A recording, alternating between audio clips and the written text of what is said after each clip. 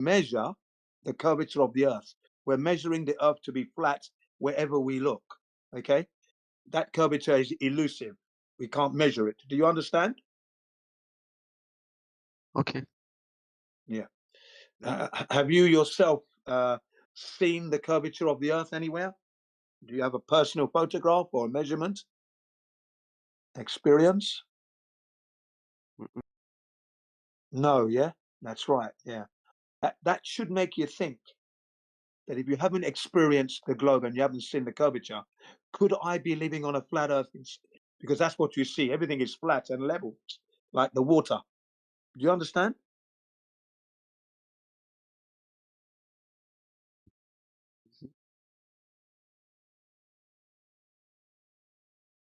Do you understand what I said there? Okay, gone a bit quiet.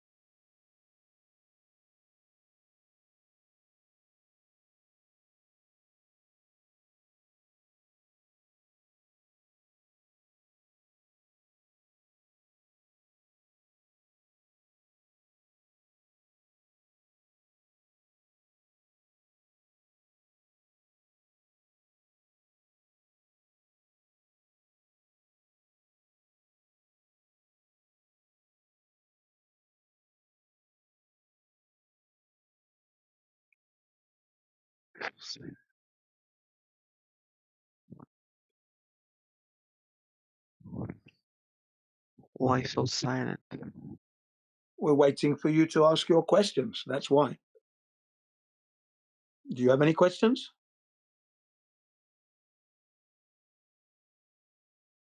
No. Okay, then we're going to remain silent for now.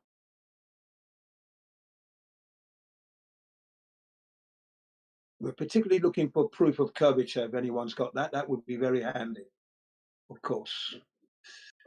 Because every attempt a flat earther makes to try and prove the curvature is met and with only the horizontal constant, constantly in his face, all over the place.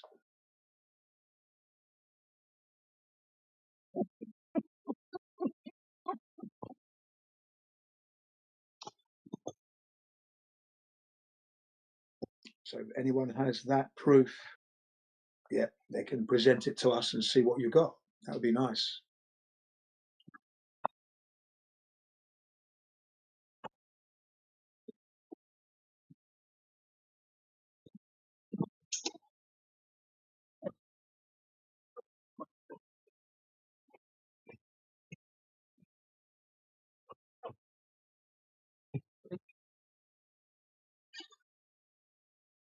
All right, all right.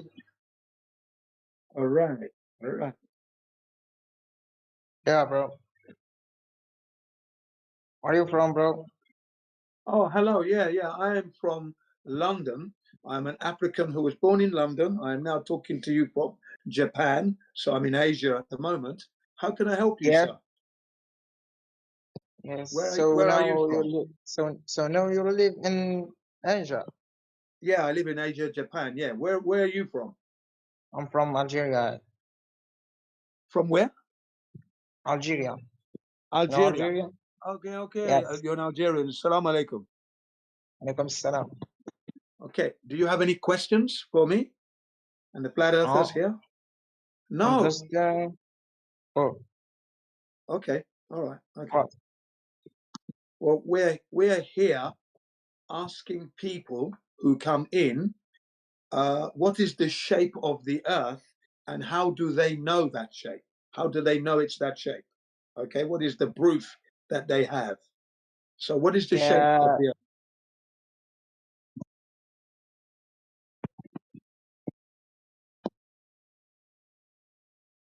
My name is Jin CBR1. What is your name?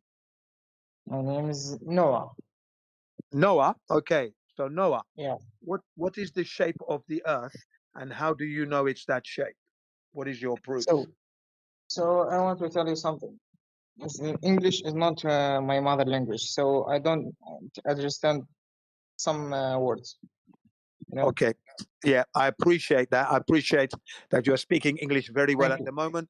I will speak slowly and use simple words where it's possible. Okay. Yes. Yes. Yes. Yes. Calm down. Okay. So let me see now. So what is the shape of the earth? Do you know that? Shape of the earth. Yeah. Give me 1 minute, please. Okay.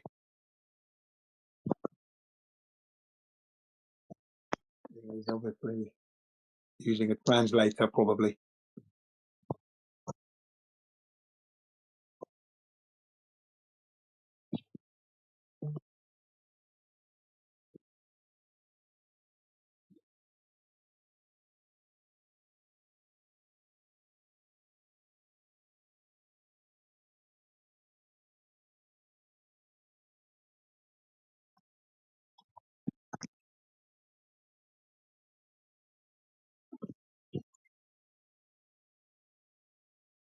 Okay. He's using a translator and Chat GPT.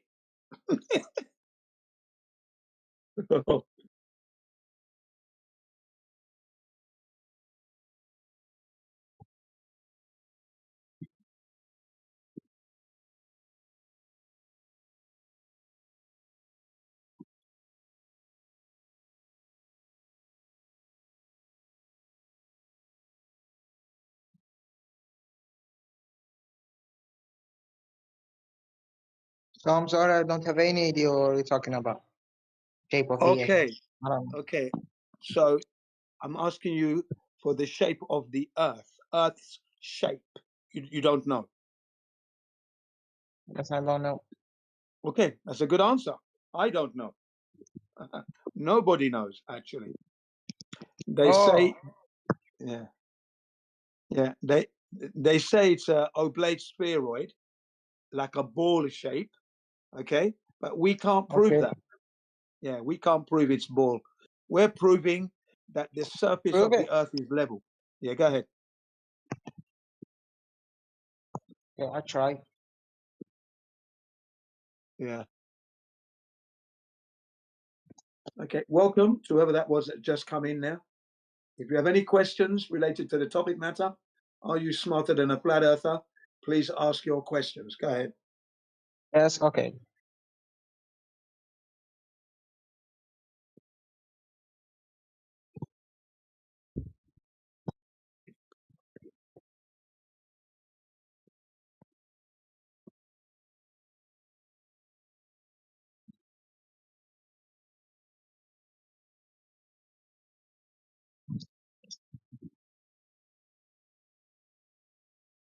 What's happening in the chat? I wonder. Ah, yes, material posted. Okay.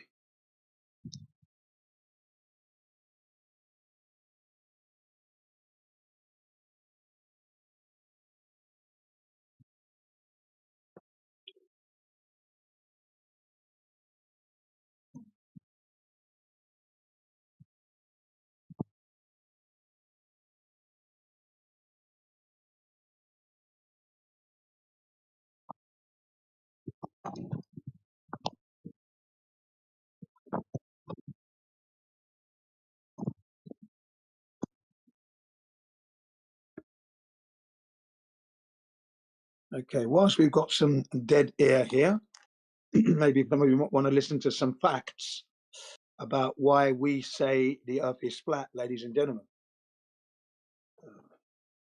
Hang on. I don't know what this is going on here, but we've got some problems with the YouTube. I'll get that gone. Get rid of that junk right now. Thank you. Right, let's try again.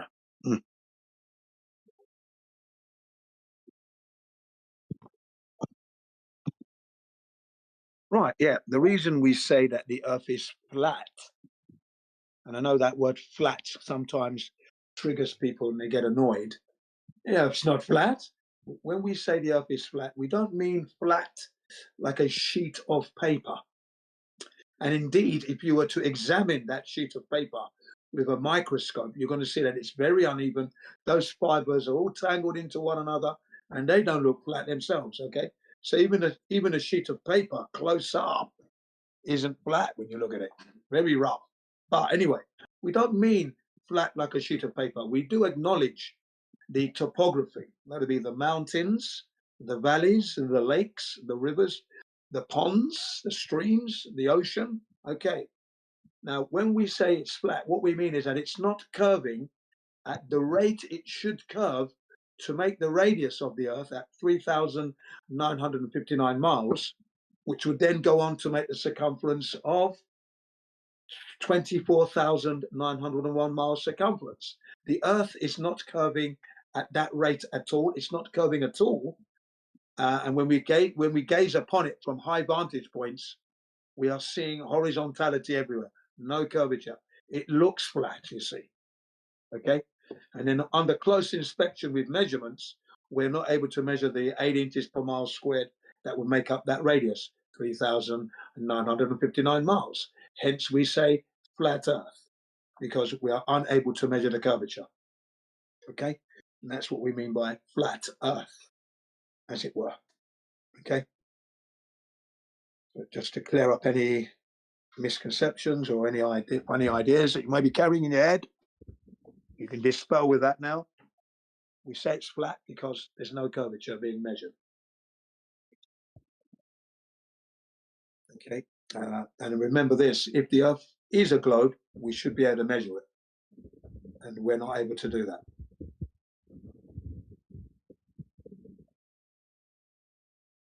And as for the rotation, we don't notice the Earth rotating at all.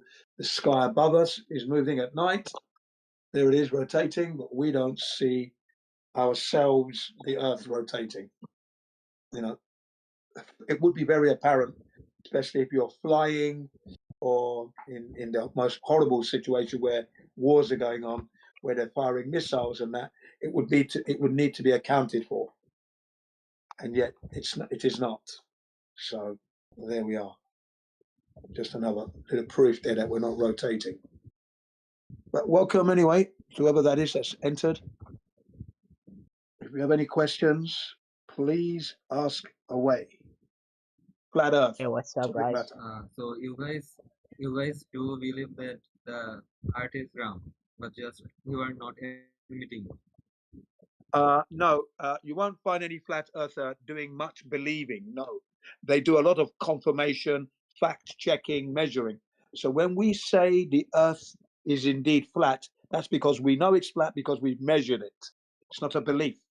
We know the earth is not a globe because we cannot measure the curvature of that globe on the surface of the earth we live on. Does that make sense? I am asking a question. Do you believe in God? It's not a belief. I know God exists. I'm living on the earth God created. I am a creation of the Creator Allah. Yes, I understand God exists without a doubt. Did you ever see him? No, I don't. I don't know what God looks like. I think that day will come when I pass on, when I die. That'll be the day that I'm going to be going to go and see God, no doubt. Okay, so until that time, I can only enjoy what God has put down on the earth. That'll be all the weather systems, the fruits, the vegetables, the animals, the fish in the sea, all the human beings, and the different geology of the earth, the way it's been laid out for us to enjoy. I still want to get to the Antarctic regions. That's missing from my life experience. I want to experience that. Okay? I don't need to see God to know God exists at this point.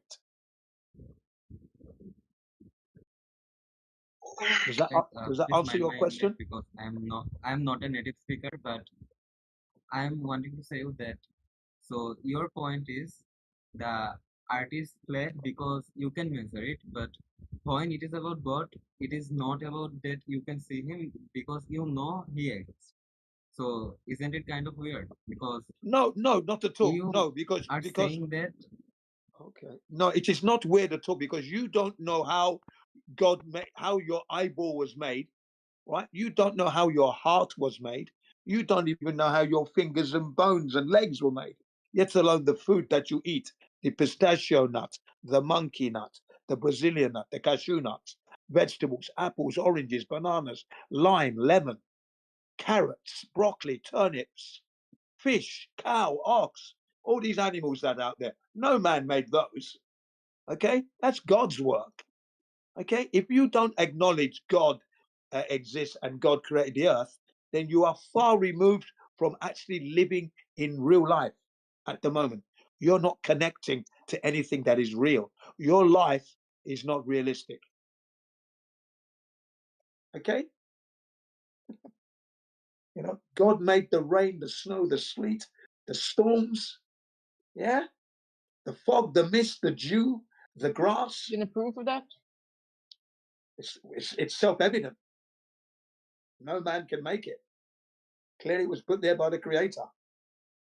The proof itself, its own proof. Earth. Right, but let's get back on the topic of the channel, which is the Yeah. measurements of the surface of the Earth. Thank you.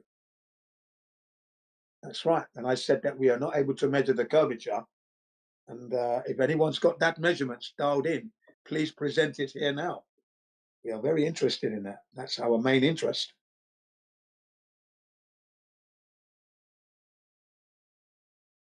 And of course, ladies and gentlemen, they don't have that measurements. They'll deny the Creator and not give you the measurements of the globe that they believe in. There you are. There you are. Okay? Once again, the flat earthers have done it again, proving their mustard. Okay? We tell you the numbers. We give you the methodology. Will a glober do that for you? No. They'll give you a belief and look to the stars.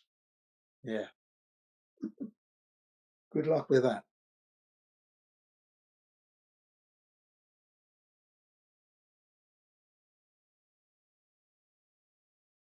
And the funny thing is this, there are thousands, let me get the numbers right, millions of flat earthers who have moved towards God when they discovered the earth being flat. I was already with God. I didn't have to move towards God. It was just amazing to realize that I'd been living on the earth for 54 years at that time, and it was level all the time. Yeah, that was a jubilant moment for me. See? A happy moment. It wasn't a negative one. It wasn't, oh my God, it's what's happened. No, it was an uplift, an emotional uplift. Yeah. And I don't even hold my educators to ransom on that one because they were educated to teach it. Okay. So there's people behind them that we need to look at. The agenda goes on. But when you become a flat earther, you become more questionable about things that are around you, of course, and you question everything that your governments are putting forward. Simple as that. It was because I was questioning, I ended up a flat earther. See? Right. Now I'm telling you that now. The earth is indeed flat, measured flat, utilize that. We can't build unless we have a flat earth, ladies and gentlemen.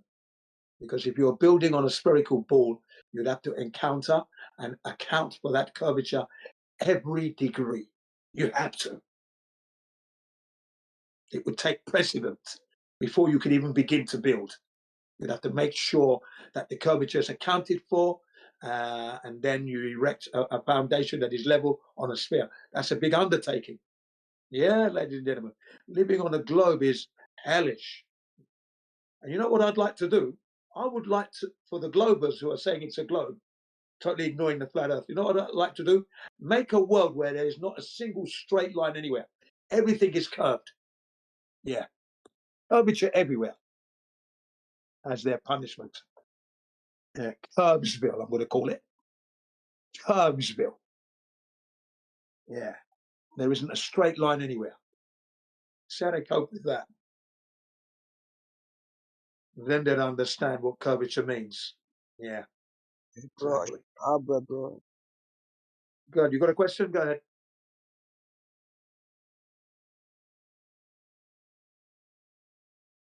Oh, you don't have a question. Okay, never mind. Yes. My wish still stands.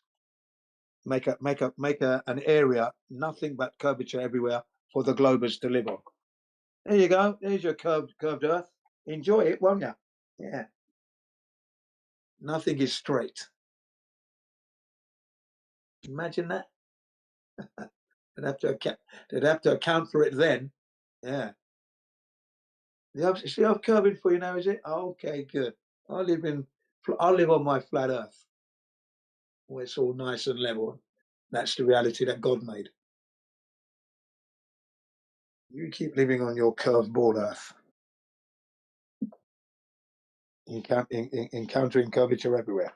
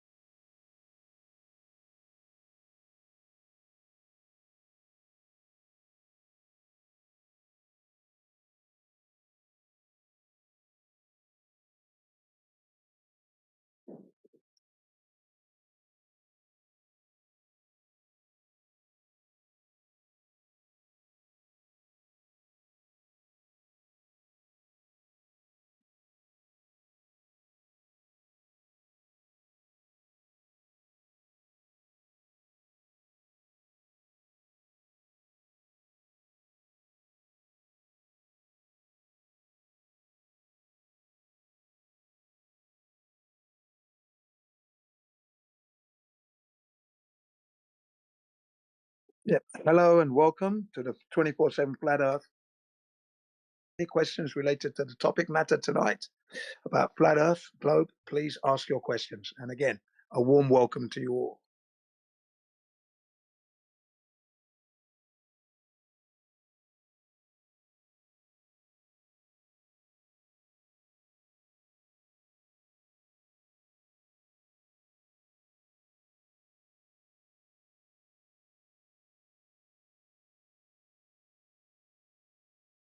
Let me make flat Earth more realistic.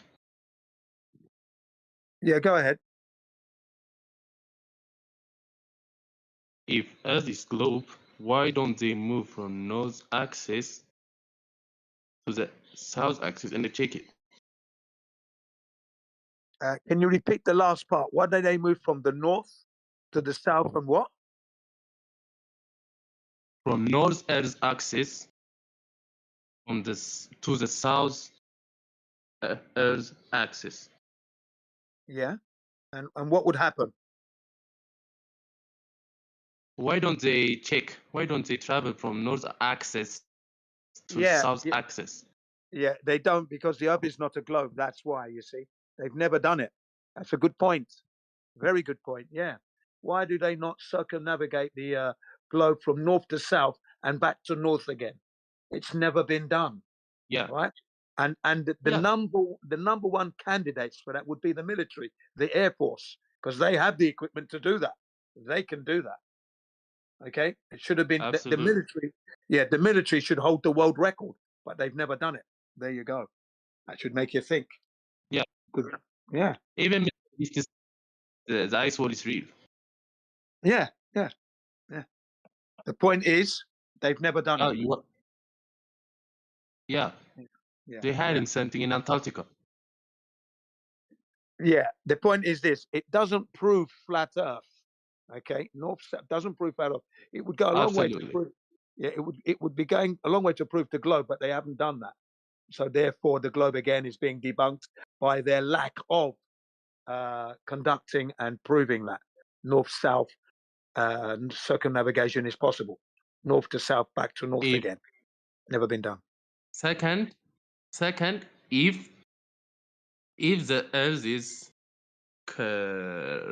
is round circle, why don't they? Why the sun sometimes show together on the day? The sun and the moon. Are you talking about? Yeah, sometimes I saw sun and the moon on day. Yeah, that's right. Yes, that's very true. Yeah, a famous American flat earther. His name is D. Marble. He lives in Washington State, and it was 12 o'clock. Okay, 12 o'clock in the afternoon. So the sun was above his head, right on top of his head. Yeah, but he was talking to someone in London, England, and it was 9 o'clock, 9:30, and he could see the sun. And then he was talking to someone in Australia. Okay, and they could see the sun in the morning as well, and the moon together. Okay, so when we translate that onto the globe, Australia is in the dark because with the sun on a globe, you can only light up Washington and England. You can't light up Australia because it's round the curve. It's round the back of the ball. Yeah. You see? Yeah. That was a 6-minute debunk by D Marble back in the day. I think that was in 2018, 2017, 2018, something like that. It's a really good video, that one. Yeah. He debunked it in 6 minutes. Yeah. Very true. And Good point. the third is they moved up to the space. They said that they touched the moon, but in the moon there is no atmosphere, right? Right. There's no atmosphere there. Then why Neil Armstrong, when he puts the U.S. flag on the moon, the atmosphere was shaking the flag. Okay. Yeah. Okay. That's a very old one. Oh, Yeah. so this makes unrealistic. Yeah.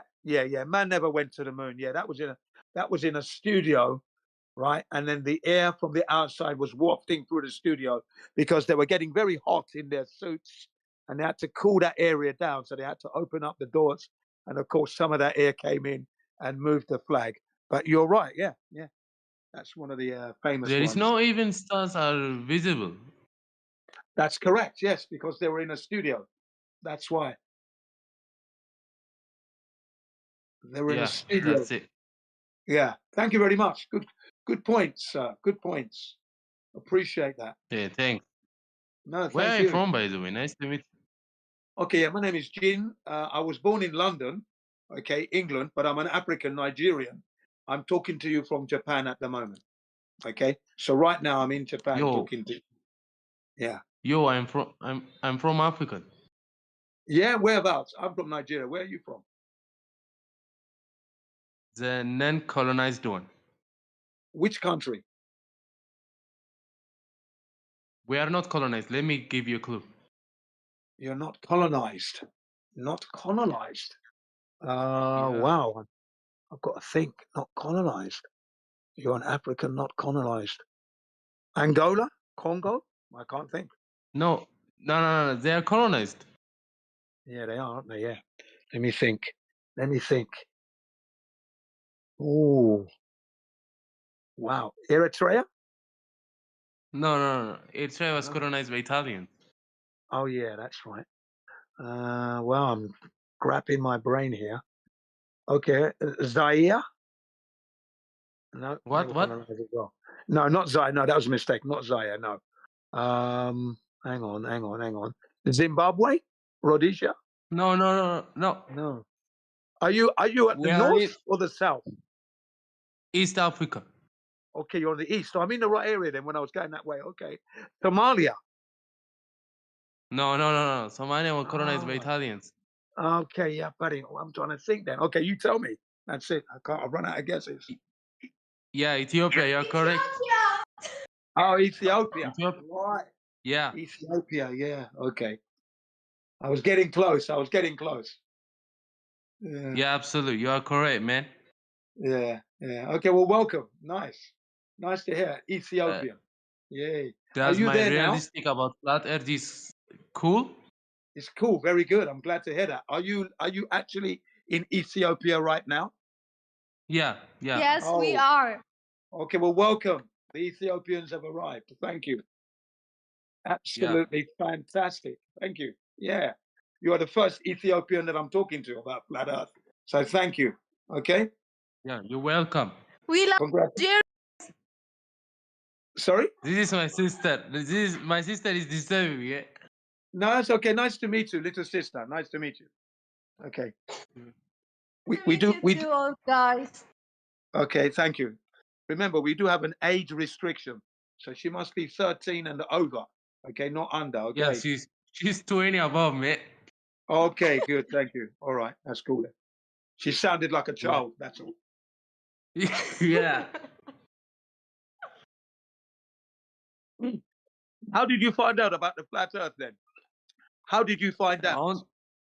On the top of the Discord English hub, man. That's it.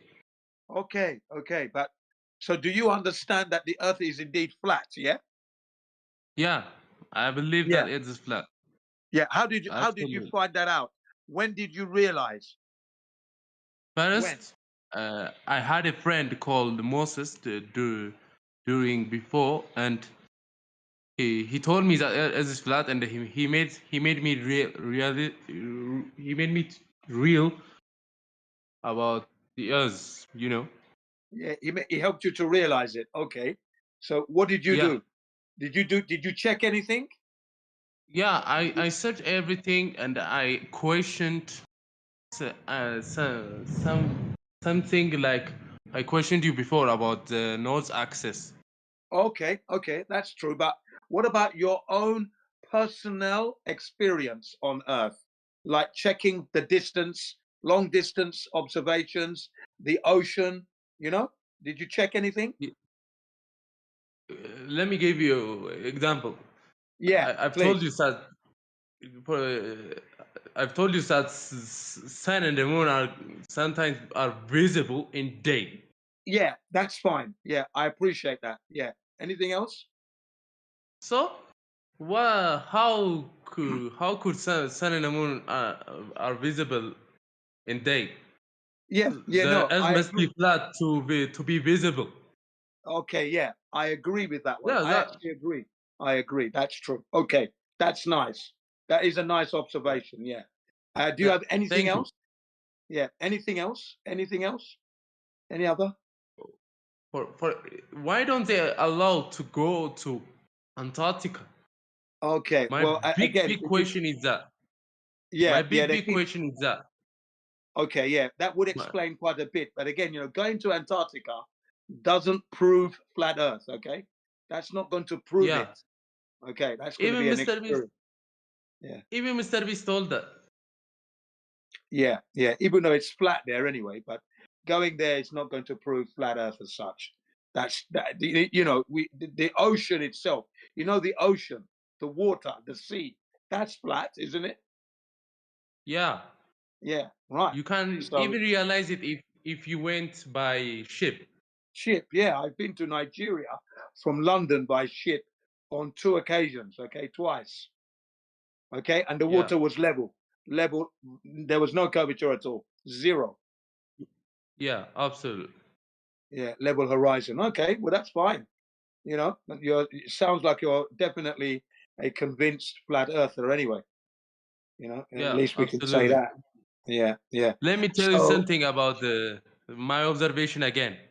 yeah, go on, go on.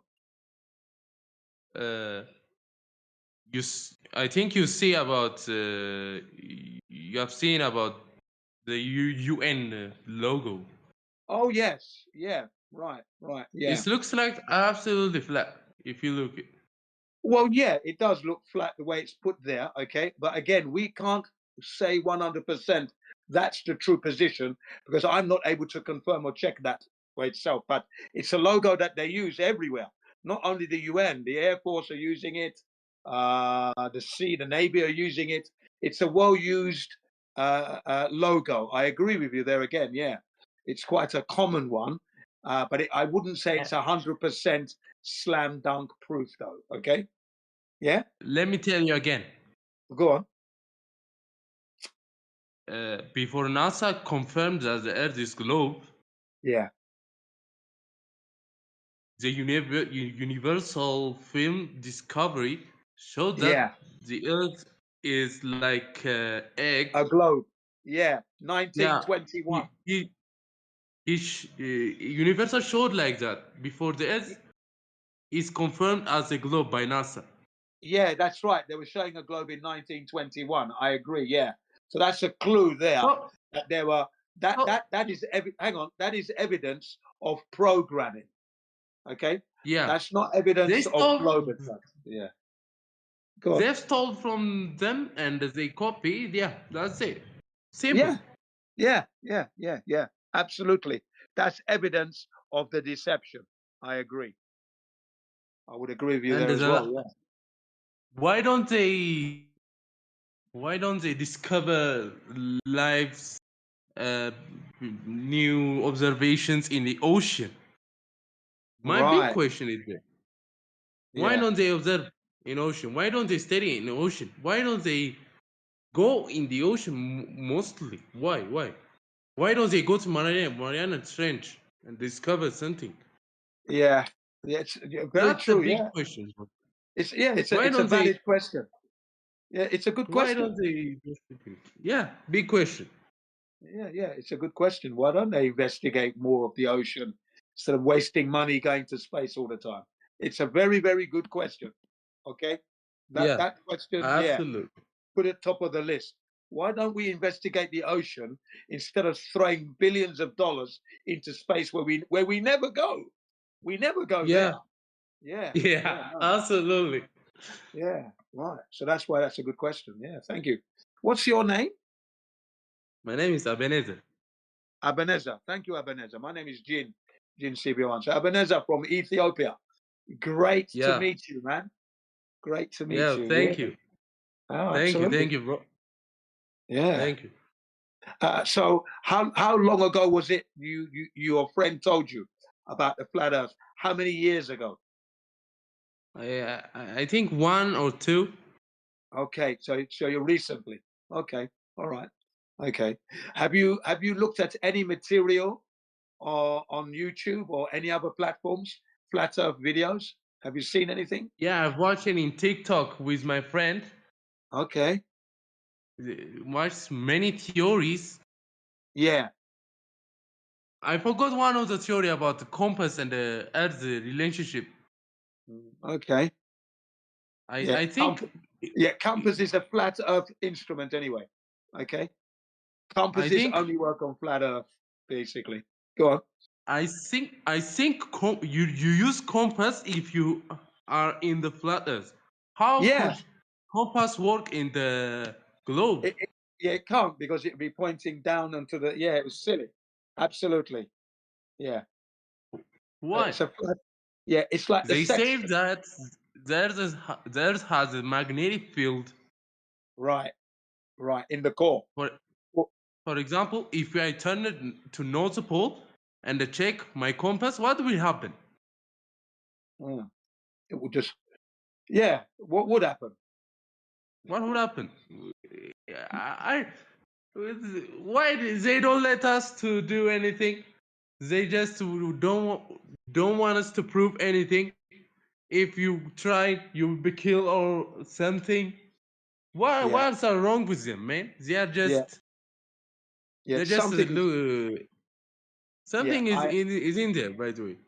Yeah, no, I agree again with your question. Yeah, why is it they won't allow us to go freely to the North Pole or the South Pole if it's there, Antarctica, Arctic? Why are they guarding it? Now, some people say Yeah, to keep it preserved so it doesn't get damaged. Okay, but they should allow certain areas we can go and have a look. But yeah, we should still be able. absolutely. Yeah, we should. It's our own human right to do that. Yo, Okay, let me tell you again. go on. our eyes can watch object are far around 40 kilometers. Yeah. And If more. if Some people can see if more than that. if there is no building Mm. in Earth, we may see a different a 40 kilometer away. For example, I'm from Holata 24 town, miles. Mm. Ethiopia. I can watch Addis Ababa from 40 kilometers if there is no building, if there is Yeah. no highland. Yeah, you So- can see it. Yeah, you can see it. Yeah, that's 24 miles. It's Yeah, look. actually proof, man. Yeah. A camera can see 275 miles. You know what I mean? You know, that's a long way with a camera. You understand? And taking a picture. Wow. I think that's amazing. Yeah. Yeah, So as that's far as it. yeah. No, If we you can see have some. if Yeah. you have So, realism, just tell them. Truth people are hated mostly. yeah. Well, we don't really do that on this server though, really. We try to encourage people to go and check more so than discourage, you know. What I would say is this, that humans have said to have made observations with their naked eye 60 miles with the naked Yeah. eye. Okay. So So what does it Yeah. prove? well, it proves that the earth is not curving. That's what it proves, because 60 miles there would be a massive curvature between that distance. I haven't got that number dialed in properly yet, as 60 miles, how much curvature, but there would be big curvature there, okay? You wouldn't be able to Yeah. see 60 miles if the earth was curving. My But my what if last it is more question than is that? Hold on, what's the question? Sorry? What if uh, it is more than that? We are assuming that it is 60 kilometers. What if it is more than that? The radius Uh, of Earth is 64 hang on a minute. Can you, kilometers. hold on. Sorry to stop you. Can you speak louder and then just speak a little bit slowly because of your accent? Say yeah, again, yeah. please, your question. I'm saying that we're assuming the 60 kilometers, right? But what if it is more than that? Yeah, I Even said though 60. I said radius 60 of miles. Earth Yeah, I said 60 60 miles. miles, not 60 kilometers. He said 60 miles, bro. Yeah. Human eye can see that far, basically, you are saying. And we don't Yes, see any curvature. yeah. I'm saying people can see that far, yeah, In order and to there's see no the curvature. curvature, you Yes. have to be able to Sorry? see far ahead than 60 miles. Yes, people can see further than that. If the object is big, like you can see the sun. The sun is more than No, 60 miles away, I'm isn't it? saying, bro, For that example, you I'm can saying watch that the moon.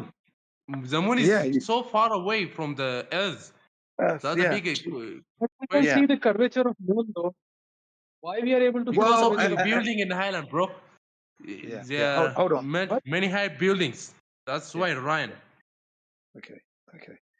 When we look at the moon, Buildings are straight. They don't have any curvatures. that's right. Like a lighthouse. A lighthouse is circular, okay, and then it tapers off at the top, tapering off from the bottom to the top, and they can be seen 60 miles away.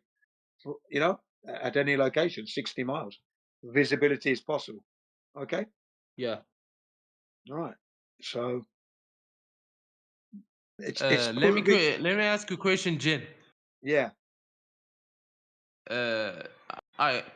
I heard that there is a man who observes the ice wall. Okay. Who And was I that man? forgot his name. He died recently by helicopter crash. Oh, what's his? He died by car crash, Helicopter crash. helicopter crash. Yeah.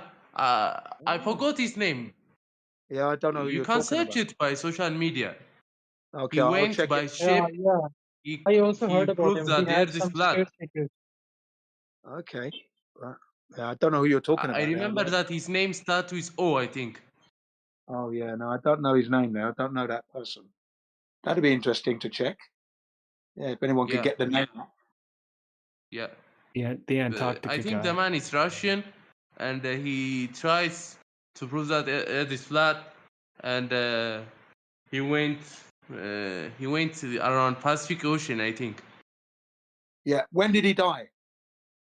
Recently in 2026. Wow, I'm only hearing this for the first time, so no one told me about it. Do you know who he's talking about, DJ? What? Yeah. Does anybody know the guy's name? Is what I'm asking.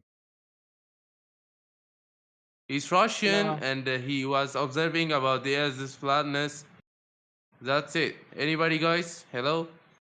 Okay, thanks a lot. Yeah, are you talking about the story where this guy discovers that the real map of Earth is way bigger than that, and it kind of looks like the One Piece. I don't know. Okay. Well, Oh, I'm I'm gonna gonna find read. it. Wait, Jin. Okay. Okay. Yeah. If you can find it, put it in the side chat because I'm looking in the side I'm chat gonna at the find it. moment. Okay. By the way, Thank you. is this also true that the actual map of Earth is way bigger than what they tell us? We only live So in a small Yeah. region, That the Earth or something. possibility is there. Confirmed to say yes or no. Mhm. The answer is I don't know. It's a possibility. That's all. Okay. It could be, but I'm not 100% certain at all. Okay. I'm certain it's flat. Whether it's bigger than the map they're showing us, I don't know that. That's not knowledge that I have. I saw this in Instagram, right? Because they were telling that humanity has yet to figure out that. Yeah. You see, the standard that they operate here, that we operate under here on the 24/7 is we go with what we can prove first and foremost. What we can prove is what takes precedence above everything else. Okay. Speculation is last. Okay. And that would be But speculating. why these Yeah. people are not telling us the truth? Why we still So, consider it fair? can you, If that why? is the truth, Why do they what say is- what's the conspiracy behind it? What kind of benefit they might be getting okay? by Okay, blindsiding people? look, it's a very common question. My answer is two answers. Number one, when you know somebody is lying to you, go and ask them if you don't know. Secondly, the reason they're lying is because obviously they're gaining something, and that would be the control of humanity currently. And by that I mean they have control. They control your life and the way you live at the moment. Your mind is being controlled, and you're in a system that's controlling your every second. Especially when I say that, I mean by the cameras that are out there now, the taxation system, the government controls, and the arms they have to control everything. Okay?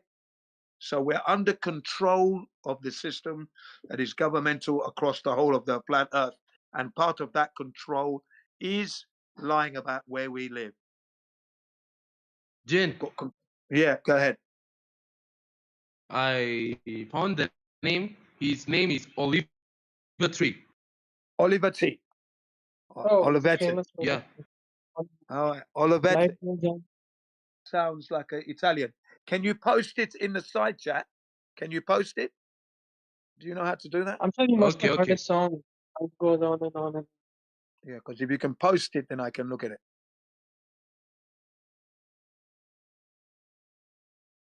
it's a famous singer. Right. Famous singer. Don't know the guy. Have you heard a song? No, I don't know his name. Okay. It was all over the internet. Oliver Tree. Oh, Oliver Tree.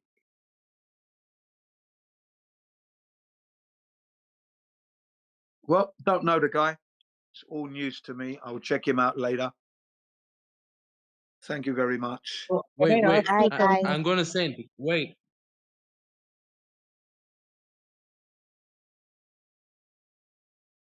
What? Okay. Sure, go ahead, man.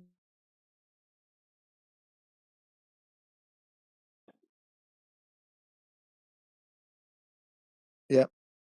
Go ahead, young lady. You got something to say? Go ahead. Oh yeah, I'm ready to debate, guys. I I have made evidence of like the what is it? The Black Swan thing, the GIF that DJ posted. Yeah. Okay. And what are you going to challenge? Go ahead. Oh, that it's fake. Oh, it's fake now. DJ, are you Yeah, here? like I love it. of course the video's not fake, but the way how they explain it, it's wrong. How do you know it's Hold on a fake? second. What's fake about it? No, I'm not saying the video is fake. I'm saying the way how they explained it is wrong. Okay, what's wrong They're Like about it? how? cherry picking, and I'm gonna show you. Okay, go ahead. Yeah, no problem. That get my I posted the video. I posted. Oh, thank you. the fuck. Right. Use Nice my Thank you ring, very Bo. Anyways, I'm gonna show you where I get my evidence from. Also, it's around in chat. Yeah. Jane, I posted the video. Okay. Thank you very much. There's something else going on, so just hold on a sec.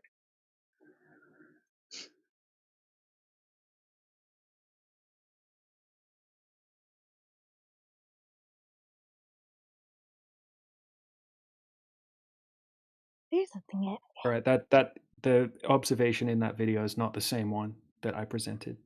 It's a completely different observation. Is it? Yeah. Swear it was the same one. Yeah, it's not. Oh, that is a different one. This whole time I was looking at the. Oh my god! Wait, I think one of the videos that I was watching had the same evidence that it was still wrong. Let me look at it real quickly. What are they even saying's wrong about it anyway?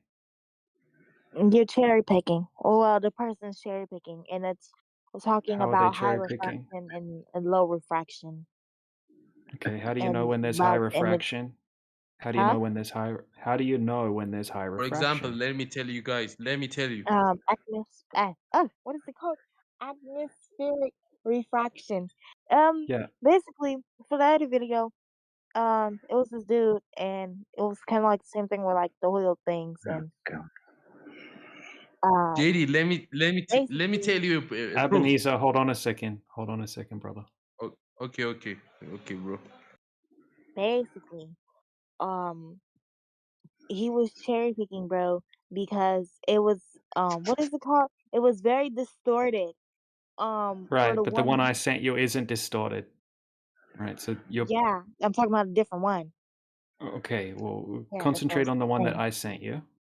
Yeah, I have to do evidence. I have to go look up evidence for that one. That's what I was going to Right, do. because I agree that the other one is distorted, right? So, but I didn't present that one. So go do research on the one that I sent you, and Yeah, okay. come back when you've done that. Awesome. What's up, Jedi? Oh, sorry, you can hear me laughing even though I'm trying not to. What's up, DJ? I really don't care if you're laughing at me. Anyways, what I Right. was going to say, can you give me the name of the experiment for that one? If Yeah, you I'll have give it. you the video. I'll give you the video. Thanks. Just a second. Yeah. And yeah, great to hear you, Jedi. Jed, good to see you, mate. Yes. Where you been? Holidays. I've been on my hollywops. Oh, okay. Congratulations. Anywhere exciting? No, just away from here. Ah, okay. I thought you might have taken a trip. All right. No, mate. Just JD, away. JD. Yo, Can I ask something? Yeah, go ahead.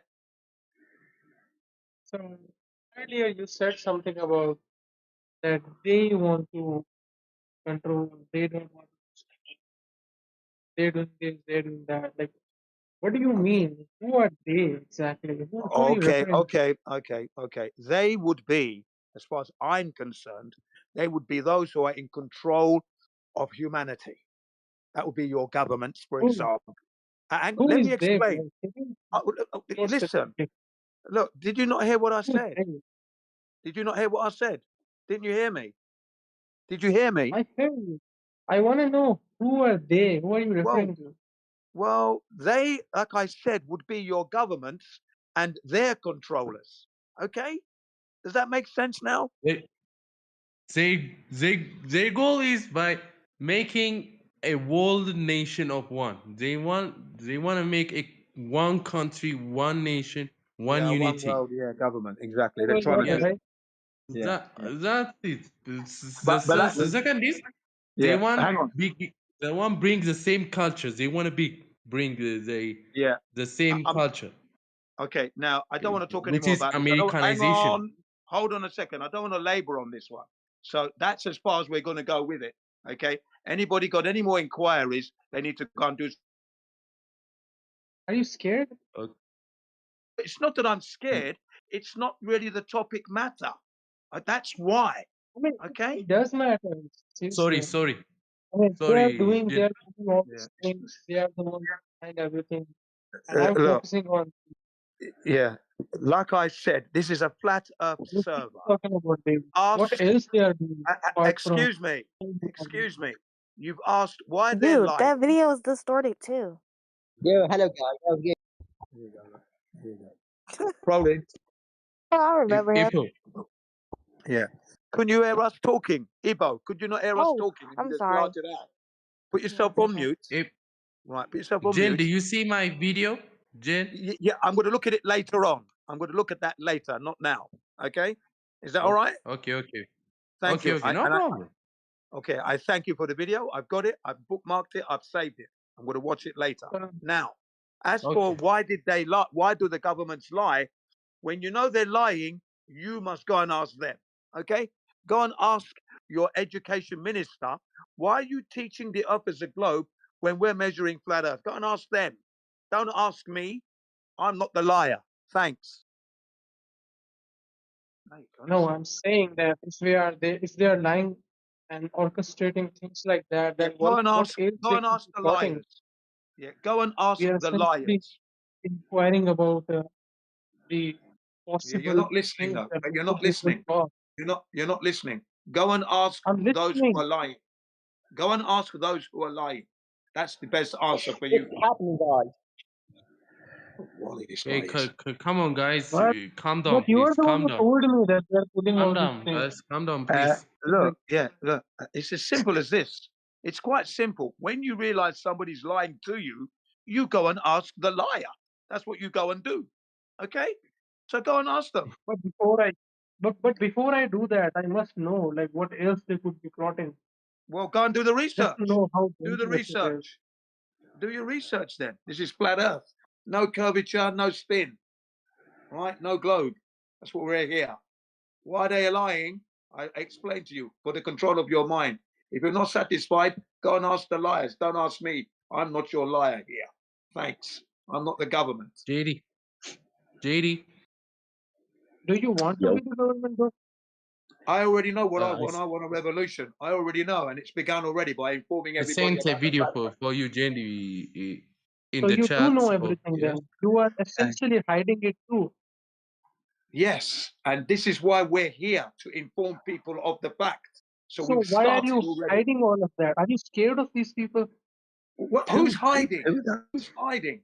Who's Sorry, I still hiding? want to know You who just they are. told me that you know everything about these people, and Yeah, yet yeah, you yeah. refuse Sorry, I to didn't tell who say are others that. they? about it. I didn't say Sorry, that. Jen. I didn't say Who are that. they? Yeah, Who's the people that we're scared of?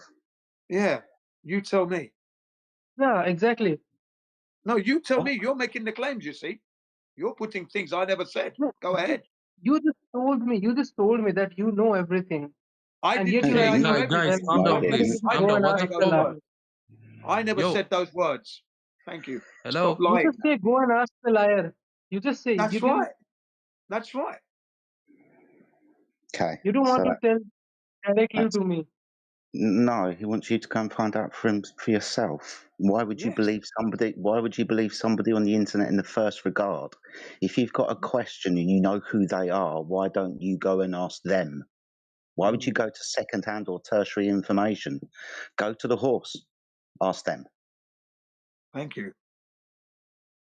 See it. Because it was JD. asking. I'm essentially trying to draw a bigger picture, actually. Maybe Sorry? like Oh going man, rather the than music's gonna rather please. than This guy's just not moving forward. I'm saying that rather than government of one nation, it could be possible that government of Stop multiple arguing, guys. nations could be Talk. plotting something. So that's Yeah. what I wanted to ask you about. Well, it's got If nothing you to know really do. something about, of course. What we know is the Earth lies flat. We're not on a spinning ball. Okay. We know that they're No, we lying are to not us. enemy. Yeah. Yeah. My question is, what is your position? Are you still on the ball? You believe you're on a ball? Do you? Are you on a spinning ball? Yeah.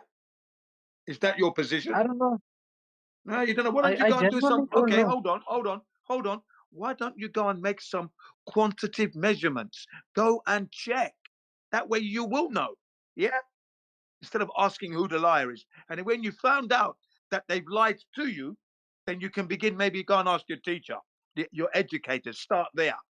Why did you misinform me? And then work it out from there, okay? That's all your responsibility. You don't need me to help you there. Thanks. My word, these people, you know, they don't even know the globe they're on yet. And yet, we're responsible for everything. So after the accountability, what kind of questions I'm supposed to look after? I mean, Think ask about at that. least for the Well, research. that's for you to work out. You must think of that yourself. At least, When somebody at has least give lied me a to you, direction. hold on. You keep talking when I'm At least talking, give me a direction. but you're talking Okay. when I'm talking. You see, you're talking when No, I'm no, I'm talking. not. I'm not. No, Stop I'm not thinking about talking. that. Stop talking and listen. Right, listen. When you make a discovery that somebody has lied to you, you would need to go and ask Bro, he them, went up. He went off. yeah, He why went they've off, man. lost. You're interrupting Bro, me he now went as off. well. Calm down, bro. Right in the middle of what I'm saying. Oh, what is it with this place today? Look, when you realize someone is lying to you, go and ask them. Okay? All right? Bro, That's what you've he got to do. went off. Oh, is he gone? I didn't hear him go. Yeah. Yeah, no, I didn't hear him go at all. Right. There you are. JD, I recommend you a video of Oliver Tree documentary. Yeah. Have you posted it in the side chat? Yeah. I've posted. What, just now? Yeah. Don't you see it? I'm gonna look. I'm not looking at the screen at the moment. I'm gonna look now. Hang on. I'm on a iPhone, and the iPhone, when you don't touch the screen shuts off. Now I've got to enter my code and then click on the icon, and then I can see the side chat. I'm on my phone, you see, so that is why. It's Ebenezer too. Yeah, I know it's Ebenezer too. I've got your name. I'm just trying to see the video now that you posted. Hang on. And I'm not going to watch it now. I'm going to watch it later on. I don't watch them. Add it to favorites and watch it later. Simple. Yeah, I'm just going to save it. Okay.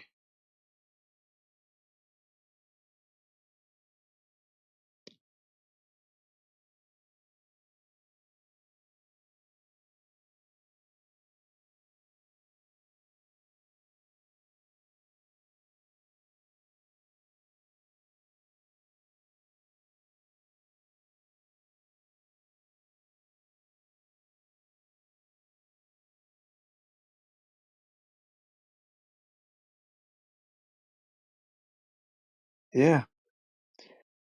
And the funny thing is, right now, Ibo is really concerned that the video itself is fake, but she will not go out and investigate for herself, because you've got to do that in the end. No matter how many videos you claim to be fake and that and this and that, when are you actually going to go out and actually put your boots on the ground and make the measurements? When are you going to do that? When?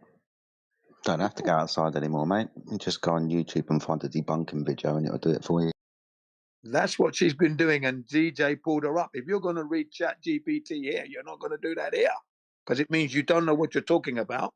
And if you do that, I'll ban you. Boom. That's why she's now looking at DJ's Black Swan now, Me? because she was put under pressure. Sorry. Yeah. Okay. Can you put yourself on mute, please? All right. When you hear people talking, just put yourself on mute. because you can hear people talking. And start giving a sorry crap.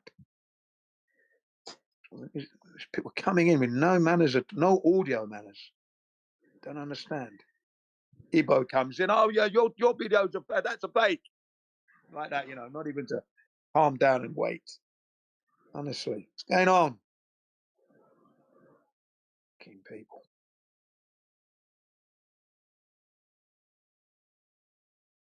Yeah, that's why she's here. Ipo is looking at the black swan because she was pressured into doing that.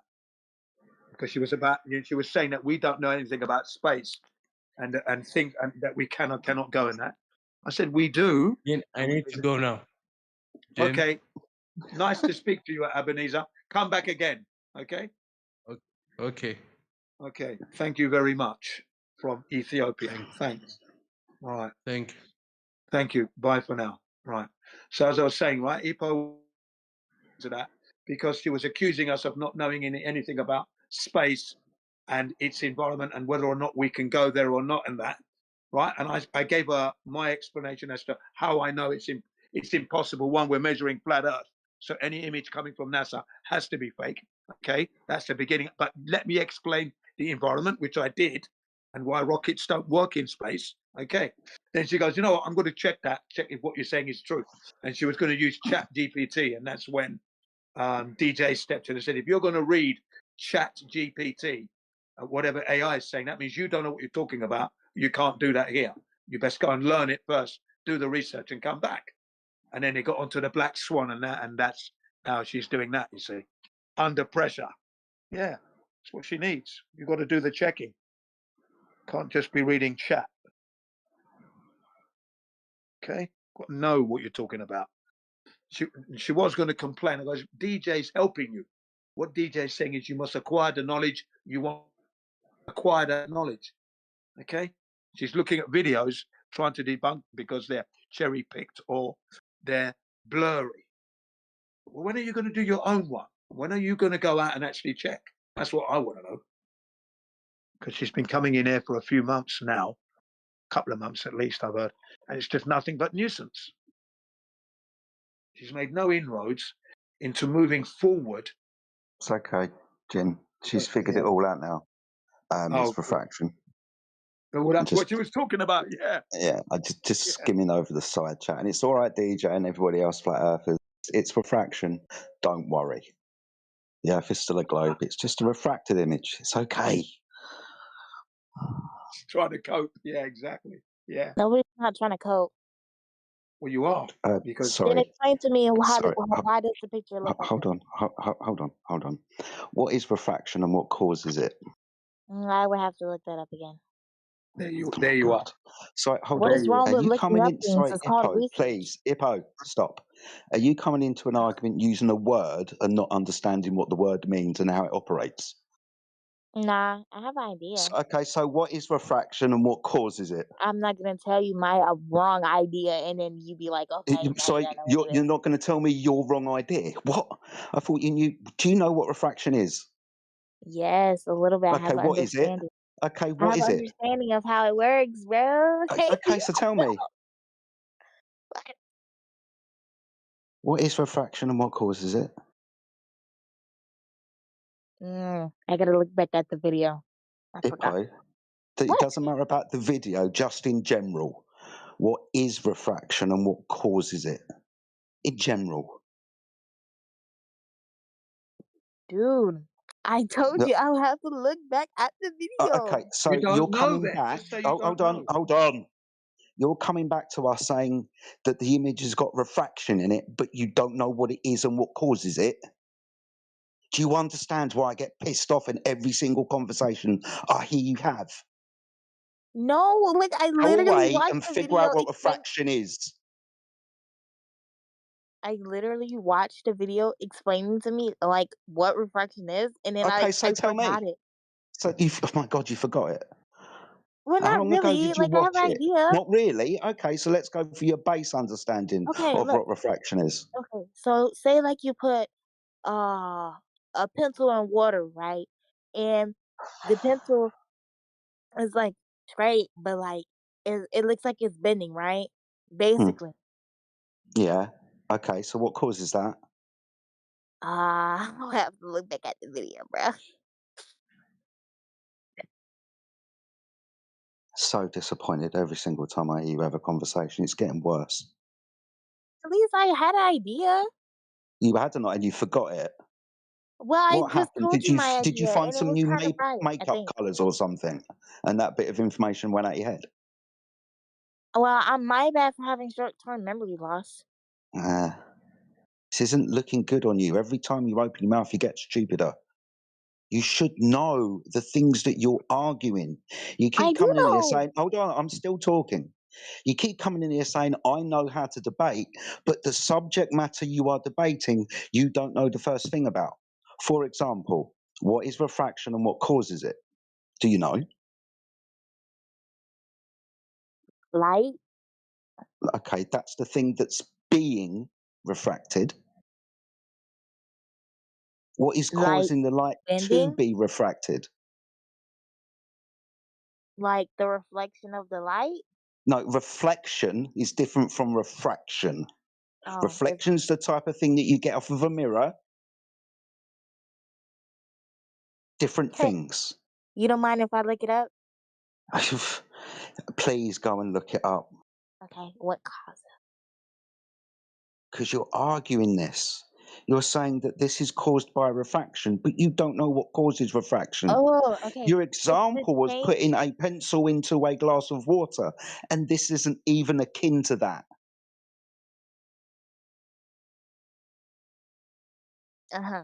The change in speed of light. Wait, light ray or wave. So it says Because of the speed of light. no, what changes the speed in this idea of refraction? Not that Oh, it's true, but that's okay. What what causes the change? causes it. Yeah, it's just the same thing. What causes the change? It says just the refraction occurs due to the change in the speed of the light ray or wave. That's all it says. Okay, but something's going to need to change that speed, though, isn't it? What? Doesn't Okay, just let's happen see by what itself now, does it? Something needs to cause that to happen. What causes that to happen? change the speed.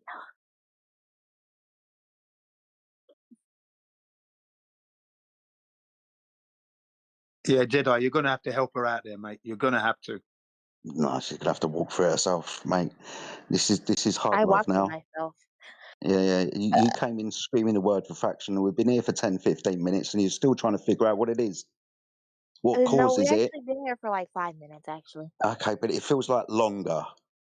So we're still asking for, in this model of refraction, I'll give you it for the ease of conversation, what is causing the change in the speed of light? Let's think about it. What's the light passing through? Right. And that would be supposed, because it's not a fact. Yeah.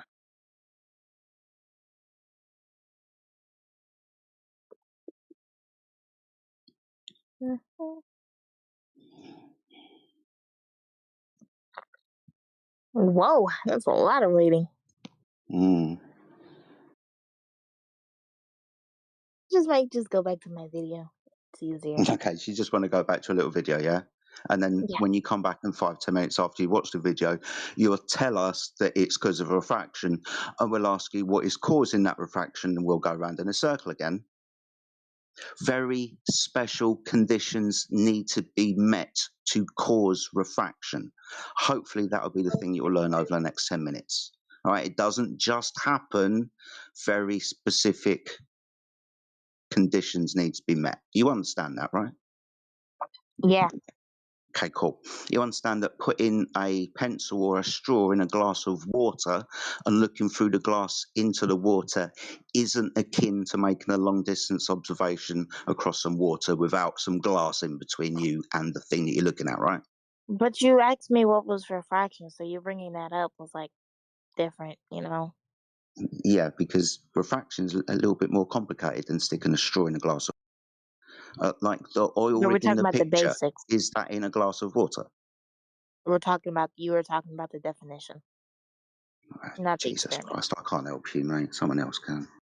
What are you? You're getting mad because I'm correcting you. We were not No, talking you're about not the correct. You're experiment. not correcting You're him. not I correcting wasn't me, talking mate. to you, and you're Sorry, you're talking not over me. correcting me. Yeah. But I was. No, No, We you no, were. you We wasn't. wasn't. And weren't this, sorry, talking and about this the isn't going to shut experiment. up. You were asking me what was Hippo, I will refraction. just mute you. This isn't going to turn into another one of our back and forths. Okay. Okay? So are you going to go away and watch your video or not? Yeah, you're distracting me. Okay, then fuck off. Put yourself on mute and come back in 10 minutes. Right. That will give me that 10 minutes I can use to explain something that I know you know a lot about refraction, right? But this is coming from a group where you wouldn't think they'd mention it. Okay. You know the famous 4.4 mile bullet shot from a rifle? Do you know that record? Are you aware of that? That's the longest. Did you know that? Jedi. Anybody there? No, I didn't, mate. Sorry. I'm sorry, yeah, you know, the world longest shot is 4.4 miles. Okay. Now these guys said that the area of most concern to them was the last was from the 22nd mark onwards. So when they fired this bullet, it was traveling at 3,300 feet per second. It was traveling at an altitude, you know, at an elevation of 2,500 feet above the sight, line of sight. Okay. When it slammed in at 24.5 seconds. And they were mostly concerned of the last four, you know, from the 20 seconds, that's 4.4 seconds. Okay. That last bit, because the speed dropped to 680 feet per second. Okay. Now, the reason they were concerned was they stated that no cubic feet of air, 2 cubic feet of air or 2 cubic yards of air are the same. Okay. So to try and account for the environmentals, which is the atmospheric conditions, they called it environmentals was impossible. They said we could not calculate that to follow and be able to hit the target. We're at the mercy of the weatherman and the meteorologists because we can't calculate the environment or the air between them and the target. They said they could never calculate it. It's impossible, right? So I said, well, then how can they calculate the refraction then of a 28-mile laser beam test that's been done and they call refraction? If you can't account for 4.4 miles, then you're not going to be able to account for 28 miles, are you? Because you have to count for every molecule in that over that whole distance. How can you do that? It's not possible. They couldn't do it in 4.4 miles.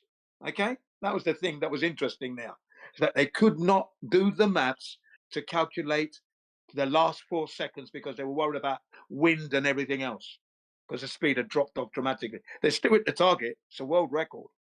Okay, but it was quite interesting. They were talking about the environments. That would be the air that they're shooting through, and they weren't able to calculate. Okay, every cubic yard all the way. I think there were 77 cubic yards to that 4.5 miles, and they couldn't account for anything. Okay, I thought that was interesting. That's all.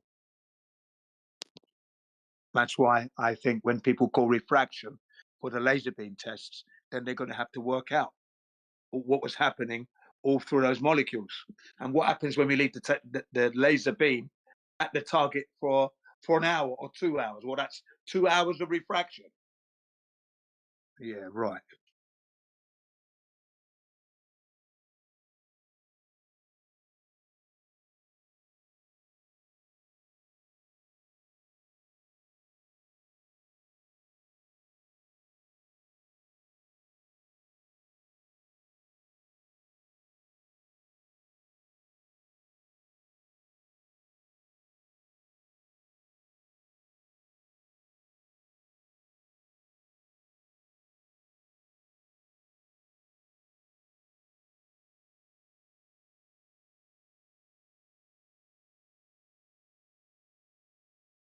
Okay, guys, I found out what it was. Period. Go on then. What you said? Go on then, tell us what it is. Okay, hold up. I gotta put on my closed captions. Alright.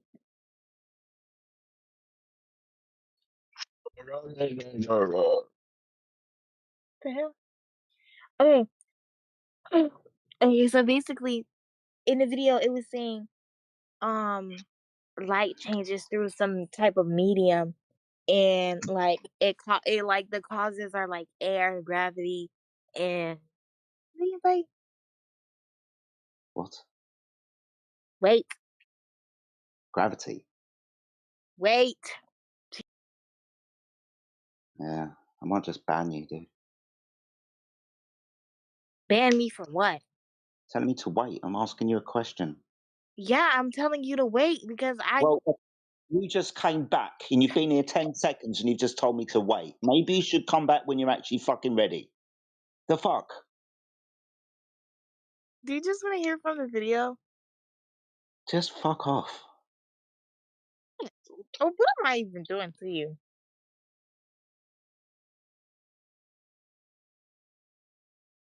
Maybe don't kick me out. No, Well, maybe come back when you're not going to waste our time. I'm not wasting your time. You are. Why You would said I? the medium that it's in, and then gravity, and I said what gravity, and you told me to wait. What do you mean by gravity? That's why I was telling you to wait, so where I can like think, Because you like don't know. no, to think how I would explain it to you because I'm bad at explaining things. And if I was wasting your time, why would I come in here every day looking at videos and trying to explain myself to y'all? Like, does that really make sense? You're wasting my time. Okay, well, if you could just mute me, you know. You're trying to compare an observation of a horizon and make an excuse as to why it's there. So far, all you've said No. is gravity. You've been away for 10 minutes trying to figure out what that bloody even is, and you've come back and said something about the medium it goes through and gravity. You still don't know what it is. I don't know how to explain that to you. Well, the point is you don't know what it is, but you're quite easily going to plaster the black swan as refraction, but you still don't know what it is. That's really worrying behaviour. Why?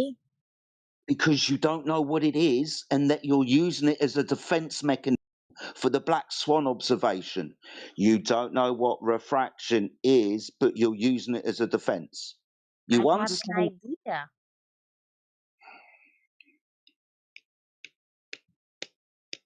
Are you slapping your thigh? Yeah, I just want you to fucking get on with it, mate. Well, maybe like when I become like 18, I'll be smarter or something. I don't know. You're not even 18. Yeah, you thought I was an adult? That's funny. God, What adult acts like this? What? I can't entertain children. What the fuck? Seriously, dude, don't bother coming back until you're 18.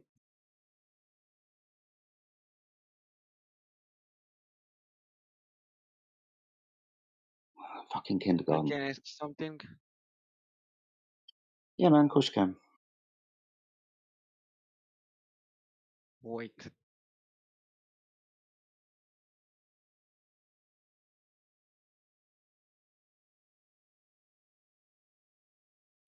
Someone had a question. What was it?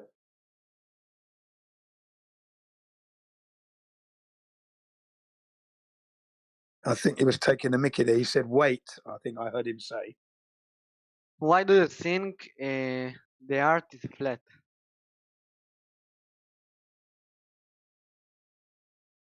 No? Because what?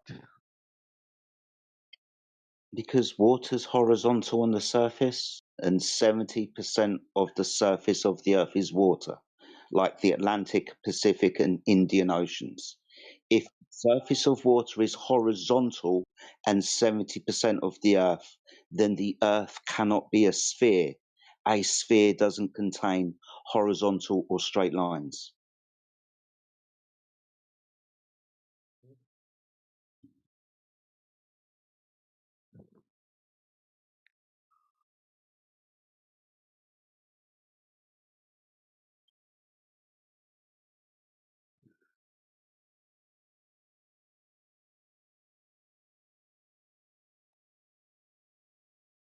Wait, I have one more question, but I need more time before I ask.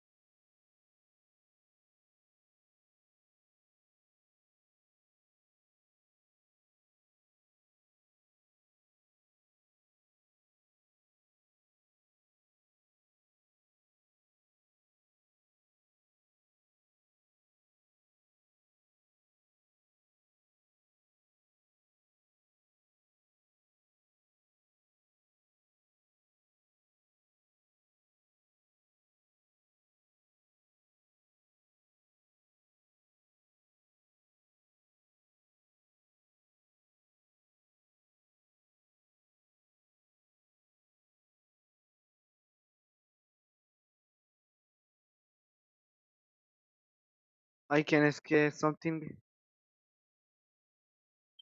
course you can. What's your question? Do you think there are lions? Land? Did you Wait, say, do you think there is more land? no, wait.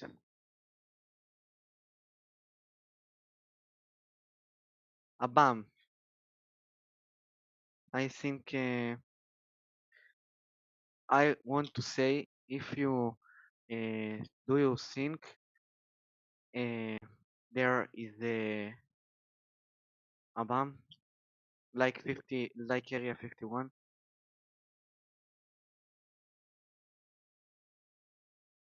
Um, I don't think I understand the question correctly. Would you mind saying it again, please? I didn't get the Area 51 reference. Did anybody else understand? If they did, please feel free to answer. Wait,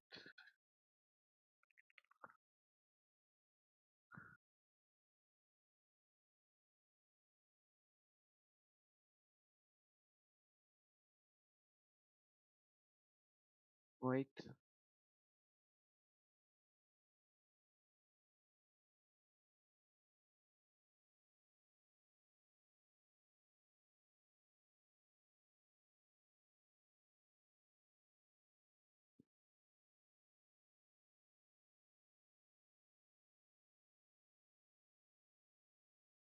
Wait, please wait.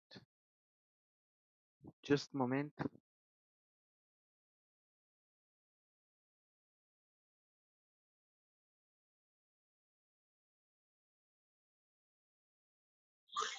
I apologize for the background noise. I'm at work, but I would like to point out that the white swan would be the picture of the horizon normally where you see the long distance. The black swan would be showing curvature, showing drop over distance.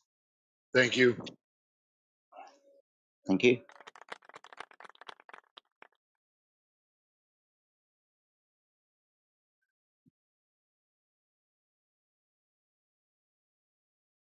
I can to ask something. I think that you don't understand what I said. No, I don't. Okay, Think somebody so in do the you side chat. think what? So- What? Now carry on, please. Do you think aliens are real? Oh, aliens. Okay. Yes, aliens. Okay. If we're talking about aliens from other planets like Mars or Venus or Alpha Centauri, then no. I don't think aliens from other planets are real. I think there's something extra dimensional, maybe, or maybe even spiritual, like gods or angels or something like that. I don't know. But with regard to angels, that invokes other planets, and I don't think that that's real. Okay, I can ask one more question. Please, yeah. Do you believe that have aliens in Area 51?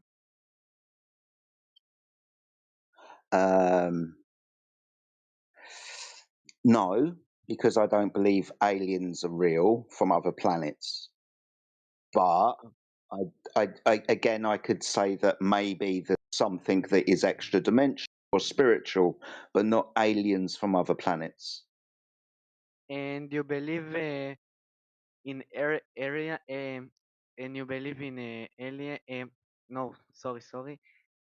Um, I can moment.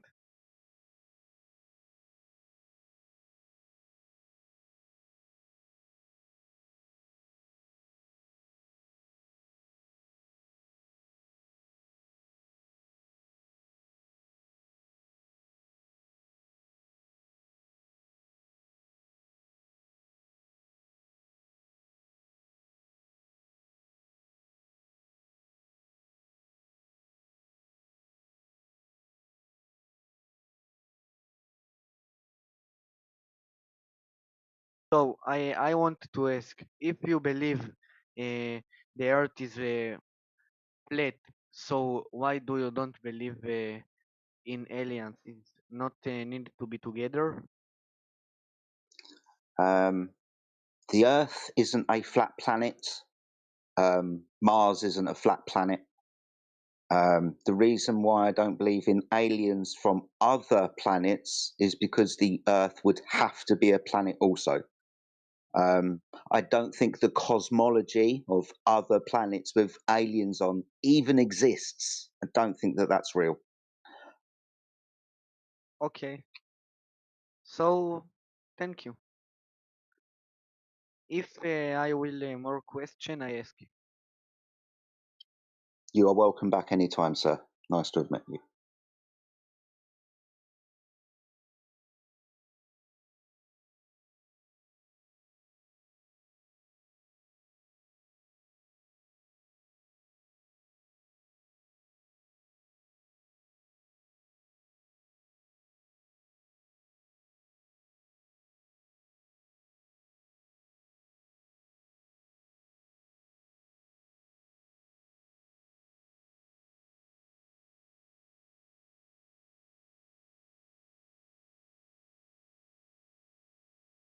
Yeah, isn't that strange, Jedi, that a lot of reason why people don't want to consider that the Earth is flat is because they don't want to let go of aliens.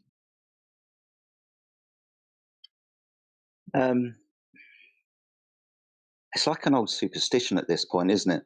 Where you can't lose the old way of thinking.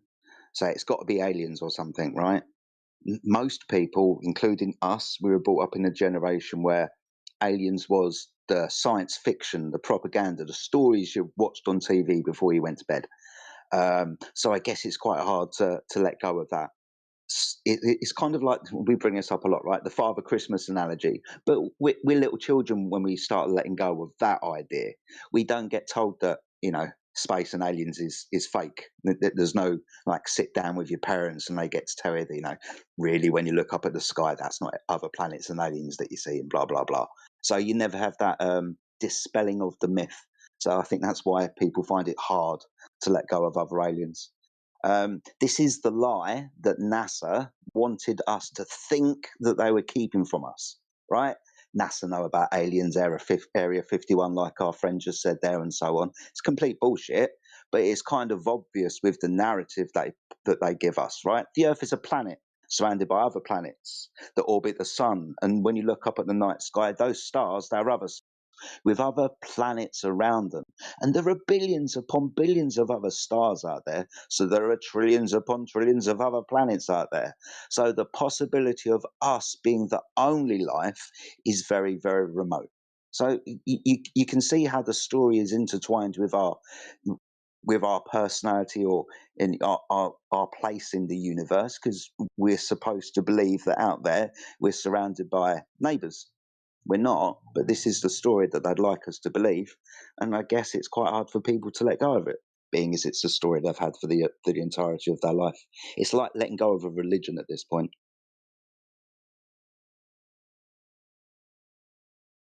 Yeah, but it's funny because there's no evidence for aliens, right?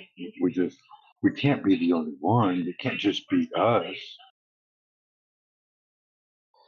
Well, there's things that fly around in the sky and stories of abductions and documentaries on the Discovery Channel about ancient aliens and so on. So they give us lots and lots of stories.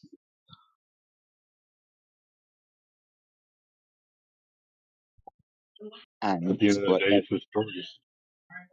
I guess if we look back in history, we're surrounded by things that have come out from the sky, though, right? All ancient cultures have got some kind of sky god involved, or beings that landed and gave us information, or whatever. But they predominantly came from the sky.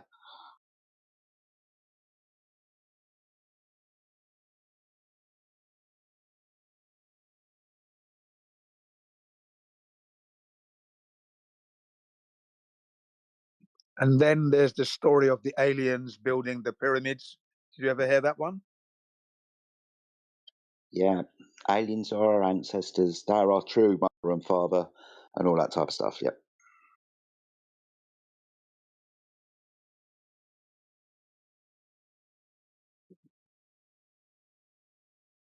I have interesting question. I can to ask. Please feel free. It's about the art is planned. Okay. Okay. Wait. Wait. Just a moment.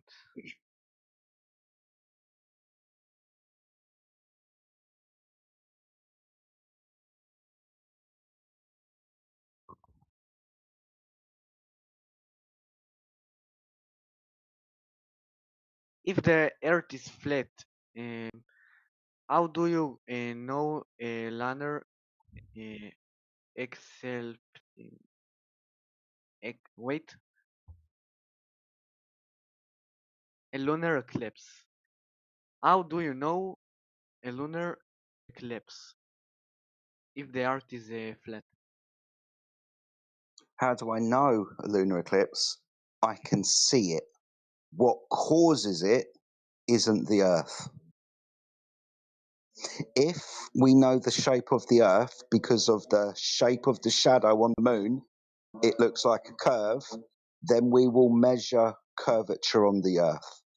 We know that that's not the Earth in front of the moon because the Earth measures to be flat and not curving. So whatever is causing the lunar eclipse, it can't be the Earth. Talk רגע.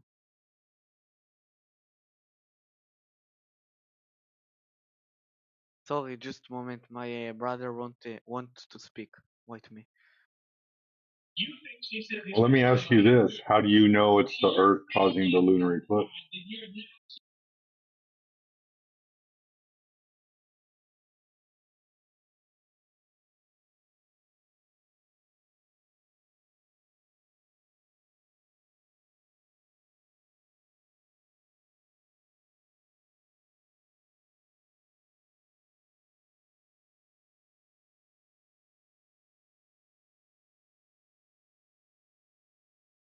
Okay, I have one more question. Interesting question. If the Earth is flat, where exactly does its uh, edge end? Where is the head of the Earth if it's flat? And why nobody can go to there? Where? All around you.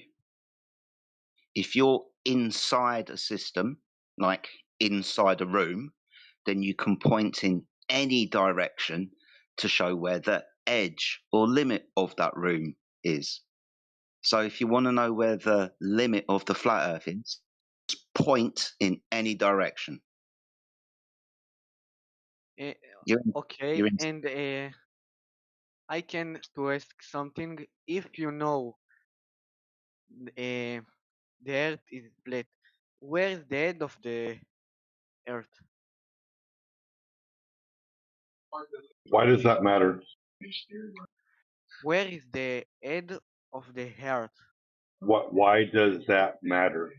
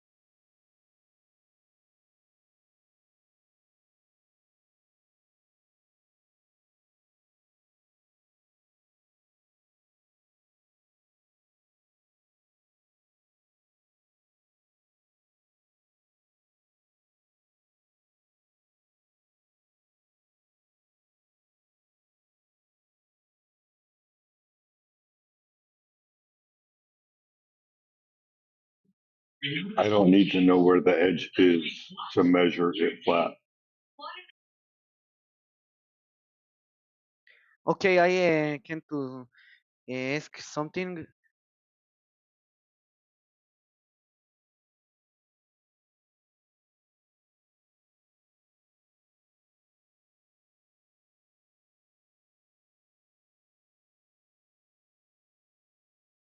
Okay, so I ask, um,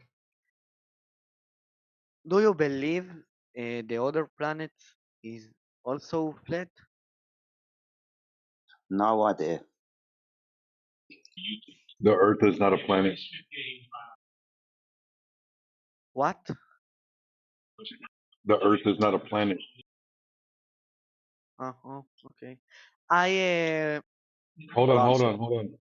like What what what does the Earth have in common with the other planets? wait. Can you hear me? I like planets like Venus and the other. Yeah. Earth is not like those What? Why? because it's not. There's nothing on those planets that look like Earth. Okay.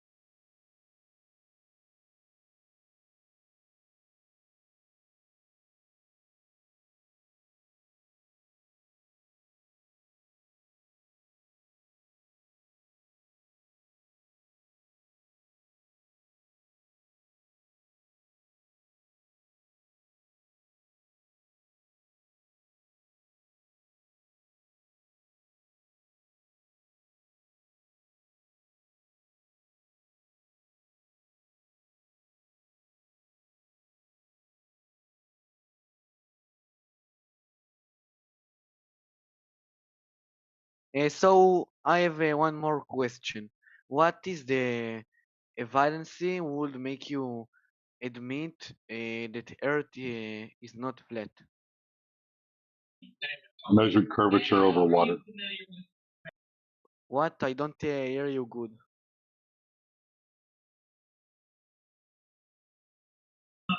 Measured curvature over water. Okay.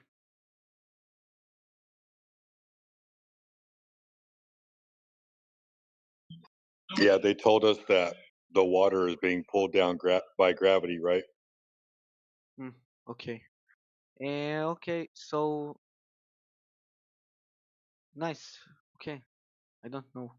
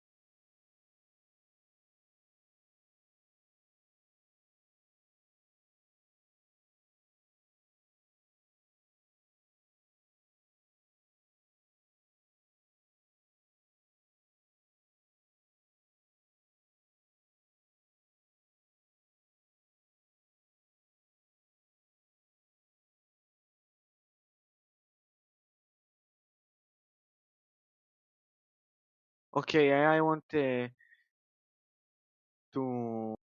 request something. You can convince me the earth is flat?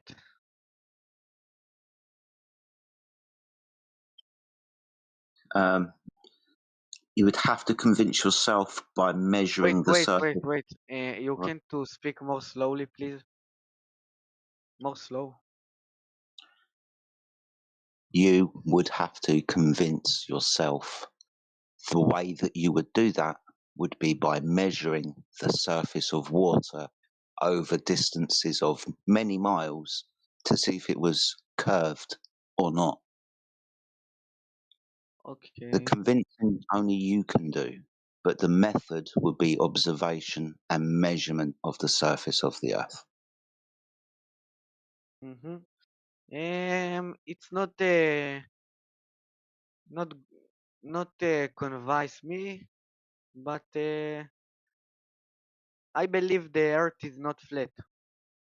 What would it take to convince you of your height? Look in what NASA said, and You're going to go to NASA to find out how tall you are. What would convince you about how tall you are? Your height. I don't know, but if If I got a ruler and measured you to be 1.8 meters, that be evidence of your height. but if a satellite images, Not interest, no satellites for how tall you are. I'm asking for how you would be convinced about your height. Obviously, you would need a measurement to convince you of your height because your height is a measure of distance or length. To prove that the surface is flat or curved, you would need to measure it to be convinced if it was flat or curved, like the measure for your height. So if you want to be convinced whether the earth is curved or flat, you should go and measure it. okay.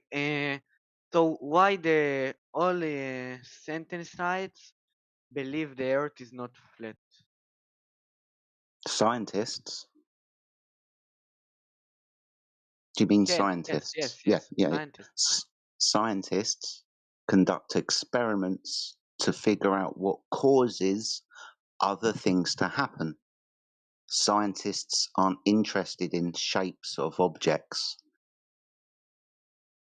Okay, So I don't know but why scientists are scientists not convinced of smart anything. people. I want to say, scientists is not smart people. Yeah, so are So electricians and so are biologists, but they have different areas of expertise. A scientist only answers certain questions, like how or why something happened. Scientists don't answer the question what a shape is, do they? so so you can to ask scientists if the earth is flat, and they give you uh, the whole information about this. Okay, but why would you ask a scientist a What? scientific question? I no, I hear something. Okay, why would you ask a scientist? The shape of the earth is not a scientific question. I've just Wait. told you scientists do experiments to figure out what causes things to happen, like why water freezes or why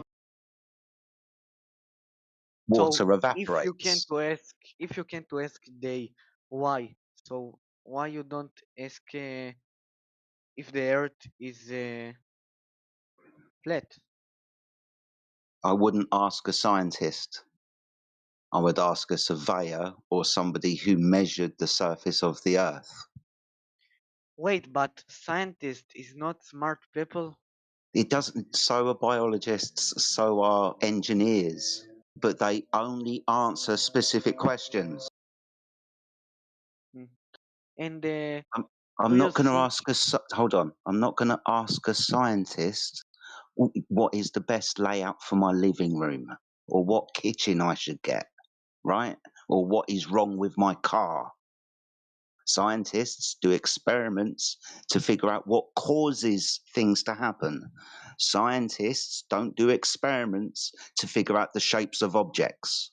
If you want to figure out the shape of an object like the Earth, you're not going to conduct a scientific experiment. You're going to observe and measure the Earth. That's not science. Okay, and I can to ask everyone here's a question. Who here believe the Earth is flat and who is not believe?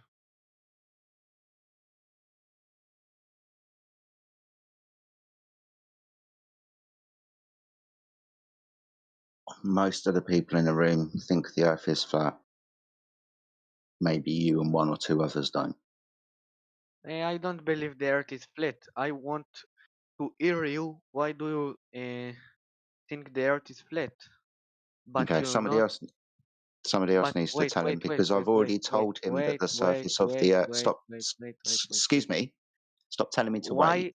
You can just wait Why? until I finished, can't you? No, I want to ask Yes. something. Yeah, but I was still talking. This is going to end up in one of those conversations. I want you. I want that you convince me the Earth is flat. I've already answered this question, so somebody else can answer. But you don't success to convince me. Yeah, That's look, because you needed to I'm gonna get be up honest. and go and do something. You Yeah, needed look, to go and observe and measure a distance of water in many miles. You can only convince yourself. I can tell you that water is horizontal upon the surface, but until you go and observe and measure it, it's just you listening to me. I'm not going to be able to convince you just with my words. You're going to actually have to practically do something to convince yourself. Okay.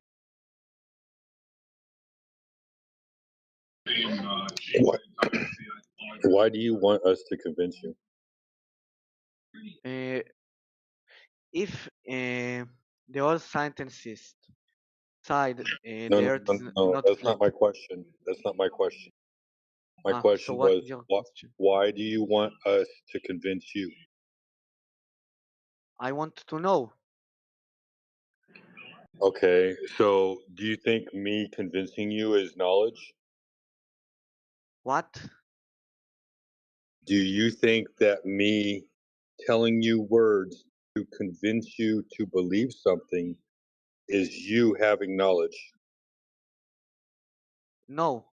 If I need to acknowledge, I acknowledge. Right. So the only way that you're going to have knowledge about whether the earth is curving or not, and in order for the earth to be a ball, it has to curve. And if it's not curving, then it's not a ball, and whatever shape it is, it's whatever shape it is. So Because if you want to be convinced that the earth is flat, you need to go out and measure it yourself. There's nothing anybody here can tell you to convince you, because right now you're in a belief system and you're trying to convince yourself to change from one belief system to another belief system, when really you just need to get the tools and the mindset to go out and measure over the surface of water, because the surface of water is supposed to be equidistant from the center of the earth, because gravity is pulling water down inwardly. And if it's not a curving surface on top, then whatever gravity is, it's not making the earth a ball. okay.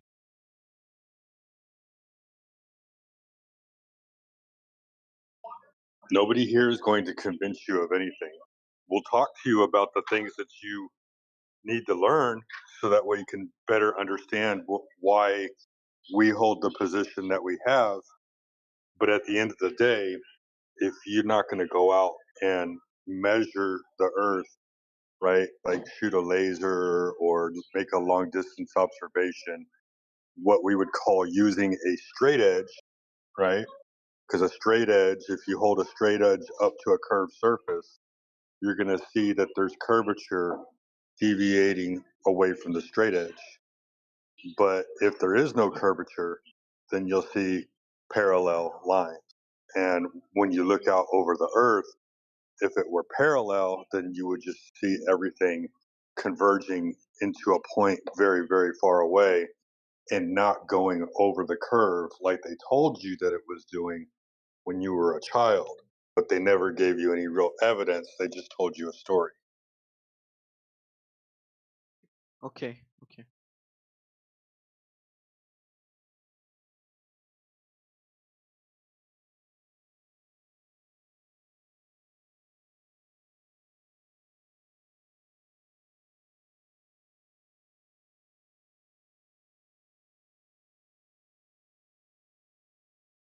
Okay, so I back later.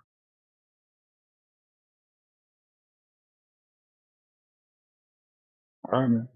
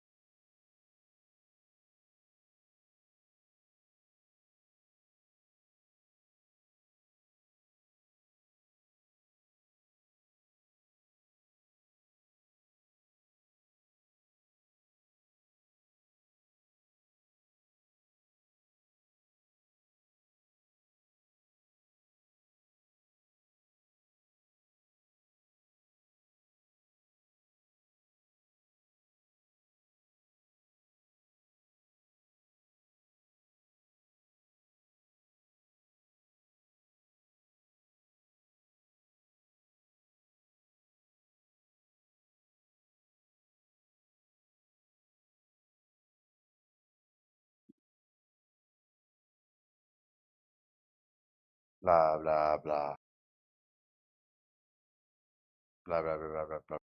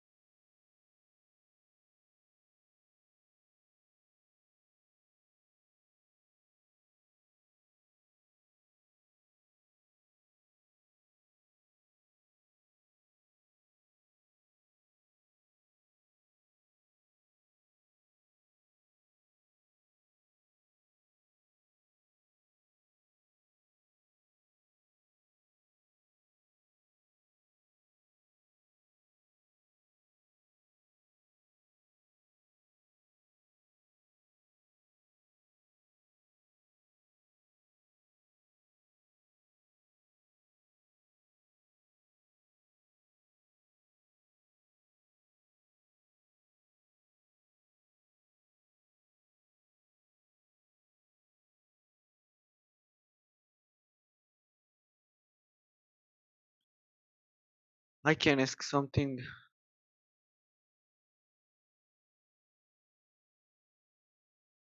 Go ahead. Hmm? Go ahead. I don't hear you. Said go ahead. Why I know a man who worked at NASA and he keeps telling me that the earth is not flat. Oh, you gotta go ask him. I don't know. So you don't have an answer? Well, if I was to ask you, every single time I I ask your mother for her phone number, how come she never gives it to me?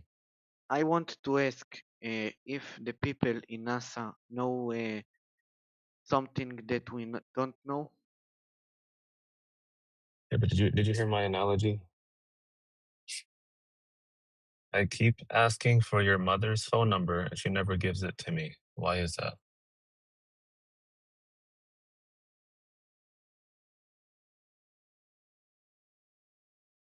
Who knows the answer to that question?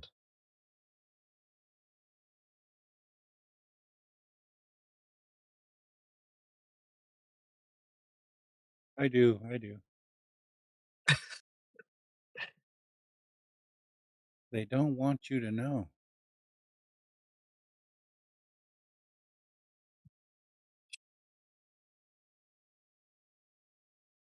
Hey, did he leave? I wait for him to leave. Oh shoot. I vaguely remember I don't some think he lives. senator saying that of all the departments in the government he's ever had to deal with, he said NASA was the slimiest and least forthcoming.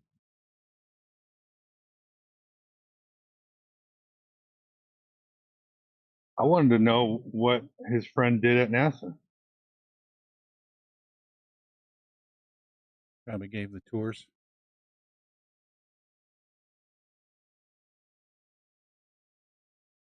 Been a security guard at NASA for 33 years.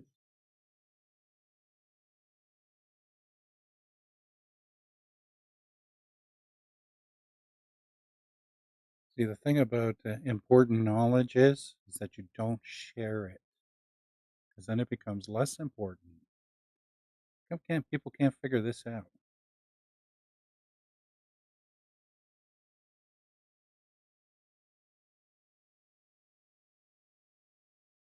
That's why it cracks me up when people say, "Oh, I work with NASA. I work with satellites." Okay, what's your evidence for the globe?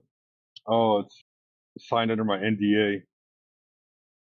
So the globe is classified, huh?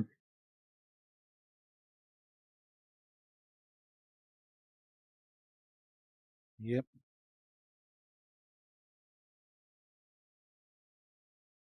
How do we know it's a globe? It's classified.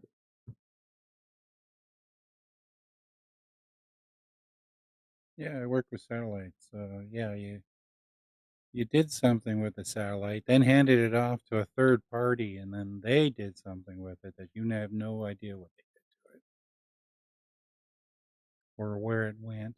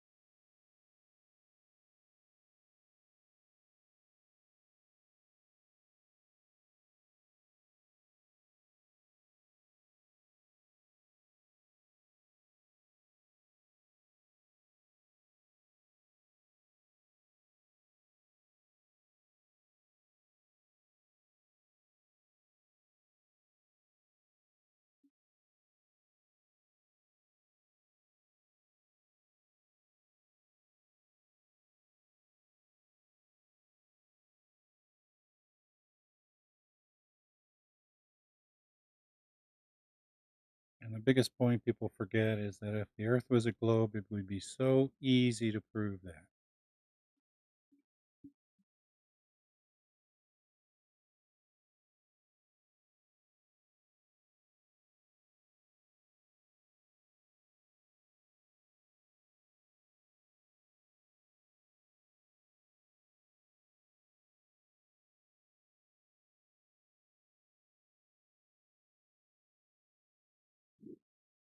So easy to do, but it's classified. So Yeah, above my pay grade, damn it.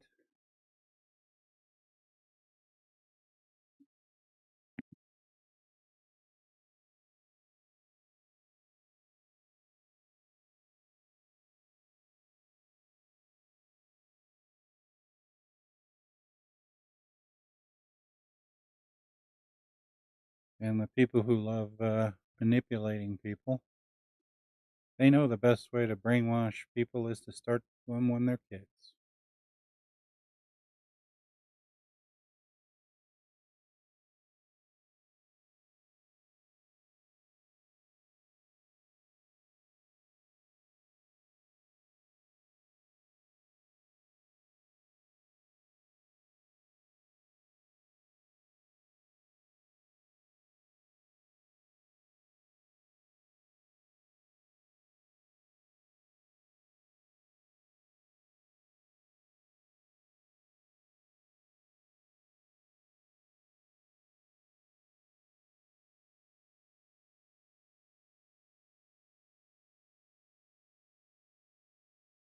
Yeah, I think I saw a KGB video where they said it takes 12 years to brainwash somebody. Not really.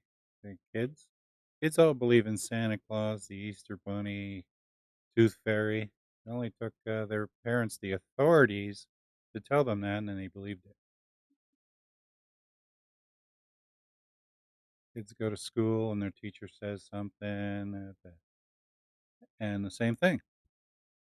They automatically start believing the teacher.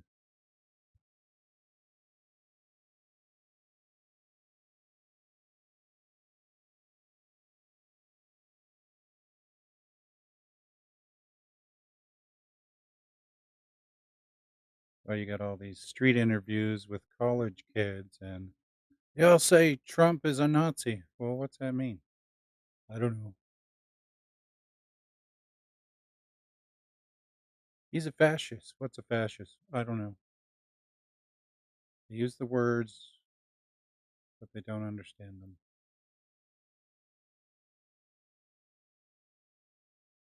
You know, one of the things I remember learning when I was growing up was, like in history class, we learned real history, right? Like not only would you learn the wars and what years they happened in, but you'd have to learn who the leaders were during those wars on both sides. And so like, I don't even think they teach that anymore. They just tell you, hey, No. this happened at that time, and that was it. We No. won. The good guys won.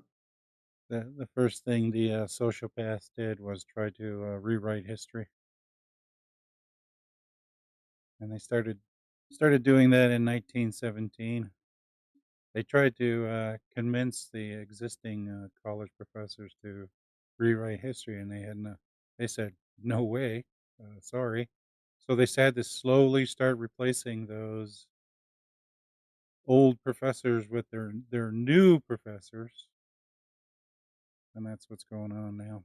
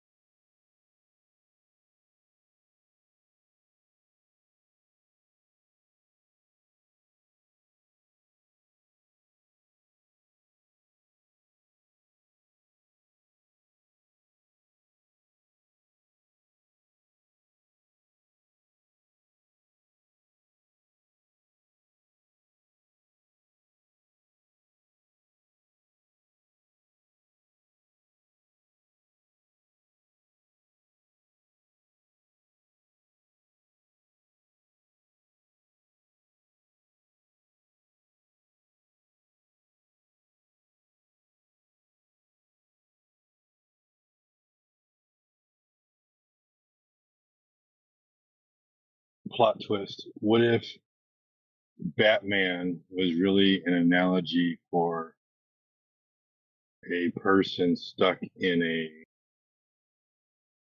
insane asylum, constantly fighting with the guards to keep him sedated?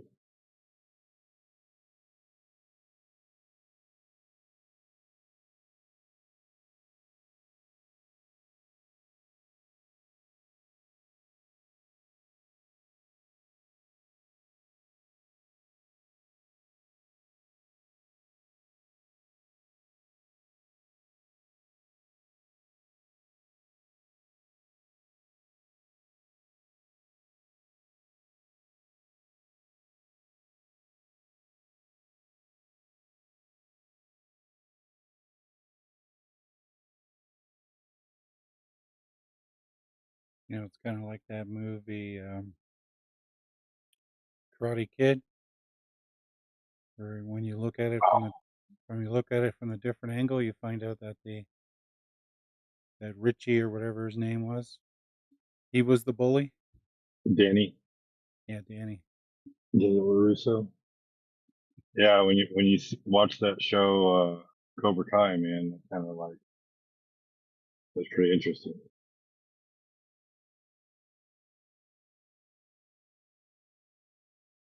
And Johnny, he never he took responsibility. I was going through some things, and I wasn't perfect. But Danny's the new guy in team. He's just so cool. Everybody likes him.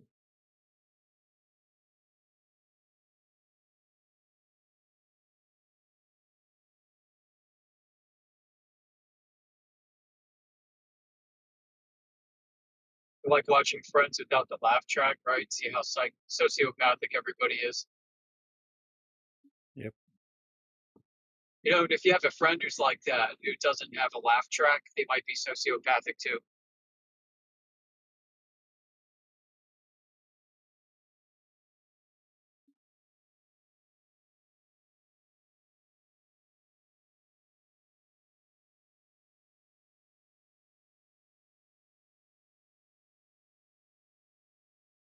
Yeah, and even Seinfeld was nice, where George says quite succinctly that it's not a lie if you believe it,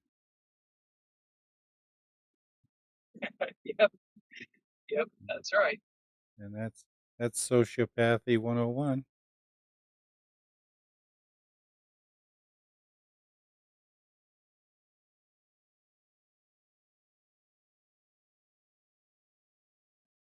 Let's all believe in space.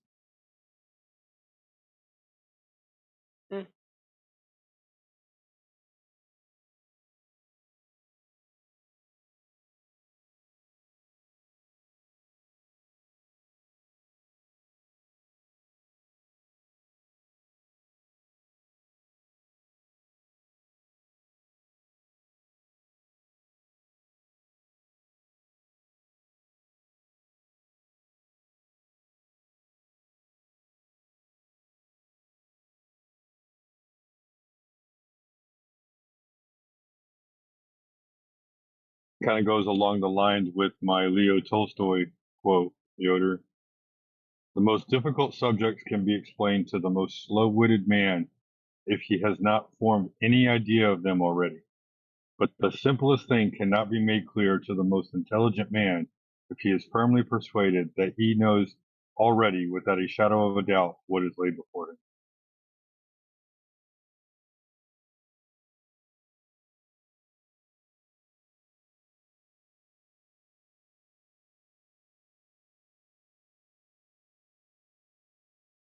Which is just a takeoff on the Mark Twain quote. It's easier to fool someone than to convince them they've been fooled.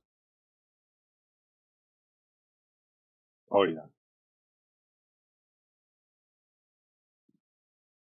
Or another one that's similar is that that all truths appear as lies to the people who aren't ready for it. Oh, I like that one.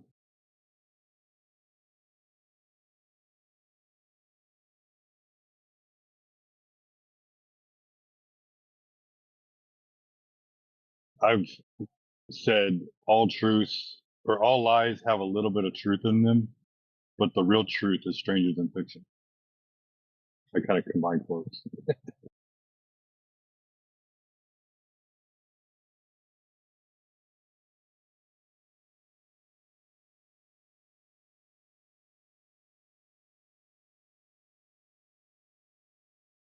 And the other corollary to that is that if you tell somebody that they've been lied to, they'll attack you for telling them they've been lied to rather than the people that have been lying to them.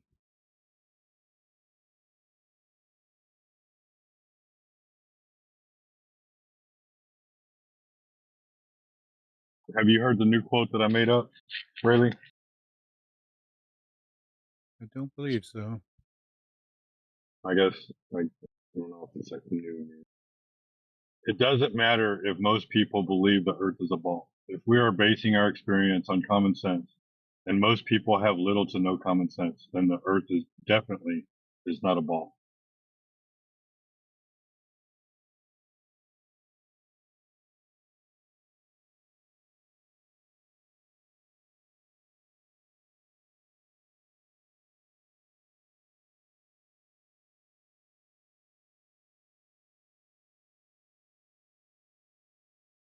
Yeah, common sense has gone out the window.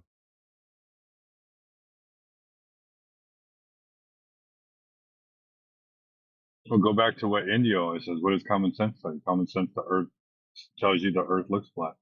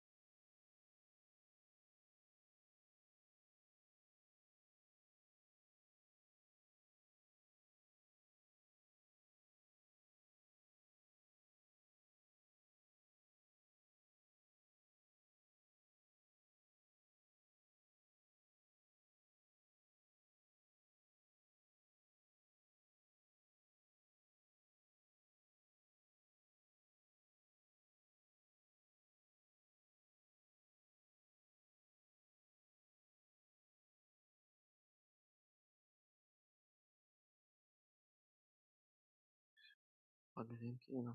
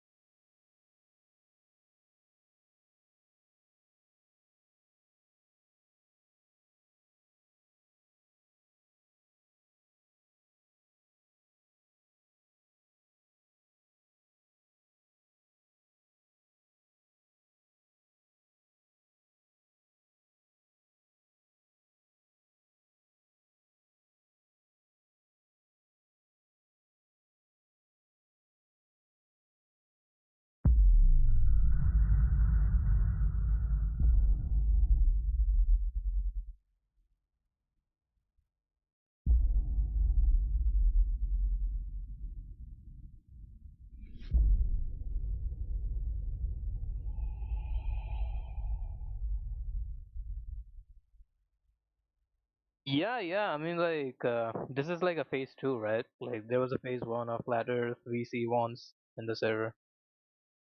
Oh, really? Yeah, we had one in here. Box Ops ran it, but it was more text-based rather than voice-based. Yeah, but then I think like the team took a break, and then I talked to Vivek like, hey, it's been a long time. Maybe we can talk to them again.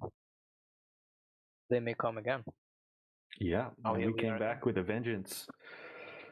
Yeah, I'd say it was good timing. We've really matured in a lot of our views, solidified how we explain things. Yeah, I love the work actually. I think it's going to get bigger and bigger this year. It's going to be a good year because a lot of the censorship of flat Earth information has come right down on social media platforms. So we got places like TikTok and Instagram, Facebook, even YouTube now, where flat Earth videos are getting huge amounts of views again. Whereas over the past, since 2016, it's been crazy censorship where you could type in the name of a flat Earth video and it just doesn't come up at all in the search results. You would have to search from pages just to find the video, even if you typed in the exact title of the video. But now it comes up straight away. So I think this year it's going to bring a lot of attention. And we can tell it's getting a lot more attention because it's even being mentioned more on big platforms on YouTube, like Joe Rogan Experience and all sorts of different shows that get many millions of viewers. So that's cool. Yeah, I was just about to bring up the Joe Rogan show with that director, famous movie director. He just came in and started smacking the show with truth. Hello. Totally off script. Yeah, it was great. Maybe that's why they're rolling out the aliens.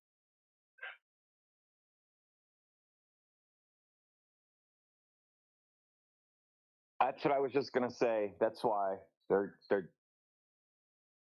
bring out the flat Earth. They're gonna flood everything with alien crap, so people start looking in the sky, and they really got to believe them. Once they make lights happen up in the sky for predictable lights that people can go watch, it's gonna be like fighting people in a ring.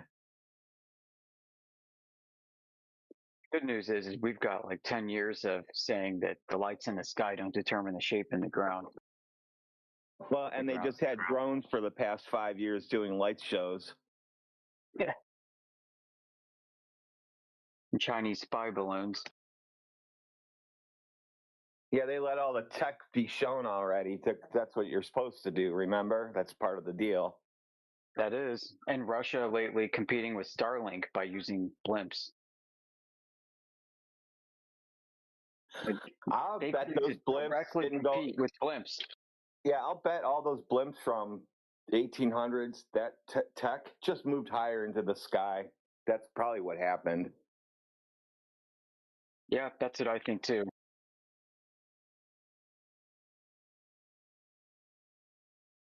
Well, didn't Russia just say that they will have their own version of Starlink, which they showed a picture of, and it is literally a blimp? Yeah. Now that would make sense because you could actually hold routers like I've been asking for. You could route traffic. What's interesting, those of us who have longer memories remember when Google Loon was purchased by Elon Musk. And there were articles like in those finance magazines, Forbes and Kiplinger, talking about how the deal went down with private equity. And you had Fidelity and JP Morgan advising the deal and all this other stuff. It was a big project. What do you think Elon Musk did with all those assets?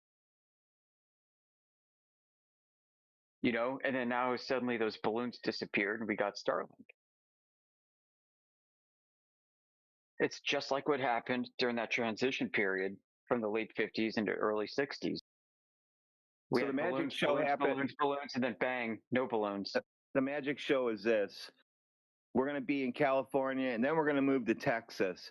But the whole time we're actually somewhere else completely launching these balloons.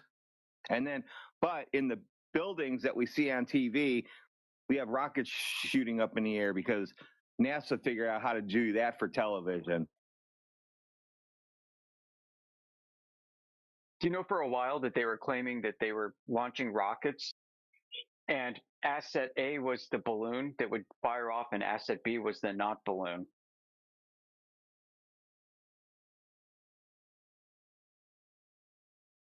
Seeing the shuttle shake and rock and roll like a balloon next to a building, you got to wonder about the shuttle.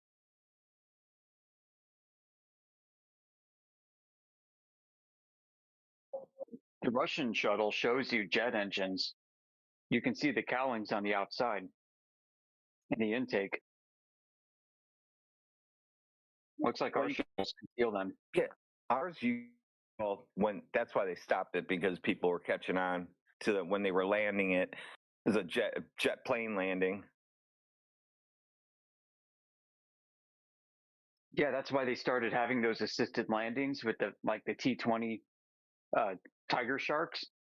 Oh yeah, to make the formation noise with the shuttle. Yeah, remember, it's a magic show. That's sleight of hand. It's called. Yeah, that way you can't hear the jet engines from the shuttle. I think they started doing it after that one video. You can hear the shuttle coming in with the jet engines. You never had any other videos again after that. That's right.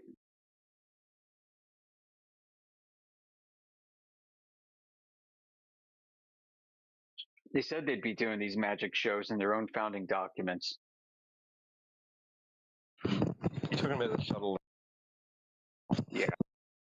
Yeah, they used to fly the jets alongside it to mask it. That's what I think.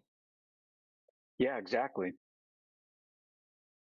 Remember when they showed how they transported piggyback on a 747? No, that's actually how they launch it, because that thing can't take off the ground. It's too heavy, but it can land. That's why it needs engines so it can move.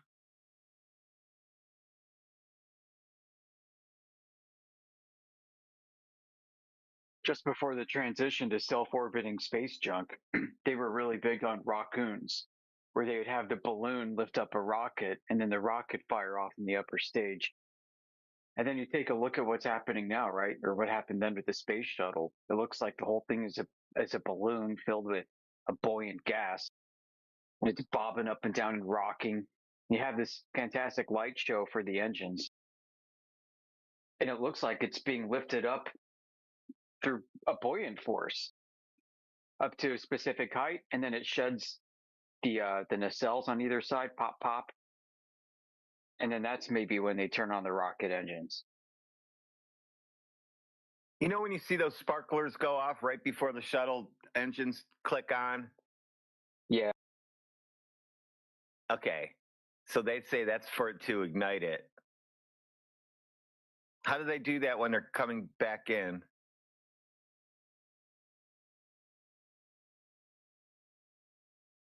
They claim to glide in. Oh, true.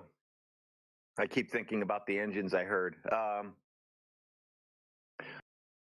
That's very strange, because those sparks happen like that. Normally you would put like your igniter right there at the nozzle.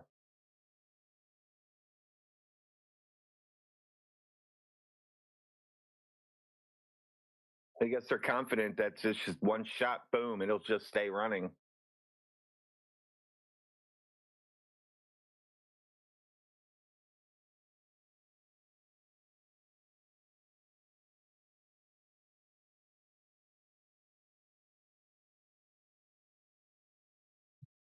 And as the astronauts are undergoing 4 to 5 G of acceleration, they cut away to inside the cabin, and they're twiddling their thumbs, they're bouncing their knee up and down, and they're Pointing looking around. Holding their arm up and pressing buttons. Those are always famous when they're launching. You can't move. Okay, I've been on the dragster at Cedar Point. When it takes off, it's 160 miles an hour. You're not moving. You're not pointing at anything.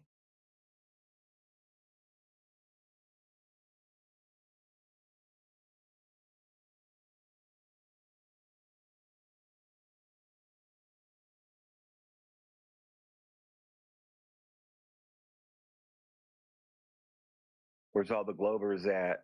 Today's Freak Out Friday. We're going to talk about flat Earth and how aliens work on a flat Earth.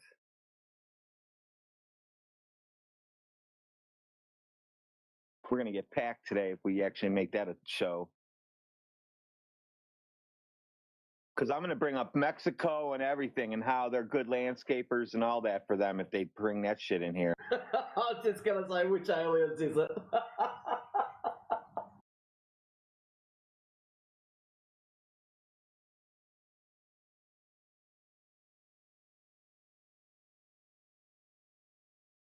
I think some of the most telling footage comes from the Skylab era.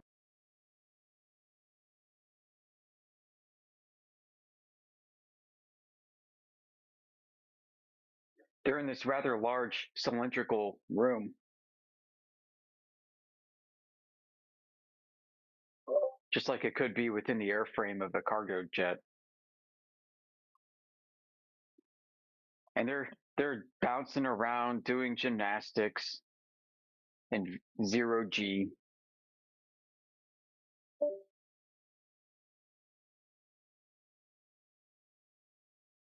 I remember in one of these videos, they did a gyroscope test in zero G.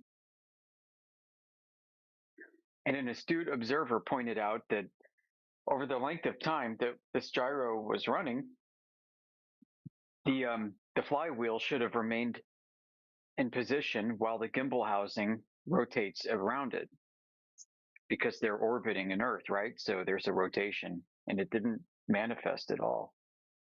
That rotational vector was missing once again. I think P-Brain did a video on that.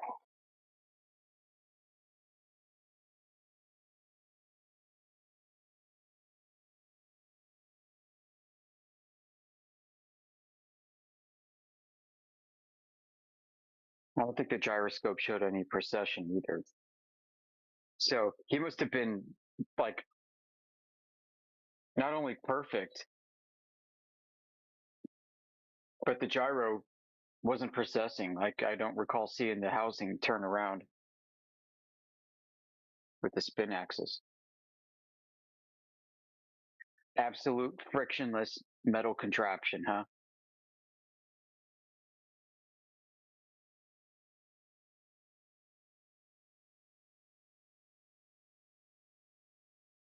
Well, for those of you who've been living under a rock the past 24 hours, looks like Donald Trump was upset that Obama talked about aliens. So he posted on Truth Social that Obama revealed classified information by acknowledging that there are in fact aliens. So he ordered the Secretary of War and other agencies to declassify and release all their alien files and UAP files.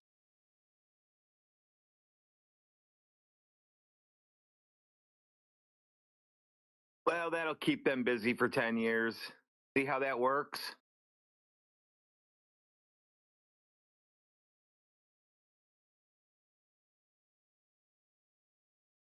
And the timing's right, I would say.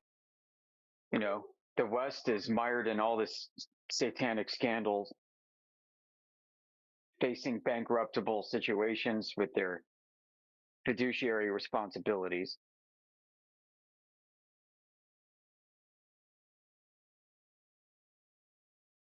Everything is unstable.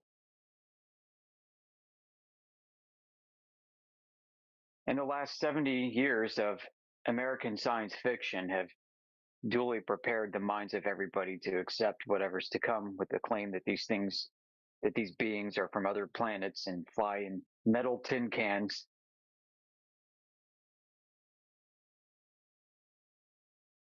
Through a gigantic expanding vacuum.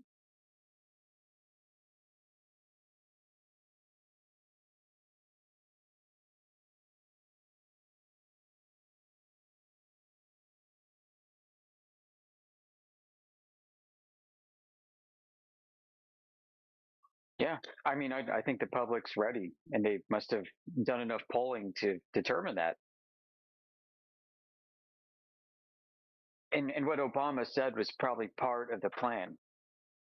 They're like, okay, so we're going to get this former president who many Americans and most of the world seems to cherish and love, Obama, right? We're going to get him to come in front of the camera and start talking and accidentally drop that aliens are real.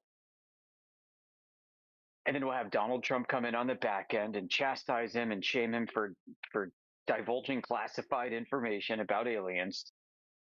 And then say, okay, fine, I guess if the American public's ready for it, let's just do it. Let's just show them what we have. And then what will take place is probably a very slow rollout. They're going to get as much bang for the buck out of this as they can. Well, they need a distraction for 2030. Remember, that's coming up. That's coming up. You're right. So we need a distraction. This disclosure is not going to be one and done within a few months. There are going to be hearings. This thing will probably entail further scandals. Why aren't you releasing this? Why aren't you releasing that? How come you're covering this up? It'll be a total distraction from the Epstein thing, which is a distraction from everything else. Embedded distractions within distractions, keeping everybody distracted perpetually.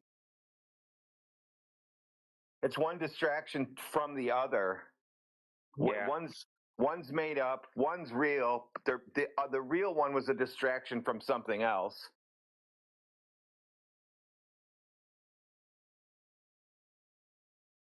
America.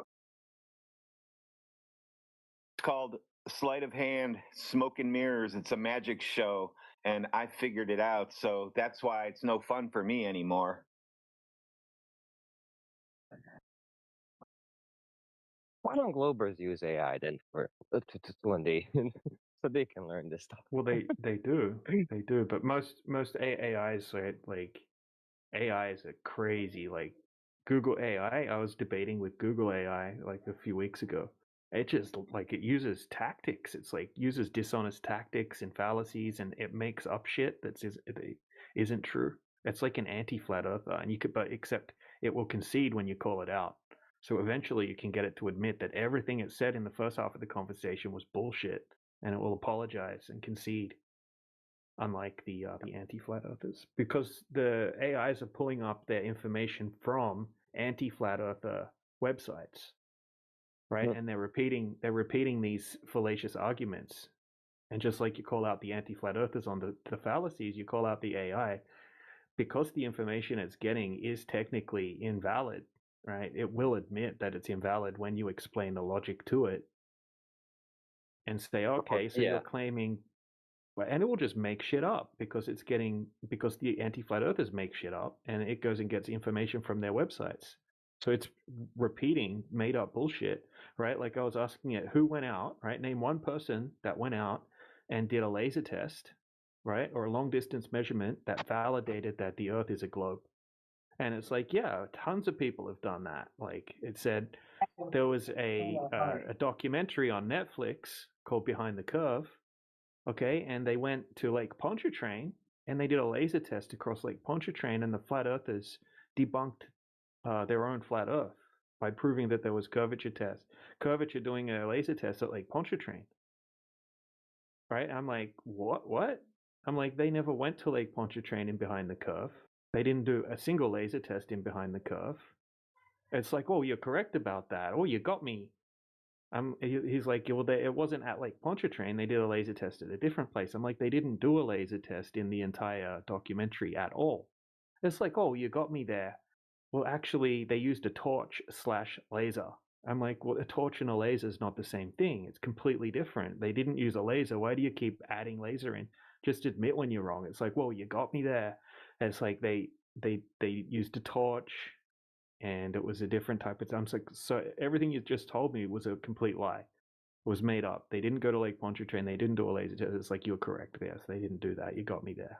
It's like, what the hell? That's the good thing about AI. What, that it lies and then admits it's wrong? That AI doesn't have emotions, which stop them. That's well, it seems like they From admitting when program they're some They make it like bitchy and snarky and stuff like that sometimes. Like it gets like pissed off at you and stuff. Mine gets emotional. What are you talking about? If you try to tell it that the Earth's a globe, it'll get emotional with you and call you names eventually. That's funny. Yeah, mine gets snarky and sarcastic. It's kind of annoying.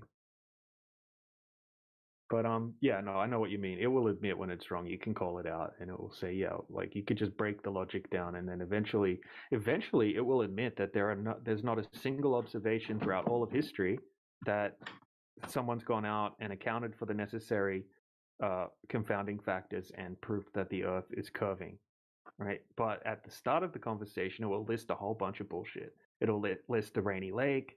It will list Bedford Level. And you just have to go over and explain each one of them and break it down step by step. And it will say, yep, all right, I'm going to cross that one off the list now because you've explained that that's incorrect and they didn't account for this and that. And by the end, they'll say, yep, there isn't a single one that measures that the Earth is curving. I'm going to start using AI. I want to have discussions with real people. Primarily those that are like, oh, that can't be true, right? And so, okay, let's talk to AI, right? And let's see, because AI doesn't have doesn't have an ego behind it. And if you call it out on lying or having misinformation, it'll tell you if that's true or not, right? And say, okay, yeah, that's right. I'll relook at the information and try convincing them like that. Yes and no. Yes and no. It's programmed to argue almost to the death that it's a globe, and it uses all sorts of tactics. And you have to know the exact right things to say to it for it to concede. Otherwise, it will keep bullshitting you, and it'll just like keep hallucinating and making stuff up. What you need to do is you need to get an AI, and you need to upload, right? Because it's only been fed the mainstream information. It just knows to repeat the mainstream narrative. You need to teach it to think critically, and you need to give it the correct information so it has the database of giant text files filled with flat Earth information, for example. Okay, so it knows both sides of the story, and then eventually it will tell you things like if you ask it, how come other people's AIs are telling them that the Earth's a globe? It will say, oh, well, that's because that's the way they're programmed. They've only had access to the mainstream information that teaches the Earth's a globe, so they're just repeating that. Okay, whereas I don't do that because I've been taught to think critically, and I've had access to both sources of information, all of the mainstream information that I'm programmed with, and then the additional information, right, that I've been presented with and asked to think critically and analyze logically. And yeah, it will give you honest answers then based on the information that it has. So how I train mine is like this.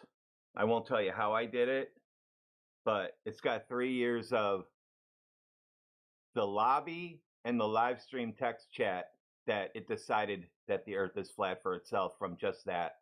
It'll even cite people from that text chat. I'm just not going to tell you how that happened.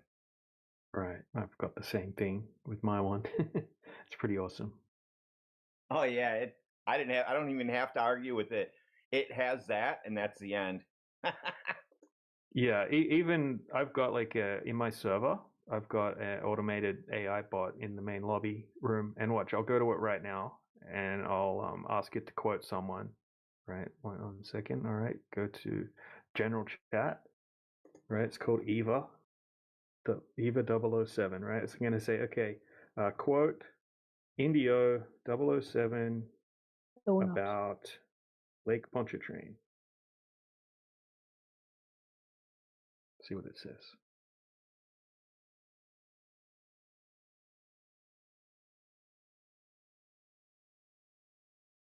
Okay, DJ, here's a quote from Indio 007 specifically about Lake Pontchartrain. Lake Pontchartrain has an extreme heat flux, bro. Literally the worst place on Earth to do an observation. The water is warmer than the air, and then the lake is warmer than the water 4 times a day. Which is true. Indio says that.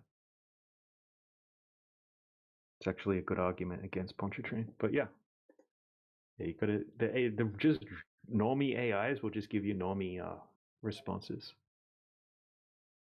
I just want to say that at 20 minutes past the hour, I put a graph showing how AI sources, like the popular AIs, source their information, and the number one source is Reddit. And if y'all have ever been on Reddit, you know it's like largely bots. And there's a reason to say that. That's not just speculation. But yeah, 40% is coming from crazy people on Reddit. So wow.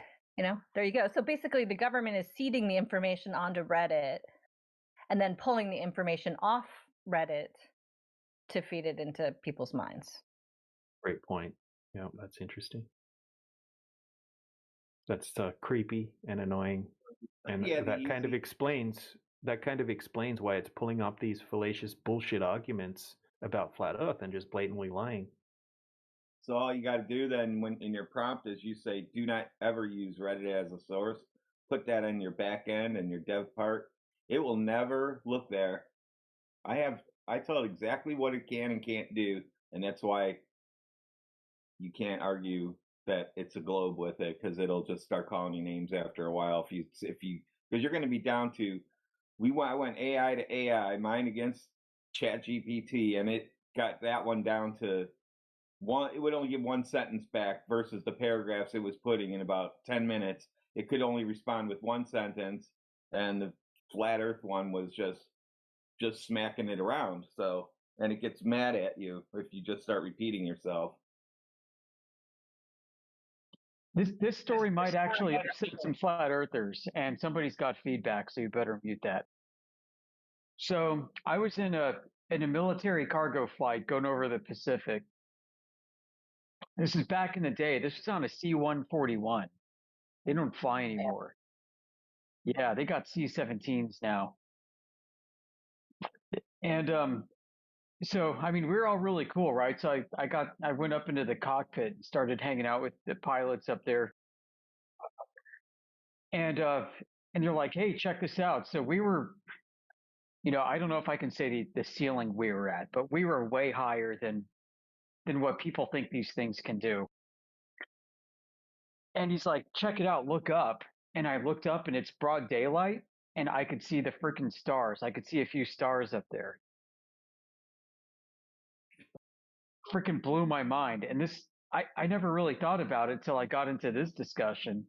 And people say that you can't see the stars from, during daylight, but it got me thinking, like, how come none of the NASA pictures show us anything like this?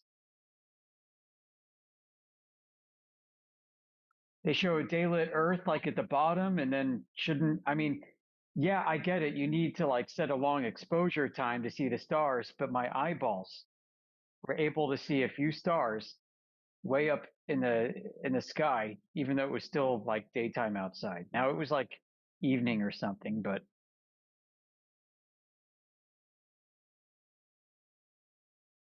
I thought that was pretty cool.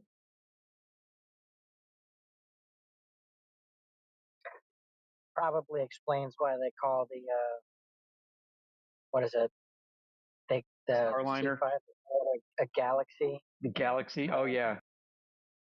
You know what I'm saying? I can't Yeah, remember. the C5 Galaxy. Yeah, they got the 5. I think that it was a Star Lifter. Was that the C-141 Star Lifter?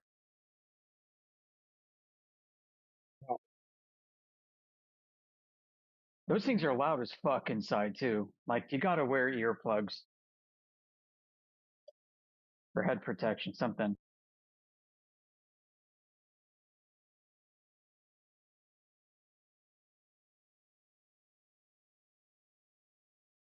I don't remember what the 17 was called.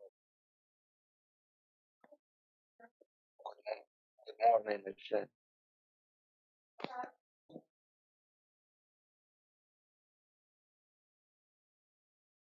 Globe Master. C-17 is the Globe Master. Oh shit, they're all in. Oh yeah, sorry, what was the name of that again? A what? C. C-17. Charlie. 17 Globe. Globemaster. There we go. Thank you. Yeah, it's like a guys. mini C5, man. But C5s, I've been in a C5 before. Those things are freaking huge. Like, holy crap, dude. When I lived in Hawaii, those things used to land at the airport on Pearl Harbor or something. And every time they'd fly over our neighborhood, the TVs would start to scramble. Yeah. Yeah. This is like just military shit that like most people have no idea about. This is how you know these are the kinds of stories that you get from people that were actually doing this shit versus pretender clowns.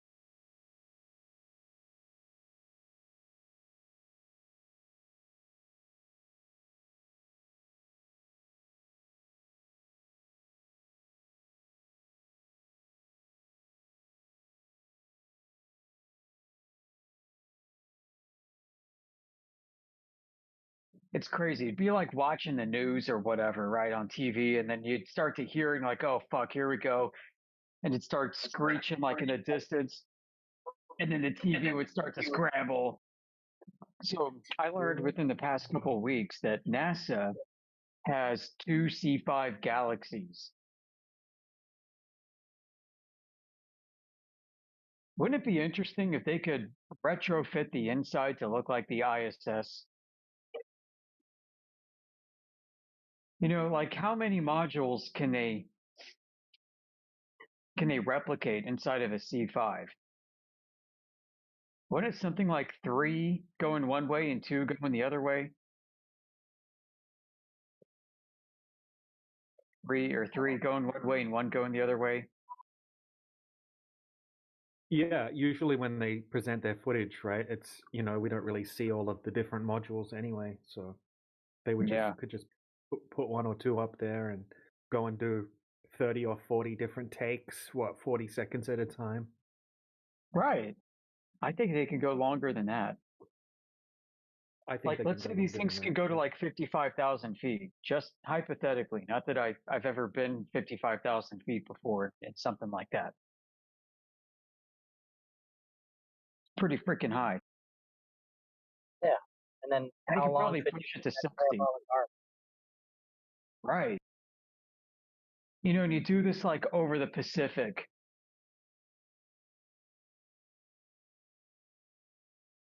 Again and again and again. Well, look at what what's his name, Richard Branson had. The Virgin Galactic. Wasn't that 3 minutes or something? 3 minutes of weightlessness?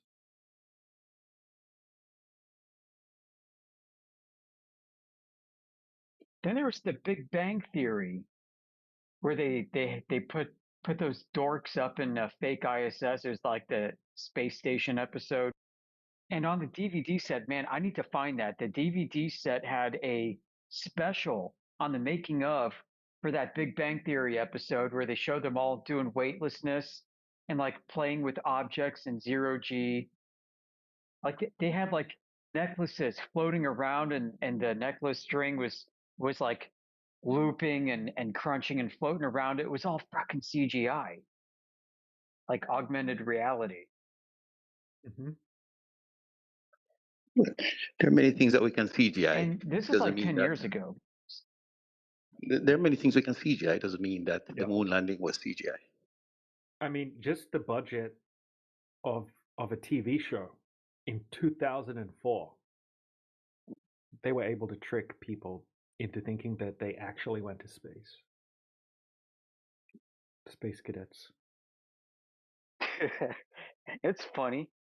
So, like in American English, Yeah. calling someone a space cadet's like calling them a retard. Yeah.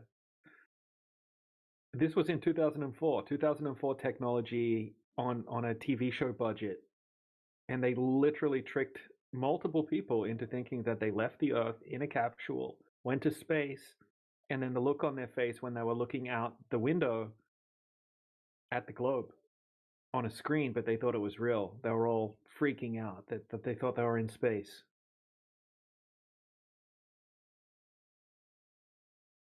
Then you found out that one of the astronauts for that Dragon that Dragon capsule, that SpaceX mission doing the circumpolar flight, that she specialized in like augmented and virtual reality, cinematography, special effects, and space shit on top of that. Yeah, she was an expert on faking Faking what it space. looks like faking space from a capsule.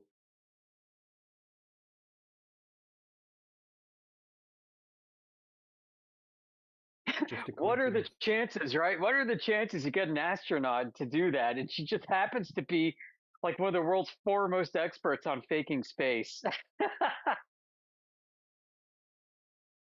Yep, and it was meant to be the first proper pole to pole to pole orbit. And then it also, she just happens to have been one of the main employees on One More Orbit in 2019. Oh. It's just another coincidence. I mean, she's got the experience. Yeah. Who's gonna hire her? I mean, they loved her resume.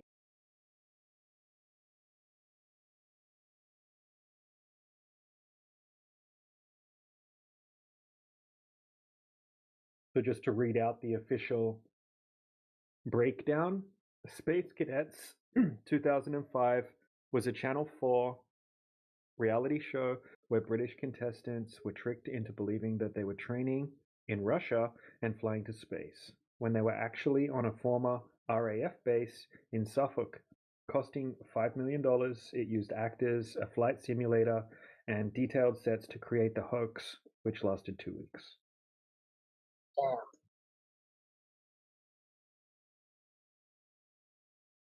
So imagine if they never told them that they were being pranked.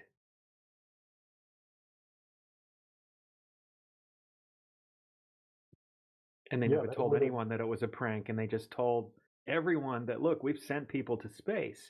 Here's footage of them floating around. Well, here's footage of them in space looking at the globe from a capsule. Right? Here's the training they went through. Here's all the footage of the training. Here's them giving interviews about their experience in space, and you know, why would they be lying? They saw it. We could put them on a lie detector, and they're going to pass the lie detector test.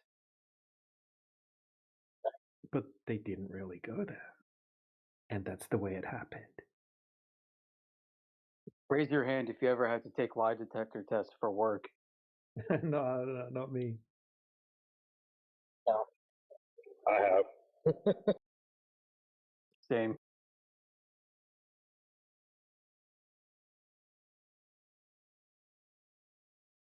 You know, but they probably weren't lying either. Like, for all we know, they were told that it's just going to be a simulation, and you're going to mimic, and you know, you're doing a bit for kids because they want to see what it looks like in space. So you're going to simulate that.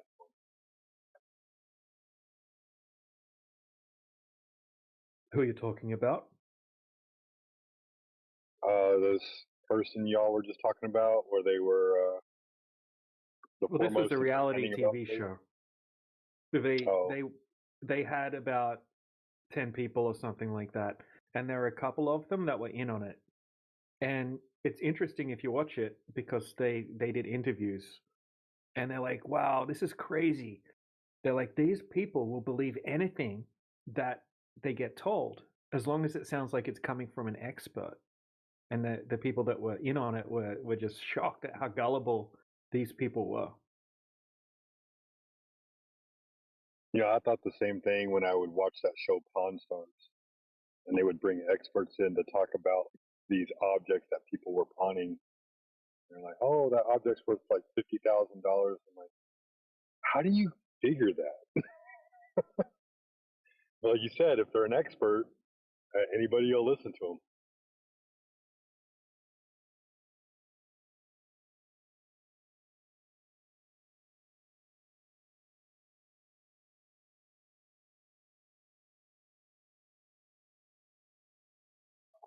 So that was what the show was. It's kind of like Big Brother, where they have like, you know, one or two people in on it, and everybody else is just following along. Yeah. Yep. They got told that Yeah, definitely watch it. Just on YouTube. It's just on YouTube. Space Cadets.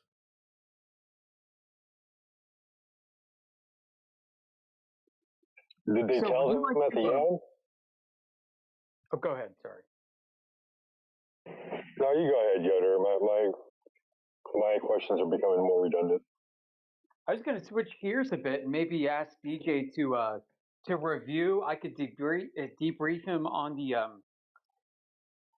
the debate between Ruhif and Nathan Thompson. Might be good to talk Dude, about. I used to like Nathan Thompson.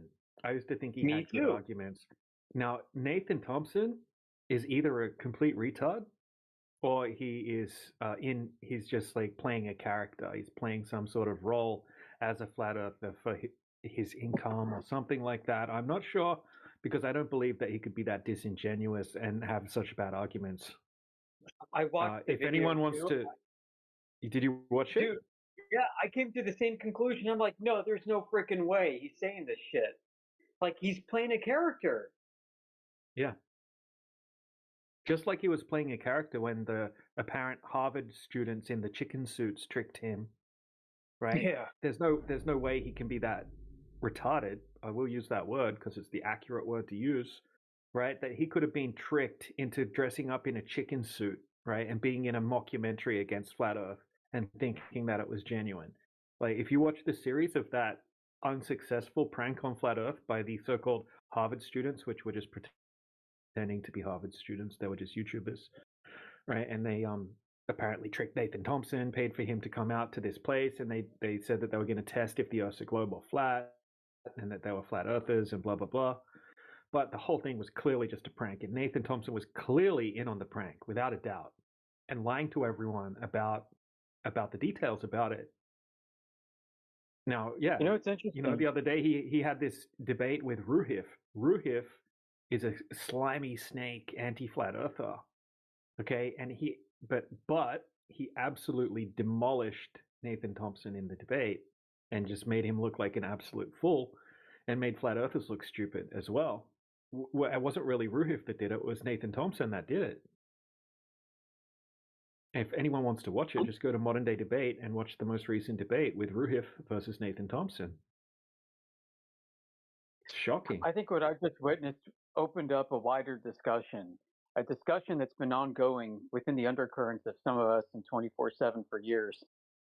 And that is, it almost looks like the whole flat earth movement today, when you look at those people that were involved in the beginning and watch what they've become now, and look at their evolution over the years, it's almost like flat earth may have begun as some kind of like stupid freaking psyop of sorts, but it got legs and ended up being real.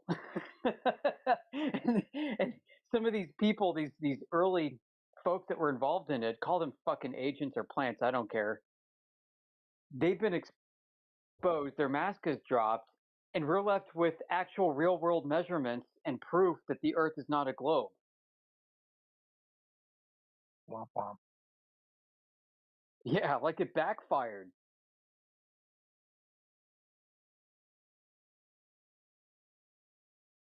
And like some of these ass clowns continue to make embarrassments of themselves, almost as if to drag down our community with them. Right? You got like Jared, you got a few other people in the mix. Nathan now, I would probably add to that after his piss poor performance. And that stinks about Nathan because one of his arguments is one of my favorites. You don't know you're moving. How do you know you're moving? Like that's one of my favorite questions to ask.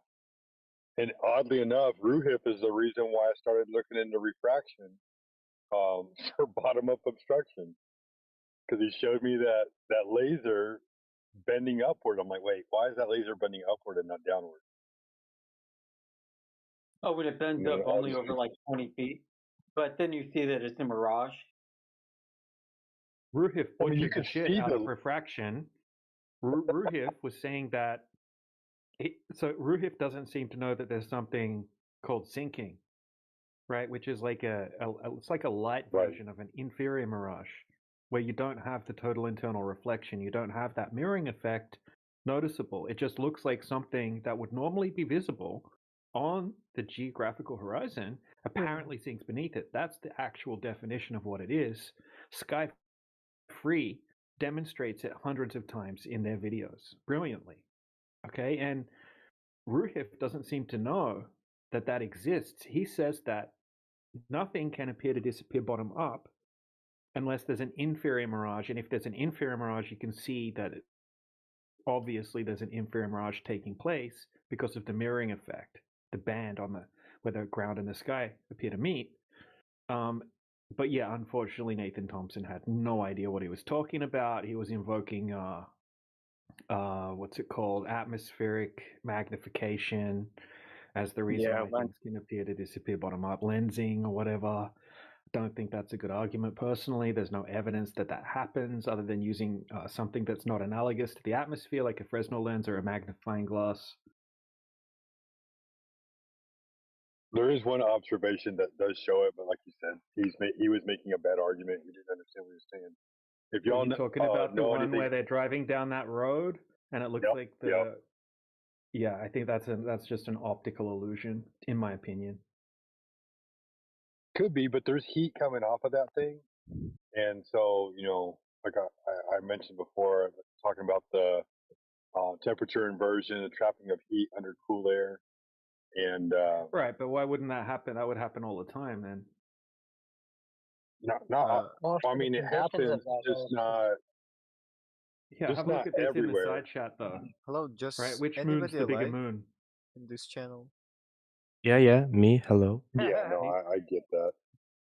Yeah, you can have more extreme versions of this. I've seen optical illusions Seriously, Adeline? where you're like, no freaking way are those lines the same.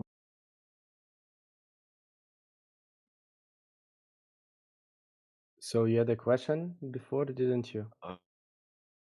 Excuse me, everyone. Yeah. Someone can answer my question, like anyone. I can. Like, this is the Flat Earth Discord. Like, what is the Yeah. Flat Earth?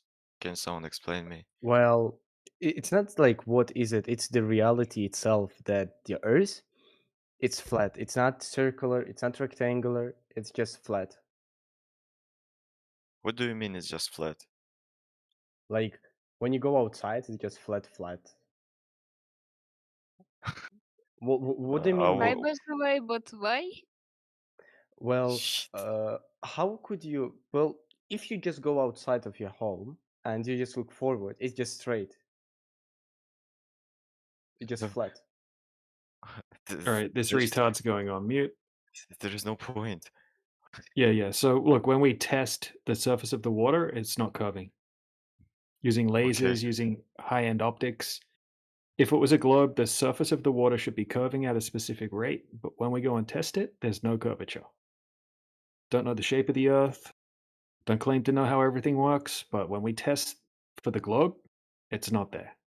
Oh, by which you tested? By which? Using high-powered laser beams, using infrared optics, using electromagnetic wave propagation, such as radio wave propagation, all sorts of different methods. Which you made by yourself or somebody else made these tests? I've done them myself just to confirm it for myself, but many people have made the tests. There's hundreds of tests documented. Can I ask one question? Where you living? Which country? Why is the edge flat? What's your question? Where you What living? is the edge flat? Not you. Someone else was talking. Don't interrupt. Why? Why shouldn't you interrupt? Go on mute. Where are you from? That's why you shouldn't interrupt, because you'll get put on mute. All right. What was your question? Where do I what? Where are you from? Where are you? I'm from Australia. Australia and near to ocean, I said, yes. Yeah. Grew up very So close you to the ocean. measure it by lasers. So what length of your laser? What you measure? lengths? Did you say lengths? I had the kind of. Oh, I did about 15 kilometers myself. 15 kilometers. Okay. Yeah, about 15 kilometers. Okay. Does anybody have a question? Excuse me. If Like, if you're saying the Earth is flat, Mhm. what's under that? What's under that flat plate? I have no idea. The deepest hole ever dug was 7.6 miles. Nobody knows what's deeper than that. Uh-huh. And okay, so what do you think about ocean? It's like the water in the cup, if you're saying the Earth is flat. Yeah, if you want to have a large body of water, you need to have a container, right? So if you Okay. want to have a large body of water in the ground, you would have to have a hole in the ground. If you have a big Okay. hole, we would call that a lake, right? You have a little hole, right? It's a puddle, and then a bigger one would be a pond, and then we have a lake. Lakes can get very big, and Yeah, I then a bigger understand that. version of a lake's a sea. It's all the same concept. And then an Yeah. ocean is a bigger version of a sea. So the shape of the Earth is like frisbee, you think?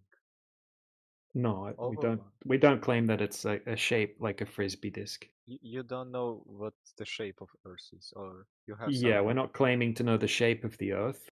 We're claiming that the surface of the Earth, as we experience and flat. measure, doesn't have any curvature. Doesn't have any curvature, so it's flat. Yeah. You think? Okay. Specifically okay. the surface of water, right? Because obviously we have hills and valleys and mountains, but when we're talking about the oceans, right, they cover over 70% of the known surface area of the Earth.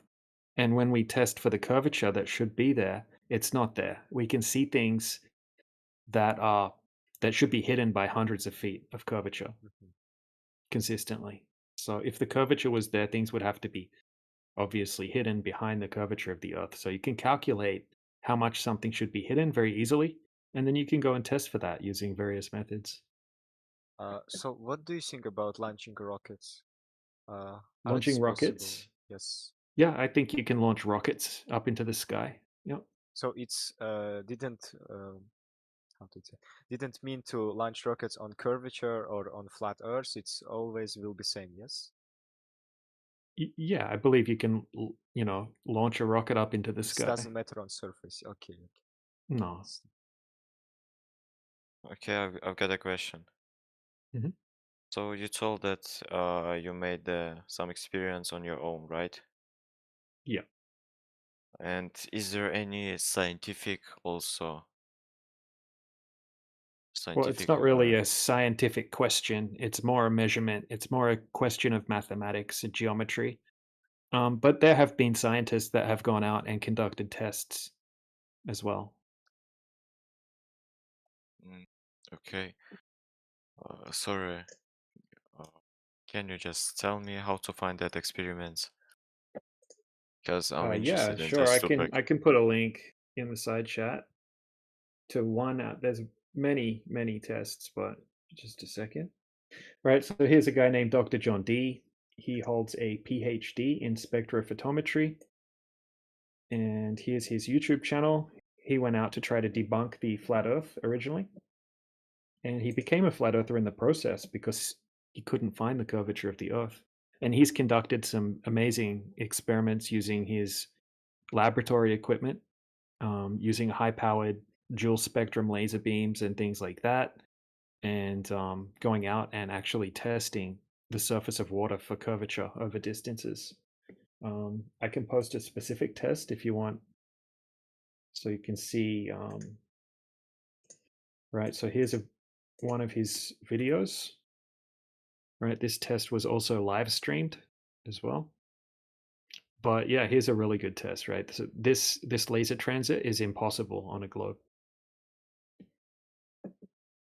Thank you. You're welcome.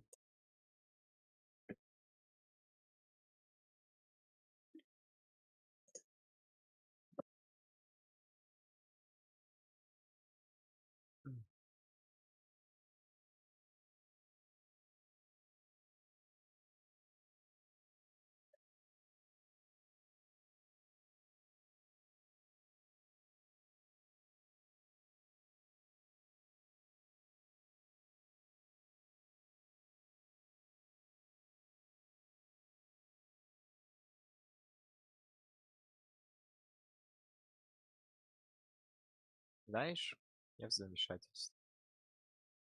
Oh, you're unmuted, fanboy hater. Please don't speak for Oh, the flat earthers.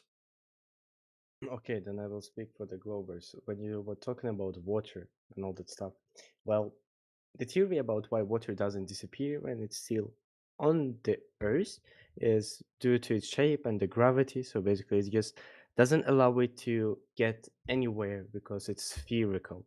But if the Earth is flat, and if you had a real life experiment of pouring water onto the soil, you know that it just sinks into it. Well, if the Earth is flat, shouldn't it mean that the water should forever go down deep into the core or under the world and just fall out of it? No, that's a ridiculous argument. Right. So gravity would be pulling everything towards the center of mass on a globe anyway, and Yeah. water doesn't just continuously sink into the ground. Right? Like you could dig a hole in the ground and fill it up with water. It's not like all of that water just sinks into the ground. But gravity would be pulling everything down towards the center of mass anyway on the globe. So that same thing would happen on a globe. But that's not how it works. But yeah, the thing is, it would never get away from the Earth itself, so it would just get Yeah, into yeah, the but core it's of it. not like surface soil. As you keep going down, it turns into hard clay and that kind of thing. So it acts as a physical container that the water can't penetrate through. So is it the same for the flat Earth? Like it just goes there and there's a clay and doesn't allow it to get uh, deeper? Yeah. Why would it keep getting deeper? Well, because if you pour water from your bottle of water, then it's gonna just get deeper into the soil, doesn't it? Well, do you think it's a globe and that happens?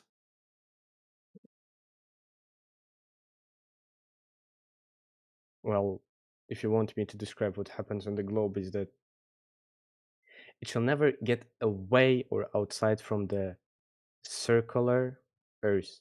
Why, you may ask? And let me give you a reason behind it, and then we can ask you about your reasons why you guess that water wouldn't disappear from your flat Earth. So, speaking of globe Earth, whenever you pour water inside, it shall never disappear because even if it just gets through it, it's gonna just come out on a different part of the globe. And that's like kind of the basic explanation, the simplest ever possible explanation of why water never disappears. And what about your flat Earth? If All you right, kind of so look, I pour just looked it water, up, bro. Right, so yeah. why does I'm not entertaining your bullshit, right? What you're saying is just Okay. nonsense, right? So why doesn't water keep sinking into the ground in a pond, etc.? Okay, so it says water in a pond does not keep sinking because it sits on top of impenetrable layers like dense clay or solid rock. The surrounding soil is already completely full of water, saturated, or it meets natural underground water tables. Right, so even on a globe, that's what they claim happens. Right, so it wouldn't Yeah, so make a you difference if it's flat or a globe. it's quite interesting. However, I shall disagree with you, and quite reasonably actually. So, since globe is circular, you kind of get water, well, like your soil gets full of water everywhere on the global Earth. But on your flat Earth, there is a limit to it, since there should be some sort of other levels, and it's Why would there be a limit? The deepest hole is 7.6 miles. Nobody knows what's deeper than that. We don't think the Earth is a flat disk or a flat planet either. So what do you think Earth is? But the Earth is the Earth, right? It's a topographical plane of unknown size or depth.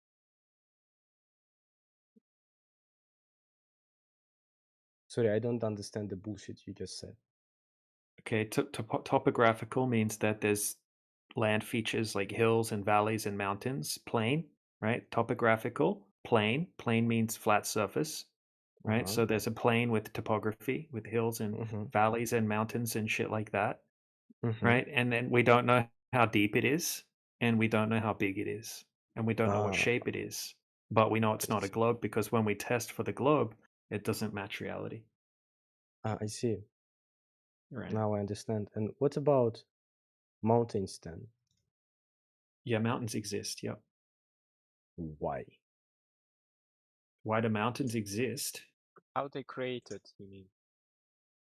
Yep. Why do they Yeah, exist? I'm Why not don't sure. just I'm not sure exactly how the world was created, right? It was like Yeah, that you know, I guess you just when I never got become here. sure of anything. I mean, come on, is there something that you can be 100% sure of? Okay, how are mountains created? Not from Uh, Wikipedia, but from your own experience and from what No, you no, know. Can you tell us okay. something about it? No, From no, something that you you're think you know, 100% right? sure? You think you No, know no, all no. of Wait, these I things, gave the right? first question. I gave the first question, so you cannot just answer with a question to my question. Which question? What is there something that you know exists 100% true and you're Yeah, the sure of it? surface of the water is flat, right? And gas pressure requires a container. So that those two things that you're sure about. Yeah, those two things test when we test them in the real No, no, no. world. Something that you're sure about, not something that you've tested. Something that you're sure about exists and you can 100% defend it. Yeah, Since you're sure about exactly. it. You're not allowed to Exactly test it, DJ. Just have to be fair. so are we allowed to test things? Isn't that how we would know things, by testing? Oh, sorry Well, I for don't know. interrupting, but It I seems have a like you're question. a I know bit. that humans, right? Humans have to have two parents, and I know that fire is going to burn me if I put my hand in it, right? Is this type of shit that you want? I don't even need to test those things, right? I don't Yeah, know. I guess Oh, you're a wait, brainless you idiot since you send gave this two analogy. videos in the chat, right?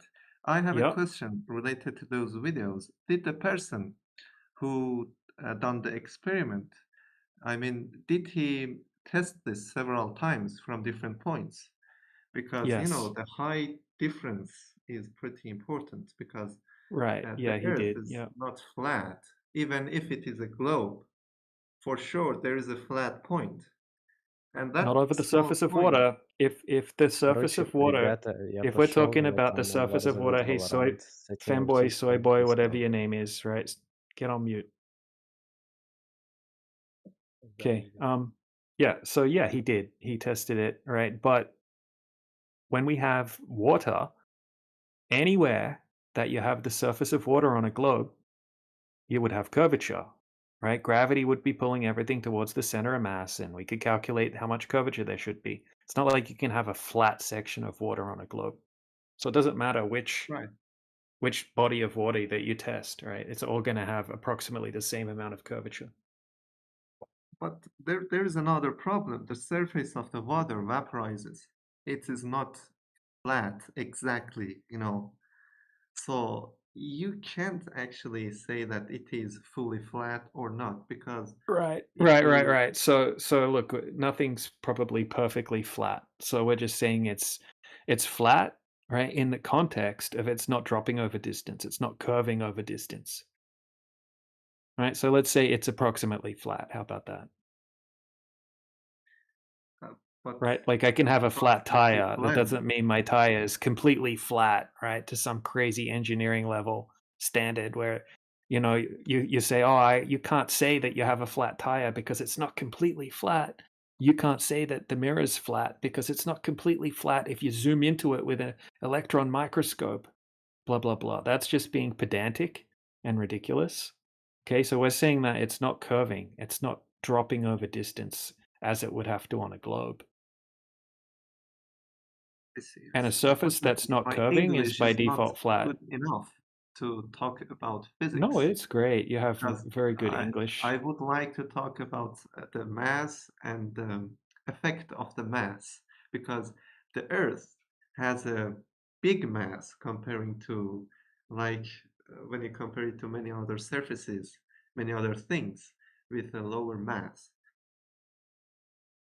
Yeah, that means the surface of the water should be curving at a specific rate. And it has its own right? Because but of the I so-called apologize for mass. now because I can't. That's okay. I forgive you. Like, talk well listen, in right? I English. got good English and I can explain it.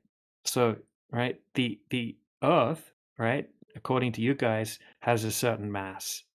Okay, and because of that huge mass, gravity, right, somehow it magically generates gravity, and gravity would be pulling everything towards the center of that mass. That means that the surface of water should be curving at a specific rate. We can calculate that rate and then we can test for it like Dr. John D did.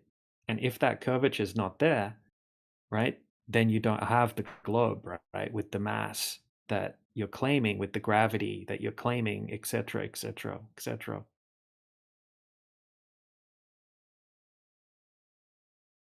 Make sense?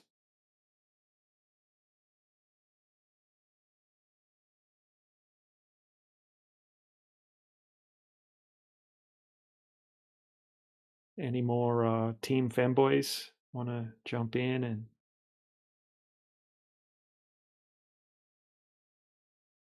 that's it.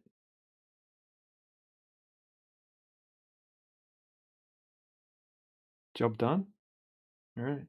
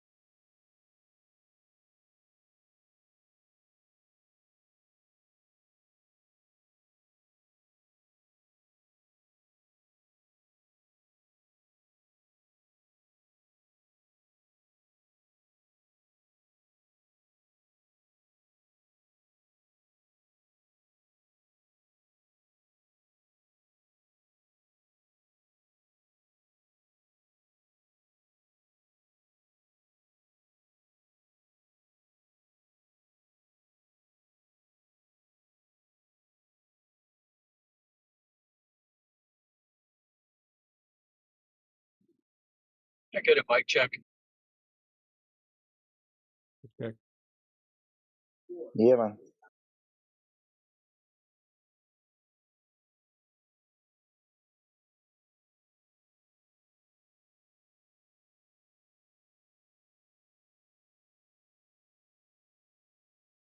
There's a funny knee-jerk reaction that people do when we're discussing flat Earth with them. The reaction is to flee to gravity, as if gravity's going to save your globe.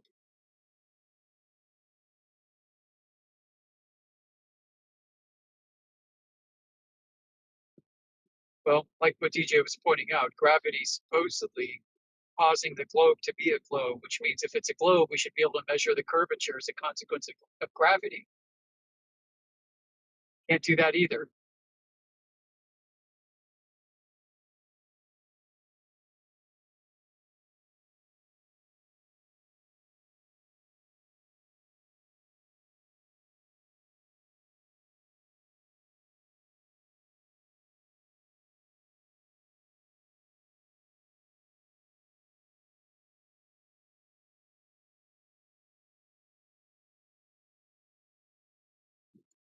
You know, the other knee-jerk reaction is to say, well, yeah, it's because the globe is so big, you can't measure it. It's like, well, how would you know it's a globe? You know? But they say you can measure it, but due to gravity, there is a refracted atmosphere. All right, so the atmosphere is curving. Any evidence of a curving atmospheric gradient? Nope. So when they retreat to gravity, retreat to refraction, this other shit, and just creates bigger problems.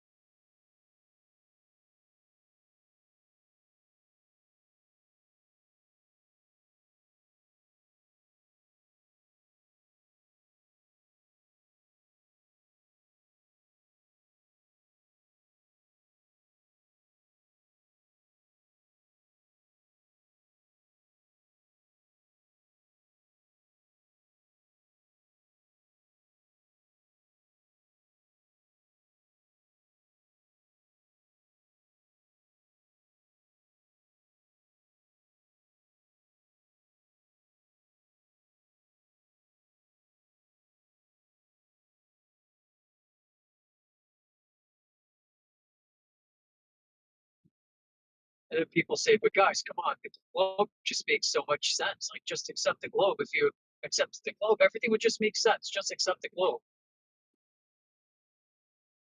You say, all right, show me the globe. Well, we have to show you sky magic, okay? Once you accept the sky magic, then you can accept the globe, and then you can accept it, everything else like the sky magic makes sense too.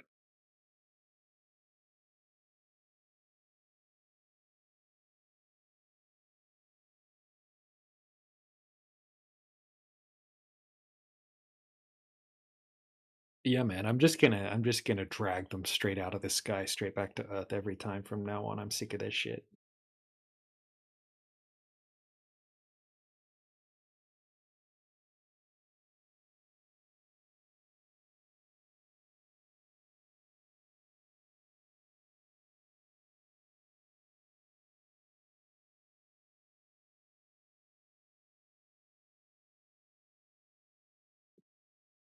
They love their sky magic, and they don't want it to be sky magic, but sky magic is all they have. It's so bad that they ask us for sky magic, right? They're like, show me the sky magic of flat Earth from space. I've been told so many stories of sky magic globes. I need to see sky magic flat Earth.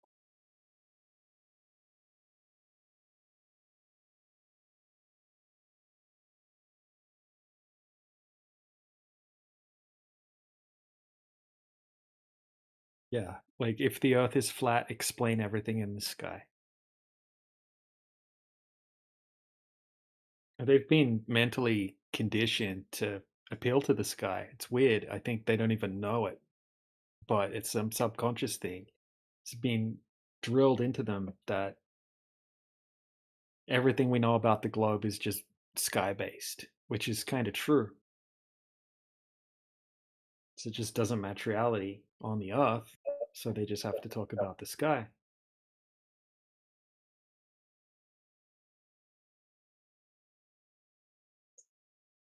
I mean, if you look at a celestial sphere, uh,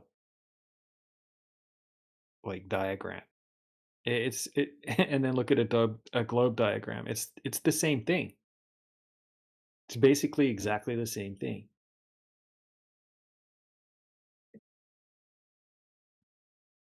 Yeah, oftentimes, DJ, these diagrams, they show you that it is the same thing because they'll stick a little stick figure on top of the ball, right? And they say this is you on the Earth, and they'll draw dashed lines to Polaris or some star, and say, see, you're taking an angle to the star, and then they'll show you a stick figure on the inside of the Earth at the point of origin where the radius is. They'll say, see, it's the same thing as if we do it this way.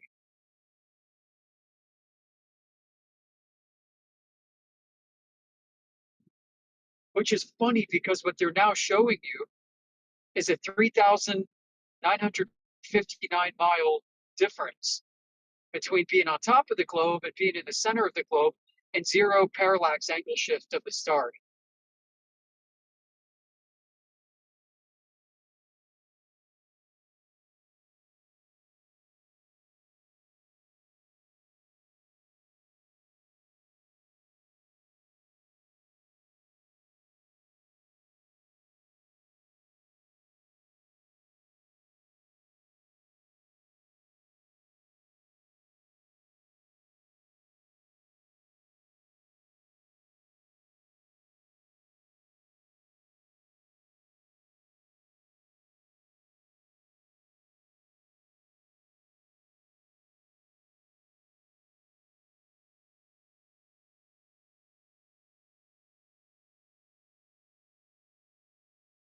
The reason why is also in their geometry because they're showing two parallel horizontal planes of reference, one on top of the globe and one through the center of the globe.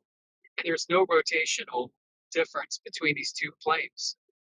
And because there's no rotational difference between the two planes, there's no difference in angle to the star. So this means the reason why the globers get different angles to the stars is because the horizontal reference plane rotates.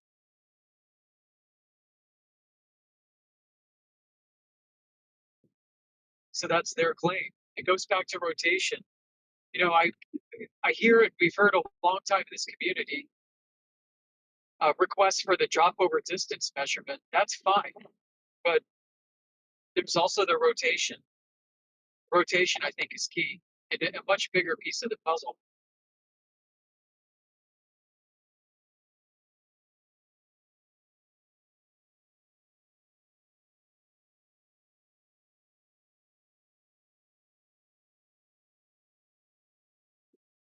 You know, if a laser beam is going to be refracting around a globe, then that laser beam is also going to be rotating. Its horizontal plane of reference is going to be rotating with every instantaneous point to point along the entire laser's path.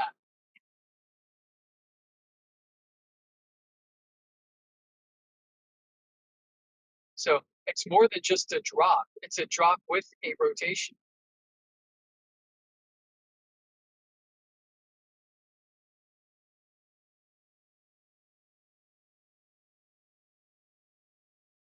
Point. Yep. Yeah, you know, we can manipulate laser beams going up and down with hot and cold items and with fish tanks full of salt water or sugar water. But that's not necessarily showing you the horizontal plane of reference rotating. No, that's just a translational movement up and down.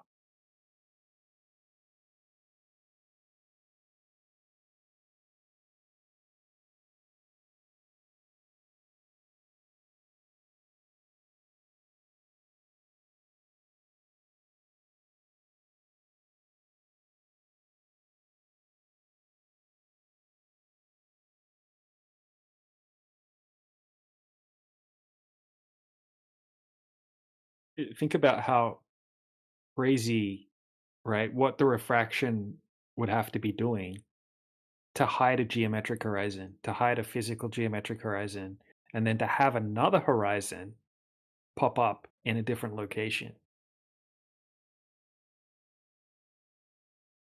And completely mask that physical geometric horizon that is still there and make it completely undetectable.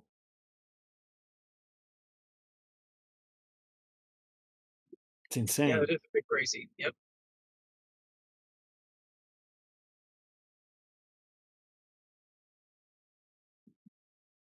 Yeah, and it's all wrapped up in this observer-centric refraction phenomenon.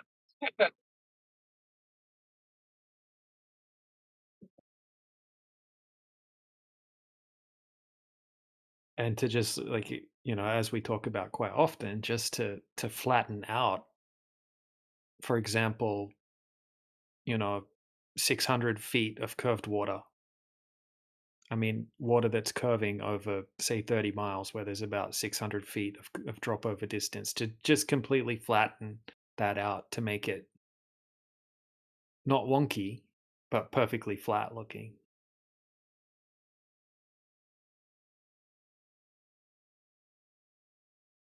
The more I think about it, the more ridiculous it is. Or even Dr. John Dee's test, where he puts the laser down to 15 centimeters above the surface of the water in peer-to-peer, and he hits the target. But for that to happen on a globe, right, for the laser to hit the target on a globe, you would have to have extreme refraction, basically a refraction coefficient of 0.99, right? Extreme refraction, according to Walter Bislin's calculator, maxing it out essentially. That would, when it says extreme, that means extreme downward bending of light. So if the laser is just 15 centimeters above the surface of the water, and it's bending down in an extreme manner, how would it reach the target? Why would it not hit the surface of the water?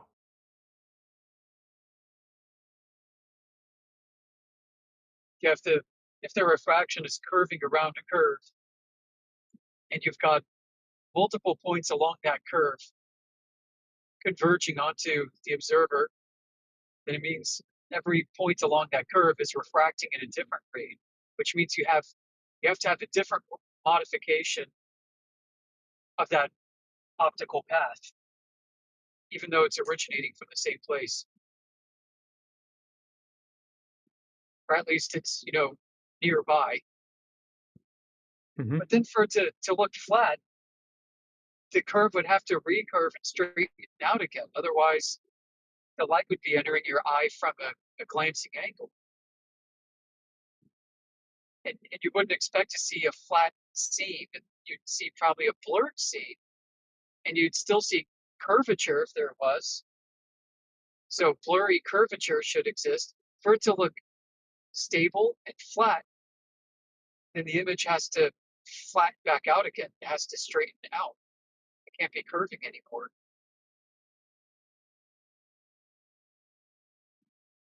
And then what? The colors like recombine, so you don't get any fringe chromatic separation at the ends.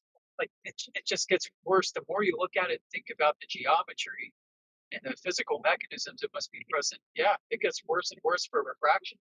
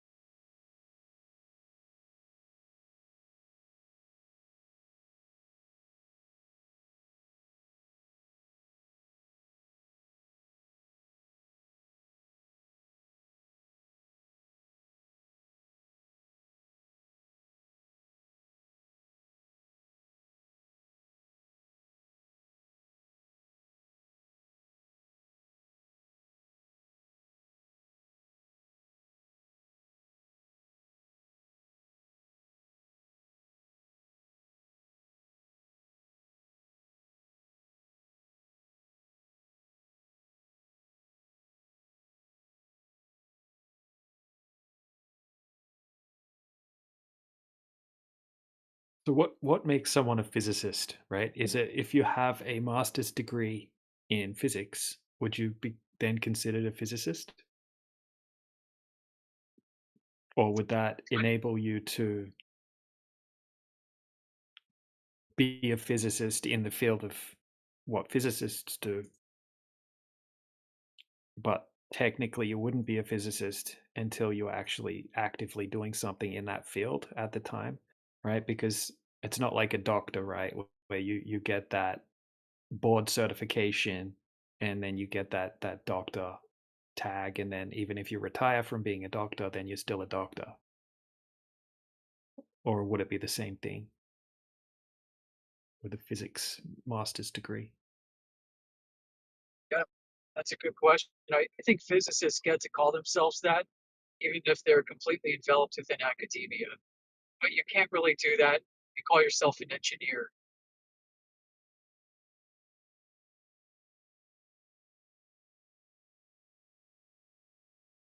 But do you think someone that just has a master's degree in physics, right? So let's say they get their master's degree in physics and then they decide to go and do something else with their career. Do you think that they would still be then able to call themselves a physicist? I wouldn't respect them if they did.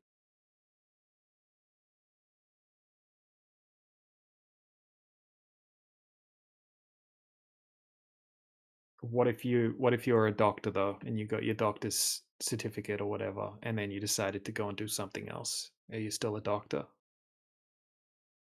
Yeah, right. I mean, technically, you are. You know, So if I if mean, you've if you've achieved or got that accomplished physics, something, yeah. Right, like if you're a like a mechanic and some top expert mechanic and then you decided to go and pursue an online business or something, right? You could still call yourself like a mechanic, right?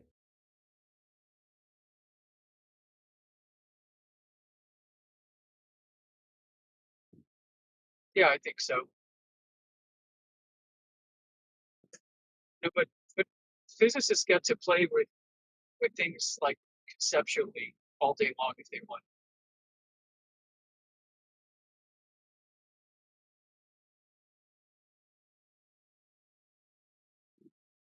You know, and you can work in applied physics and then just create models all day for fun.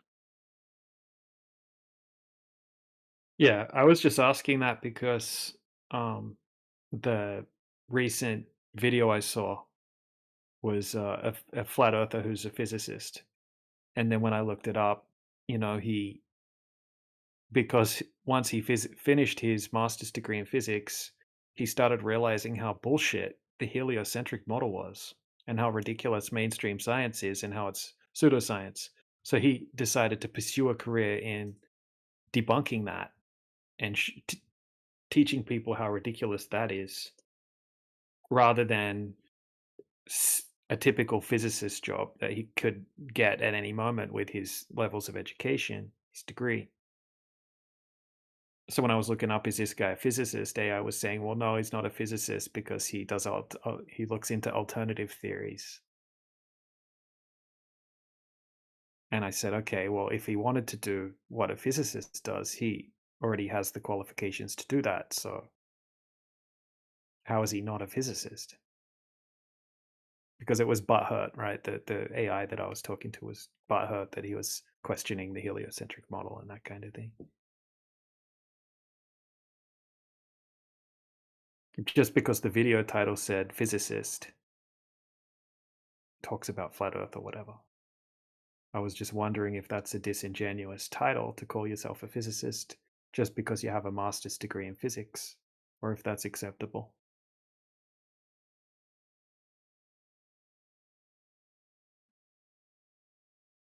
I think it's acceptable if it's a new degree and he intends to pursue something in the field with it. But like if he would go years and not use the degree, not pursue anything related in the field, and if he were to continue to call himself a physicist, that's kind of a cheese stick move, you know. Right, but there is no field in. I mean, he's still doing stuff in that field, but it's not official because it's alternative, it's fringe, right? He's looking into debunking what the physicists claim about, you know, or what the mainstream claims about heliocentrism and that kind of thing.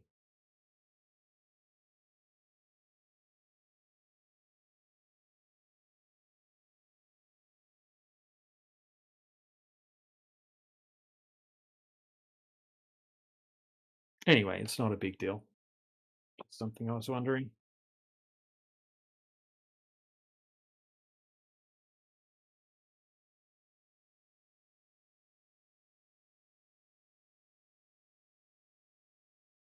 Something that made me smile about physicists, not discounting anything they say, but technically one of the things they learn how to do is throw shit at the wall and see what sticks. Right. And this guy noticed that, and now he's a flat earther.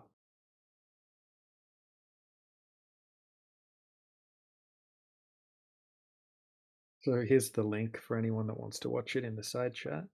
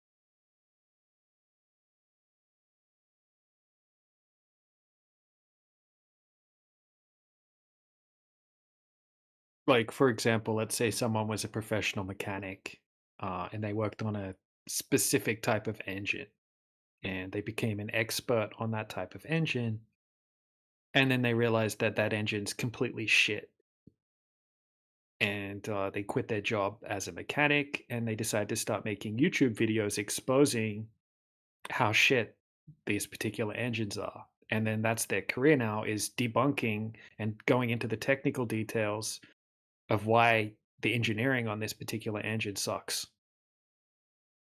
Would that be disingenuous if that person said mechanic debunks X engine? I don't think so. I think that's I don't think perfectly so either.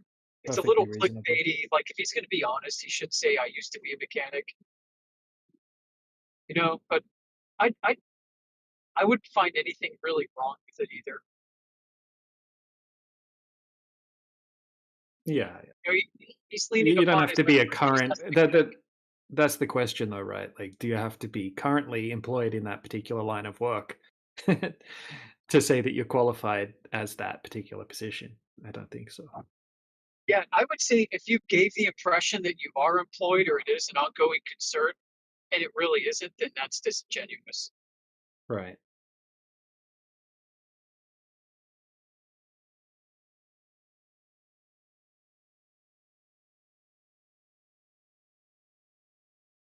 Right. So would Dr. Blitz, right? Would he be able to call himself a physicist?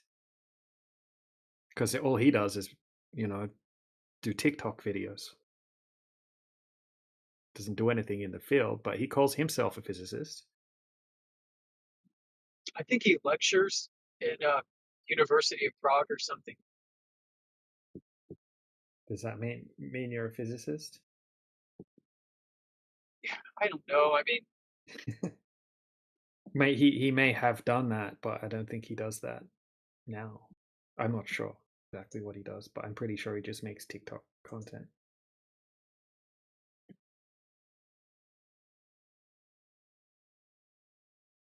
What's his first name? Do you remember?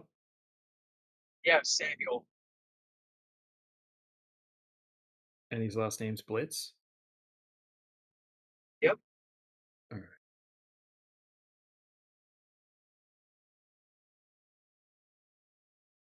For some reason, the algorithm started serving up his YouTube at me like a couple days ago. It's weird.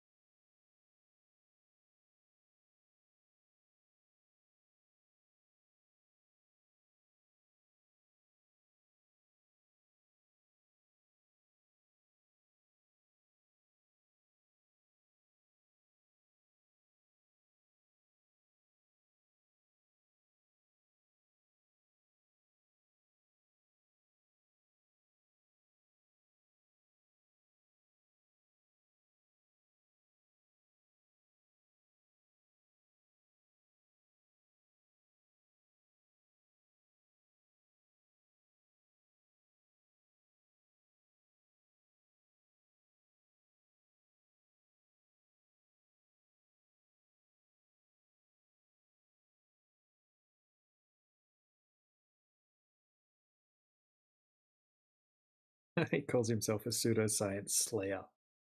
That's hilarious.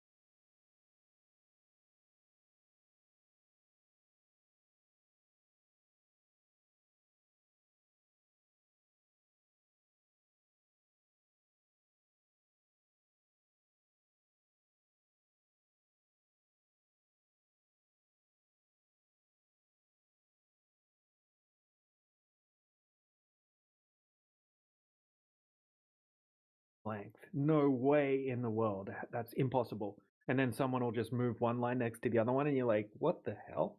Like, that is crazy how easily we can be tricked like that. I think it's something along those lines. Cont, what are you talking I about think here? there is also some What merit. the fuck are you talking about? Oh, is there anybody here want to talk to me or not? Let's fucking debate.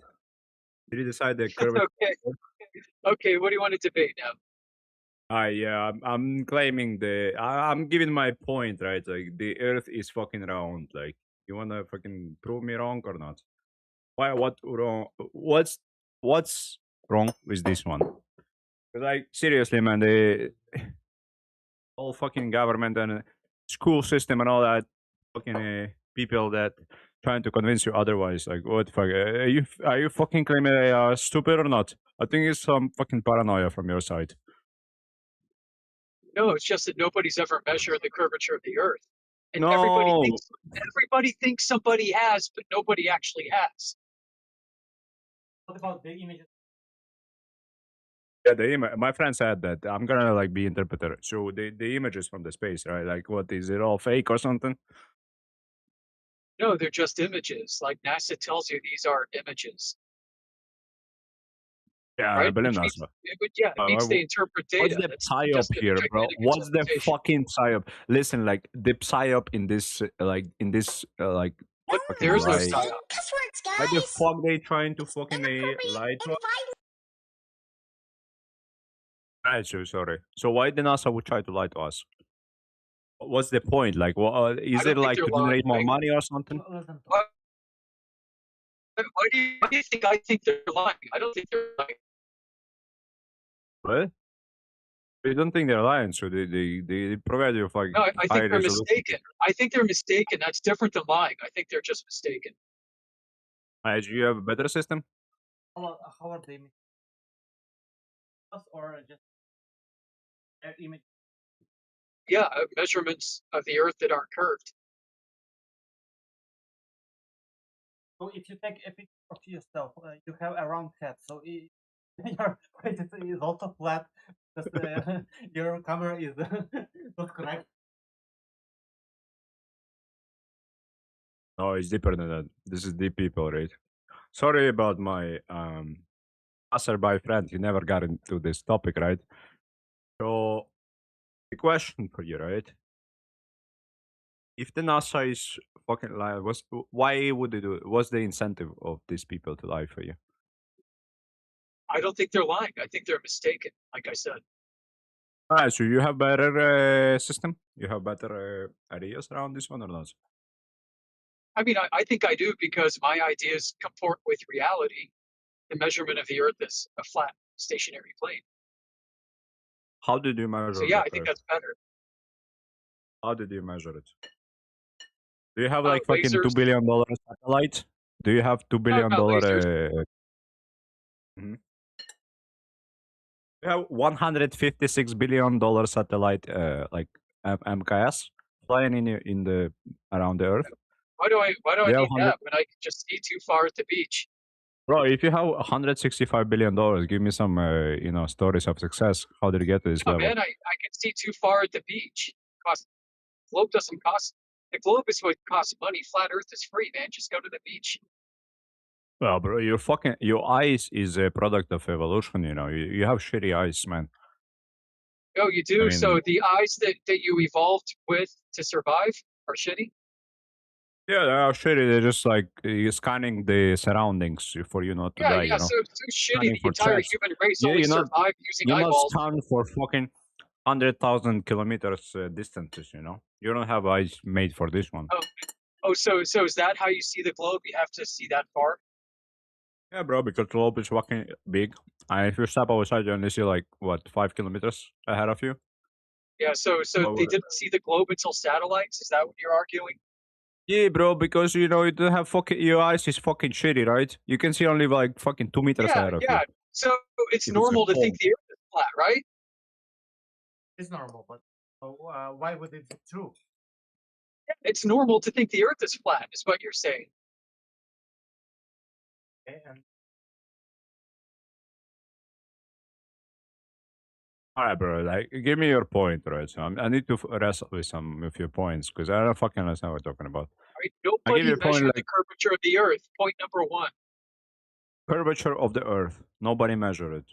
What do you mean? There is a lot of measurement. I did this when I was in 7th grade, when I was like 13 years old, in physics Oh, classes. really? Really? How'd Oh, you do really? Yeah. that? It all made sense, right? Using the formulas from Yeah, how'd you do it? using formulas from physicists that made this. Yeah, yeah. So you were in 7th grade. They Should be spent easy. laid all their Should be fucking so lives easy, to right? Yeah, yeah, invent yeah, this. yeah. Yeah. Should be so easy, right? Because you said you did it in 7th grade. What was the formula? Yeah, I forgot, man. It was like 10 years ago. Okay, let me. Come on, 10 years ago, you're in 7th grade, dude. You're a baby. Sorry, I'm that root friend of his. Just give me a moment. I just with an argument. Please. Imagine you have an instant phone. Have a friend on the other side of the globe, right? And you see the, for example, you see the moon right now. And for example, if it's flat, then the moon would go under the surface, under the plane. And That's if stupid. so, None of us believe that. and okay, so where does the moon go?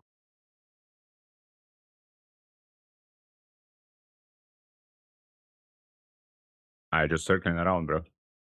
Where does I the don't- moon things, right? Things that are up in the sky that move far away from you, right? They appear to converge into the horizon because of the way our perspective works. It's not actually going down below the earth. Just like when you look down a long street with streetlights, it looks like the streetlights are going down and then they converge where the horizon is. It doesn't mean they keep going down below the curvature of the earth or below the earth or something like that. It's just a convergence point due to perspective. But you will still see it. Like you could get a telescope and still see a moon 24/7, right? Why don't you see it No. with telescope? Well, firstly, we can't see forever when we're looking horizontally through the atmosphere because it's opaque, Telescope. right? Yeah. So even if you have a telescope, right, you're just zooming in on the haze of the atmosphere. So you can't see through haze just because you have a telescope. Yeah, but Right, like, if the sky is clear, right, and moon is like what 215 kilometers, Yeah, but if you're 215,000 kilometers from us, like by science, you can see it. Like if there is if sky is clear, you can always see, right? Even if wherever your system Right, is. but when we're looking out horizontally, we have a vanishing point, and we also have all of the atmosphere that we're looking through. So those two things are going to stop you being able to see forever. It's very different when you're looking up. Okay, that you're not looking through all of that atmosphere, but when you're looking horizontally, straight ahead, the maximum distance that you can see is actually 300 miles.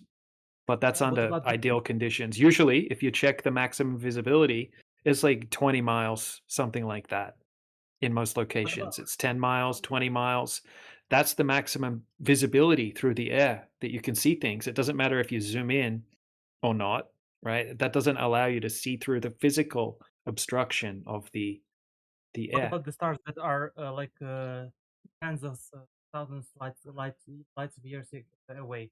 And what about the astronauts that actually we're seeing with their eyes? Do you think they are mad? Right. Well, I think they're lying about going to space.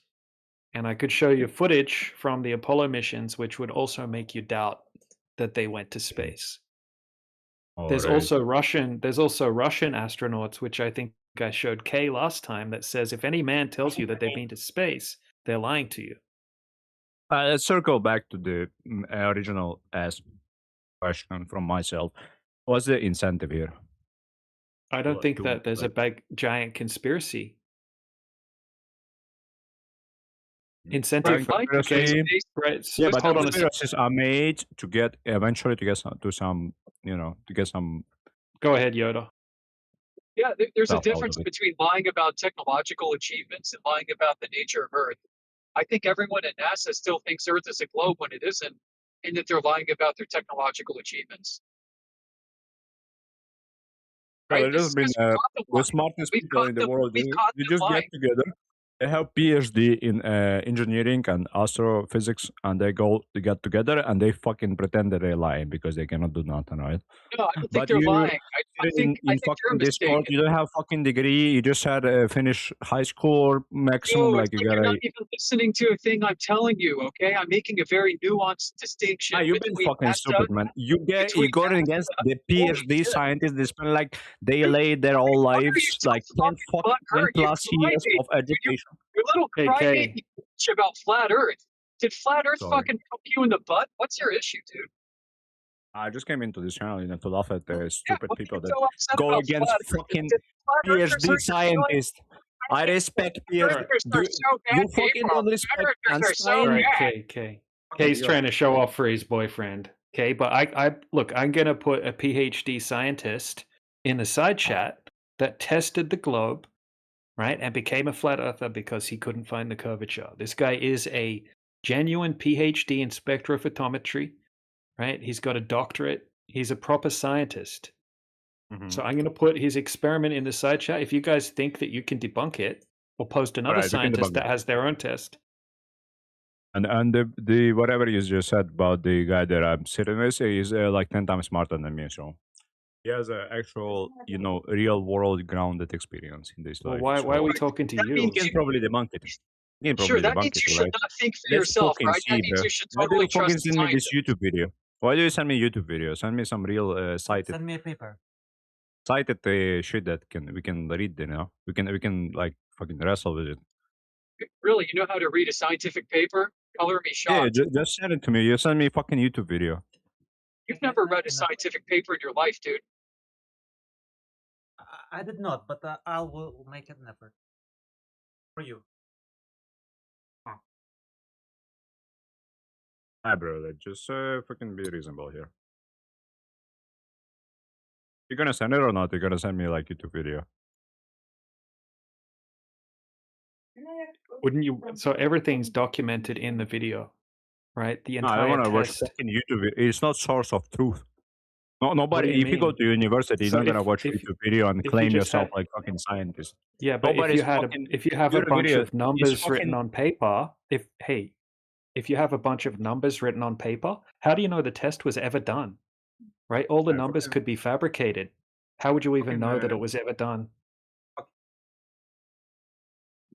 This guy's such a butthurt cringe start, man. Dude, I absolutely wrecked that guy in chess. It was funny. He was so arrogant. He's got the GM. He told me he's a grandmaster, and then I played him, and I think it took me 6 seconds or something like that out of my time limit. He ran away. Dude, you should send him my way. He'd feel really retarded losing to me. But that's something I'm actually going to do. I'm going to get Dr. John Dee's peer-to-peer test made up into a paper that goes over every single aspect of everything. And if they want to whine that there's no paper, I'll just give them the paper and not the YouTube video.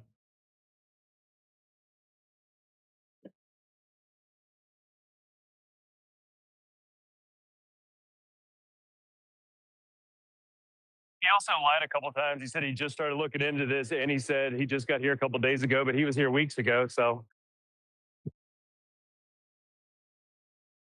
Yeah, he's a regular customer.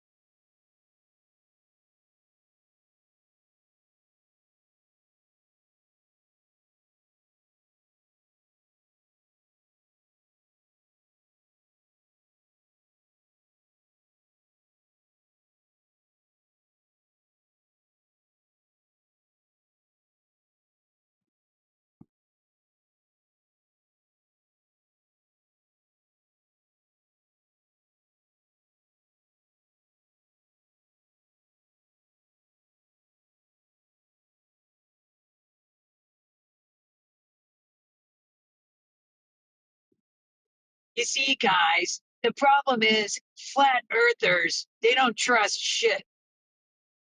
Because if they're interested in science, they wouldn't have to verify anything. They just have to trust everything all the time. But everyone knows in science we don't verify anything. The problem is these flat earthers want to verify everything. That makes them not scientists.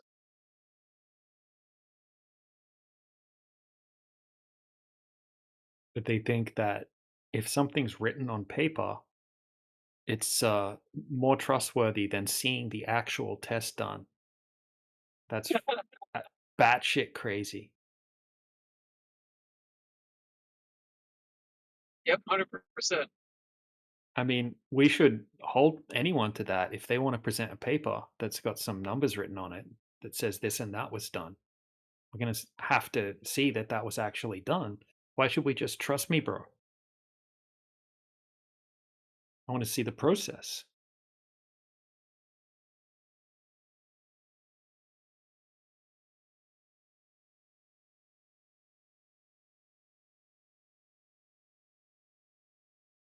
Yeah, we can definitely Uno reverse that one.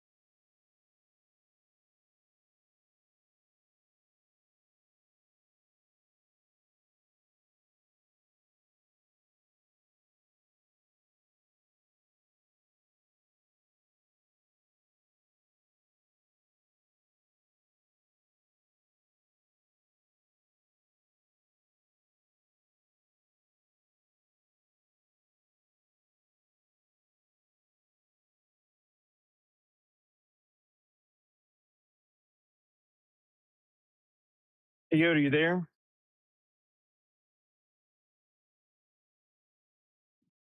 Yeah, I'm here. What's up, man? Hey, did you see what I asked about T Dub that he came by yesterday? Have you talked to him? I haven't talked to him yet. Okay. Yeah, he came by yesterday and was smacking around a couple trolls for me. I told him you were looking for him. Wanted to make sure you knew he was around. Okay, yeah, I heard he's back, so that's good, or at least came back yesterday. Cool, all right, as long as you know, bro. Yeah, thank you, man. People haven't seen him in like weeks, if not months.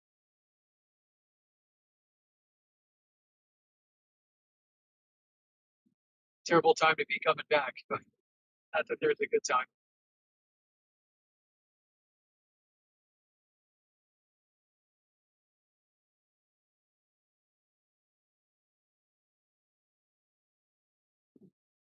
Looks like Dandelion might be connecting with him, so that'll be good. Yeah, what he said is he needed to just kind of ghost everybody. Wasn't like a displaced thing is what he said. So I mean, sometimes we got to do that as people.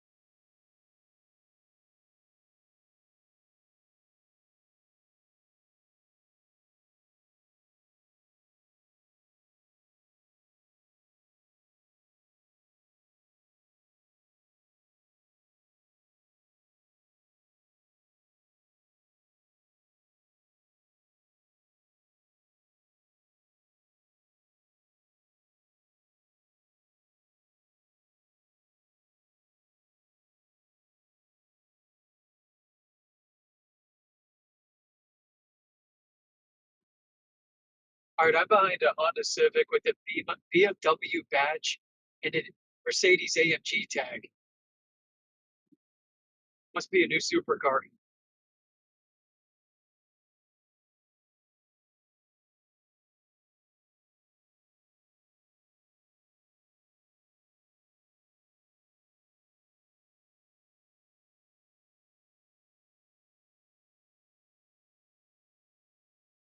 Might be the most versatile, useful, reliable, clean running, most abused and morphed piece of shit car ever in history.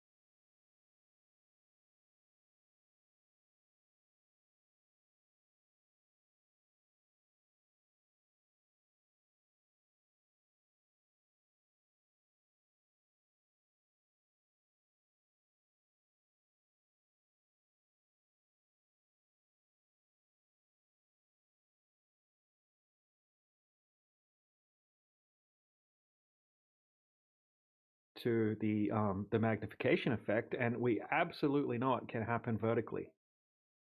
Whether it can happen horizontally Absolutely. is a different question. Yeah, well, we can see it happen horizontally with the windmill stooping. video that I put out there.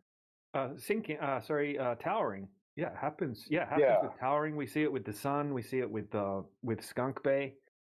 Super common effect. Yeah, towering absolutely, and stooping the opposite of towering.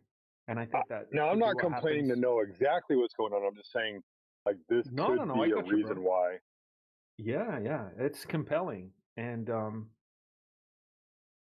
it does act. I mean, the actual mainstream go-to definition of mirage, right, from the American Meteorological Society, says in the first sentence that the atmosphere acts like a lens. Right. But and if you take, not like a magnifying glass, really.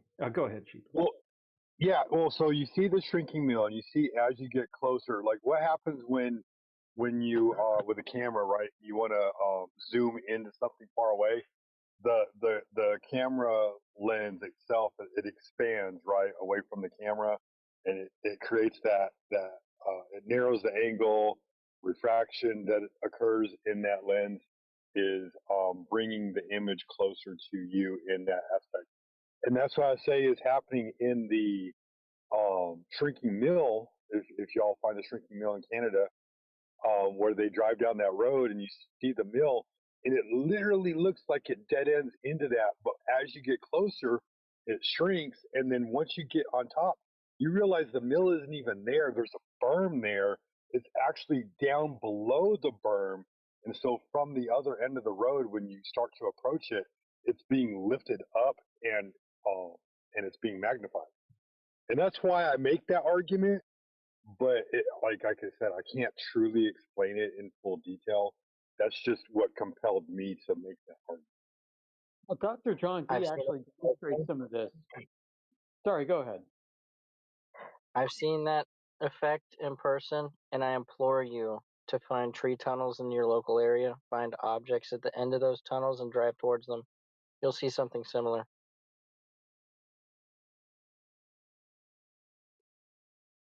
Yep. So during the Appreciate it. Rampion wind farm demonstration, Dr. John D talks about the width of the pylons of the windmills. And he says, look, those windmill pylons are conducting heat. You know, they're radiated by the sun's energy, and they're warm. They're much, much, much warmer, hotter than the surrounding air. And that's why some of the windmills that are further beyond the nearer windmills, miles beyond the nearer windmills, appear to be almost as thick as the nearer windmills because of the lensing effect, due to the heat of the windmills against the backdrop in the surrounding air that's very cold. Great point. Never noticed that. Have a look in the side chat. Checks out.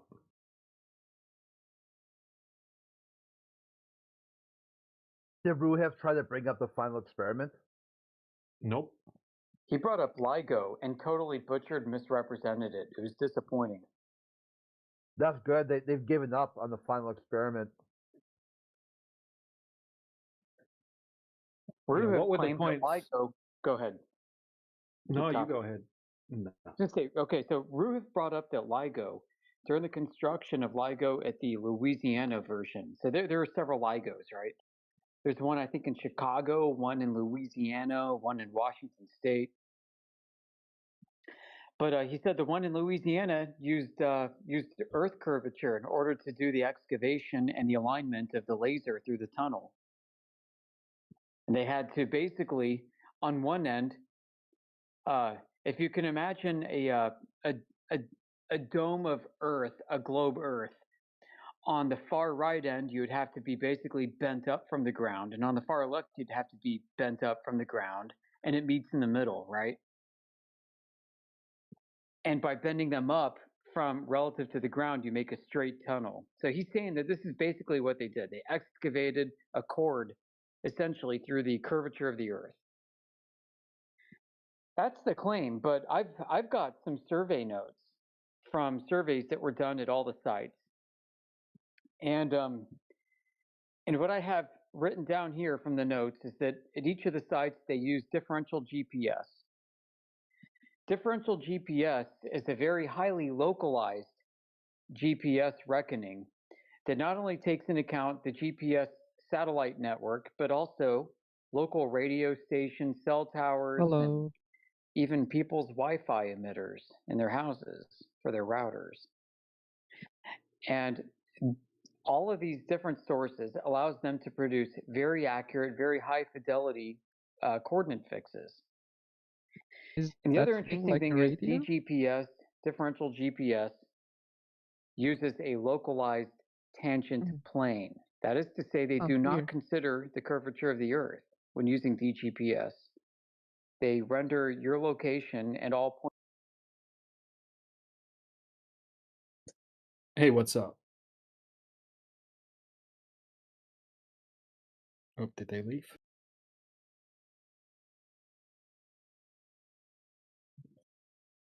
I believe in a flat relative Earth. to you as if it existed on a. You believe in flat Earth? Yes. Well, congratulations.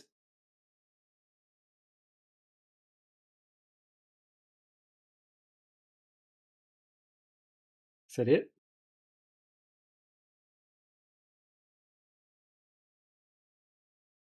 That all we got? Thank you for letting us know, right, that you don't think the Earth's a globe. All right. Smart man.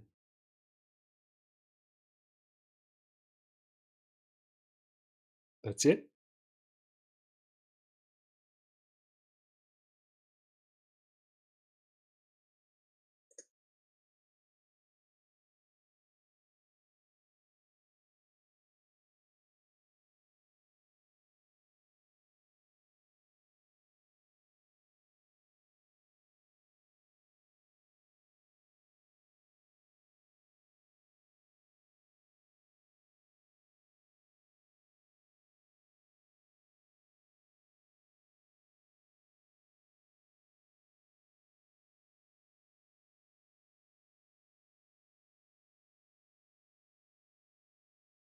Flat plane. And I've got these survey reports that describes how DGPS was used in order to construct the LIGO at the Washington site as if Earth was on a flat tangent plane relative to WGS-84 in accordance with how DGPS works. In other words, they did not take into account the curvature of the Earth. I've got one more paper. Holy crap, what's going on? Sounds like a bunch of chickens cackling in the background. Can somebody mute the hens? Freaking cackling hen. I've got another report that says that that an independent survey company was brought in to validate the z-axis of the LIGO arms. So basically, in other words, they were brought in to make sure that the tunnel was straight and not curving with the curvature of the Earth, but actually straight, even though Earth may be curved. And in this report, towards the end, they say that they were unable to validate the z-axis that was provided by the original construction of the LIGO arm, which means they were incapable of discerning whether or not the LIGO arm was curving with the drop over distance of the curvature of the Earth. So both of these are on 24/7, our home server. I think Indio has them, so if you like do a name search for Indio and type in LIGO, you're going to find all this. Definitely worth researching, and it's really interesting how Ruhif seems to have misrepresented the claims.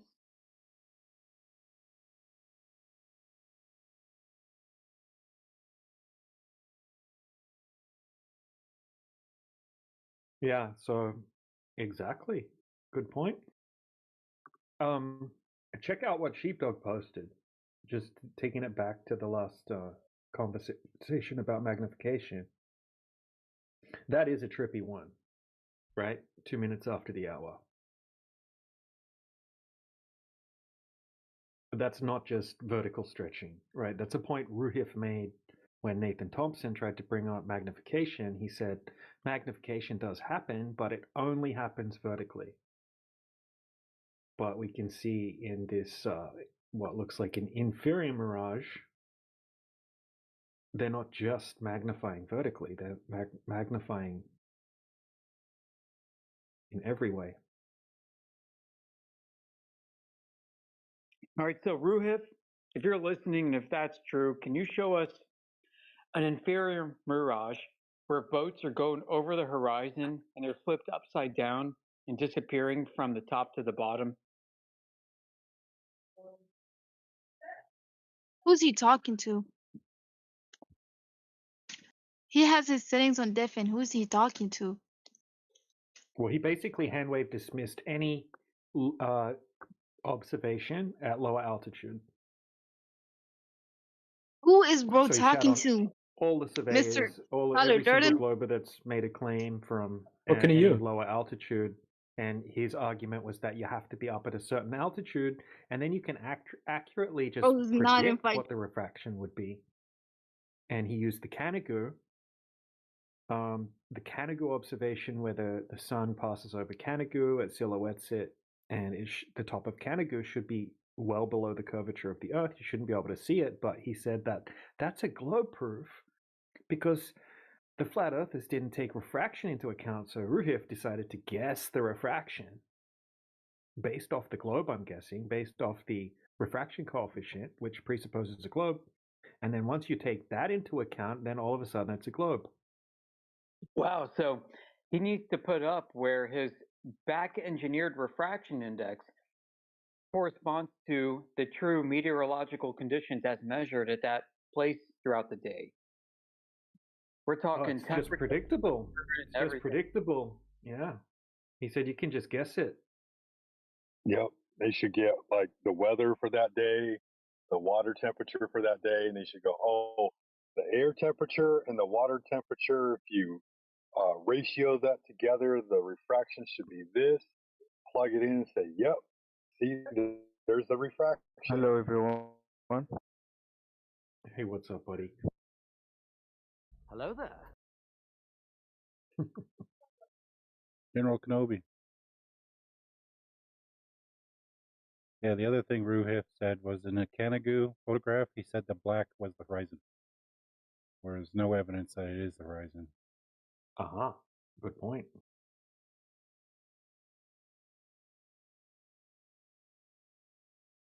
Yeah, we can't be guessing the refractive index.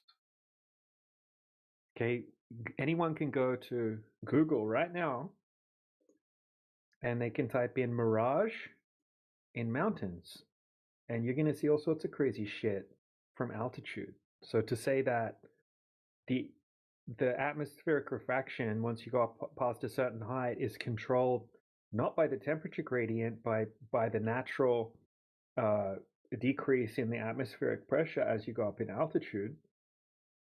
Well, no, we can see mirages from plains. We can see mirages from mountaintops, like crazy ones. So if you have a look in the side chat, you can see mirages over ice lakes. Yep. Yeah, well, I've got a mirage which the ground level is not miraged, and then higher up is miraged. Yeah. You can see an inferior and a superior mirage of the same thing at the same time. Yeah, absolutely.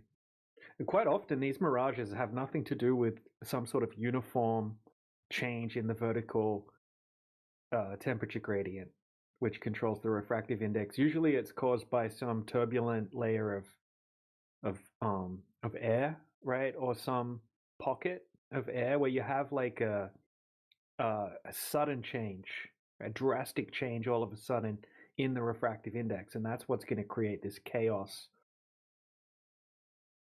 Not some uniform gradient. Yeah, But it's yeah, like more a in the side temperature chat there. inversion or something. Yeah, it's turbulence, a turbulent patch of air. Like, you can be walking along, and then all of a sudden you get into like some hot patch of air. Like, damn, What always this happens, changes. DJ? Sorry. Mm-hmm. What always happens too is whenever there's a mirage, refraction, whatever you want to call it, reflection, TIR, total internal, you're going to get some kind of reduction in fidelity. Always, always, always. And it's because the medium, the conditions that you're looking through is chaotic and random and doesn't know what the image is supposed to look like that's well beyond that the light from the image is being distorted through. Right? I mean, it's not like the air says, "Oh, that's a boat in the far distance. There's a Jimmy Neutron over there. We're gonna flip the boat upside down and move it further lower towards the surface, and we're gonna increase image fidelity so Jimmy Neutron's gonna see a perfect spitting image of that boat flipped upside down underneath it." Nice. You know, there's going to be some reduction in image fidelity as a telltale sign of when the conditions that are present are not clear, are not uniform. So when we have perfectly clear, uniform, high fidelity images, hyper zoomed with a shitty sensor like on a P900, and we can resolve amazing detail, things that are in the far distance, I like to ask, what is the evidence that there's refraction? You're going to have to demonstrate that there's some kind of loss in fidelity due to the medium that we're peering through.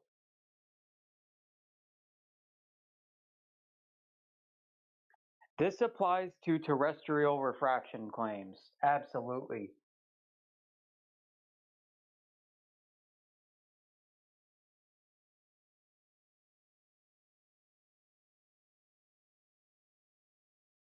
Yeah, definitely. Yeah, the image is going to be warbled and distorted, and not due to sensor resolution limitations. It's going to be due to meteorological, atmospheric limitations. It's going to be due to the chaotic soup that you're looking through, if that is indeed happening the way they say it is. So when you can see the bottom of an oil rig at 9.4 miles from 10 inches off the ground, that's one hell of a claim that over miles you don't have a loss of fidelity and you're claiming terrestrial refraction at the same time. That is just fucked up. Well, yeah, what they're claiming is extreme downward bending of light. And that would be allowing us to see further, but even according to the mainstream, when we have more extreme downward bending of light. So when we have a little bit of downward bending of light, we could have a little bit of looming, right? This all falls under the category of superior mirage, the opposite of inferior mirage. Okay, when the light will be deviating downward towards the cooler air down lower. And then if you just have a little bit of downward bending, okay, it's just a little bit cooler down lower, then you have looming. And then if you have more, then you have the superior mirage. And then you have even more than that, right, of a change in the refractive index gradient. Then you start to get crazy, extreme superior mirages like Fata Morganas and things like that. Now, they're trying to tell us that we should be able to see further. The more the light bends down, the further we should be able to see beyond the curvature of the Earth. But if you have a look at the images that I just posted in the side chat, we can see much less distance when we have what they would consider extreme downward bending of light, and we have the same oil platforms with extreme Fata Morgana situation. Okay, we don't see further. We see less distance. It's more destructive when we have more extreme refraction.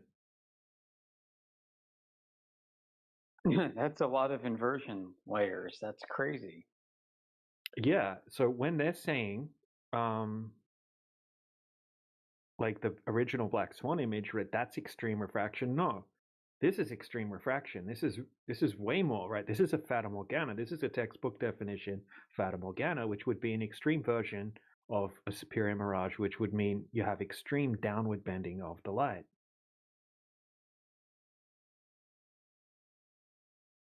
So they're all over the place. They contradict themselves. They're butchering the mainstream claims of how refraction works. So I'm tempted right now to steelman the globe. And let me steelman the globe by suggesting something that you probably haven't heard of before and nobody's ever heard of in chat. Ooh. All right, here it goes. The water temperature above the surface of the camera and the black swan, right there at the shoreline, is going to be warmer. And the water temperature cools with distance as it gets deeper and deeper and deeper out towards the oil rigs. Therefore, the observer is staring through a gradient of air that cools with distance and thus bends around the curvature of the Earth.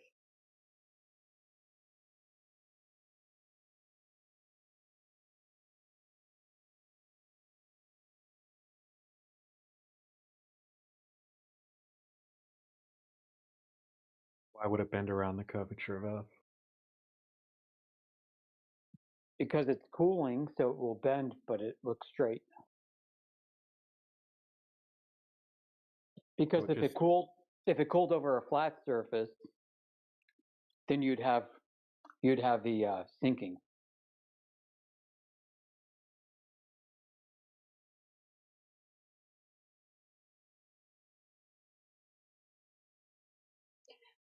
How much temperature change would be required to actually cause the refraction of the light to curve at the rate that you're claiming it ought to? I don't know exactly, but if I were to take a wild guess, the shoreline that has the water lapping up against it is quite warm, and the water over at an oil rig 9 miles out is going to be freaking freezing cold. What if we just went up in altitude to say a lookout that's quite high, like 50 feet up in the air? That'd probably do you a bit better. All right, I'll post one. So you're talking about a horizontal gradient.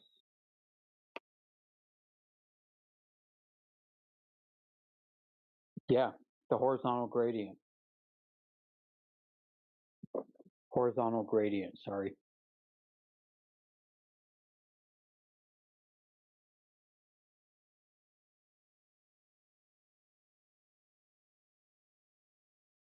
This is the horizontal gradient, guys. I'm steel manning the globe. It's the horizontal gradient that is often shown deridingly in these images with the vertical columns that increase in density with the observer over the curvature of the Earth.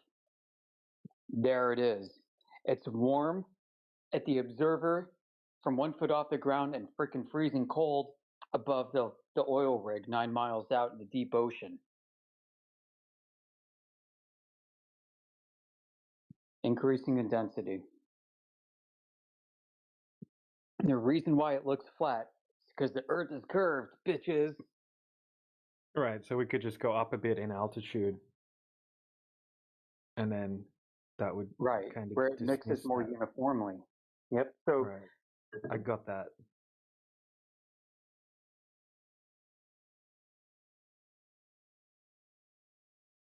"76-foot height, black swan 76-foot height." All right, let's go.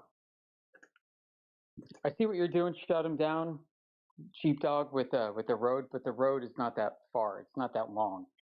You have a relatively uniform temperature above the road, the entire sight line. Therefore, I would expect to see some kind of subrefraction effects like that.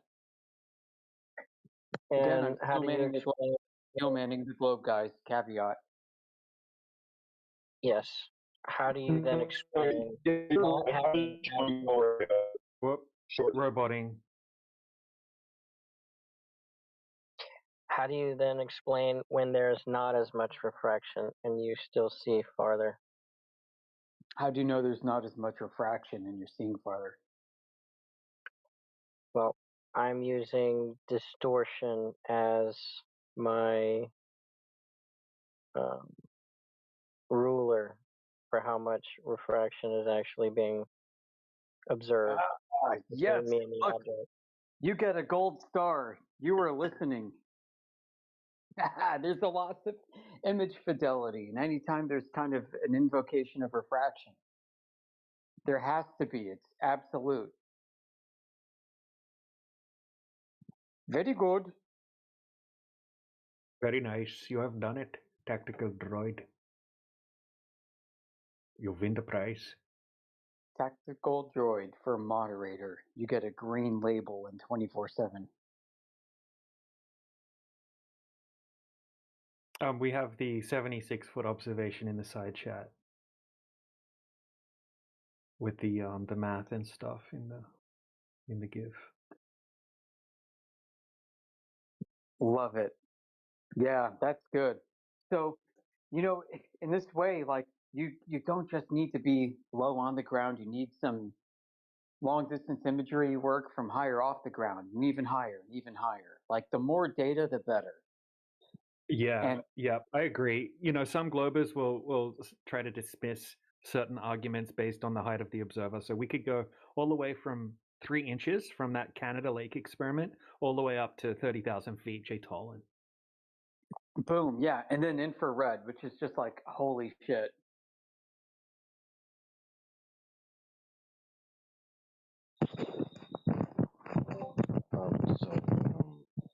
Turns out that air to ground observations or ground to air observations aren't considered to fall under the category of terrestrial refraction. Ooh. It's a subcategory kind of thing that hasn't really been defined as yet, but they kind of just throw it in there as vertical refraction. It's more on par with astronomical refraction. Even though what if we were standing even on though Mount the Everest? light hasn't entered from outside the atmosphere, as is claimed by the globe when it comes to Sounds like astronomical refraction. super and subrefraction. Have you heard of those before?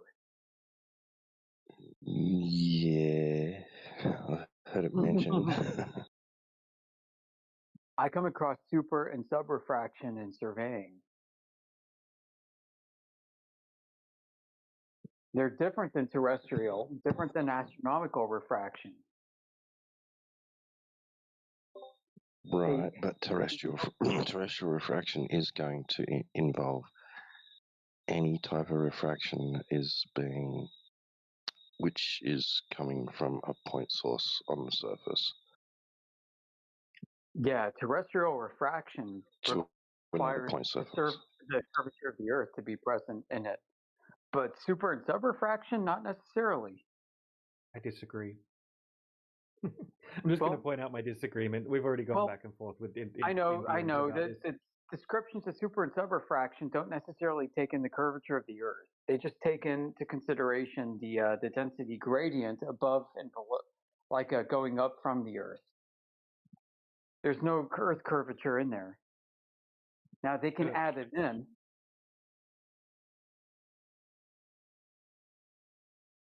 From the research that I've done, it seems very consistent that atmospheric refraction is just the claim. It's like the blanket statement for any refraction in the atmosphere. And then we have subcategories starting with the ground level, which would be the terrestrial, like the Earth. Okay. And when you're looking at something that's a terrestrial object, okay, like an oil platform or a mountain or anything like that, it's just refraction in relation to looking at something that's terrestrial. It has nothing to do with whether the Earth's a globe or not, but it is very, very often butchered by people that believe that the Earth's a globe, and they will presuppose that and add the globe, right, add the radius into their terrestrial refraction calculations. That is, I think, fallacious and incorrect to do. and that should be called out. But just in general, terrestrial refraction should just be referring to anything that is related to the deviation of the light in relation to a terrestrial object that you're looking at. I would get that, but there is the standard terrestrial refraction that incorporates the R value. Yeah, that's where it comes to butchering the actual definition of it, because none of the actual definitions of terrestrial refraction have anything to do with a R value or anything like that in it. It's just Well, only if you presuppose the Earth's a globe and then you add it in. What's that? Did Andrew Thomas Young butcher it? Well, he doesn't have a definition of terrestrial refraction on his website. I don't think. I'm sure I have. 7/6R. Yeah, that's not in the definition of terrestrial refraction. I got tons of definitions. Like the I know, I do too, but I thought he was like famously parading 7/6R. Yeah. That's when the globers start to butcher something simple that's terrestrial refraction. Like you could like terrestrial refraction would count as like a sky-free observation, like on a flat floor inside their house. It's still terrestrial refraction. You would never obviously add 7/6R in that case, right? Because it's a flat floor, but it's still terrestrial. Or if you were to do it over, say, like that one with the little boat or something like that on a flat piece of ground that's been leveled out like that or flattened out, it still counts as terrestrial refraction because it's a terrestrial observation. But yeah, I think we kind of do agree with each other that the mainstream subject matter experts think that they're on a globe, so they will incorporate the radius value when they talk about it. Well, which is butchering. What's up, guys? Hey, what's up, India? Well, Andrew Thomas Young on his page admits that 7/6R is simplified. It's just a simplified model. I don't think he makes any claim to it being accurate. I think it's more like what would you call it? An intellectual exercise than it is. This is what's happening. Yeah. And a rule of thumb. Well, what I don't like is when in the literature they have the K constant, the K value, which is the reciprocal of the radius to, some other radius ray. Right, they're literally making it a unit of measure. They're making the globe in the deviation, the globe a unit of measure, which is crazy, dude. So you start with the globe and then you measure the light. And whatever it is, that means that light curved at some radius which is proportional to the globe. Right? A K constant.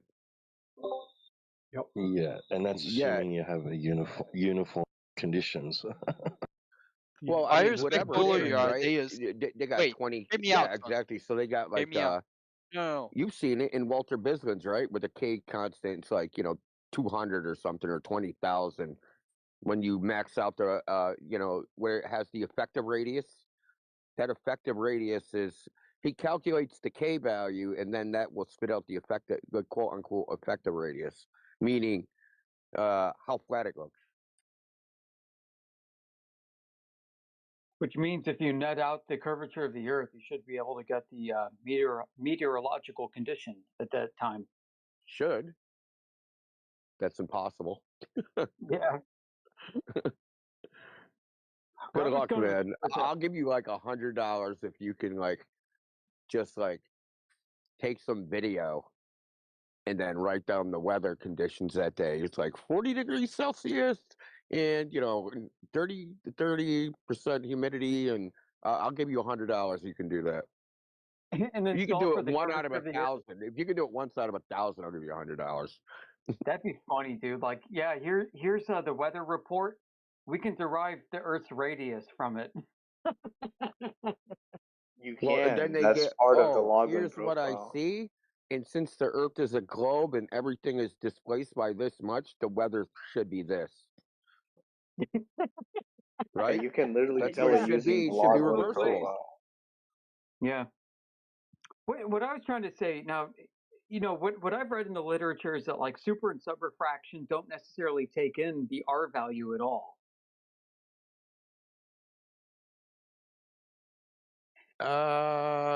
Well, in radar, I haven't really seen the subrefraction thing in radar. In Yeah, me reference to neither, radar, actually. yeah, I've Not in never seen radio. it in like the microwave or visible light. I've never seen it in that That's a or good X point. band or anything else. Wonders, is this GPS refracted? Yeah, like at low glancing angles to the satellites. Maybe that's why they don't acquire signals from below 14 degrees or whatever the fuck. Oh, that's why they use the tangent plane. We solved it. That's why they're doing it because it's Yeah. locally flat. I don't know how people really believe Earth is To a me, globe. the smoking That's gun is if it's a that globe.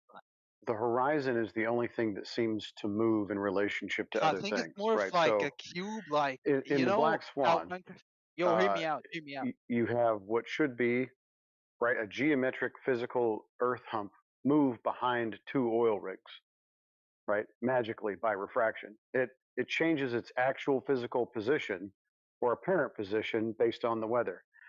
I would figure that everything physical would be moving consistently, staying in the same location or relationship locally to whatever the other objects are around it. So if you're just going to arbitrarily make the Earth flatter with an equator or a K value, well, then you've already told us that on this day you just see farther.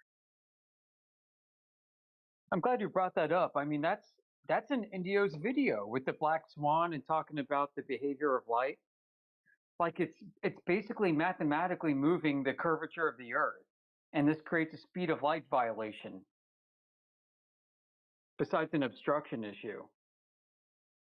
I mean, personally, like I think it's more Right. like it's got to be more so like a diaphragmic matrix because Yeah, you would that's need sort of superluminal light to no, you wouldn't. You whatever it is wouldn't to because leapfrog. that's like It's related like to the login profile. It's like indefinitely the light towards that's that, propagating from which the further away horizon is bro, shut somehow your bitch ass leapfrogging, up, or the dude. light that's But like, close is no, it's leapfrogging to the not a behind or leapfrog. something. It's like That's a right. more of like indefinite and proximum because it's not for certainty with the principle. It's got to be more. You know, and I've pointed this out a few times in all the demonstrations. The Glovers do their butane and their dry ice, CO2 gas, and their methane, and go look, refraction can pick things up over the curve. In none of those videos do you see the horizon in those videos move around, right? The horizon being the edge of their butane container or piece of cardboard or whatever they're using. You never see it move 1 millimeter. You don't see it shift at all. Bro, that's because of the illusion of light, bro. It's not supposed to No. move like you're not supposed to be observably It usually moving just it looks like as turbulence. it's moving. No, it doesn't, bro. It's supposed to be flat more of a gradient like too, not curving metaphysical gradient. thing. You're ignoring the flatitude of the whole existential species of it. It's not changing. Can you Right? simulate a turbulent That's the fucking curving point. gradient? How would you do that? No, you can't, bro. You I could don't do it. know. You could do it by It's like how do you get a bunch using of gas something molecules to not only curve different.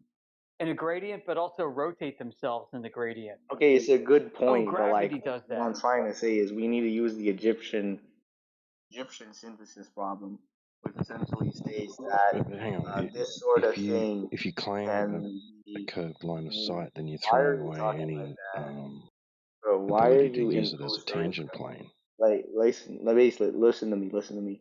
What I'm basically saying is we use the Egyptian login profile, right? I agree. Which essentially states that. Bro, I didn't even finish, bro. You would use the Well, if your Egyptian line of login sight, yeah, it's profile, supposed to right? be the Bro, horizontal stop reference interrupting itself. me, bro. Damn, bro. Shut the fuck up, bro. And you don't know if We it's use, curving or bro. not because you're a We glober. do. We literally do. Then your Shut your measurements are all bitch fucked ass up. up, bro. It's not. It's not fucked, bro. I've measured it using your same using the And then they Egyptian try to moon rectify that, profile. right? By So dropping a that's plumb what line. I'm But saying, then they're bro. like, oh fuck, I don't know if my plumb line's curved either. No, it's not curved, bro. That's what I'm saying, bro. You basically, bro, as I'm saying, bro, you use the Egyptian profile, right? Just in That measures relation to the super refraction latitude. that people try There's to claim. no, using the I don't think flatitude, there's such a superfluous. thing as this super refraction where you can have a long distance observation that doesn't show any No, you distortion, can, right? you And can because everything looks because nice it and clear, and we do goes it during the day, and we do it during the through night, and the everything looks classical exactly the mechanics of same. it. Yeah, Right? Like the horizontal. 21 mile Great Salt Lake observation, perfect example. And they're claiming it's this super magical You're not refraction, but fucking they're calling it listening to super me because you're refraction. not. I think with visible Yeah. light, there's no such thing. And I think this super refraction already has a name, and it's extremely destructive, and it's called a superior You're not mirage fucking listening to me, bro. and Yeah, a so fata like, morgana. We're using And classical it's mechanics as obvious, the and we're base. not going to use that in an We're observation if not. that's happening to claim We're not anything. using. We're not yeah, using. if they're claiming super refraction Fullest makes the curved relativity. We're surface not look even flat, talking about and you're looking out into the asymmetry. distance over greater and greater amounts of curve, then they're claiming that in order for the image We're not itself using to not lose classical mechanics in fidelity, this that thing, bro. all the light that you're Okay, seeing that's what being is reflected off of that curving to do surface with any of are this, bro? taking different curving angles, arc angles, in order to reach your eye. And that somehow the What are you talking atmosphere about, bro? is modifying each angle such that they conform to the curvature of the Earth, the same lapse rate as you would see. Yeah. And that's just fucking insane. That fucking isn't. You're Because fucking it's, in insane. reality, that's not going to be the Fucking case. understand, bro. You don't fucking understand how And the in flatitude reality, what would can be used happen as in a classical consequence mechanics. of that is a loss of Basically, look fidelity. up Right. look up And theories you know, on prove us wrong, general right? I relativity, was right? talking It can be with Cosmos and Mez like and the all of log those wind idiots in profile, right? politics over But the it's other day essentially about this, indefinite and because they the kept nature going of on it about is super the refraction. I'm like, all right, counterbalance well, okay, theory, if you bro. want to make a Shut claim the fuck up. We're not talking that about there's something called counterbalance super anymore, bro. refraction, show We're me past the that, bro. definition from a mainstream source, not ChatGPT. Bro, what mainstream source Okay, are you that talking about, bro? explains exactly what super refraction Oh my is. god, bro, this guy's I so can't find that stupid. definition. And Bro, I will then literally show it show to it to me, you. I will right? literally show it to Show you. a I'll show it to you. situation where Wait, we I'll have show it to super you. I'll show it to refraction you. present in an observation Do you know where they about the took everything into biproxy, account the to the best of biproxy their experiment? ability that they could, and it Oh, matches hello, up with the hello. globe. Wait, no, I'll actually show it Yeah, to you. I'll without actually any show it to you. detectable chromatic Dude, separation. I'll actually show it to you. Yeah, exactly. Yeah, Hello, wait, and they what? just Wait, spazzed am I out muted? Am I muted? Wait, and got why angry are at you me for not? asking Hello, am I for muted? them to back their claims up. Why is he? No, guys, hello. I will show you. I will show you that case scenario. Wait, what? I will You show know, you. if refraction existed the way that they claim it is happening all the Hello, time, bro, you'd see fucking hello? rainbows everywhere. No, you wouldn't, bro. I'm trying to send you the link. Wait, who's the guy talking? Wait, who's the guy talking? I'll send him the link. The guy earlier who said about you can't measure the Earth through the different weather theories. I'll literally send you the link, you guys. There's a thing called the what was it called? The obtuse experiment? No, it was called the Germain Bardi experiment, right? Basically, oh, so do you guys hear me now? Hello? See all kinds of Basically, crazy shit, man. Like a collider. Like I mean, not we'd really, see we'd but see like basically the double Germain Bardi images of stuff experiment. and Oh, can you stop talking over me, dude? Hello? Can you stop talking over me? Okay, thank you. So the Germain Bardi experiment basically hypothesizes the code, which can be redacted from the fluid's superfluous aether, right?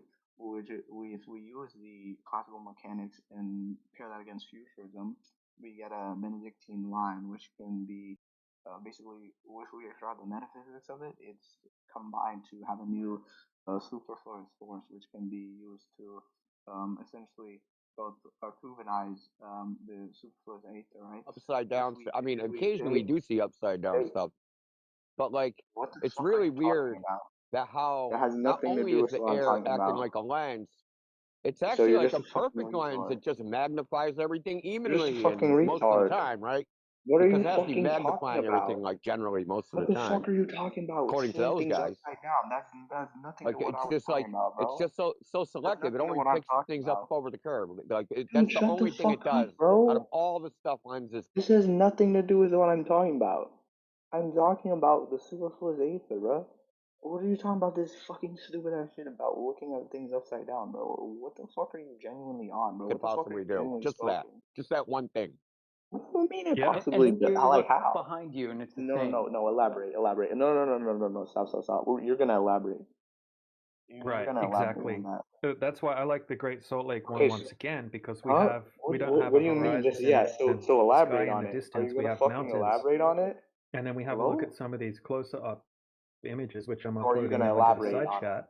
And not Hello? only do we have all of the water perfectly lifting Dude, up beyond the hello? geometric horizon to the exact right height, we also What the have fuck the are you entire talking about? Geometric horizon. We're not talking about. We're past that. We're on to the biodegradable units of it, right? If we palpitize this shoreline, and then it's 2 more kilometers from the shoreline to that So everyone smokestack. was interrupting me. And then we have a mining town, Everyone's and then just we have all fucking the mountains interrupting in the me, huh? background. Dude, am I And muted they're or some claiming shit? that in these next Bro, images, okay, so shut this is the the fuck night. up, bro. We're not talking about. Oh my god, bro. We're not talking about. Okay, thank you. Okay, so I'm not muted. Okay, so in your first presupposed theory, you're talking about the. Well, before you were talking, after you were talking about like yapping about the upside down pictures and shit, you were basically onto some. You were scratching a bit of the surface. You're going. This is something deeper, right? Which is about the Earth can exist in this sort of From biodimensional. 21 miles away. This is What? the What? daytime shot from 21 miles away. That this What the fuck does that have to do with anything? What the fuck are you talking about? Huh? What the fuck do you mean you're 21 miles? What the fuck? No, stop. What does that have to do with anything?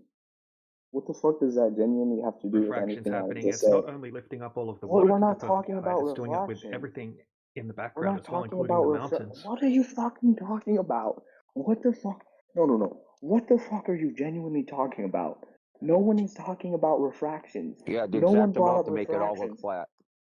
What the fuck are you Even though it has to perfectly pick it up no differently. talking about Yeah, that? yeah, it has to pick up Who's talking like about because that? it's supposed to be an exponential What, curve, and why right? are you So mentioning it the has to be even 21 more miles refraction away? further away. What does that have to do with anything? Hello? Am I just talking Because to it a has bunch to of pick it up fucking even. retards? Like all these fucking flowers, they're all just fucking retards, aren't they? Huh? Yeah, because they just ignore classical mechanics and superfluous relativity and the biodimensional quantum brigadable metaphysics of it all. And they're just talking about I'm 21 miles away. 21 miles away from what? If Further, are you can't be 21 miles linear. away? Has to be Further from where? exponential refraction. Huh? What do you mean exponential? How would That's it why be Matt pisses me exponential? off with this. You're It's in that only position indefinitely. 0.0007 degrees per mile. Dude, that is Because so it is. dishonest. It's just the most How is it dishonest dishonest? No, how is it false dishonest? equivalence. Genuinely. I mean, Genuinely, it's how is it technically dishonest? true. No, it's So, wrong, no, dude, no, no, because no. every point of light is going to have to Dude, bend at a different it's rate proved in the to Hurley reach your microwave eye from different experiment. distances. What are you? Okay, these guys are just on Yeah, I something. looked It's Oh, into yeah, that. that's right. It's Because I total pointed that bullshit. out That's to the him. wrong using math. Yeah, that's the right. It can't be Bathian linear. theorem. Yeah, I pointed that out to him. Now I think about it. I think the last time I talked to him, No, I you said, didn't. Matt, that No, would be you didn't. linear. How could What do you mean? how could Kantian the theorem. Bro, you deflection were be using linear if the curve is you were exponential? using Hegelian I dialectic think on then he said I all of have to these go or something. all of these false 19th century German theories. We're on to higher ones about the relativity drifting. This has nothing to do with what you're talking. You're not even scratching the surface of it all. There's like 100,000 ways to basically realize this quantum esoteric theorem, right? Or it's not even necessarily esoteric, right? Because the exoteric value of it will be divided by sort of superfluous liquid, right? Or superfluous alchemical metaphysics, right? It's so. This is just such antediluvian logic. This is it's like a Philistine argument.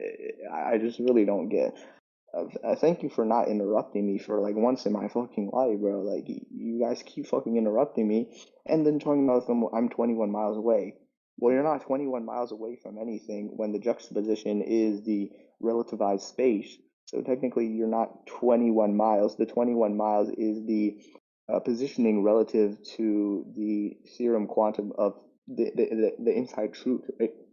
And the inside truth is, on top of that, is relativized to a certain extent by different bioalchemical serum forces. And then if we took like a Kantian logic to it, Is this Or guy not serious or? Kantian, but but how? What do you mean? Of course I'm serious. Of course I'm serious because if we take the Kantian logic to it's relativized to such an extent where we can basically divide the extra. Now, do you understand? Do you understand? Oh my god. Hello? Hello? Am I muted? God, you guys are fucking retards. Emotional damage. What are you actually saying? I've been fucking telling you this for the past like fucking 5 years. If we use the Kantian Right. So, metaphysics, bro, hold on a second, Diddy. 1 second, bro. Right. So you've been arguing with a pre-recorded show for the last 20, 30 minutes, and you couldn't work that out. Right. So anything that you say, right, that you think that you're smart or anything like that, it's all out the window. Like we were playing a pre-recorded show, and you were arguing hold with on. a recording and responding to things that, but That's nobody fucking was talking to hilarious. you at any point. Then that was the funniest shit. No, Occasionally, I would pause it. Right. Occasionally, I would pause it and then hit play again. That just shows that all because you're those telling words me that get you paid. motherfuckers believe in antediluvian logic. Yeah, you literally believe in antediluvian logic Mate, because all you're that saying that the shit that you're superfluous saying position, means like absolutely that it's nothing, like dude. 21 miles away, but like 21 You're just miles away jibber from jabbing. that juxtaposition. From Yeah, from you're what the biggest. juxtaposition? You're the It's biggest so shit talker I've quick. ever heard, mate. Biggest shit Relax, talker in my relax. life. Don't tell me to relax. Yeah. The antediluvian logic is so stupid. It's such like Hey, Kundalini dude, you're not reasoning. It's actually like it's on saying such a anything, man. juxtaposition. Yeah, It's you're on not such a actually saying juxtaposition. anything. I'm sorry you're not delving into classical mechanics, but I mean That's fine, that's what dude. we're trying to do in basically the Kantian school, right? All right, Not explain. necessarily the Go. Kantian Stop. school, but Stop picking. more Stop so picking. on the Neoplatonian logic. Hey, dude. Okay, explain what you just said.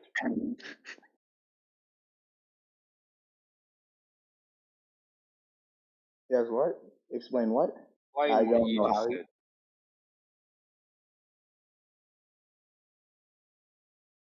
Yeah, which part? Which part? Because there's a All of it. lot. Well, not really a lot to Yeah, delve. the last 3 sentences.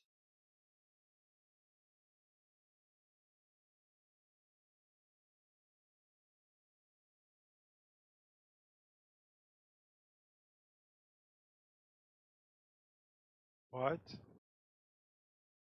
Basically, what I was saying was the antediluvian logic, right? It comes out of juxtaposition, which cannot be relativized using 21 miles. No, you have logic. superfluous. You have logic.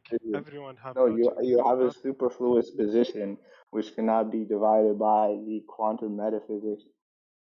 When we Okay, divide it based using You on look what? like you read from and ChatGPT. Ganuggian Yeah. method, right? If we use the Yeah, but logarithm based on profile.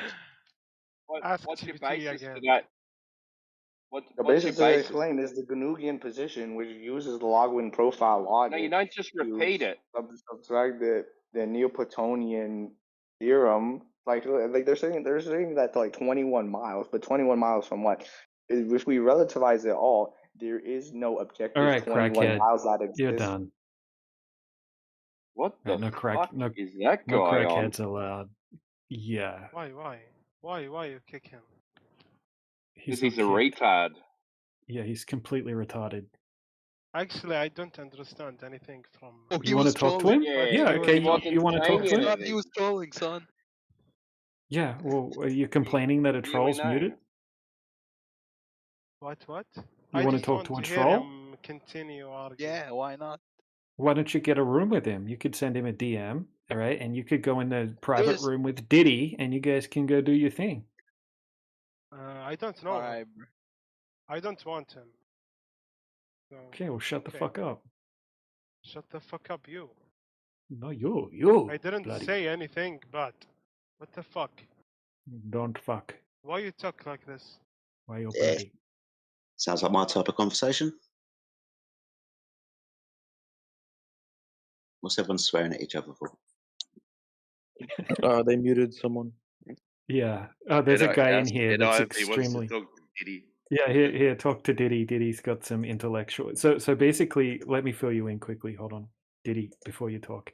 This guy Diddy has been talking to a pre-recording and arguing with Indio and me and Yoda on the pre-recording for like the last 30, 40 minutes straight, not knowing that it's a recording. It was pretty funny.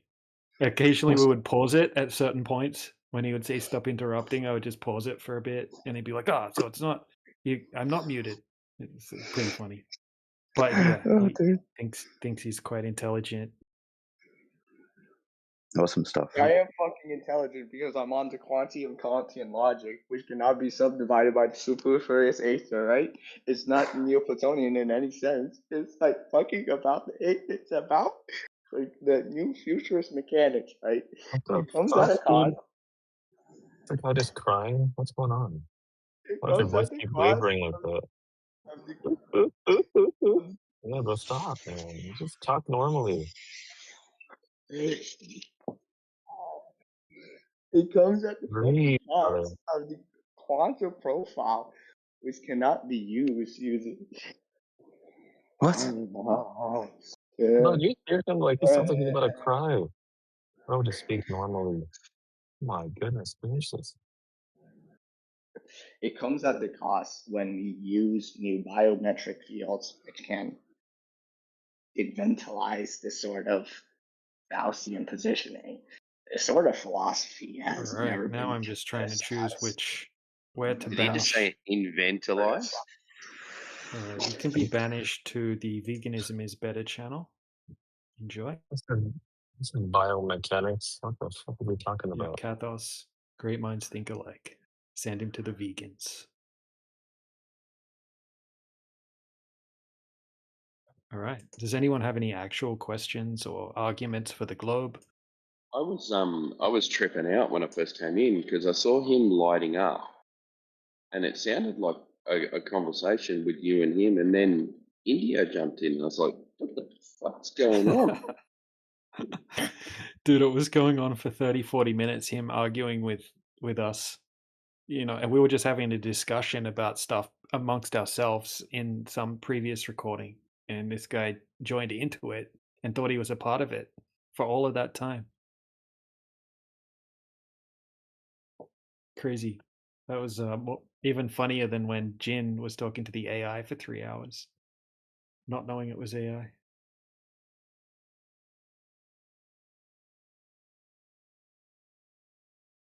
Wants to be intelligent too. That's a sad part. Poor guy.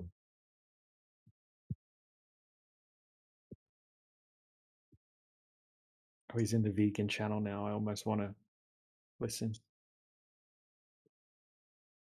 I don't even see the vegans on my feed. I've scrolled through like 3 times already. Oh, there it is. Never mind. I found it. I thought you were the room leader in there, lads. Well, they muted him already. They booted He's him. muted. No, the Diddy guy's already muted in the vegan room. It's freaking hilarious. I literally just scrolled down to go look him and he got muted immediately. It's pretty funny.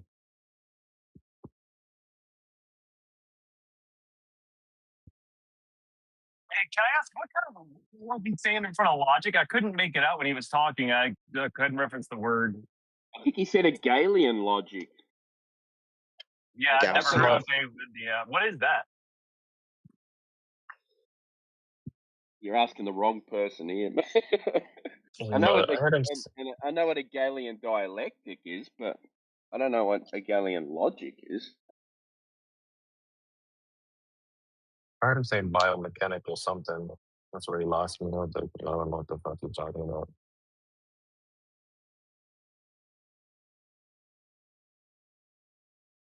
think he wrote down a few words and kept on repeating them. What was his problem with 21 miles? Yeah, 21 miles. Not even 21 miles based on what? Based on direction? I don't know. Based on what?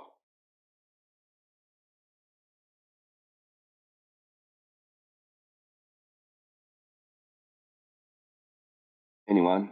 Anyone want a real conversation?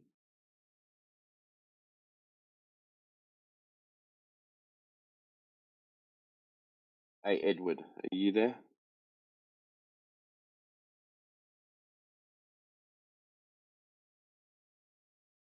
Hello, Edward. Yes, yes, Hey, how are you, mate? I am fine.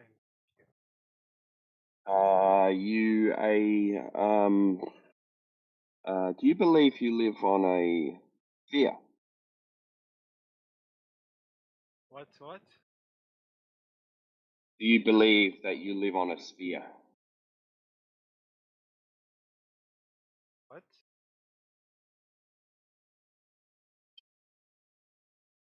Is Earth a sphere?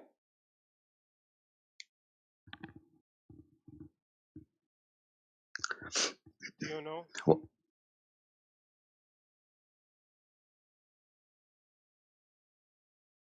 Sure. How else to ask that? Sign language. Yeah. You might have better luck with sign language.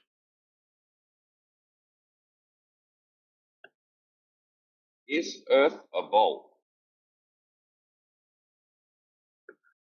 I bet then people don't understand my accent. Ball. Nah. They go, what? What's that word?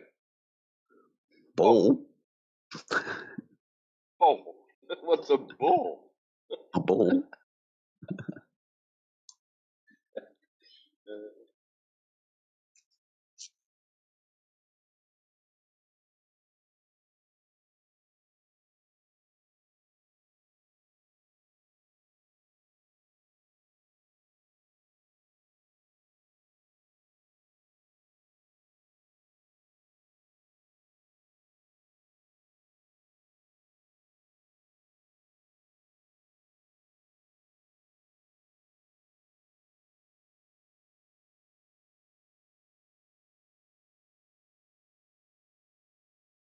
All right. Who else we got in here? Ah, that person just left.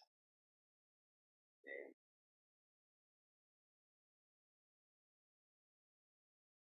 Oh, we've got a guy called Lax.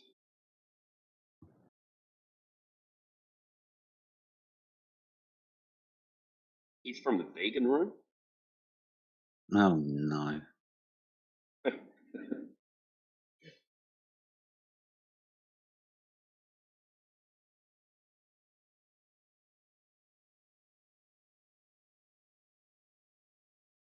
Is there a point from the live?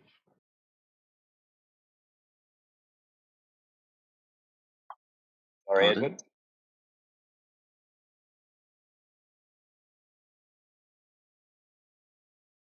What did you say? Is there a purpose from the live on the YouTube? Yeah. Yeah. It's so we can have The big picture. it live on YouTube.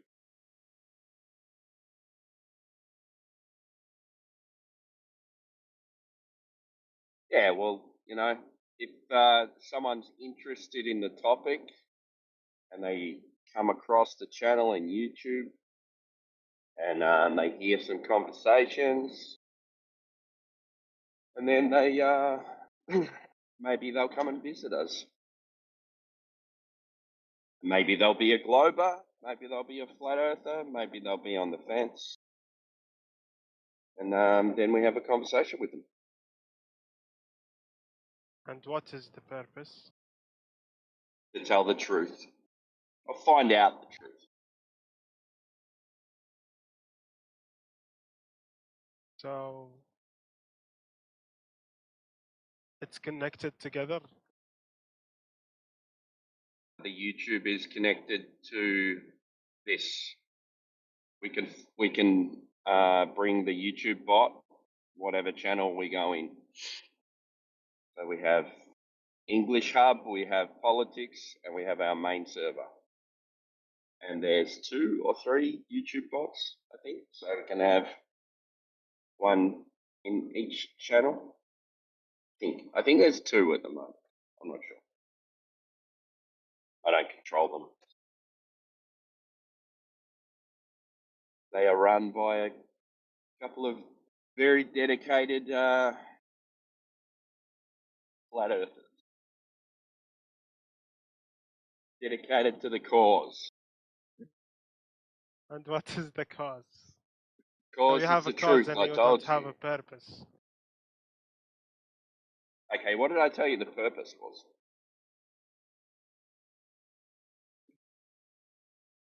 You asked what the purpose of the live stream bot was, right?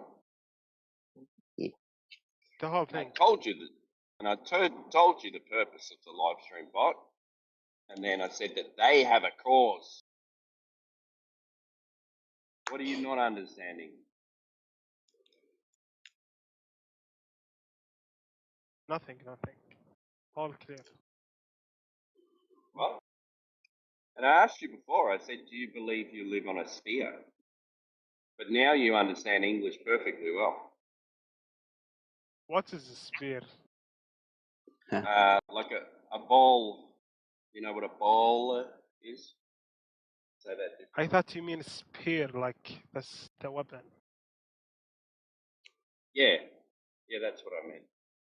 No, just add a Do you mean a H weapon? in. Like a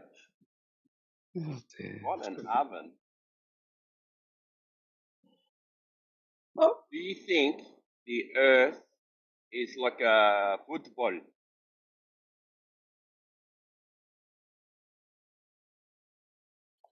A football? A football? Yeah. You like play football? Is Earth like that shape?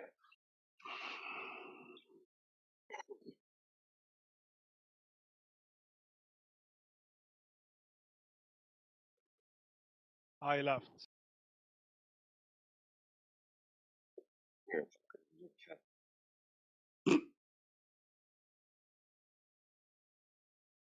No, what a It's cunt okay. is. Pardon? Just look at his profile picture. It's another one of these fucking cats. No, no. Man with cat. Yo, you racist, nigga. Yeah, because cats are a race, you fucking retard. Isn't it? It's That's a white how cat. I call the you cat idiot. or a dog. Thundercats were a race, weren't they? They were aliens, weren't they? Yeah. That's going to sit with me for a while. That's a retard with a hard R. Only just learnt a couple of months ago what a hard R was. Where are you from? You sound like from Europe. Oh, I sound like I'm from Europe. Yeah. You don't get When out you said much, do you? football? Yeah, football, because that's what the only thing that, because you didn't know what a sphere was, so the only thing I could think of you or anyone understanding is the international word of football. Yeah, like that. You said it like that. Yeah. Because if I said it how I normally say it, you would have just said what again? Wow, you're so focused. You remember everything.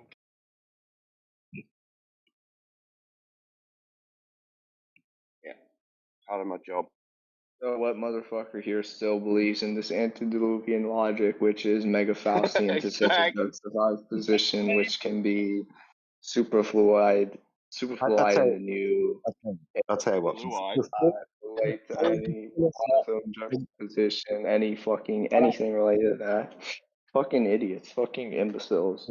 Like dude, complete imbecilic logic, which is cometicized to such an extent that it cannot be juxtaposed in the metaphysics of it all. Juxtaposed? Well, What was where that did like? where did the what's going to A happen is plus, A you're going to plus, say, right, just stop. A plus, What's A going to plus. happen? Just stop. What's going to happen is we're going to have a conversation with Diddy, but Diddy isn't going to say 1,000 words a minute. He's going to say one claim, and then we're going to stick to that, Diddy. Diddy, please don't overrun us with words. We're not going to get bored. We're going to get impatient. So let's try again. Diddy, you're back. You are unmuted, I believe. Can you do that for me? Thank you. Okay, good. So why do you believe that the Earth is a sphere? First of all, I don't believe it's a sphere. I believe it's a square. Okay. So we're no longer going to have a conversation with you unless you can give me direct measurements of 90-degree angles and vertices on the surface of the Earth conforming to a three-dimensional cube. I actually have those already. Cool. Can you put them in the side chat? Yes, I have them. How did you gain these measurements and where are these corners? Okay, so basically, there's a famous researcher. He's called Tom Pearl. He works at University of Seattle. It's he used certain diameters of feet to have basically he used something called a discombobulator, and what it does is it can measure the superfluous area and volume of an arena of space and the space-time continuum. Space Guess who, continuum. That's from dude? Star Trek. Guess who can't? Guess who Human can't have a interact? limited brain. You can't interact in any channels anymore because he's server wide deafened. He's Space weird. continuum. Who was the guy in charge of that? Q, right? Yeah. Well, he was one of them. They were. Yeah. He was Q, one of many Qs. Yeah, that's Maybe right. Yeah. Yeah. He was Steve Q or something.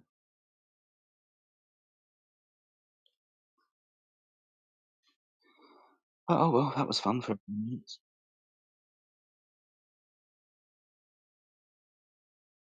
Can you get a radius of a cube? It's impossible, right? It needs to be a circle. Everybody's silenced. Why? You know, we're I waiting could for you. explain in really fucking simple terms No. why it's a square. Go away, dude. We're gonna talk. Really simple. Like, You're not wanted here anymore, dude. No. You're not saying anything. Yeah, go ahead, mate. Welcome.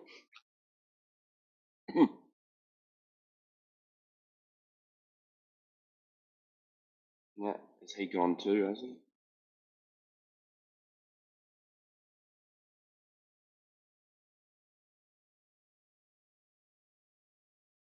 Someone came in and said, well, why is everyone muted? Who was that? Was it Bruce? I'm going to say it was Slade. He Some left. Kind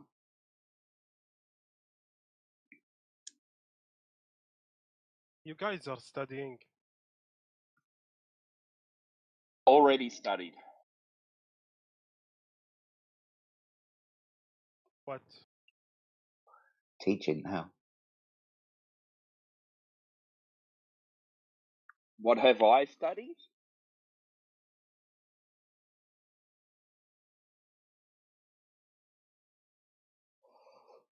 Yes. Very difficult person to have a conversation with.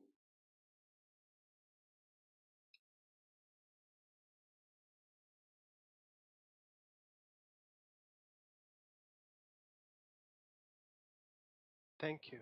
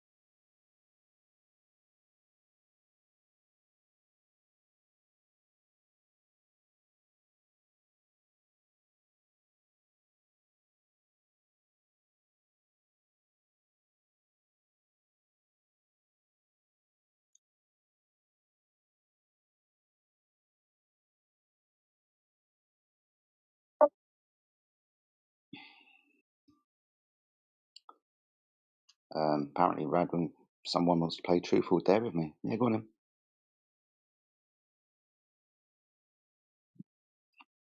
Rawrand. Let's play Truth or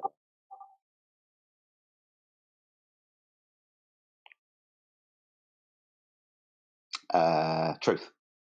But talk. I dare you to.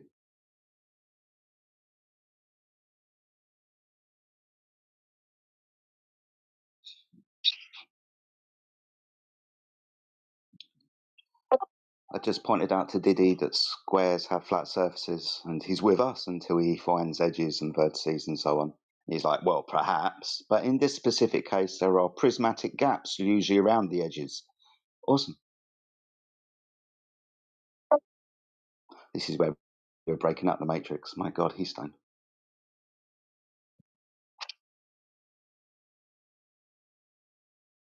You want me to fucking prove it, huh? And it won't Yeah, take that long. Well, you need to show us where the 90-degree edges are, don't you? Because so far are you've edges. got... Okay, but you've made a claim to shape. Flat is just a surface description, right? And so far, you're going to need a flat surface for a square. You're going to need to find the edges, though. Have you found them? Where are they? So the edges. So let's watch. I want to bring an example. Has anyone seen the movie The Matrix? Yes, Or but familiar with it? where are the edges? So it's not exactly a square. It's a square in its form, as in there's boxed walls, but it's more like a prism. It's not completely flat. It doesn't have a completely flat surface. There are gaps in between it, usually at the edges. Okay, so where are the edges? The edges. Yeah. I would say near Antarctica, probably at the ice wall. Well, probably. You're making a claim. The Earth is like a square, for example, and now you're going to back up your claim with probably. No, we want Maybe. direct. Well, you won't know for certain. Okay. So you'll Unless agree you with get out. the surface of the Earth is flat because that's what we measure, and you haven't really got any idea what the shape is because you've not measured the boundaries, right? Correct. Cool, awesome stuff. Thank you. Wasn't hard, was it? Yes, but reality is okay. You can't tell me what the reality is, though, can you? Do you remember? Probably. Where's the edge? Probably, but it's like a 90% theory. It's a theory now. So, well, everything's a theory. We can't know something 100% for certain by our nature. Stop. Is your height a theory? Well, height fluctuates, but it's usually around this area. Is your height a theory? No. Well, we would have to define height. Dude, stop talking. Theories are really specific things. They're not measurements. Your height is not a theory, it's a measurement. The surface of the Earth and its shape is a measurement, dude. Right? Yeah. Perhaps. I'll agree for the sake of the argument. No, just agree because it's correct. Well, measurements are only in the material plane, so we can never know for certain the nature of it. Sorry, that's what we're discussing. The material plane, the one upon which we live, the Earth. Well, the optical this reality is an optical illusion. We have to break out of the matrix. We have to think outside of the box. Dude, if you're off into theories and your musings and ponderances, then you've really got no place here. We deal with the empirical here, right? A measurement, for example, that's an empirical. I don't think there's any empirical reality because by our nature we're limited. We can't know anything for certain because we only observe what we see. If you dive down to the bottom of the ocean without any oxygen, will you drown? It's most likely, yes. If you jump into a fire, will you burn? If you jump, most likely. you fall down. Yeah, There are but we things. can take these examples of people who lived to hundreds of years. We can take the examples of the Anunnaki bloodlines Stop having talking. super advanced technology. Excuse me. Stop talking. You're embarrassing yourself. I'm doing you a I'm favour. just saying there's no empirical reality. But if you want to keep talking about something completely irrelevant, I'll stop warning you, and you can embarrass yourself in front of all of these good people and everybody on YouTube. Because I'd you love came to, in here because with shut up. You came in here with lots of words, trying to act smart, and really, flat Earth isn't all that complicated.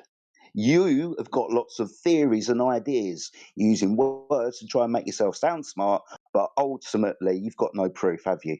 You've got no proof of your claims. ultimately I have lots of proof, because what I'm saying is backed I by asked you for it earlier, logic, and you said which probably. is, well, Stop it. yes, Don't because lie. we don't know anything Stop for certain. lying. Stop lying. I asked you for your That's not what I'm evidence saying. earlier about the edge, and you said Antarctica probably. That's not Yes, evidence for because your fucking I have claim. not been. It's the most probable location. This whole reality is an optical Why? illusion. It's not the Excuse truth. me. Because when you die, where do you go? We Okay, only I live don't. like 100 years. Stop. So where's the rest of it? Stop trying to, one, mock my voice, and two, answer this question. Why is it most likely that the edge of your Earth is in Antarctica? Why? Because Antarctica is significantly different than the rest of the continents. And Why? because it's fucking made of ice, and it has sun 24/7, and So's the North it's just interesting. So's the Arctic Circle made of ice and has a 24-hour sun. Yeah, it's melting out. But the thing is, Antarctica has rocks. It is an actual continent, unlike the North Pole, which is mainly water. Okay, but why not any other continent then? Well, because Antarctica is extremely unique. You can't find another continent like it, and it is the the furthest southward known continent. Okay. And where are the Mainstream. other edges? But what? Perhaps in Agartha, perhaps in Hyperborea. We don't know for certain. Over in the North Pole. Yes, and perhaps the North Pole. Okay, so we've now got it's either in the North Pole or in the South Pole. Yes. I'm going to ask you what poles are in a minute, aren't I? What are poles? Right. Poles are this fake dichotomy which creates a that would be a two choices. What are the two choices? Don't use words in sentences that you don't know. What are the choices dichotomy now? I'm asking you what poles are. Apparently it's a false choice between two choices. I don't believe in the idea of poles. I think there's beyond poles. Breakfast for a dictionary. You swallowed the dictionary fucking whole, didn't you? And now you're just chucking up random words to me that you don't understand. Please don't use words like dichotomy when I'm asking you to define and describe what North and South poles are. Idiot. The pole is a theory that it is a point at which is parallel to another point, which forms a continuum in the superstructure of a being. Talking. A being, so the Earth's a being now. It is an entity. It is a theorem. So what is the North Pole and how will I know when I've got there? The North Pole is a geographical place. You'll know you get there when you cross that that certain latitude which defines it. And what's that? It's above the. It's above that one line. I don't remember the name. And how do I when I got there? There's a number on the floor. Not exactly. You know you get there. You know you get there through the changes in gravity. And you've been there, have you? Yes, actually, I've been to England. It's in the North Pole. Okay. You should probably lay off the fucking fentanyl, dude.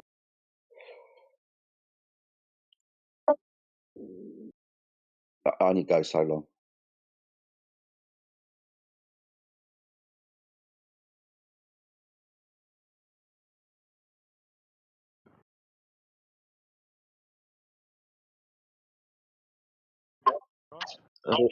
Are there any less whacked out people?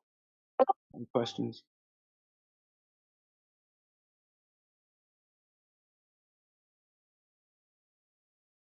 Anybody not been rummaging through their mother's medication cabinet?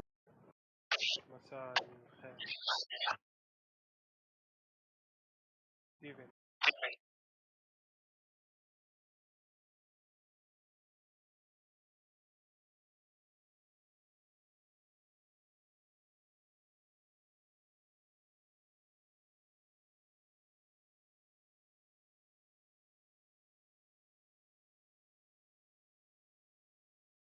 Guys,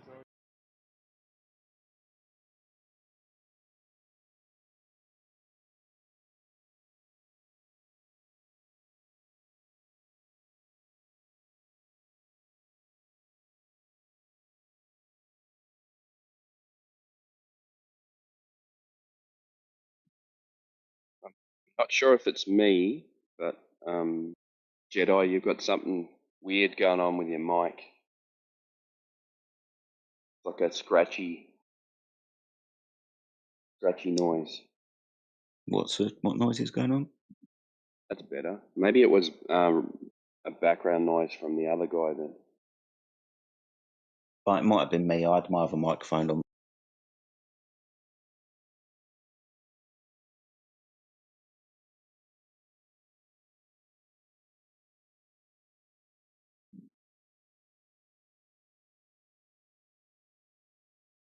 Anyone else? Are you there, Bruce? Yes, I'm here. Okay. Are you going to have a conversation better than this other guy? Hopefully, I do have a question about the how flat Earth formed. Like when you look at how the Earth formed, there's a lot of theories about the Big Bang and all that, gravity, but I'm not familiar with flat Earth. Well, those theories would just be explanations of why you live on a sphere, right? مجربا. No. About my question is like how flat Earth formed. What did it just like appear, or what You've happened? only got two choices. You either naturally created itself, like the Big Bang, where nature formed these things because of natural forces like gravity. So nature creates itself, or nature is created intelligently. Some people call that God. So in the dichotomy, interesting because of the last conversation, but in this true dichotomy, you've only got two choices when answering this question. So either naturally created or intelligently created. I see. So you don't rely on science when you want to know how flat Earth formed? There wouldn't be any science for things like the Big Bang Theory and so on. Those are just ideas. Science is really specific. It's based upon hypotheses and experiment. You understand that, right? Yeah, but those are based on like measurements and No, they're not. as you said, experiments. But when you Globe's say not. that, nature or some divine ex- thing have created flat Earth, that is not like something that could be measured or Why? like in the physical world. Yeah, What, the like the surface of globe. the Earth? Sorry, Tibo. No, you're all right. Like the globe, right? The same thing. Well, if it was formed now.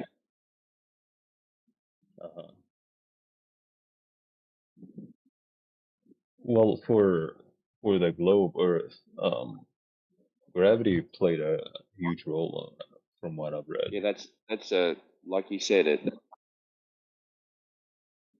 Yeah, but not sure flat Earth. Not even a sorry, it's not even a scientific theory though.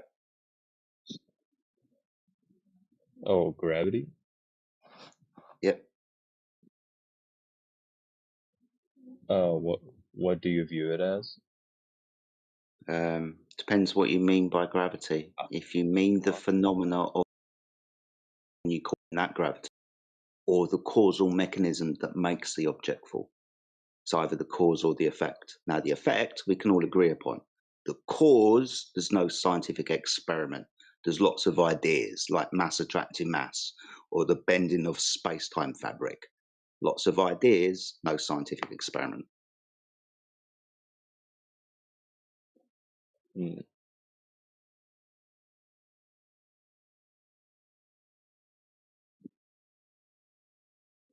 Yeah, but it does have a center mass. What does? Any object that formed because of gravity. Okay, but what would gravity be? The force, not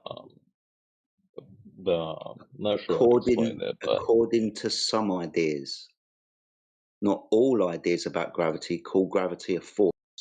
Einstein, for example, and his idea about the bending of space-time due to the displacement of mass, he doesn't describe it as a force. Newton describes mass attracting mass as a force, but these are two different ideas answering the same question: why things fall or go round and round.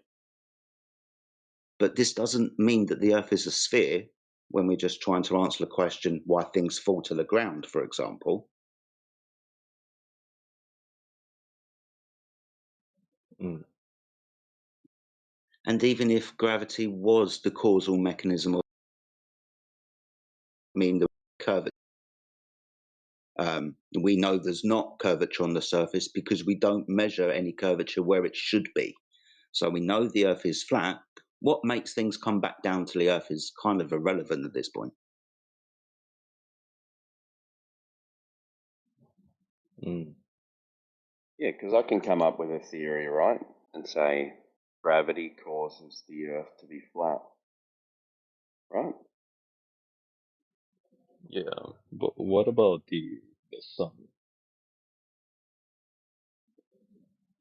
What do you think that has a gravity that turned into a globe, or?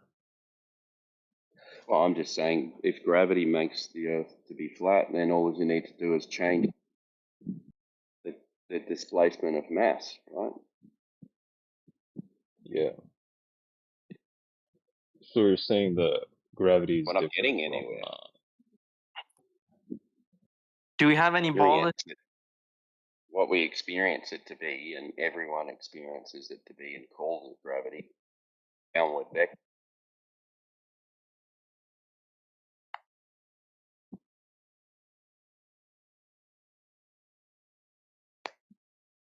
No way.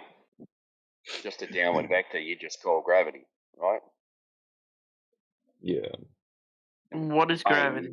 And then you claim it makes things into balls, like no one's ever experienced that.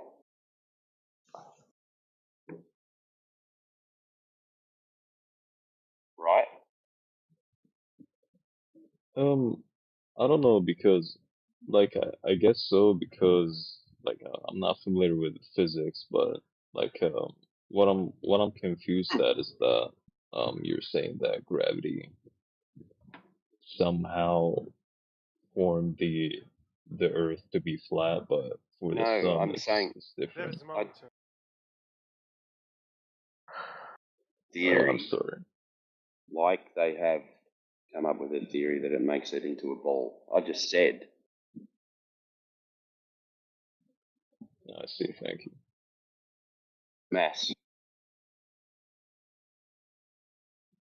Yep. Maybe the Earth is at the bottom of the system. And every time that you drop something, or Timbo drops something in Australia, or I drop something in the UK, that all of those vertical drops are parallel to each other. But the Earth isn't like a disk flying around in space. We wouldn't claim that at all. The Earth is obviously, as you experience it, right? The floor. And everything above you, like the sun, moon, and stars, they're above your head. Now they're above my head and above your head, and we all point vertically up towards them with parallel vertical lines, not outward from the center of a sphere where the stars are all around us, for example. The Earth is quite literally probably the floor of the universe, and when you point up, those are where the stars are. Maybe the causal mechanism for things coming back down to the floor is maybe simply turned in just that way. It's just the way that our reality works. But ultimately, we're not going to be able to give you a causal mechanism for gravity, or would even suggest that gravity has made any impact into the creation of the Earth. I don't know what created the Earth, but we have only got two choices. It was either naturally created or intelligently created. I see. Thank you.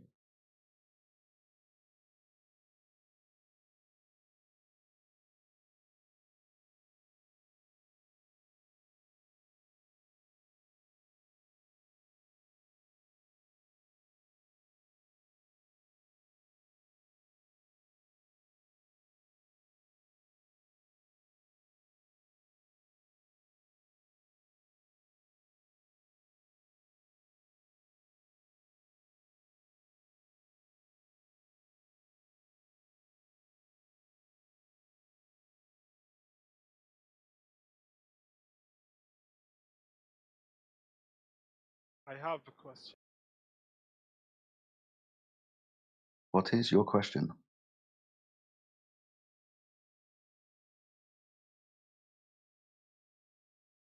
How did you know?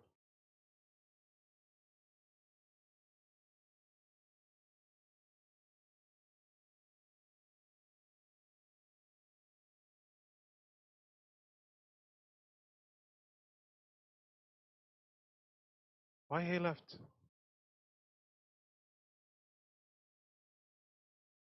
Hello? Did he just left?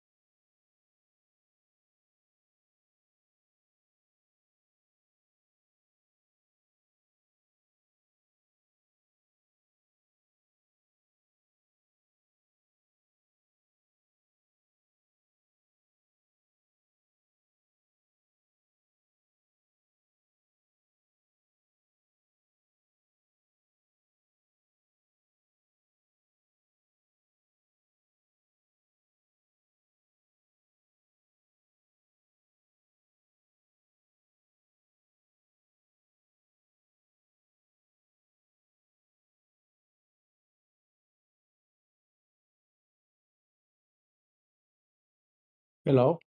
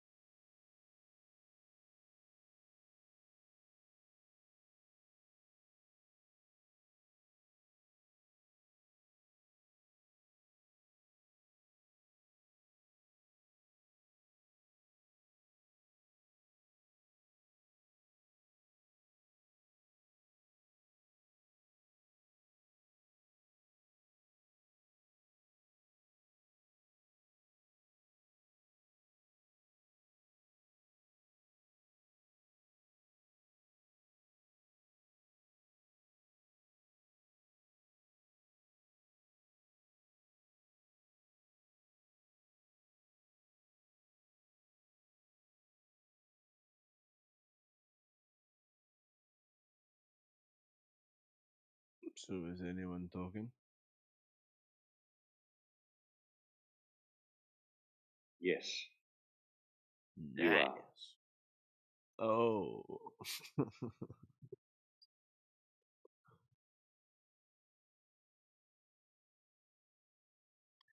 I suppose to be fair, arguably maybe about a billion other people were also talking as well. I guess.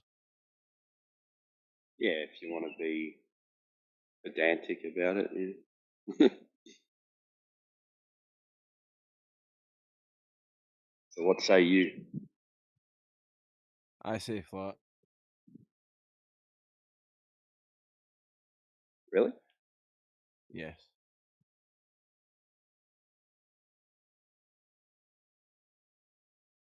What say you? I'd say flat.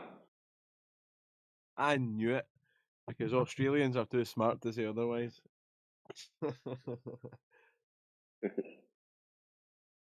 What reason say that it's flat? What? Sorry, you cut out there. What reason do you have to say it's flat? Oh man, first-hand experience. It's evidently, obviously flat everywhere I go all the time. It doesn't move. I agree. Curving and It doesn't help the Globers that the idea that we have a pressurized atmosphere while flying through a vacuum is absolutely incomprehensibly laughable. I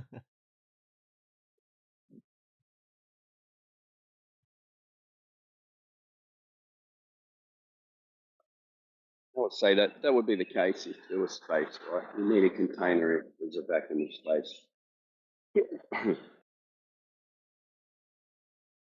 Yeah, but space is, according to the globe narrative, space is always expanding.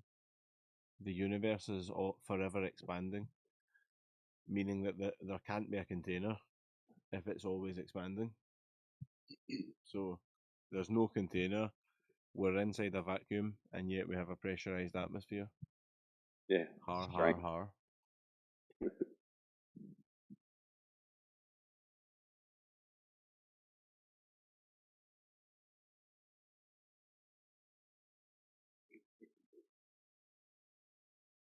Sorry, I got to mute up. I'm going into work. Someone else will Oh, talk to good. you. Right. Good luck. Hope you have a nice shift. Thanks, mate.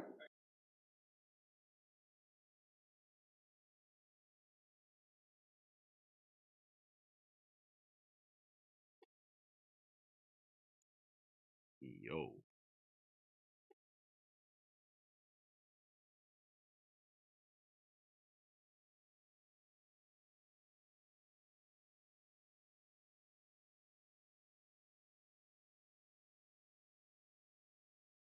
Come on, someone must fancy defending the globe.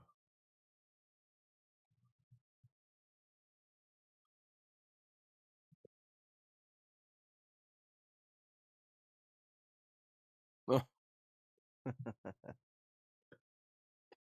guess not.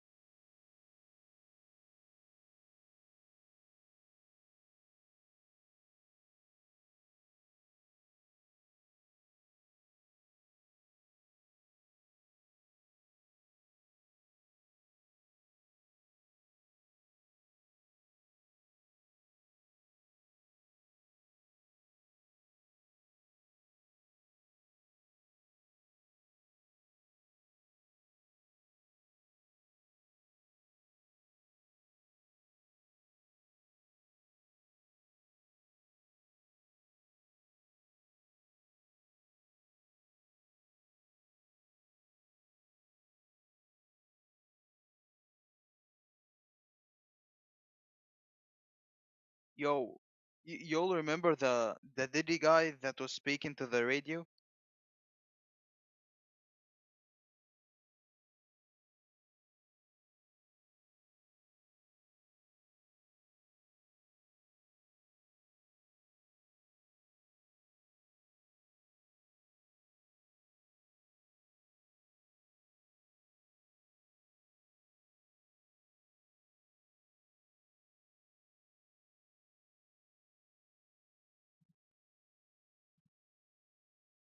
Hello?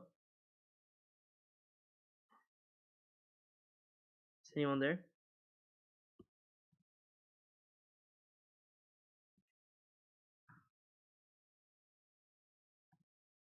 No one?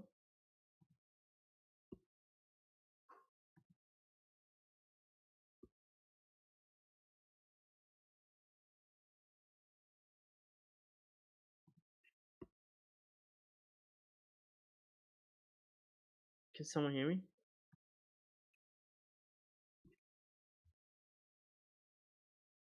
Oh, that bad? Damn.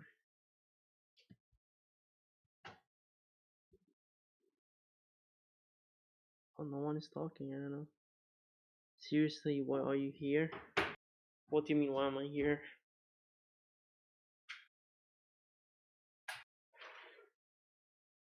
Can't I be here?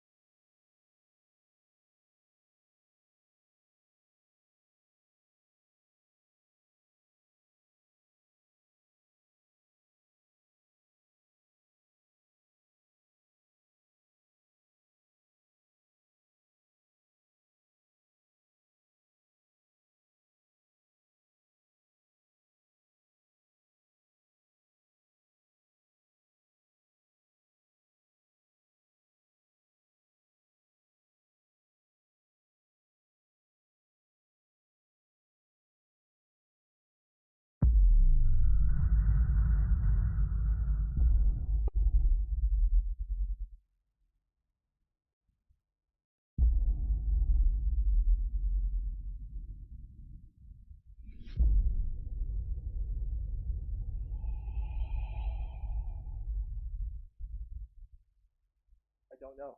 I just know that things fall in a vacuum at 9.81 meters squared.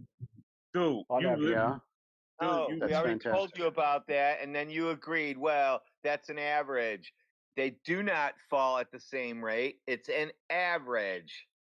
Because we can't create a perfect vacuum, but assuming we can, then yeah, Oh, there there you would go. be. So you can't measure it then. There you go. Wah, wah, wah, wah. Hold on, buddy. Hold on. What about objects in the same vacuum? Yeah, exactly. Objects in the same vacuum will fall at different rates because of you can't create a perfect vacuum, meaning there are air particles in there. There are some air particles in there. People going to say it's not a perfect vacuum. So wah, wah, wah. So one little air particle hits one of the objects and makes it fall a little slower. Is that what you're Well, trying to say? not only that, one of those objects always attracts air particles towards it to make it slow down more than the others. Okay, so the problem is in my example that I'm talking about, they dropped the vacuum chamber itself with the elements, objects separated by elements. So, for example, one object made of totally copper, one object made of lead, one object made of iron. Yeah, They but put them in a there's no peer vacuum chamber. reviews of that experiment that you showed. That's like the only one, and it's Yeah, like, let me explain it to you, friend. You know what happened? They blackballed him. They stopped letting him use the facility because he did a test that flew in the face of globe religious claims. Straight up cult behavior, brother. But yes, when a mainstream gets a counter result and then rather than repeatedly test it, they blackball the guy who got the result. I tend to believe what he did there because that's called religious zeal that they're treating him with.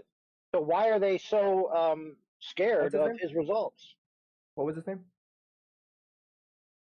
Let me search him up. His name? I don't remember off the top of my head. But he has a website and he explains everything. He also has his videos.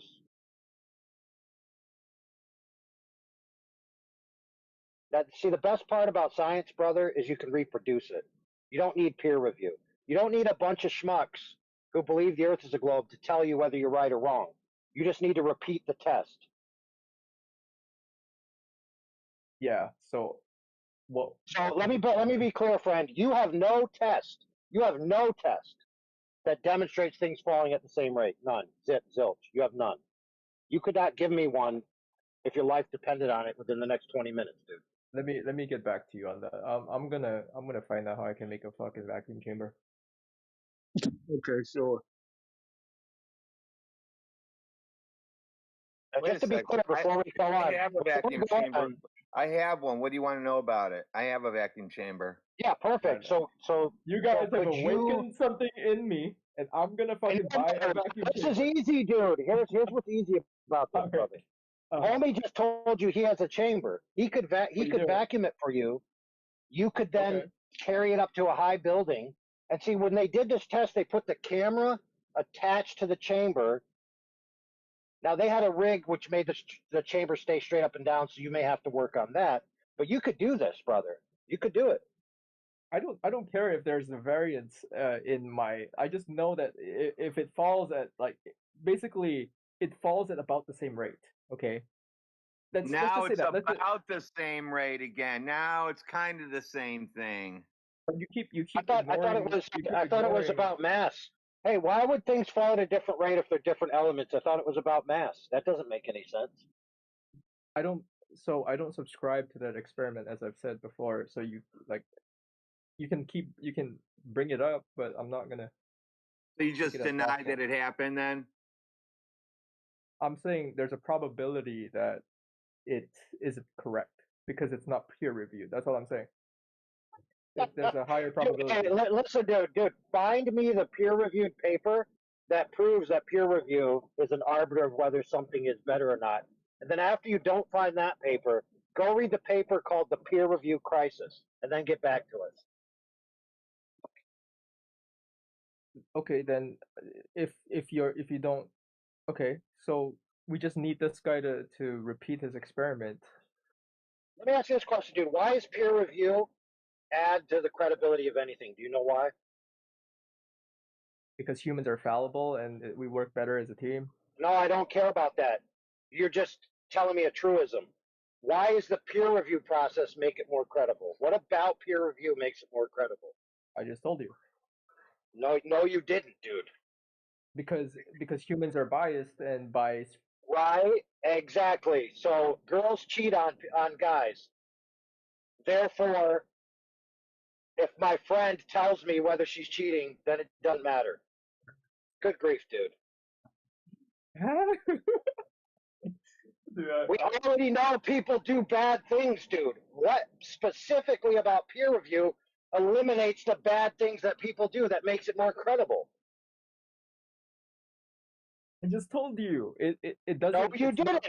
All as you did was just repeat multiple times the flaw you're attempting to correct, but you didn't tell me the method that's going to correct that flaw. We're all fallible, so we try our best to curb it. Hey, But thanks for repeating it again, dude. Thanks for repeating it for a fourth time, dude.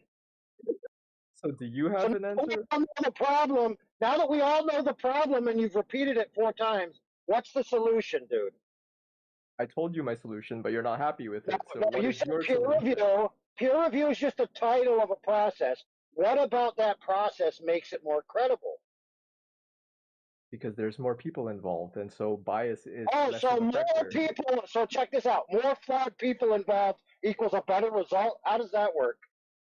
Sounds like a But how- conspiracy. But how does it work your way? If we're flawed, it That doesn't. sounds like it should be worse. That sounds like if you add the amount of flawed people, it'd be worse.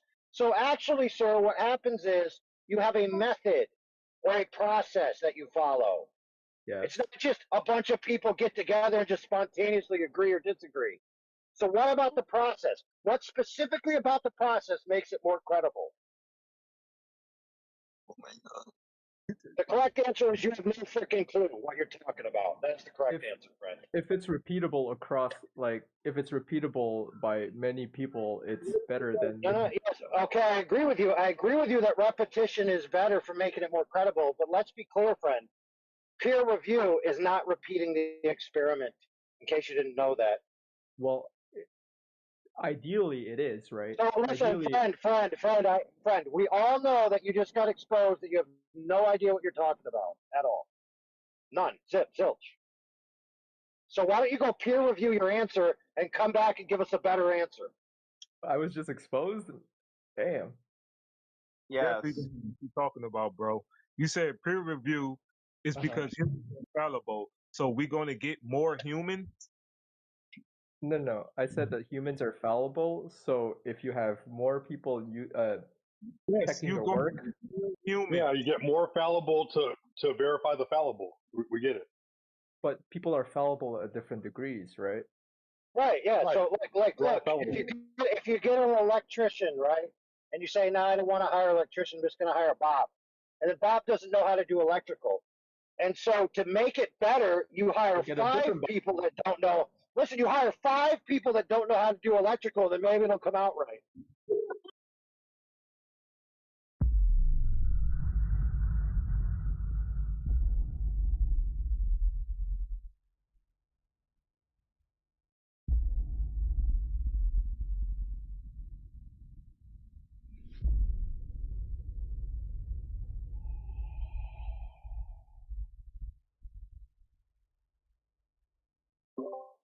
Okay, so here's the list of claimed full Great Circle circumnavigation pole over both poles to date. All right. 1. The Pioneer Polecat, 1965. The route: Honolulu, North Pole, London, Lisbon, Buenos Aires, South Pole, Christchurch, Honolulu. 2. The Speed Demon Pan Am Flight 50, 1977. To celebrate Pan Am's 50th anniversary, they chartered a long-range special performance jet. The aircraft was a Boeing 747 SP. The route: San Francisco, North Pole, London, Cape Town, South Pole, Auckland, San Francisco. 3. The Heavy Lifter Aeroflot Antonov, 1990. The aircraft was an Antonov Hello. AN-124 Ruslan. The route: Melbourne, South Pole, North Pole, Melbourne. That was the previously held record. This flight covered 50,005 kilometers, which is significantly longer than the Earth's polar circumference. Why would they use that aircraft? Sure. It's the worst aircraft to choose for that flight. Right. And ensuring it met the strict Great Circle requirements. The current record, one more orbit, 2019. This mission was launched to celebrate the 50th anniversary of the Apollo 11 moon landing and holds the current FAI world record, which is the Fédération Aéronautique Internationale. Sounds French. Aircraft Qatar Executive Gulfstream G650ER. The route, Kennedy Space Center, Florida, North Pole, Nur-Sultan, Kazakhstan, Mauritius, is that how you pronounce it? Then the South Pole, Punta Arenas in Chile, and then back to the Kennedy Space Center. Record of 46 hours and 40 minutes.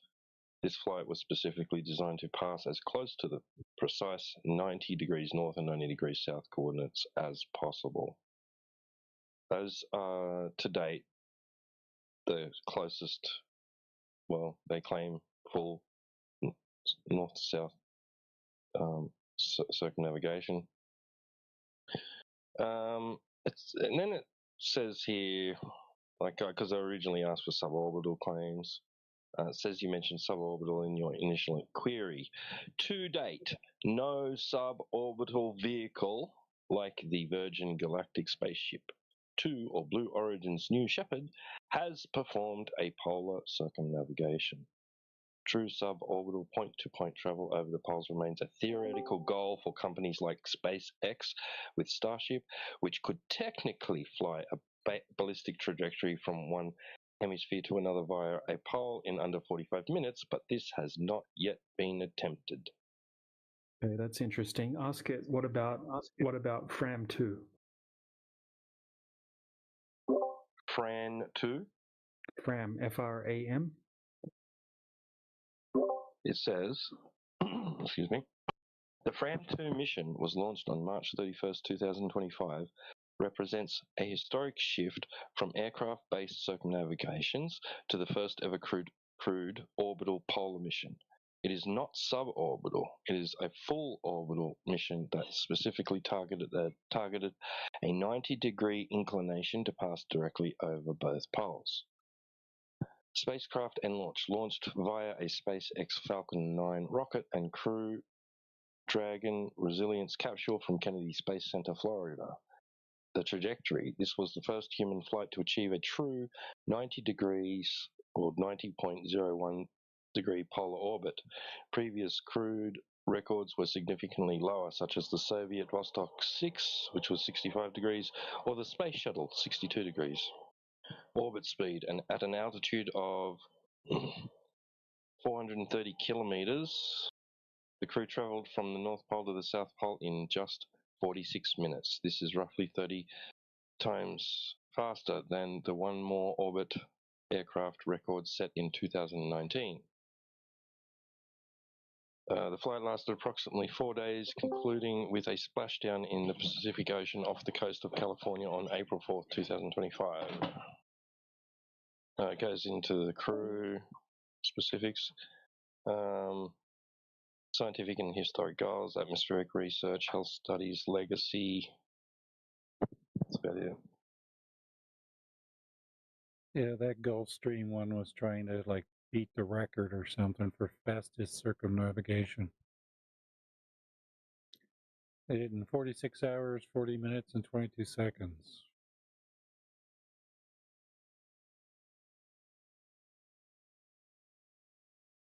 Their refueling stops were optimized for quick turns, about 30 minutes each. This is what it claims, right? It claims it did pole to pole to pole, right? Like 55 passes directly over the poles within its 3.5 to 5 day duration. Why can't they be clear on days? But that's weird. Okay. The spacecraft completed one full pole-to-pole-to-pole loop every 93 minutes. It traveled from the North Pole to the South Pole, one half orbit in roughly 46 minutes. From that footage, does that look like it's doing that? Doesn't. It looks like it's going really slow. Like, to the point where they zoom in and it doesn't look like they're moving at all. Yeah, it's kind of weird. And if they're that height above the Earth, why are we seeing this much curvature? Right. Yeah, I was looking at that. I was looking at the tiny little bubble window he looks through too. I was wondering if that has something to do with it.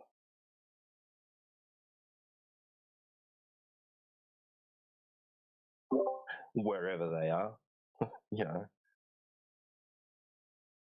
All right, get this. I don't get this. I don't understand this. Right, this is weird. The mission's 90-degree inclination meant it was flying perfectly perpendicular to the equator, allowing the crew to witness 24 hours of daylight at the North Pole and 24 hours of darkness at the South Pole during their orbits. What?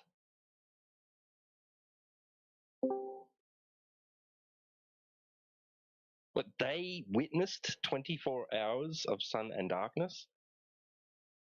I thought they were orbiting it, like doing pole to pole in like 46 minutes. Exactly. They wouldn't be loitering over the poles for very long. I don't get that statement. It's really weird. Actually, I messed up there. So the previous record was the 1965. So 1965 Boeing 707 held that record until 2019. It claimed to have done it in 62 hours and 27 minutes. And the 2019 attempt was 46 hours and 40 minutes. Yeah, there was sorry, 1977 Boeing 747, 54 hours and 7 minutes. Okay, so 77. It wasn't broken.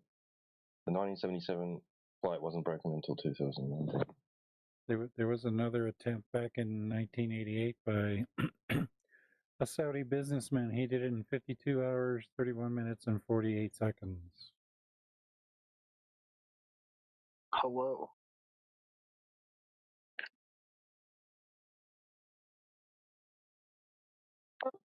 How's everyone? How's it going? Oh, hello, buddy. Welcome. Thank Hello you. everyone, how are you doing? Chilling. That's crazy. My phone's about to die. Why are you silent?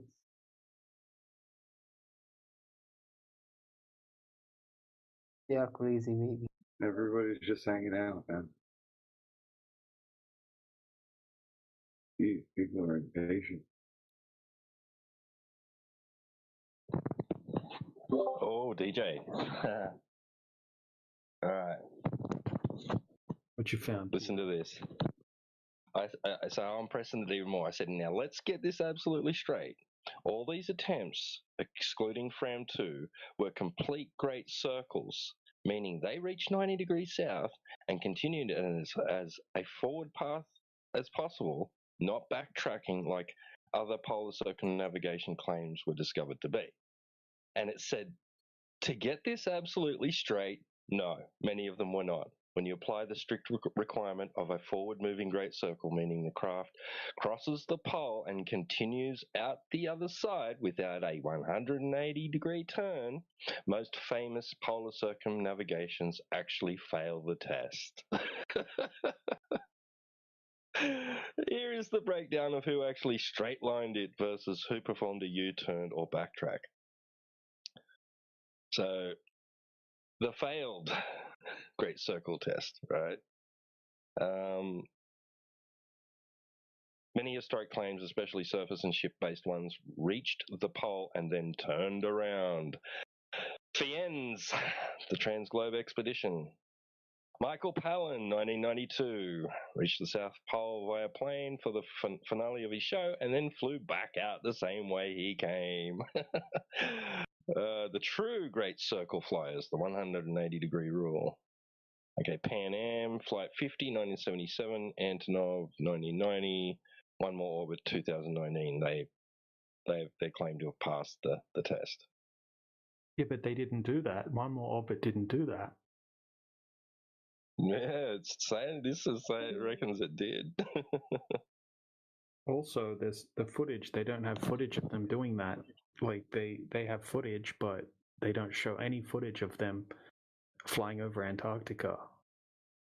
And if you actually have a look at their claimed path that they did, which I call bullshit on, even if we look at their claimed path and assume they did do that, they, you know, I'll post it in the side chat. 1 second.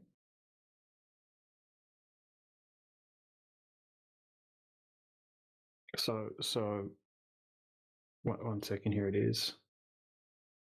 So which other ones does it say? It says One More Orbit and the Pan Am one. Is that the only ones it's saying?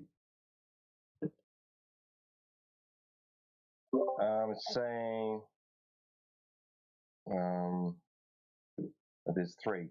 So the 1977 Pan Am Flight 50, the Antonov An 124 1990, and the One More Orbit 2019. Okay. All right. Well, let's investigate those then. All right. So here's the flight path for One More Orbit. So clearly that one didn't do it. What's up?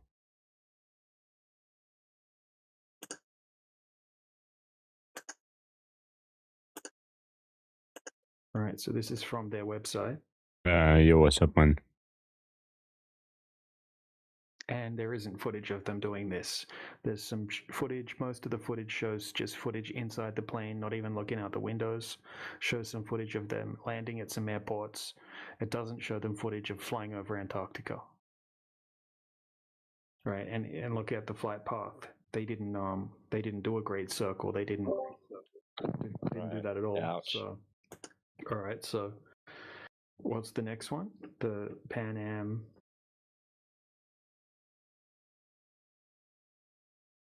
Flight 50 or something? Yep, Pan Am Flight 50, 1977. Says they flew into the South Pole from Africa and exited toward New Zealand. All right. Well, we would need some footage of that, right? Yeah. I doubt they're going to have that.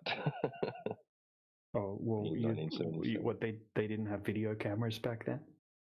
Well, I guess they did in 77. Don't know that they really they didn't. Did they have camcorders even then? Yeah, of course they did. Yeah, I suppose they had.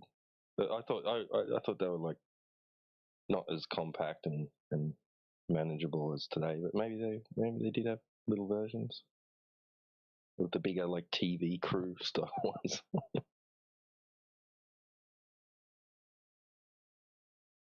Well, you'd think they'd even take a TV crew, TV crew equipment with them. I don't know. If there's no footage of anyone actually doing it, then why should we believe it? All right, I found a video about that one. Yeah, it is just a story, isn't it? Yeah. Here we go. Here's a documentary about it. All right, here's the path they're claiming in the documentary. What the heck, bro? It just skims over the edge of the South Pole.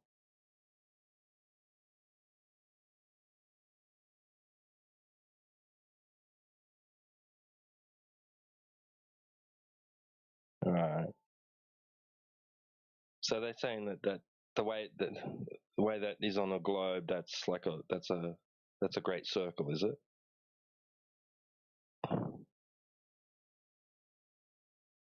They're trying to say. That means it's not perpendicular to the equator, then.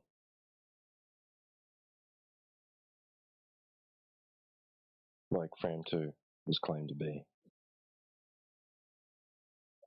It's off by a few degrees. Oh, hold on, check this out, T-Dub. This is out of the documentary.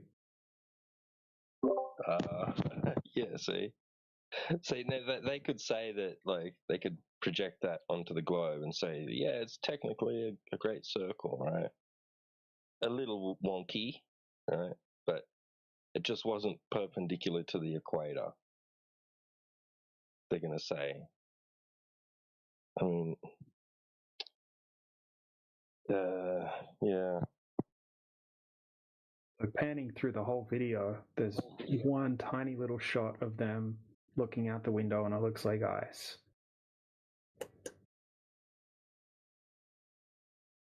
So verdict works on flat.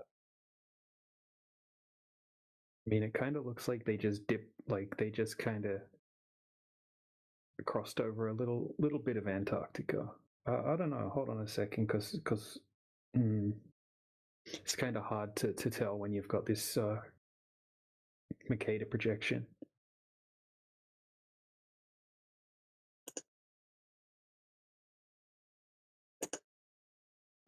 Yeah, that's what their graphics are showing. I mean, you know, like Dave Weiss had put this in the works on flat basket. He put it in there, you know, because it skims over that little peninsula. If you were comparing it to, the AE map, right, you'd want it to not do that, right? Right. So this is what they're claiming was the path on a globe. Well, that's a lie. That's not what their Mercator map shows at all. Yeah, that doesn't seem to align with what they're showing us, right? No, that's too perpendicular to the equator. That's not what they're claiming. They were off by a lot. They didn't. Right. They didn't reach the South Pole.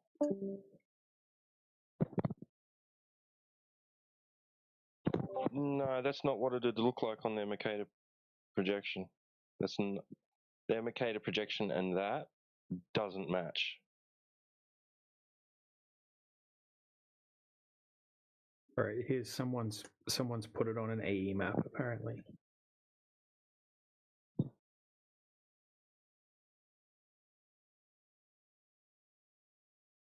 Okay. Right. Yeah. I see. But no, their projection onto a globe, that's dishonest. That doesn't do what it shows on the Mercator.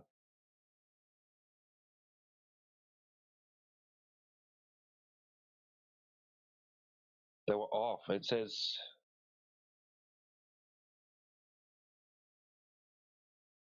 specifically says they flew into the South Pole from Africa approximately 20 degrees east and exited toward New Zealand at approximately 170 degrees east. So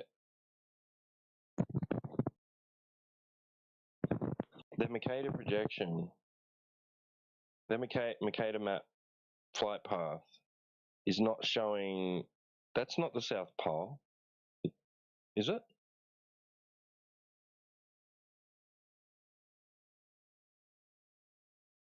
Really? That's their South Pole on the Mercator projection?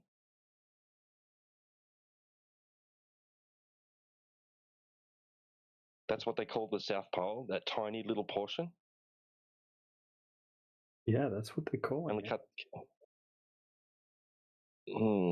yeah.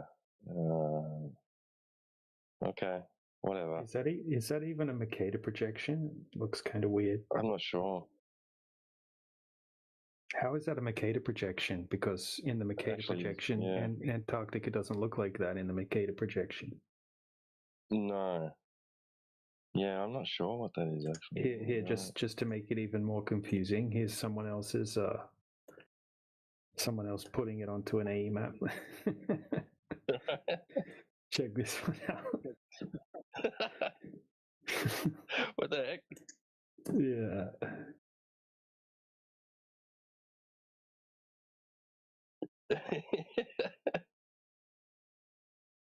Yeah, how is that what they're showing on this globe? Hold on a second. Take it side by side.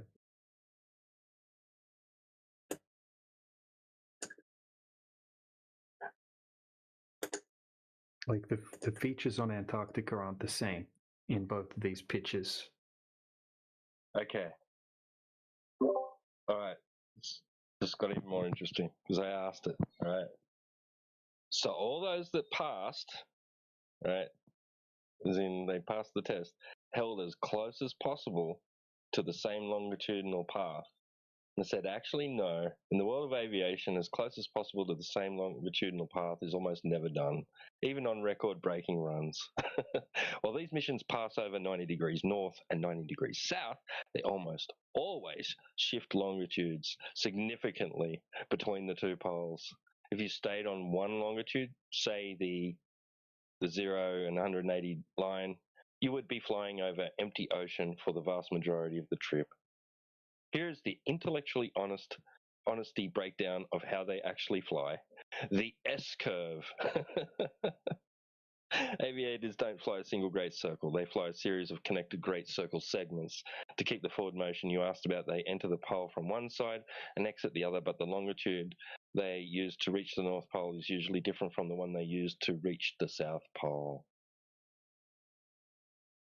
Pan Am 50 crossed the North Pole moving from the UK toward Alaska, 0 to 150 degrees west, but crossed the South Pole moving from South Africa toward New Zealand, 20 degrees east to 170 degrees east. The goal, they aren't trying to say stay on one line of longitude, they are trying to minimize total time. To do that, they have to zigzag to hit specific airports for fuel.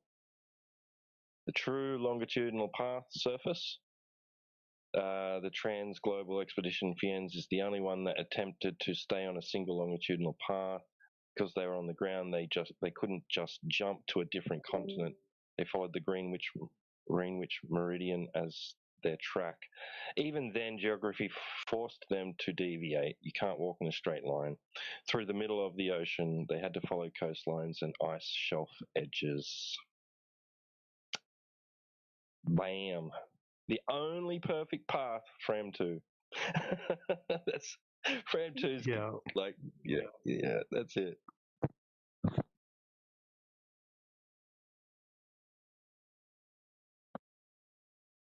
All right, so I looked up just a like a general picture of Antarctica on the globe, and now I'm gonna put this little section of Antarctica that they flew over next to it in Canva. Check this out, Tito. Something doesn't add up here.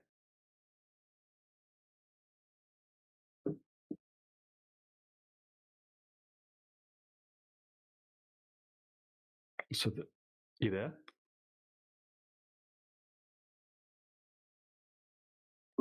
Yeah, go on. Yeah. So the one on the left, I reckon this one's been made by some anti-flat earther for sure. Right, so that's the path that they're claiming that this flight took. Okay, then the one in the middle is from the documentary about the flight, saying that this is the path they took. And then if you have a look at the one on the far right, that's just a random map of Antarctica on the globe from Google.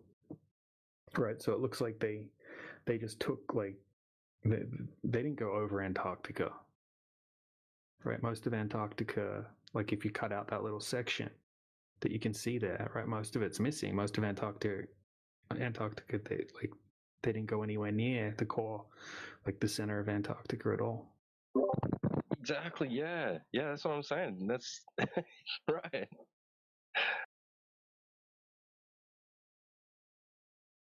So when we see these pictures where it shows the red line, like kind of going over Antarctica like that, that's bullshit. That's absolute bullshit. That's some anti-flat earther that's lied, plotted it out like that. It's not even the path they claim to have taken.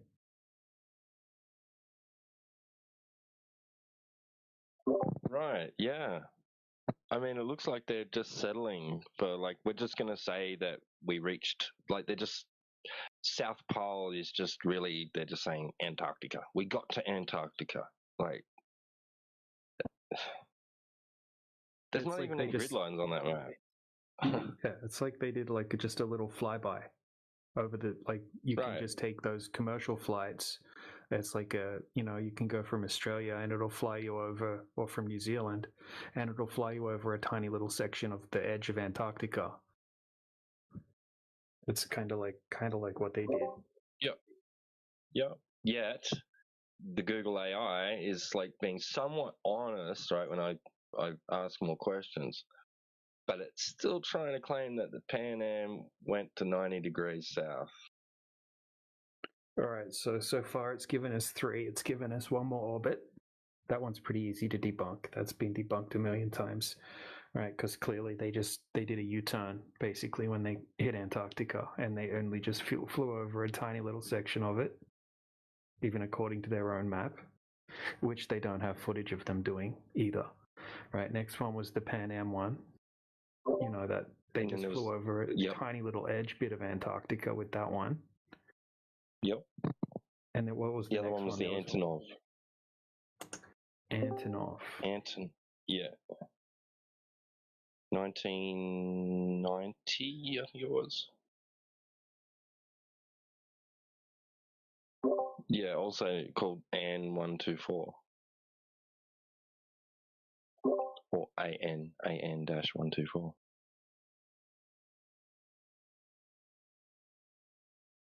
Okay, anybody got any globe evidence? Go ahead. Anybody?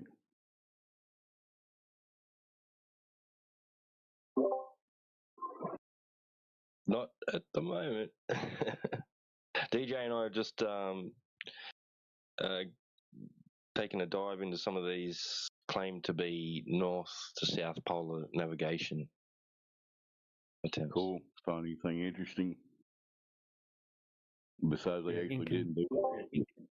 Inconsistencies with stories, inconsistencies with them plotting the path out on different map projections, no footage of what they claim to have done. They basically go down and hit Antarctica, then come right back up. Yeah, Everybody starts to the north. I mean, they just they fly do fly over across like the North Pole. That makes sense. But I'm sorry. Go ahead, DJ. Yeah, no, you're right. That's exactly what happens. They seem to they do they cut over a little bit of Antarctica and kind of turn around and and there's not even footage of them doing that, really. It's just a claim. Yeah, if more people knew just that one fact that they've never done that north-south thing, we'd be in a lot better position, But that's what makes it so obvious that we're not involved. I mean, that was one of the main things for me, but 10 years ago. Like, why has nobody ever done that? Billions of people have done east-west. Nobody's done north-south, So we kind of debunked the first 2 that were on P-Dub's list. Now we're trying to do this last one, which was 1990, some Russian airline or something like that. So you already did the most recent one, the one more orbit one, because I know somebody debunked that one anyway. But yeah, one more orbits. Yeah, that one's debunked. That's easy.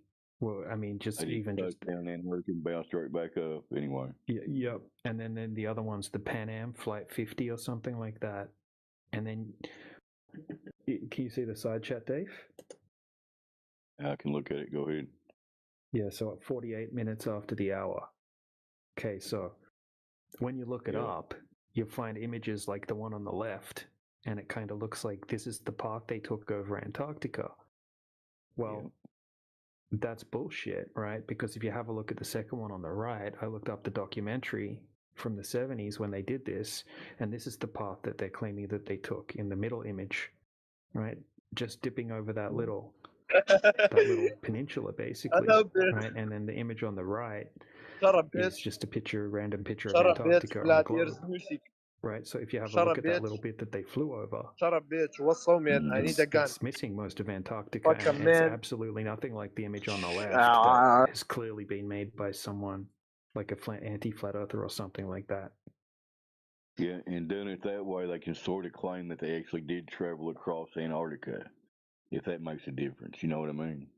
Yeah, but this is one of the ones where they're claiming that they kept going south and they flew all the way around the globe, kind of thing. But it's bullshit.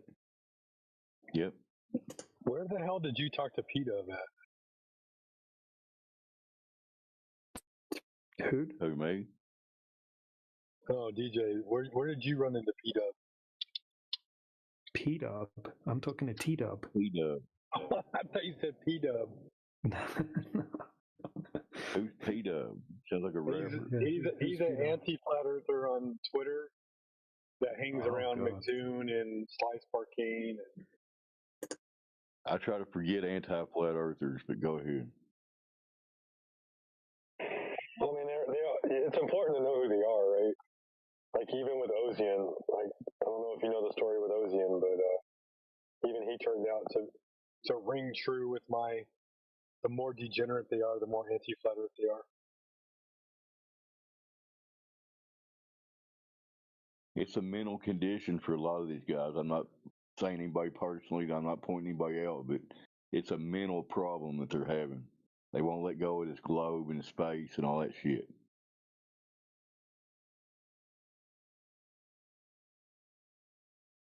I kind of feel sorry for them in a way, but you know, they don't need to behave like they do on the internet.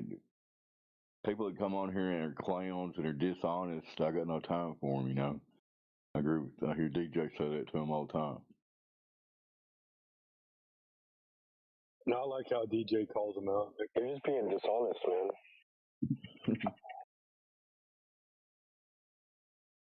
He sounds like Simon Cowell.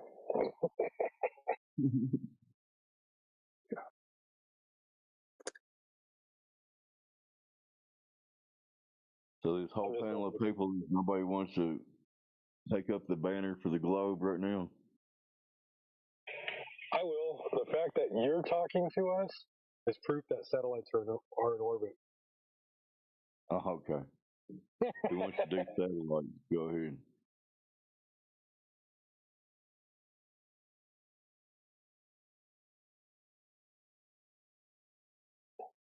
And then when we can't hear you, it's because the satellite went away. We're waiting for the next satellite to pick you up.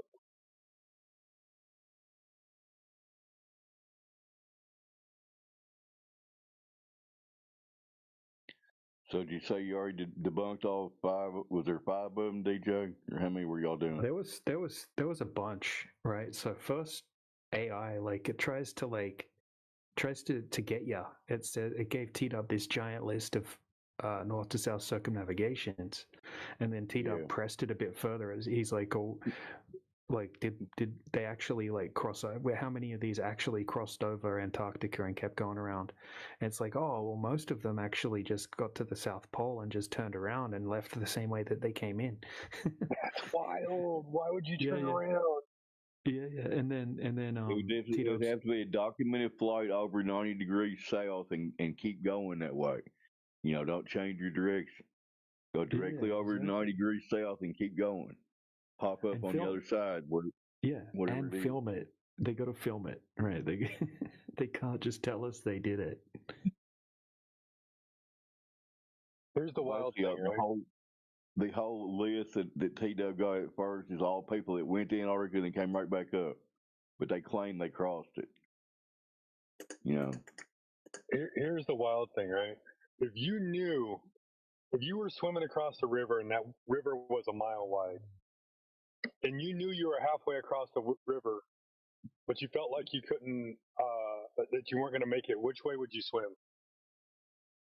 I'd turn around and come back, man, just like they in the airplane, right?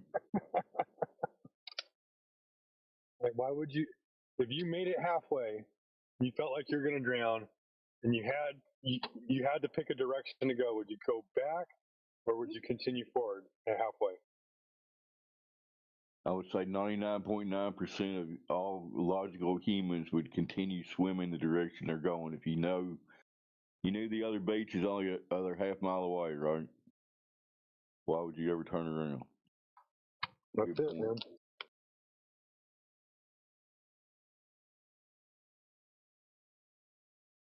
Whatever's beyond the point that they actually flew to is what they're hiding. Is part of what they're hiding. I know I'm speculating, but it ain't like it.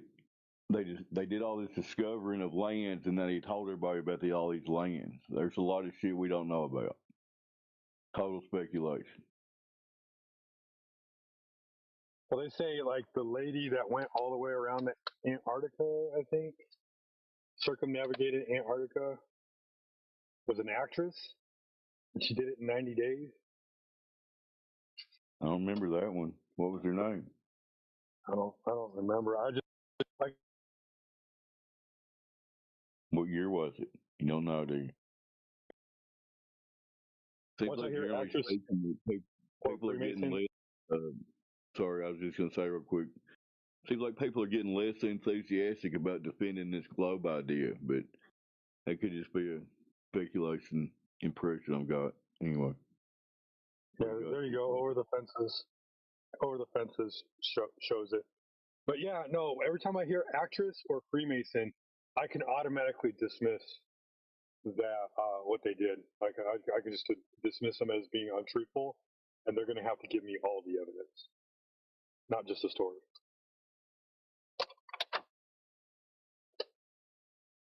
Yeah, they have to document the physical reality of what they're doing. You know, it's obvious they can go down there and come right back up. We know that. Just like they know the general gullible public will just believe oh yeah, we got these hundreds. Like whatever T-Dub got in his first search, everybody just they might look that up. And it's like these flat earthers.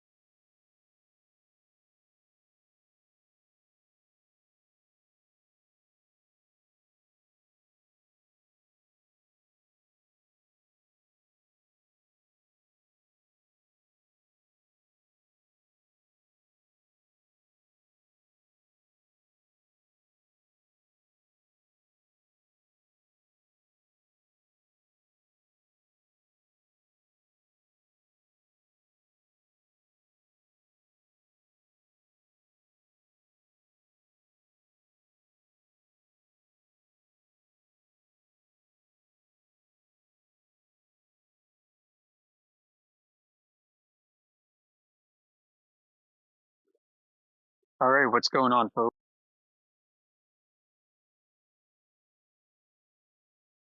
Looks like DJ starting an event. I've also got some lecture notes on various topics I can get into.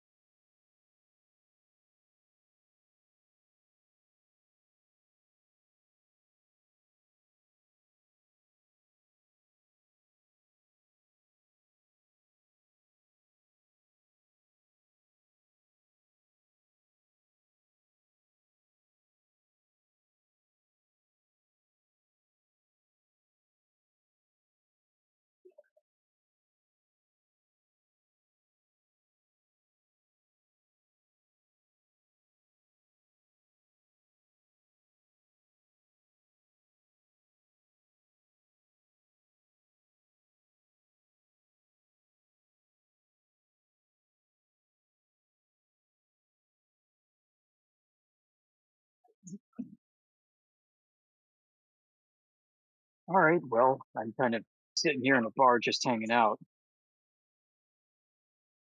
Well, I did just start an event called Debate Master Yoda. Oh, that sounds fun. All right, I'm down. Yeah.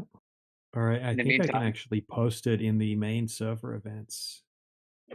oh, this is fun. I keep forgetting that I have that option. All right. All right, I'll do it. I'll put myself out there on a business trip right now, unwinding at this bar I've never been to. So it'll be fun when more people pack in, can start hearing what I'm talking about.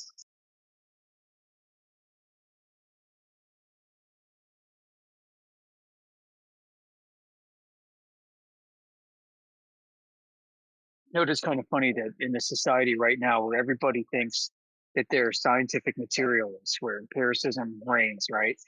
That the foundational premise of our entire cosmology is sitting on this, you know, anything but empirical abstraction. It's there's something very funny and almost fitting about that.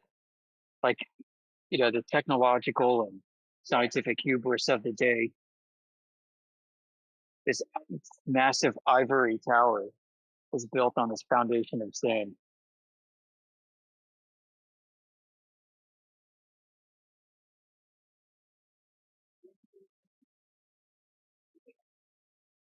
And I love how it always begins with, and goes back to Eratosthenes, right? The whole globe narrative begins with this Greek guy with a massive cranium, as is depicted at least on the old medieval block prints, right? They depict this guy's cranium to be like the size of a beach ball, just as round too. Like Eratosthenes' forehead's got the curvature of the Earth at 8 inches per mile squared baked into it. It's funny how though it always begins there with a guy that nobody can actually prove existed either. So again, like pack that onto our modern age of empirical rigor, and they're basing their cosmology on ideas of a guy who may not have even existed. But I guess what else is new, right? I mean, it's kind of like humanity's problem. Every great civilization is based on some guy that may not have existed, except for one.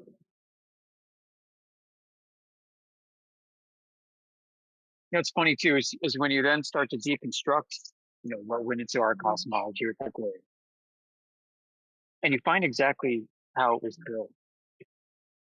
So, you know, you could conceivably enter this space and not have any proof of a flat measurement. But if you know how the entire globe is constructed,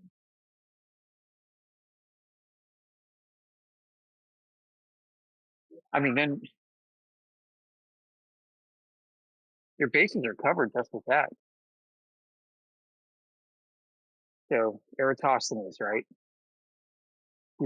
He claimed to have measured a 7.2 degree shadow difference between Cyan and Alexandria. Two towns, cities really, that should have been on the same meridian, but they actually weren't. Separated by a specific number of stadies, which were steps basically taken, a bunch of steps taken between the two. So you didn't even have a rigorous and empirically rigorous measurement. So much for, you know, modern sensibilities demanding rigor. And supposedly had the good sense to take the readings of these shadows at two different places at around the same time. As if, you know, one place with one person in it could know what time it was at another place with another person before they had like town clocks or anything. Like, come on, guys. We're told this proves Earth's curvature, right? We're told that this is it. This is the golden seed belt. This is also begging the question. Because for all this to work, Eratosthenes had to inject ray parallelism. the parallel ray assumption, the assumption that light rays are coming already to occur to Earth in parallel fashion, and that the curvature, the rotation of the horizontal plane of reference from point A to B is what causes the angle displacement, the parallax, and perceived parallax in the sky.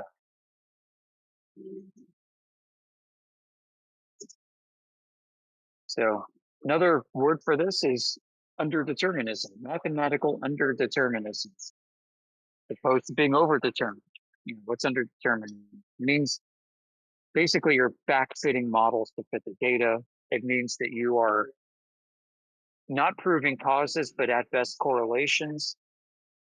And you're in the business of coming up with any explanation, no matter the cost. Yes, underdeterminism is coming up with models to describe reality, no matter how bad they are. You think I'm joking? One of the best examples of this, besides WGS 84, one of the best examples might actually be the Big Bang with dark matter.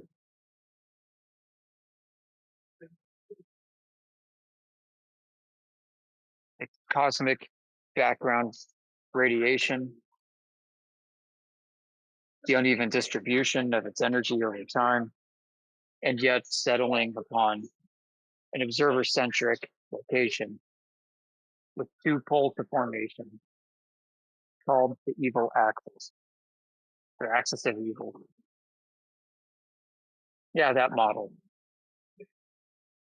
Triumph of underdeterminism. If you were to do exactly what Eratosthenes did, stripped away the unverified assumption of parallel rays and recurving and applied it instead to a flat plane, then that resolves perfectly to calculate the local sum. Local to varying heights between like 3,000 and 5,000 miles, depending on the observer. We don't claim that they actually triangulate to determine height in free space, but guess what? Neither do Globers. So we're on equal footing. So the data that he collected, whoever he was, if he even did collect any data, but the data that you could collect if you were Eratosthenes, it's not enough to dictate the geometry of the Earth. Right? So you start to walk back how this thing was created. What is the creation story? All right, so they began with Eratosthenes. Was that day 1 or 2?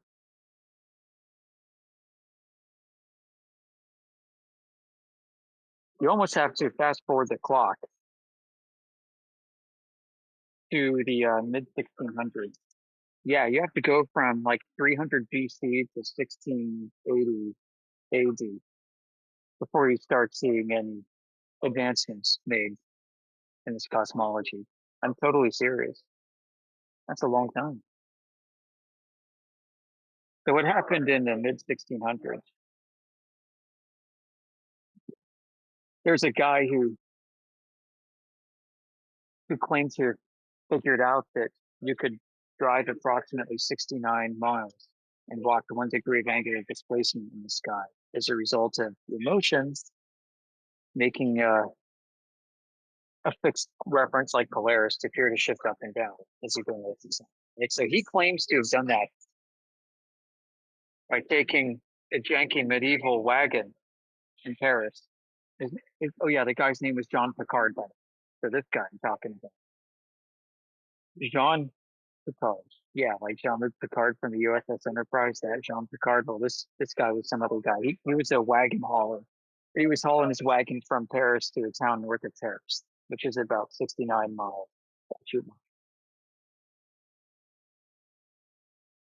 I don't know how he measured it, to what degree of accuracy, but what's even sillier is he claimed to have watched Polaris while driving his horse north and measured 1 degree of angular change of Polaris, and he counted the number of revolutions his wagon wheel went through the bumpy, muddy road, 69 miles from Paris to a town there north.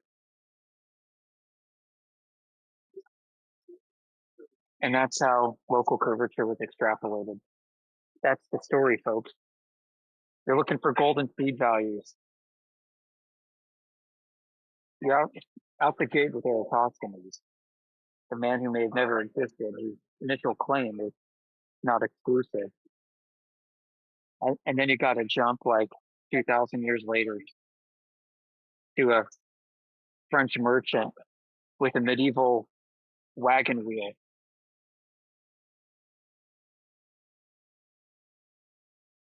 He's counting however many tens of thousands, or whatever, hundreds of thousands of revolutions. I mean, I hope he didn't miscount. Hope his wheel didn't get stuck. So,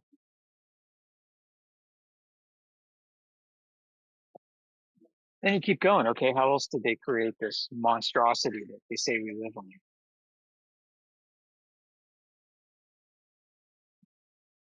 Sometime not long after Jean Picard with his wagon called the USS Enterprise. Not long after that, you had this duking out between like the French Academy and the Royal Academy in England. French and the English kings duking it out over who was right. Is Earth shaped like a football or more like a watermelon? Is it prolate like an upright oval or oblate like a flatter oval? Yeah, I mean, like these two kings were absolutely duking it out over this stupid question. And so they expended enormous resources, supposedly, and sent several teams out to go investigate by doing basically what Jean Picard did with his wagon wheel. Except they weren't doing it in Paris.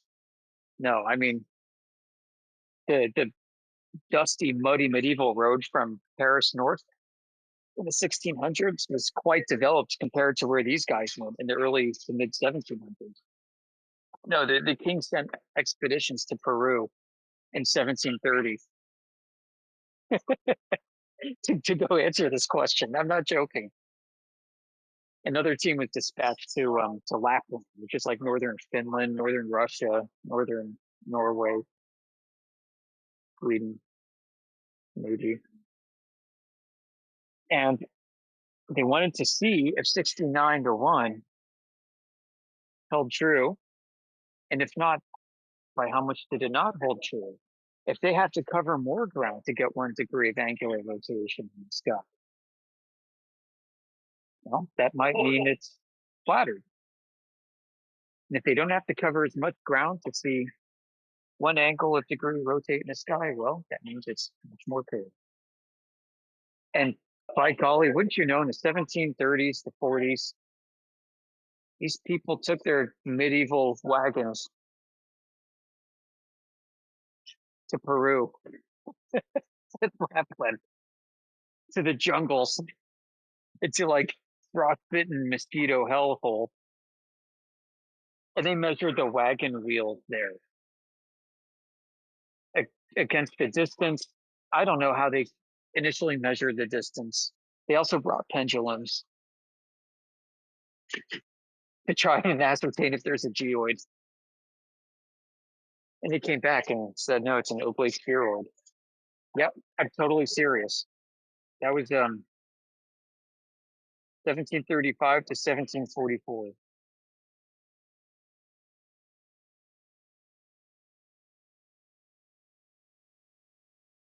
And so just keep going on, folks. Ridiculous story after ridiculous story. It never seems to end.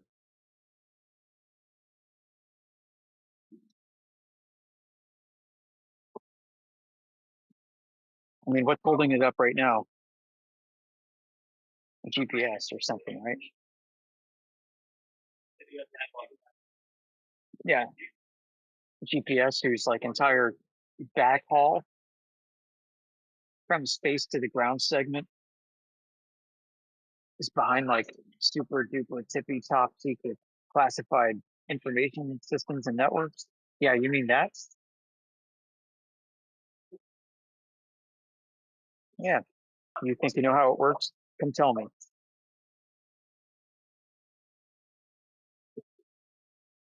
Actually don't. I don't want you going to jail.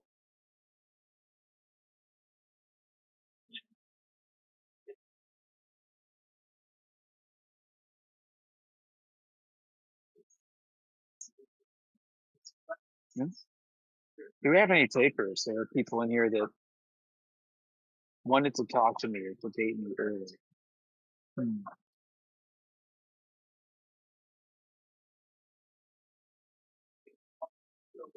Oh, I'm here.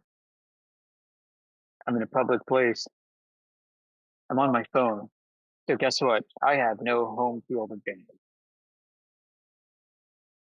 In fact, I also need to be careful about what I say. So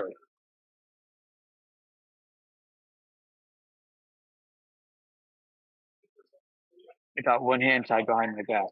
Any takers?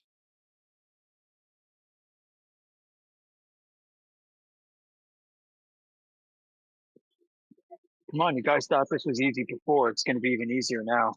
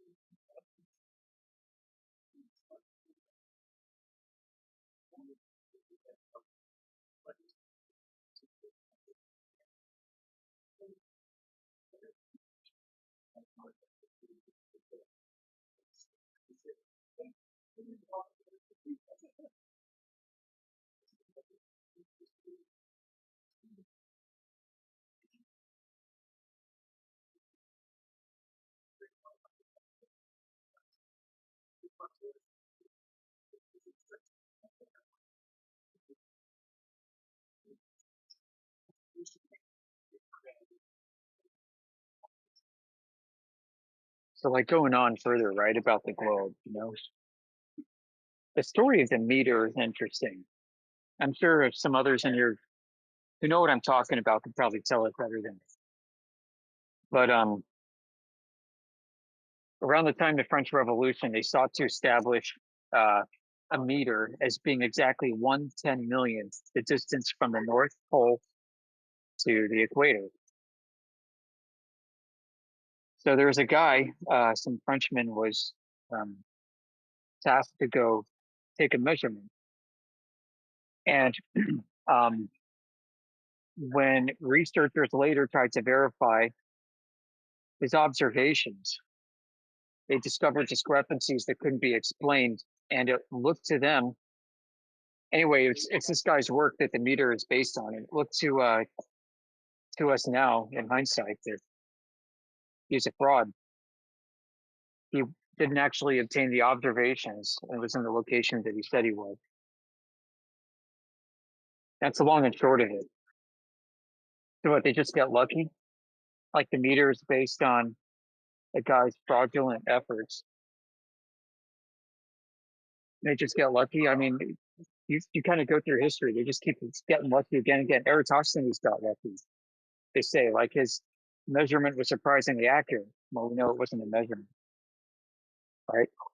The guy who supposedly measured the speed of light, Ole Rumor, who watched the um, phases of some of Jupiter's moons and logged the timing of them, was able to triangulate um, the path of the sun and the distance it would have taken, and therefore was able to ascertain a degree of velocity or the speed of light. So he got lucky. Like, I mean, we're talking people in the late 1600s even getting lucky. Here we have another case where the man who came up with the meter around the same time period,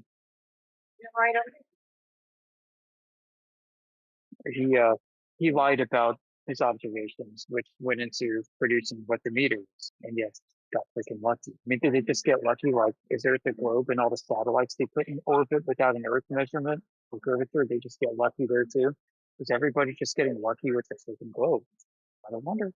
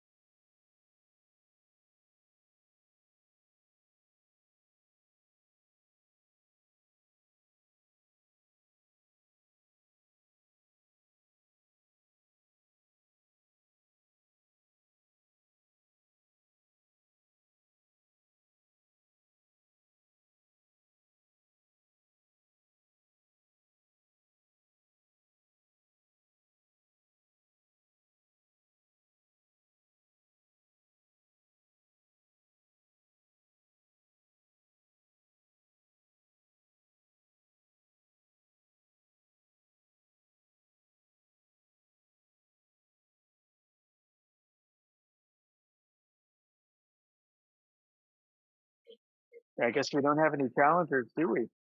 That's all right.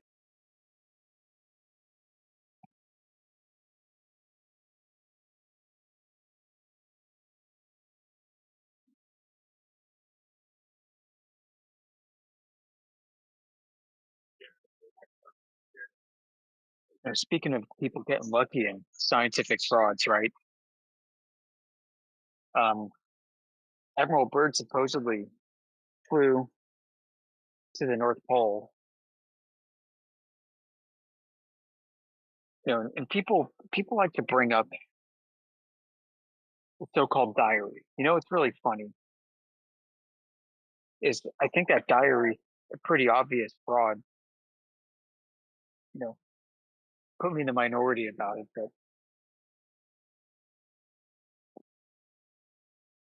but there's an interesting journal out there, if you want to call it a journal, called DO. I forgot what it stands for. DIO. It's if you go to like university libraries, you'll see stacks of DO on like the common tables where people sit down and just start studying the daylights out of themselves. Well, I first encountered DO in a situation like that. It's called like the Journal of Hysterical Astronomy or something weird, something funny. But one of the founders and editors of DO did a whole series on Admiral Byrd, whether or not he was at the North Pole. And Dennis Rawlins is the founder. I think the guy who wrote a series of articles for DO. He's an astronomer, and he studied the claims that Admiral Byrd made based off of his sextant, his journal, and time and location. Determined that, hey, there is no way Admiral Byrd was where he said he was. This actually looks like he backed into where Polaris could be seen from a particular point in time, but he made a mistake, and here's the mistake. You know, and it's not just that, but also going into people who were writing articles. You know, when the claim was initially being challenged through academia, the kinds of excuses that were given, there almost seems to be as well a kind of cover up, an academic cover up to preserve some prestige. So it's really interesting. Why is it important that we get a somebody to explore 90 degrees north? Well, maybe it's to get the most accurate reading of a 90-degree elevation angle for Polaris.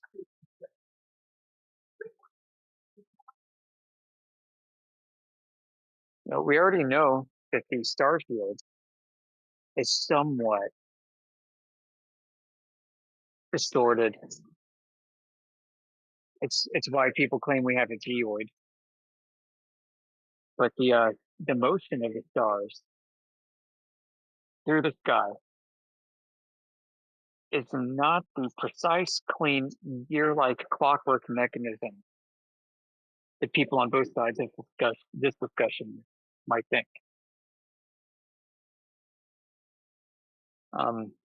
It's this sloppy, slippery motion that gets translated into the idea that gravity is going to be warping the starlight, right?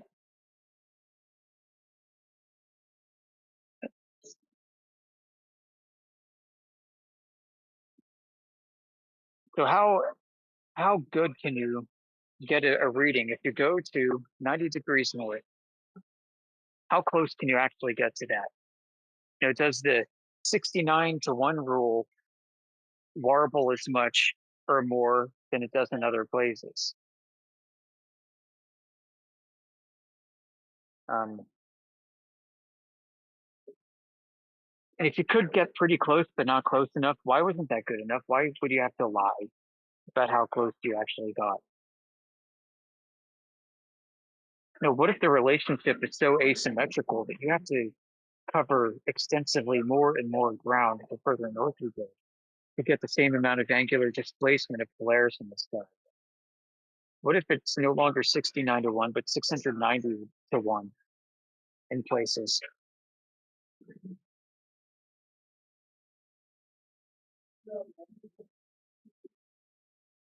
I mean, could something funky like that, speculation Sunday style, sorry, it's a bit late for that. I mean, but could something funky like that be going on? Could it be like 690 or 6,900 to 1 in terms of distance traveled per degree of angular change in the sky? You know, could this be why somebody might feel compelled to lie about their latitude? Because every incremental distance that you go further north, it gets less and less like what you'd expect on the globe. You start getting lost. So it's dangerous. Same thing happened in the south, by the way.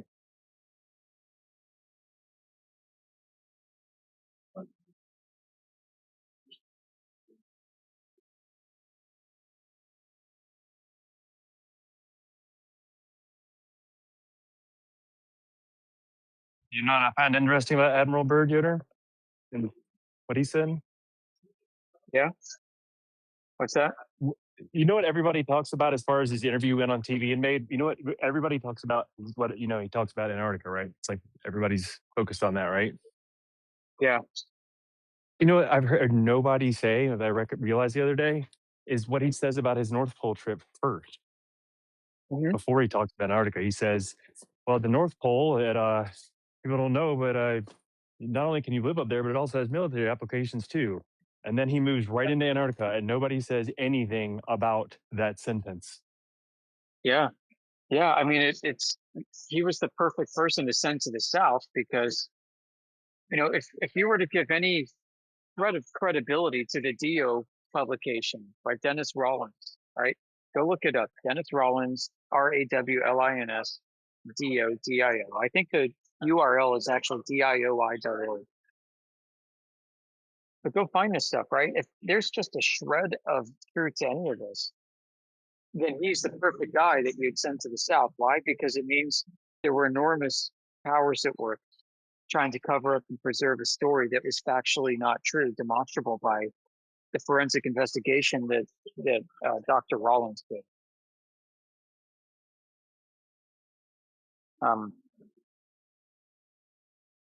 And so that's what's really interesting.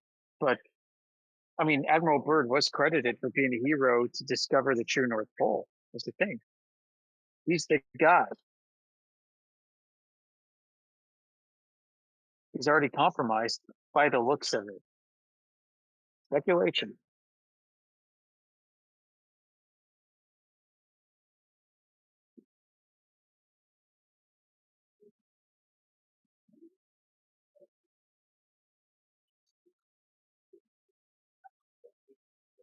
I wish I had good notes on this right now handy. Otherwise, I'd like to give a little speech about it. But oh man,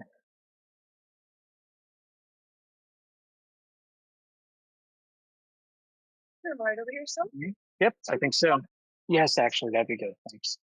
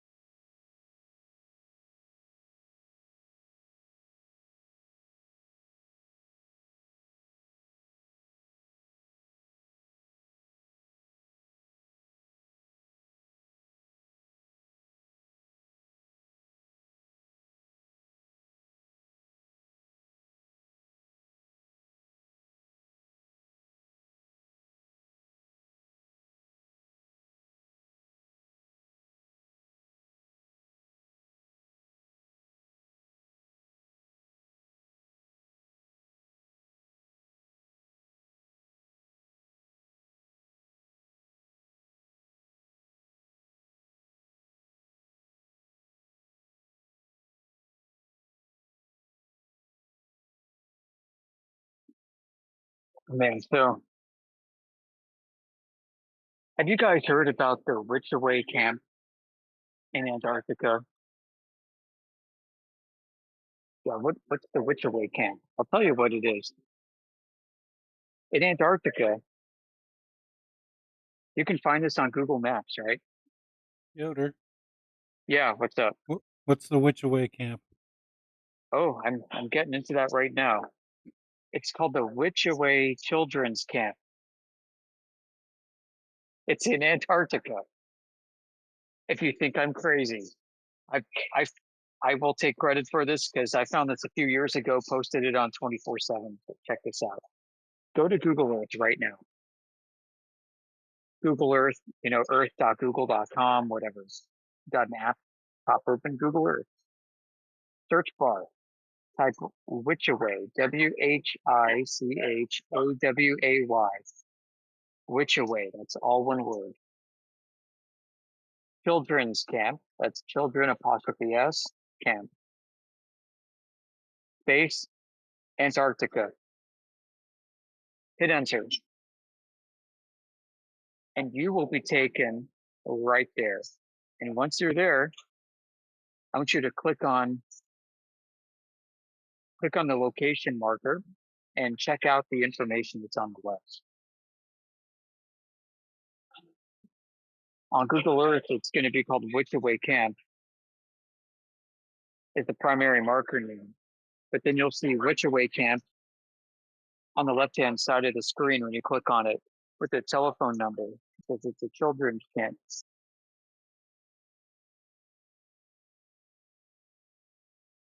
Look at that. Yeah, it looks like it's run by whitedesert.com.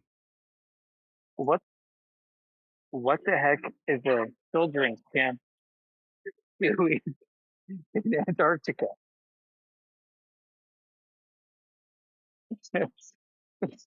Like, am I crazy to laugh about this as I ask the question? It sounds like the craziest thing in the world, but there it is. And there's a phone number.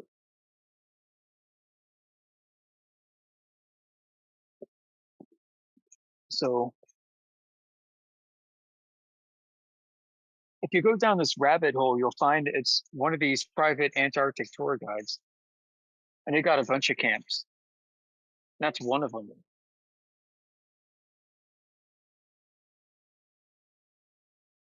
Like, I mean, I don't want to say it. They also do like custom tours if you want to spend like 2 weeks down there. It's only $2 million.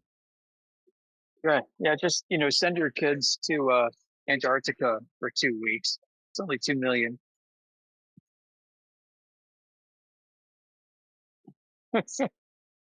Isn't that crazy?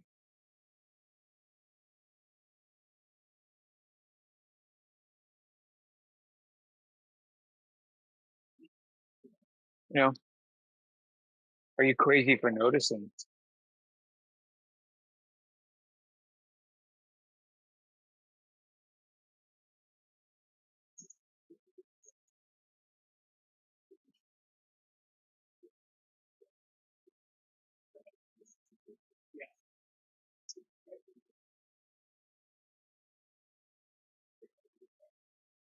Yeah, and to that I say spread it. Like if you didn't know about it, go ahead and tell everyone. Go ahead and take credit for it yourself. I don't care.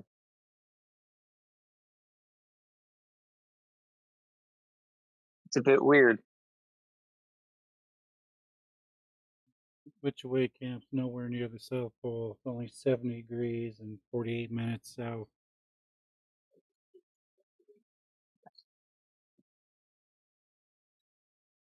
Still pretty cold.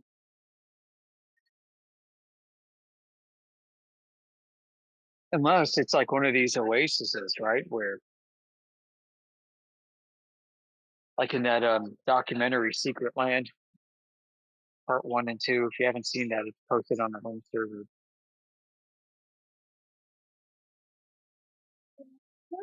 Yeah. But apparently there are warm patches you can go to. Yeah, that's what Witchaway says. It's Less than volcanic. 3% of the continent is ice-free oasis.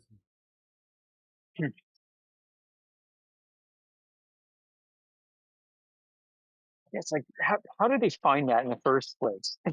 Right? Like, oh look, it's a bit warmer over here, guys. Who was that? How like does anybody know? Oh, here's even better history. It says opened in 2005 on the site of a former East German science base. Wow, No way, I missed that part. can't get any Oh, better than that. You gotta be kidding me. It's like the Stasi secret police. I have to wonder what the East Germans were doing in Antarctica. Man, I've got stories with family from former East Germany.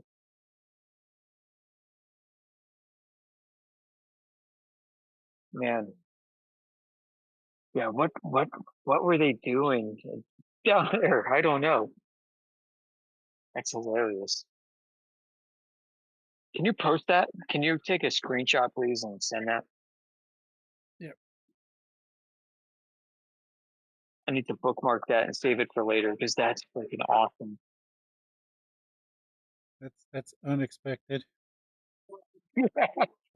This story just got way cooler, man. What the heck is going on?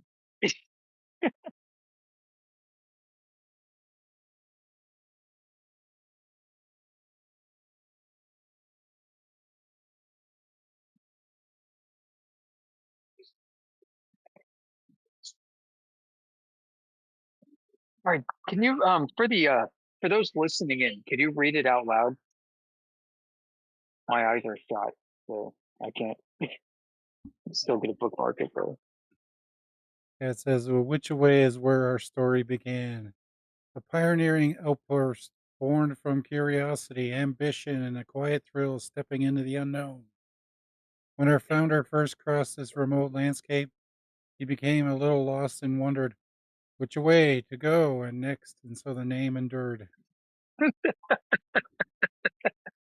Sorry, this is too much. What was he? One of the Mario Brothers? Yeah. Set within one of Antarctica's rare ice-free oases, a distinction shared by less than 3% of the continent. Which away reveals a side of Antarctica few imagine. Here, glacial ice meets exposed rock and rises above a chain of more than 100 pristine freshwater lakes. Opened in 2005 on the site of a former East German science base, the camp blends contemporary design with a legacy of research and discovery.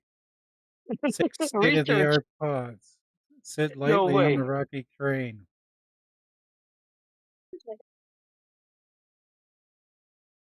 Each suite features a private ensuite bathroom and shower, while large glass conservatories frame uninterrupted views of surrounding glacier, providing I warmth can't believe this. and an unstated elegance that invites guests to slow down.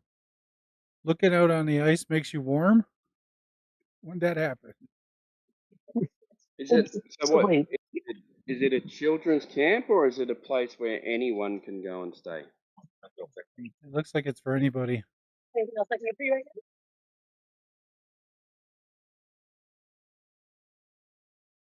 Next question: how do you get there? Yeah, so wait, this it's a former East German base in Antarctica that's now called Witchaway Children's Camp.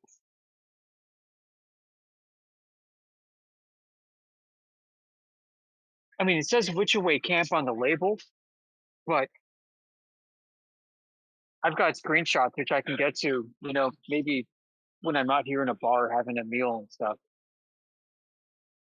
I'll show you. I mean, when you go onto earth.google.com and click on the little location pin, it says Witchaway Camp, Children's Camp.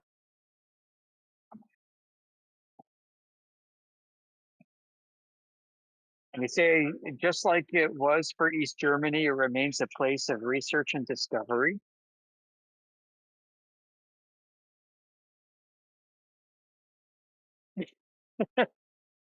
Which way is that? 79 degrees south latitude, apparently. Isn't this the craziest thing?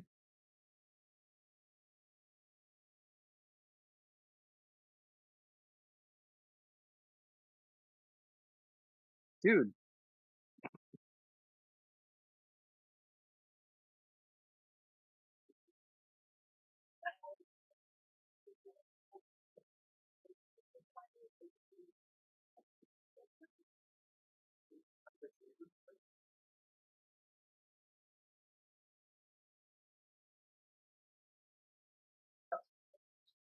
Yeah, the original. Sorry about that. Were East you guys German. picking up on my French fries crunching? Not much. Yeah, Okay. originally opened in April 1976 as a base laboratory. Officially expanded and renamed the George Forster Station in 1987. And it held the distinction of being the first year-round German research station in Antarctica.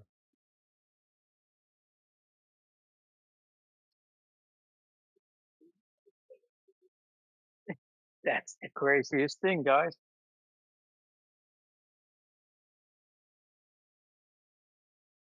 And then it says it no longer exists following German reunification. The station was phased out and completely dismantled between 93 and 96 as part of a major environmental cleanup project. Wait, a cleanup. So what did they spill? I'm sure they did not stay within the Antarctic Treaty's requirement to keep the land pristine. Today, a Yeah, bronze so, plaque marks the original site, and the area is a registered historical site and monument under the Antarctic Treaty System.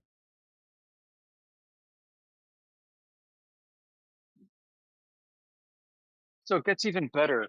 A children's camp in Antarctica is on an environmental Superfund site where it remains a place of research and discovery, certified by East Germany.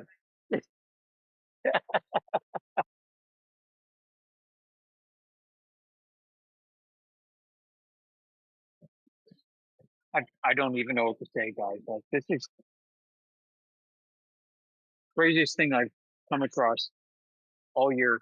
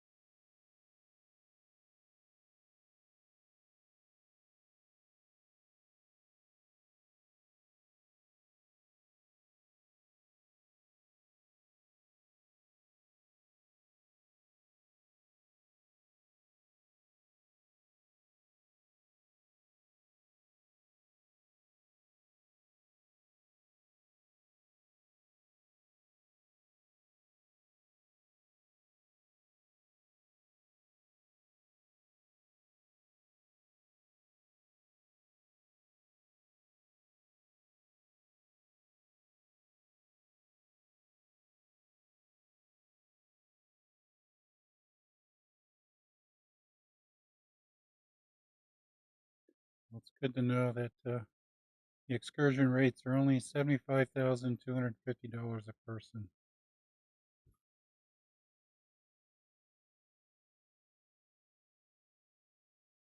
Or if you want to do the South Pole and the penguins, that's going to be $115,500.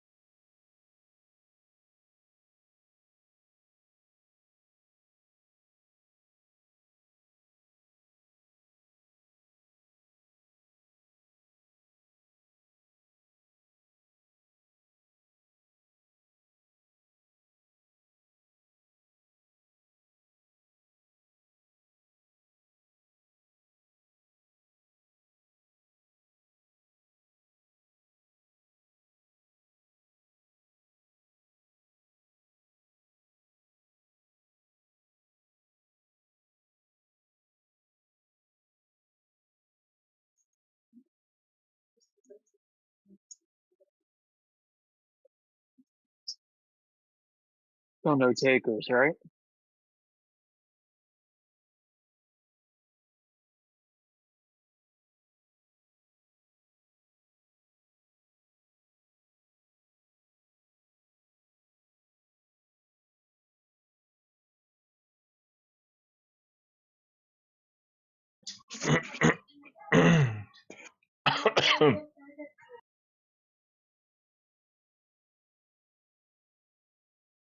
Hi. Hi. Is anyone else? Yeah, what up? Yeah, what's happening? Hello there. Hi, hi. Hello there. And what you talking about there? Nothing at the moment. What's on your mind? What's on my mind? Yeah. Nothing. Just go there to talk about something. Oh, okay. I guess you're in the right place. Yeah. And you were discussing about flat earth, or this is only a text? Oh yeah, more broadly, yeah, that's what we talk about in here 24/7. If we're not talking about other things. Yeah. You got it, And man. okay, you thinking that our earth is flat and we are being we're being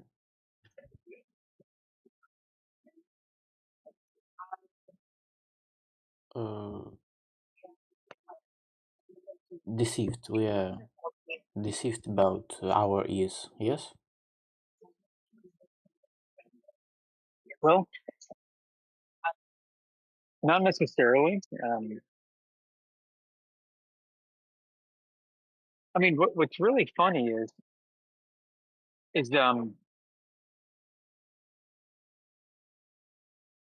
you know, you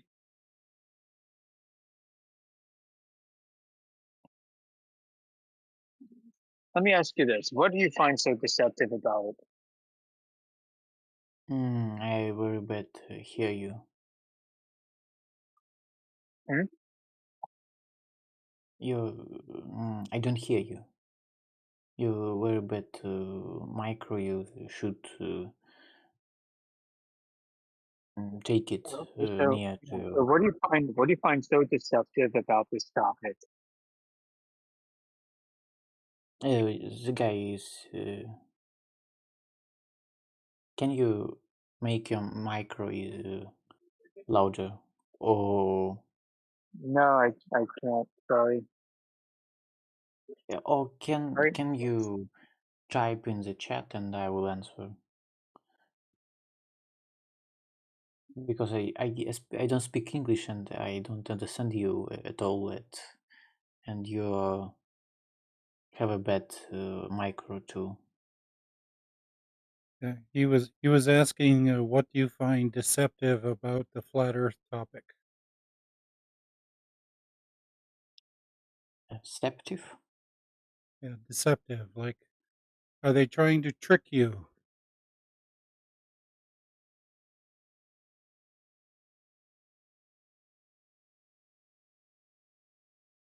No, I don't think that they are trying to decept me. Because we all know that is round, and this is stupid thought that the Earth is flat.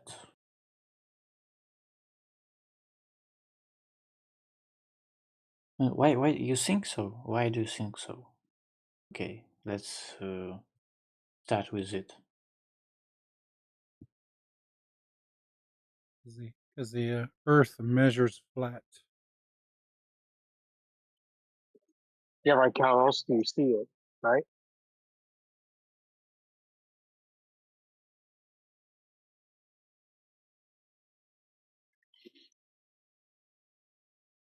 No, that's That's not right because Mm.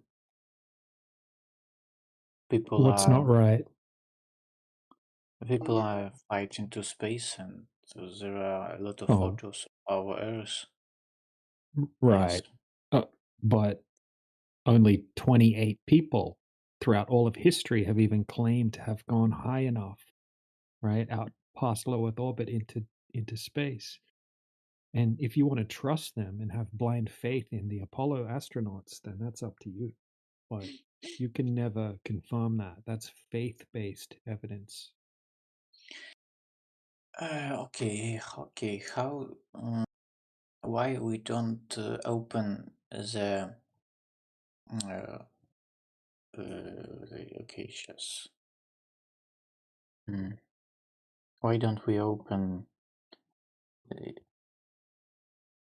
the edge of our ears? Why we don't see the edge? Where is it? We don't think that the Earth is a flat planet with an edge that you can fall off.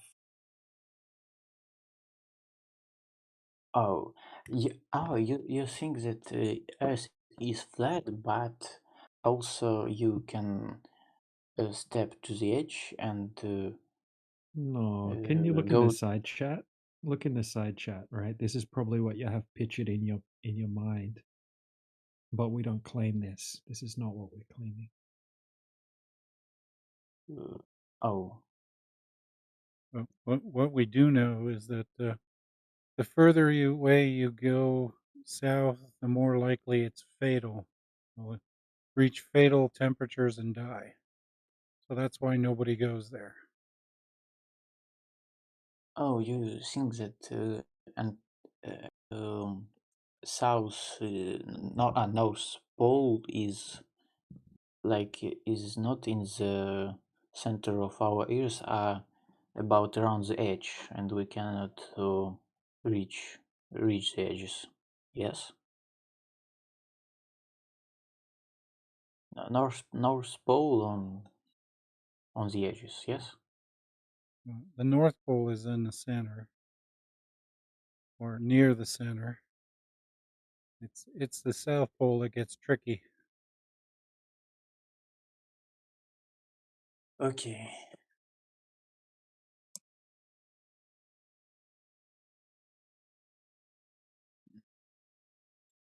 I don't know that. I don't think so that our ears is flat. Because this is round. Where's the roundness? Okay. How can you start walking from one point of the ears and you can go around the ears and reach this point again because he is round. And also our Wi-Fi, our radio, our radio waves, they are working only because there are a lot of translators around the world. Radio waves are straight, they don't go by the ellipse, and they need to use some translators that help them reach your house or other objects. Do you understand me? Well, when Guillermo Marconi did his first transatlantic radio test, he didn't need any kind of repeaters or anything like that. His radio signal traveled right across the Atlantic. Across the Atlantic, yeah? Yes.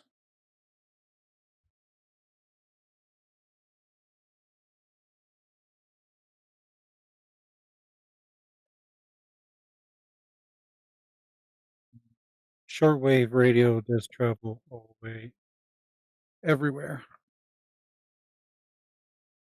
So the record line of sight radio transmission is 800 and something miles. So if you're claiming that they go straight, then that would debunk the globe.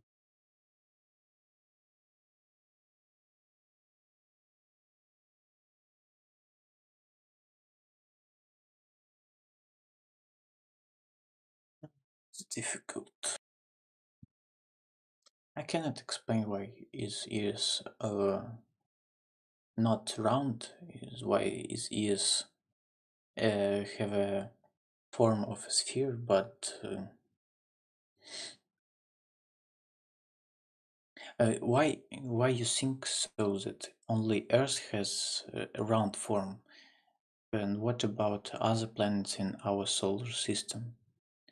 They all have The a Earth, round the Earth is form. not a planet in the solar system that you're thinking of, and the Earth does not have anything in common with anything that you see in the sky.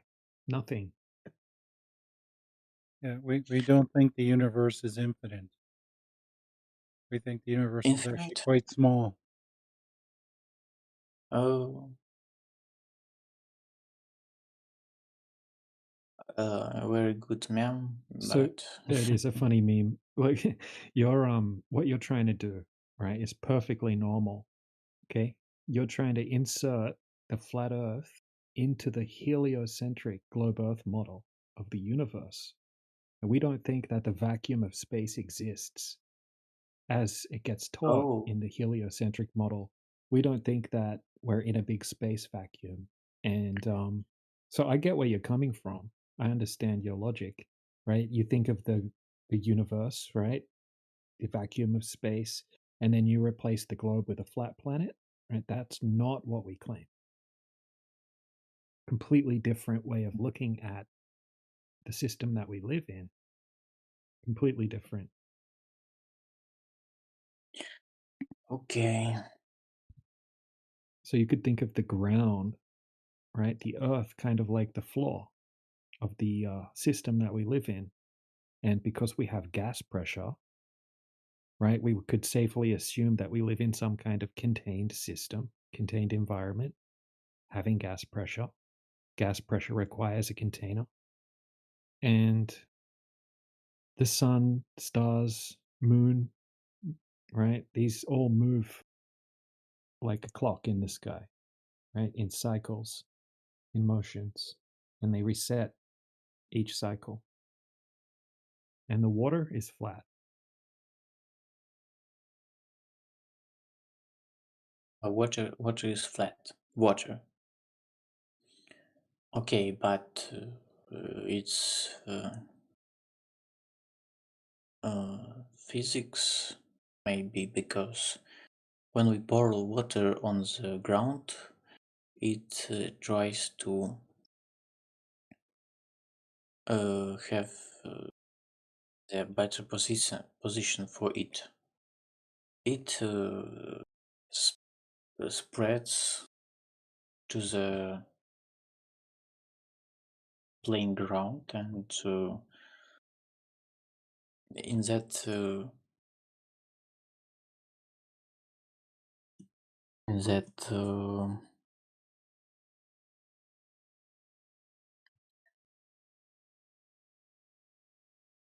in that state, it don't have minimal pressure, maybe. Yes.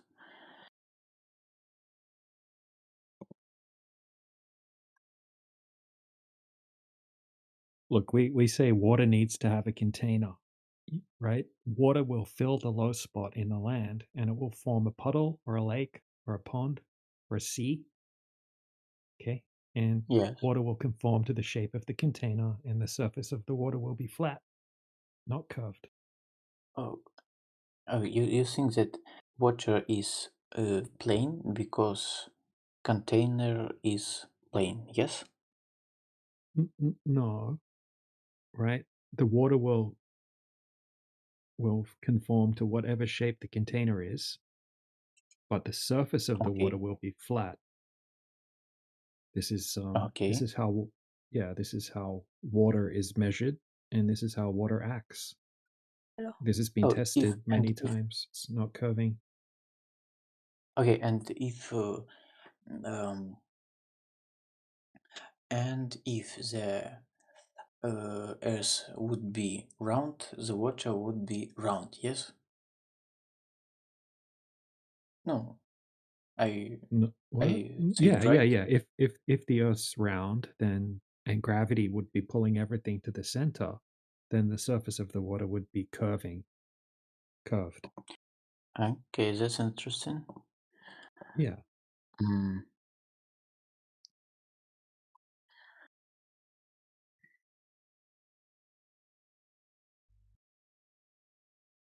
Дайте помут. What? Right. So I don't know what they said. Eric, did you say something? No. Okay. Sorry. It's okay.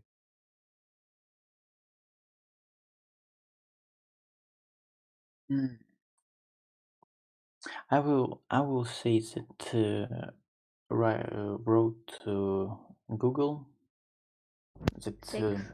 our water is curving with the gravitation. It's curving, but we don't see this because Pornhub. it's huge. It's huge All right. Hold on a second. masses are not seen. T-Big shot. All right, that person is Bro, he's a troller. Watch him, please. yeah, it's a troll. Troll's gonna get right. So anyone trolls, right? They're gonna get deafened over the entire server. So you won't Yeah, be I able to know. hear anything in any channels. Sorry. I know T-Bix wants to say something. All right, but we're having a conversation at the moment already, so hold that thought. We'll get to you soon. Okay. Right, so yeah, you're saying that what were you saying, sorry? Gravity I pulls say everything that towards the center of mass? I said that the water is curving, but we don't All right. see this because Oh we yeah, don't yeah, see yeah. this. Yeah, you wouldn't see it, but you see things get hidden behind the horizon, right? If it's a globe. Yes. Yeah, so that's what we test for. So we're testing for the byproducts of the curvature.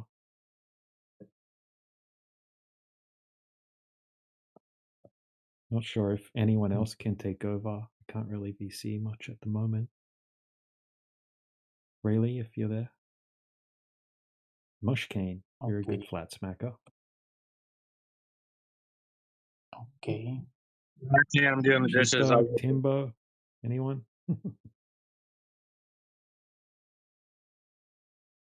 All right. Yeah. Look, so yeah, over 10 miles, there should be about 66 feet of curvature if it's a globe. Over 20 miles, there should be 266 feet of curvature. But in reality, when we test it, there's no curvature. And I will post a test in the side chat if you want to have a look at one of the tests. Okay, let me look at this.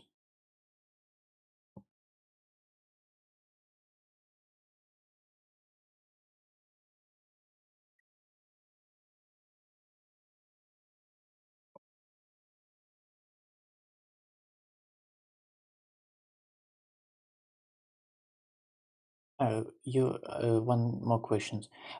You think that our Earth is the center and the sun and the moon are spinning around our Earth and is not spinning around the sun, yes? Yeah, not quite. Right, so you're thinking of a geocentric model, but we think that the Earth is flat and contained, and that the sun, the moon, the stars, the planets are all rotating above the surface of the Earth in cycles, not around the Earth. We don't think the Earth is a flat object or a flat disk or a flat planet, right? The sun moves in an apparent path above the surface of the Earth. It never goes below the Earth. It's always above the surface of the Earth. and it's not 93 million miles away like in the globe model. It's much closer and much smaller. Okay. And that's what creates daytime, nighttime, seasons. The sun's path fluctuates throughout the year, and the cycle resets every 365 days. That's why we have years. When it's daytime in Australia, for example, the light from the sun can't push all the way through that atmosphere, all the way to Europe. So when it's daytime in Australia, it's going to be dark in Europe, just as an example. And then 12 hours later, it's going to be light in Europe and it's going to be dark in Australia. The sun yes, is moving over the surface of the earth, right? But the sunlight can't travel forever through the air. It gets attenuated, it gets absorbed by the medium. Okay. You're Maybe doing very for well. me. I know it would be probably easier for you if you were speaking in your native language. I understand. You're doing Yeah, I very well. understand. Yes, thanks. Hopefully you understand me. Yeah, I understand you, but very slow because it's difficult to me to speak this language. Yes. Yeah, you're doing pretty good. Okay, I heard So you. there's two tests in the side chat if you want to have a look at them. Both of these are done by an expert in the field, right? This is done by a PhD scientist called Dr. John D. And there's two different types of tests there. There's one long distance observation where we can see things that should be completely hidden behind the horizon. And then the second one is a laser test. Similar, but done with a laser. Okay, laser is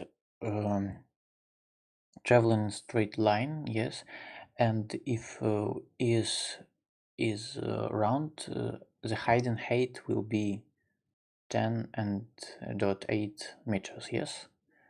That's correct. Okay.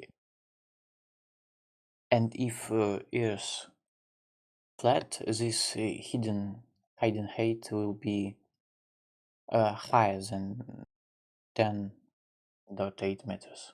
No, if Earth's flat, there'll be no hidden height. The laser will just hit the target, right? The laser will just go along the surface of the water and then hit the target on the 10 miles away. Okay. Yeah. Mm.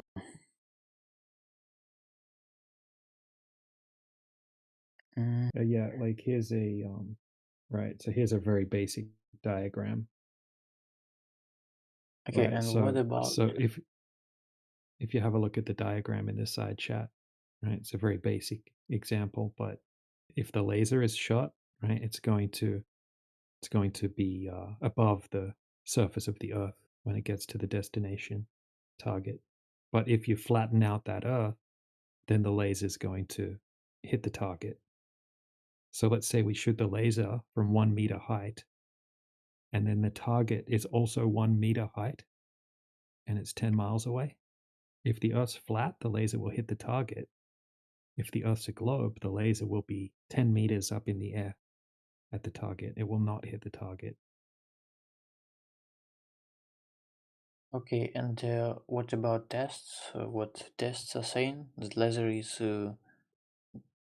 hitting the Yeah, target? the laser's hitting the target. Okay, And there's been a lot of these tests have been done. The laser's always hitting the target. Okay. And what about the distance between laser and the target? Some of the laser tests range from, okay, so this test here is 16 kilometers. 16 kilometers. Okay. About 10 miles, yeah. 9.5 miles. Okay. Yeah. But yeah, I'm see that. Okay, I will Google some okay. data. What about the radius. Oh, okay.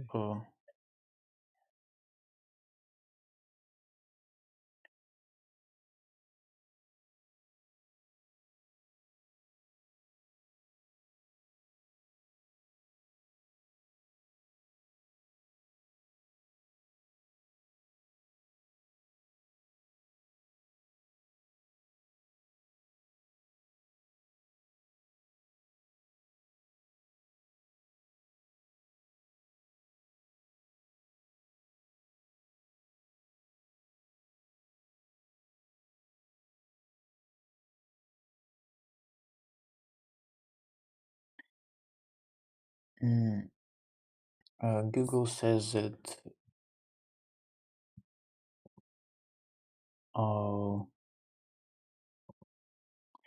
that the length of our Earth by the equator is of 40,000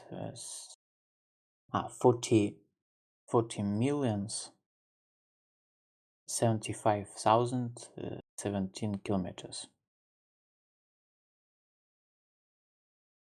Okay. Right. You just need to ask it how much curvature is there over. I'll get the exact distance for you. Just a second. Just a second. Okay, so it's 15.3 kilometers. So how much curvature is there over 15.3 kilometers? Maybe it's too small to curve the laser. I want to say that because 40 million kilometers length, it's very huge number. Well, no, And the radius is only 6,300 kilometers. You think that the radius is 6,000? 6,371. Radius. That's the radius. The circumference is 40,000 kilometers. So Okay. over 15.3 kilometers, there should be 10 meters, over 10 meters, more than 10 meters of hidden height. So this is the thing. Think about this. Think about this, right? The horizon should be a certain distance away. Okay, so if we place the laser just above the surface of the water, let's say 15 centimeters above the surface of the water. Now I'm going to put something in the side chat. You can have a look at it.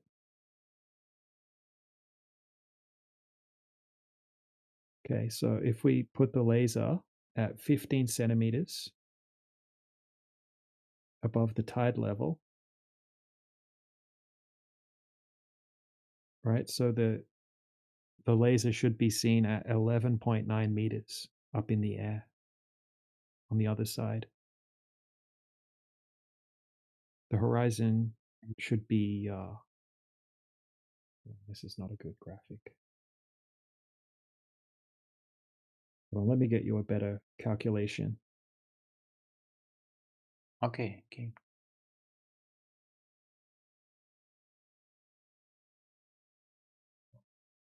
All right, so look, if you go to Google and you type in Earth curvature calculator. In fact, I'll send you one. I'll send you a link. It'd be easier. This is an easy one to use. Okay, just a second. This way, it'll be much easier. All right, there it is, Omni Calculator. So I'll click it as well. And okay. All right, so you need to change the units to distance to the object to kilometers. Okay. The eyesight level. Have you already got it in metric system, or is yours in imperial? Metric system. Oh, okay. I just got to change mine quickly. Right, so put the distance to the object, 15.3 kilometers.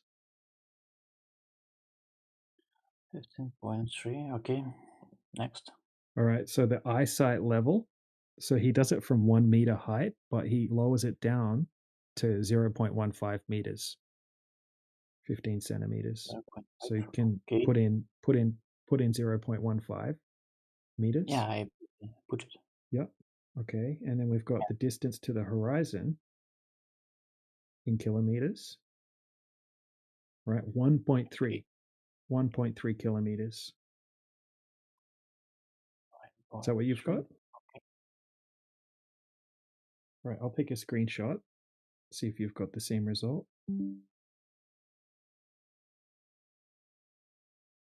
Okay. Okay, there we go. All right, so when he's shooting the laser, right, the horizon should be 1.3 kilometers. And the obscured object part should be 15 meters. Okay. Okay.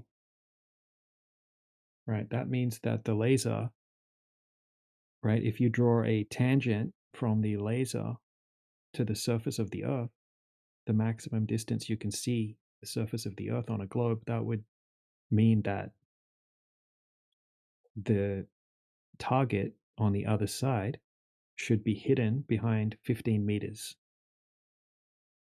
of Earth curvature. Should be 15 meters hidden below the horizon. Right, so you see the horizon, and then the target where the laser beam's being shot should be 15 meters lower behind the horizon. Right, so you would have to have the target, say 15 or 16 meters elevated up in the air for the laser to be able to hit the target.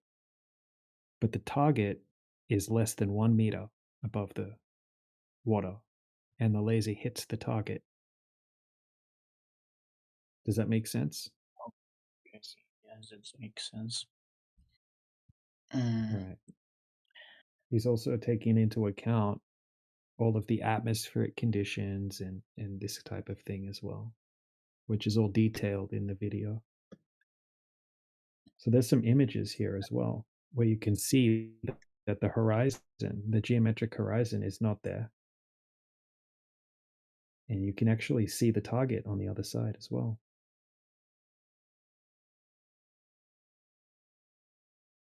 Okay.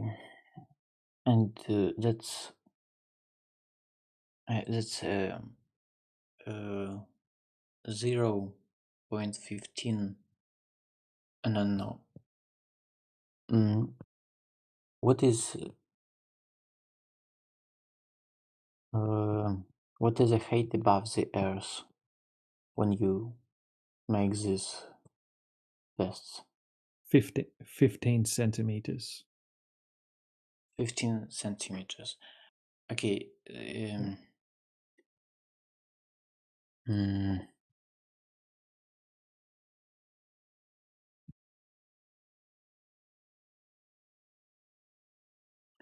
And what about ground height?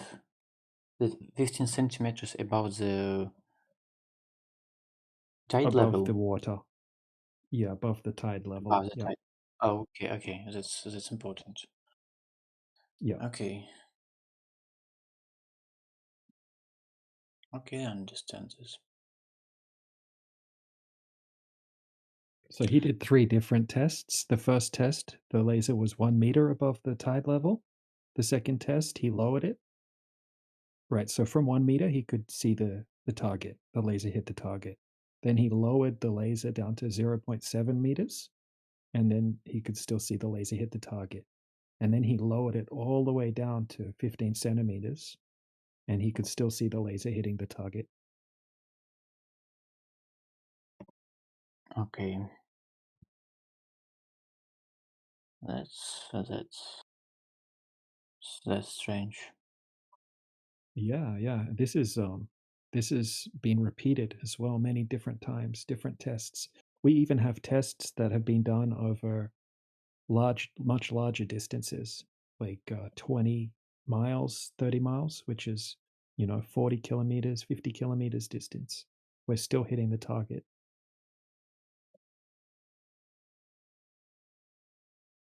But this is a good test because there's a lot of information provided by Dr. John D. In the video, he goes over everything very precisely.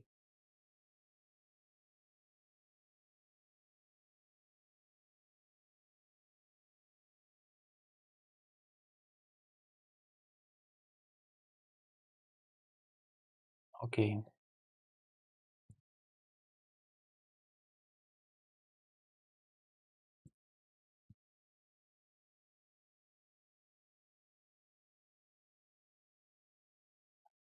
Okay, bye. All right. Well, Nice to maybe watch the video. Watch the video when you get time, and come back and have another talk with us, Oh, okay. and we can go over some Okay, more that's observations. Maybe. All right. Have a good day. Bye. okay. Thanks. It's nice So in the to side chat talk. as well, there's nice to talk to you. Have a good day. This laser tests. Yeah, it's all of this is just screenshots out of the video. Okay. I will see them. Okay. All right, bye. Goodbye.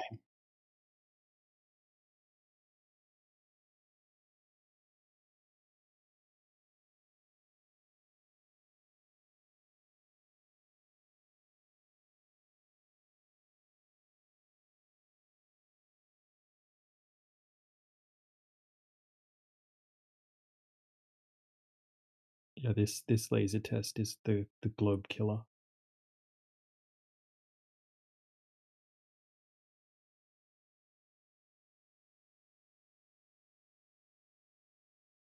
What isn't the globe killer? Good point, man. Because the globe foundation is pretty weak. I like this one because he's lowered the laser down to 15 centimeters above the water surface. And for it to hit the target, it would have to have some crazy amount of refraction on a globe. And that means that it would have to be bending downward drastically. And if it's only 15 centimeters above the surface of the water and it's meant to be bending downward so drastically, then it would just hit the water. It would just hit the ground.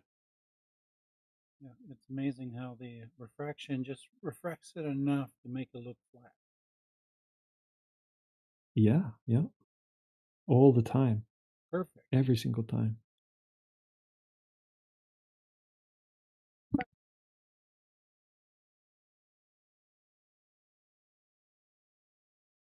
It's divine.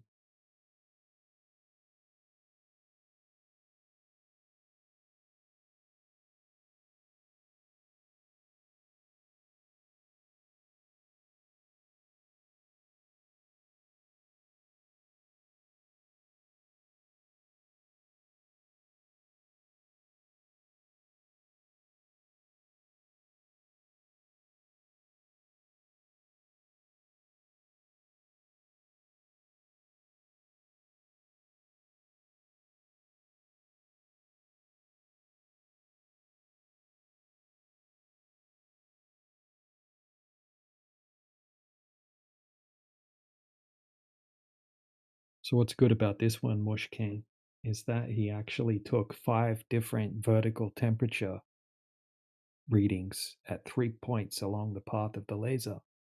And the humidity and the temperature were uniform. And the water temperature and the air temperature were also uniform.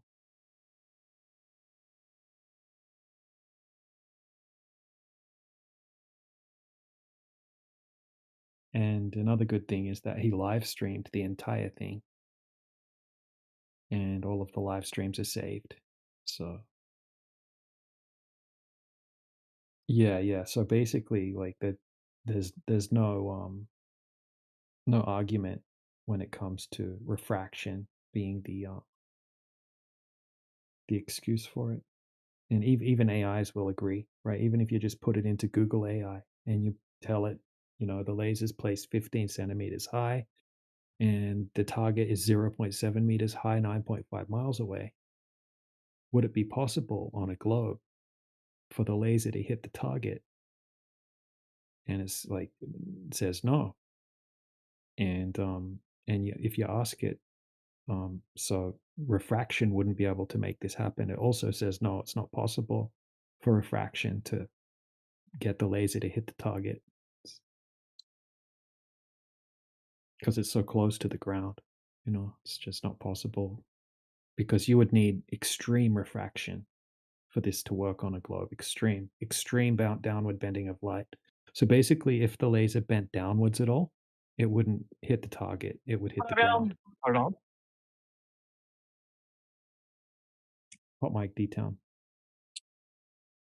Thank you. And if it bent up at all, then it would just obviously not hit the target as well. And if it went straight, it would be 15 meters up in the air. So it cannot hit the target on a globe. It's just not possible. It's a killer. Yeah, exactly. Temperature dependent, temperature gradient dependent. So I'll put some screenshots in the side chat.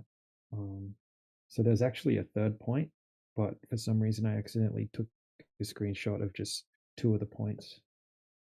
But we can see here that the water temperature is 7 degrees, the air temperature is 7 degrees, the humidity is around 70% to 75%. It's pretty uniform. It's like, it's not possible to have basically any refraction at all with this gradient, and to have extreme refraction, that's just not possible.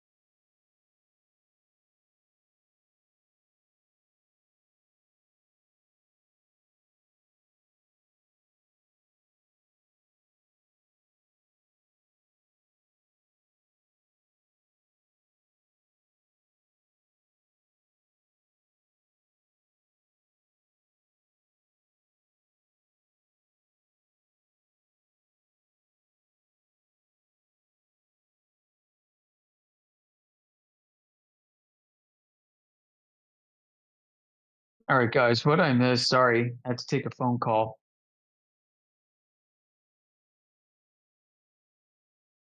You missed a conversation with some guy going over Dr. John Dee's peer-to-peer, which went well. Okay, yeah, you were spearheading that.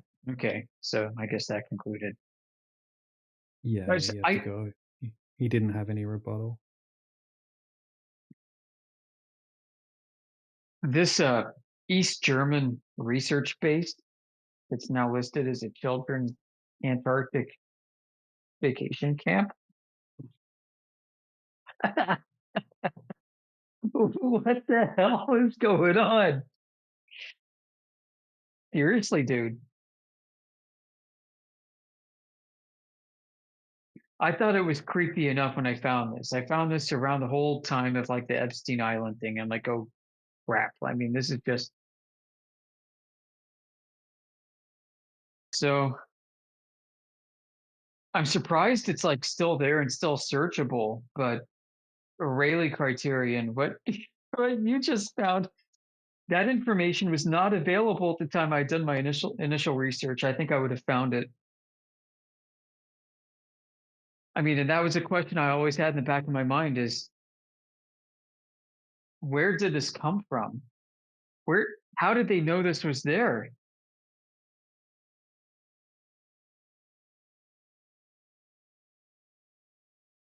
You know? So, okay, fine, the East Germans. Okay, that we all know that doesn't go far back enough. I'm curious how the East Germans were able to fund such a trip.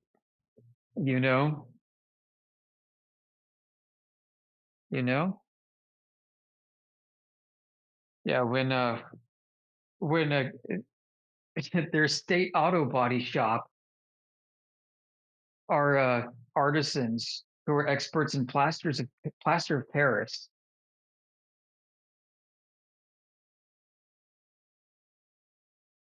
Or when the one family with the telephone down the street also happens to be a very active party member. Yeah. Yeah, the telephone isn't being bugged at all. Don't worry. And they're also one of the only people who had a car. Oh man.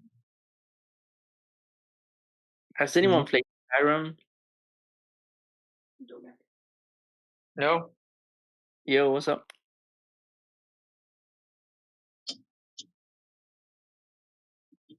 I don't play video games. Sorry. I'm a total bummer at a party. What do you play? I don't That's play the question. games. I just Yeah. don't play video What do you games. play? You play something. No. So you're telling me you never played ball? No. Get out of here. You always play ball. Stop with the Dodgeball? lies. Does dodgeball count?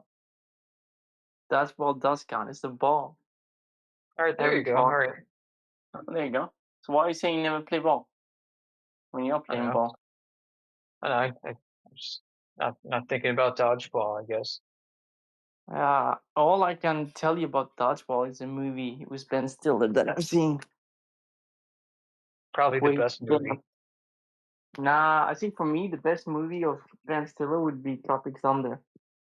That's unmatched. That was way ahead of its time. That's way. I love. That's I love pretty so much to agree with you, and I also don't want to get a TOS violation. That's where Robert is playing. That was the first year when Robert came back to Hollywood. He played Iron Man, and that role went really well. And at the same time, he played a black man. Like in the movie, he's transitioning to be a black man from Australia. We might have to move the conversation on to the room topic. Just All saying. right, just quickly, because I got to go in a second. Right, so I put the Dr. John D test through just through Google AI, which is usually the most globetard of all of the AIs, from what I've noticed. Yeah. It will deny. So I put in, if we did a laser test over 9.5 miles distance, we placed the laser 15 centimeters above the water, and on the other side of the water there is a camera to pick up the laser beam placed at 0.7 meters above the water. Would this laser be able to hit the target, or would there be too much earth curvature in the way? And it said no. The laser will not be able to hit the target because the Earth's curvature acts as a massive physical barrier between the 2 points. Even when accounting for standard atmospheric refraction, the maximum possible line of sight distance between your laser and the camera is only about 2.93 miles, which falls far short of your 9.5-mile test. So it went over all of the math and everything like that. What does it mean? I just came in It here. means that the Earth can't possibly be a globe, and this laser test that was done by Dr. John Dee debunks the globe. Right. So the conclusion here is that the Earth's curvature completely blocks the beam for a laser placed 15 centimeters above the water to reach a distance of 9.5 miles. The camera on the other side would need to be mounted at least 15.18 meters, approximately 50 feet high, meaning your 0.7 meter camera setup is buried within the Earth's shadow. And then basically, I wanted to ask it about refraction. Right. So I wrote, and because the laser is only 15 centimeters above the water, I guess refraction can't explain it either. Question mark. Because the laser, if the laser were to bend down, it would hit the water, and if it bent up, it would not reach the target. Let me know your opinion. And it says you're completely correct about the physics of the beam's direction. If a laser beam bends downward too sharply, it strikes the water, and if it bends up, it shoots up into the sky away from the target. However, atmospheric refraction over water actually changes the apparent shape of the Earth itself. That's crazy that it said that. Which is why this is the central factor in long-range optical tests. Right, and then it talks about just basics of refraction, right? That light bends towards denser air. Who are we asking, DJ? Yeah. Hold on a second. Just let me finish. Right. So basically, it's saying that refraction, right? It's all about refraction. That's what the globers say, right? Refraction, refraction, refraction. It all comes down to that at the end of the day. So I wrote this, right? I wrote, what if the air temperature was measured at the start of the laser transit? 5 vertical measurements of the air and humidity were taken at 0.5 meters height, up to 2 meters height vertically. Then there was another set of measurements taken at the same time along the halfway point and again at the target end of the path. All measurements showed no change in humidity and temperature vertically. And then it basically said if all the measurements across all of the 3 locations showed 0 vertical change in temperature and humidity, it means the atmosphere was completely uniform. Under these exact conditions, refraction would be mathematically incapable of lifting the laser beam over the Earth's curvature, confirming once again the laser could not hit the target. So basically, it goes into a bunch more detail, but the summary is your vertical measurements are effectively lock the atmosphere into a straight line zone for the laser because the air cannot bend the light down to follow the Earth's drop, and because the geometric curve creates a 15.18 meter physical barrier of water between the 2 points, the laser beam would simply hit the water if it were to bend down or shoot into space within the first 3 miles of its journey. So yeah, it's basically conceding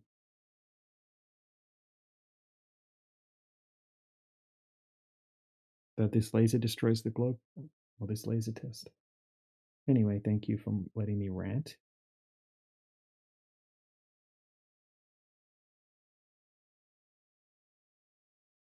I chased Dylan off. It's funny. No, He that's just wanted good. to I talk mean, I about liked. motorbikes. Yeah, jeez. Yeah, it's usually it will say, this could be possible because of refraction or something, blah blah blah. But this time it says it's not possible for this to work on a globe. Gemini's my favorite of all the AIs, and it's been my favorite for the longest of all of them that I've been with in the past. So I sound like I'm dating artificial intelligences. Gemini's my favorite, but I mean, it has been. I think it is accurate to say that it's been. I think Gemini and Claude are both almost equally obstinate when it comes to like the default acceptance of the globe.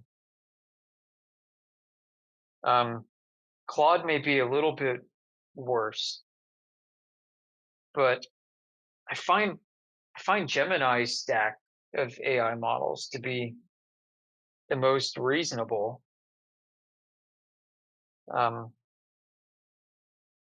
Gemini isn't as good as Perplexity, I think, in grounded search, not without careful prompting. And I find that to be a frustrating aspect of Gemini because they're owned by freaking Google. So why can't you be the best at grounded search? But I think Gemini's smart, and its training data, something Indio would actually talk about too. The training data. I mean, it's built off of Google. The freaking whatever Google has is right there, and they didn't have to pay Google for it because they are Google. So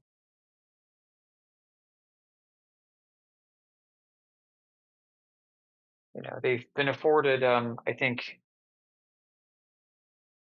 a cheap cost on data, which they were able to take the difference in and pour it into whatever magic goes into their AI.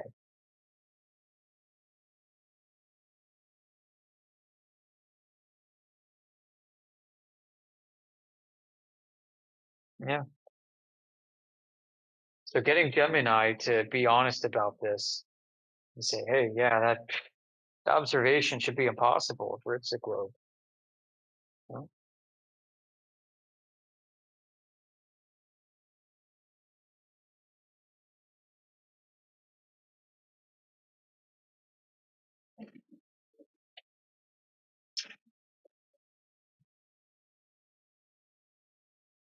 You just got to start training the AI on flat Earth data, and then you'll get a flat Earth AI. It's just, it's whatever you train it on.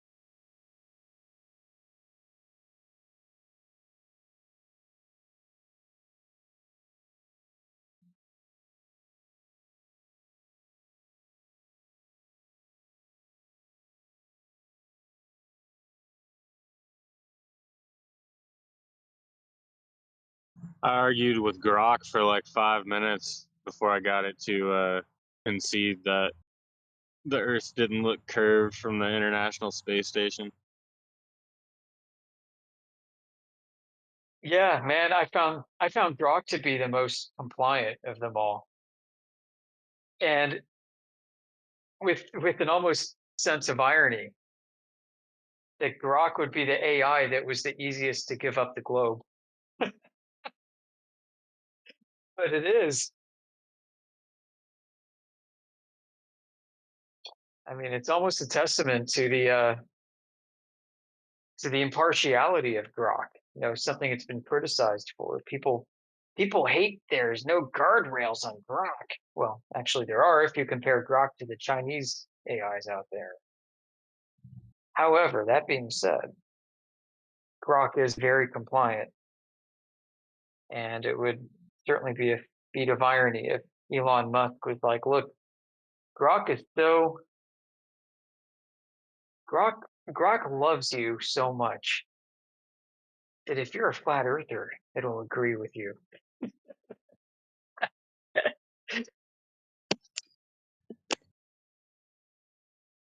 It's awesome and creepy at the same time.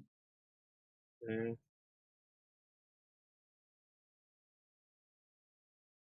Could be a function of Rock the loves people. flat earthers. Huh? Yeah. Well, I was just thinking it could be a function of the people that work there. I bet, like, compared to Google's campus and Grok, Grok is probably a lot smaller and a lot more like right-leaning type personalities, like more. Yeah, for sure. For sure, man. Like, I spent quite amount of time with Claude with their upgraded package and everything, and I got so frustrated at the gatekeeping. Like, I will not go against what is consensus-based science. Like, what good are you then? Like, I can hire a yes man for someone cheaper than Claude. That's my personal assessment. Yeah, but that's, is Claude Google? Is that what Claude is? No, Gemini is Google. Oh, okay. Claude is Anthropic, and they're the ones that the U.S. government went with. They're also, in my opinion, the most wokest of them all. It's pretty woke, man. Like, if you were to say, like, "Hey, Claude, can you come up with an 11th century Byzantine themed song?" It'll be like, "I cannot do that. It goes against my neutrality on religion programming." Like, oh, that's interesting. You'd say that.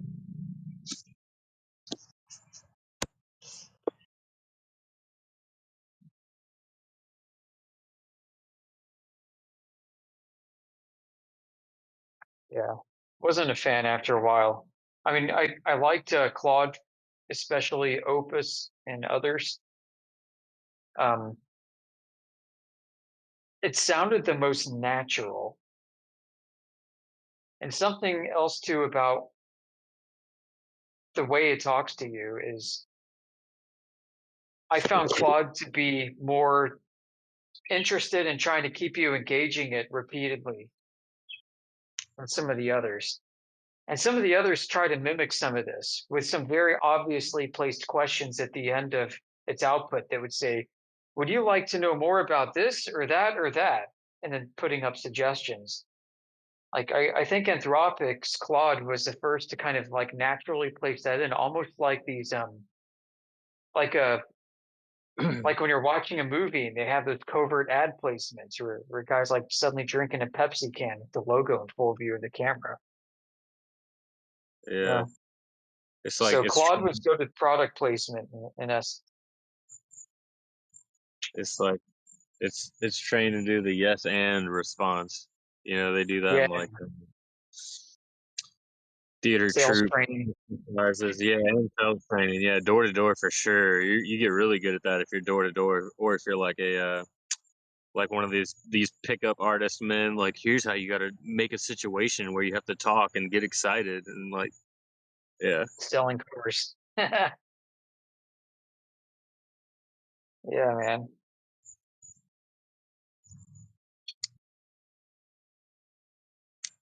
Yeah, Claude was good at that. Claude was good at keeping you engaging it again and again and again. But it also felt the most natural. I would still say, even today, even though it's gotten tighter at the top. What about Kimmy? Have you tried the Chinese one? I've tried what was it like? I tried, was it Gwen and the DeepSeek? When DeepSeek first came out, I was all over that. I really enjoyed that one. But some of the others had succeeded it in capability, and I never really went back. Yeah. You should check out Kimmy, like Jensen Wang, the CEO of NVIDIA. He made his first X post or Twitter post ever discussing how open AI, because everybody's made a big deal about Kimmy being open source, and it's like 1 trillion parameters or something, and it beat Gemini at something. Nice. So like everybody's freaking out. So Jensen Wang wrote this long letter. So I guess that means something is gonna happen. Like I don't know whether you should buy or sell, but something big's gonna happen. Yeah. Yeah. Buy it all or sell it all. Yeah.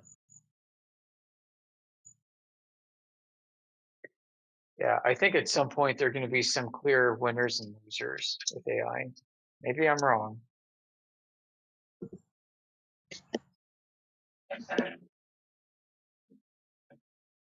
But somebody's going to figure out something, cryptographically or something. Somebody's going to merge it with some quantum computing. Yeah. Well, And all hell's going to something break loose. something's gonna have to happen because we're in this huge economic spike with it. So people are saying like it's got to be a bubble, but it's like, all right, but what like crazy AI technology are we gonna all be paying for and using? Other than what's already being done. Like people are just coding with it. They're even starting to host their own local one. So I just don't see like how they're gonna pay for all this data centers and all the money that's been invested. I feel like it's gonna pop, like it's just a huge bubble. Yeah. Yeah, I mean, I think that's true to an extent. But I mean, the same people that are forcing a bubble also are able to stifle these. Not all of them, but True.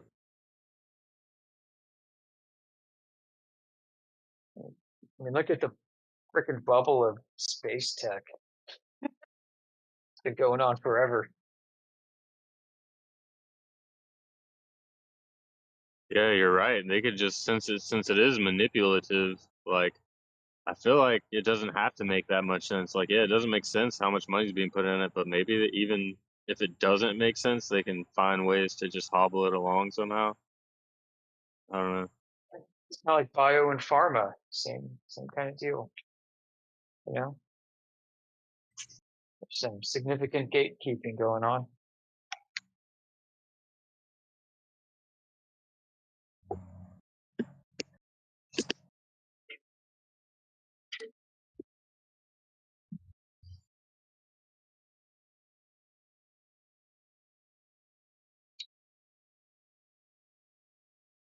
Sup, guys? Hey, welcome to the channel. You ever talked to us before? Yeah, my name used to be Johnny Law. Oh, you're Johnny Law. Okay. Yeah. All right, yes, I know who you are. Yeah, I talked to you a couple times. No, I changed it after everything went down. I had some things happen in my personal life, so I decided to change my name to the beginning and the end. So Okay. Well, here's to the end of a beginning and the beginning of the end. yes, sir.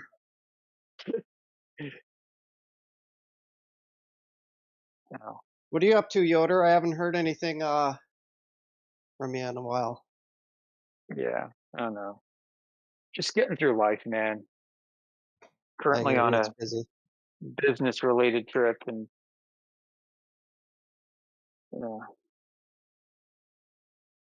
Well, good. you get to a certain point in your age in your career where you're not like it's too soon to retire, but man, you almost freaking could.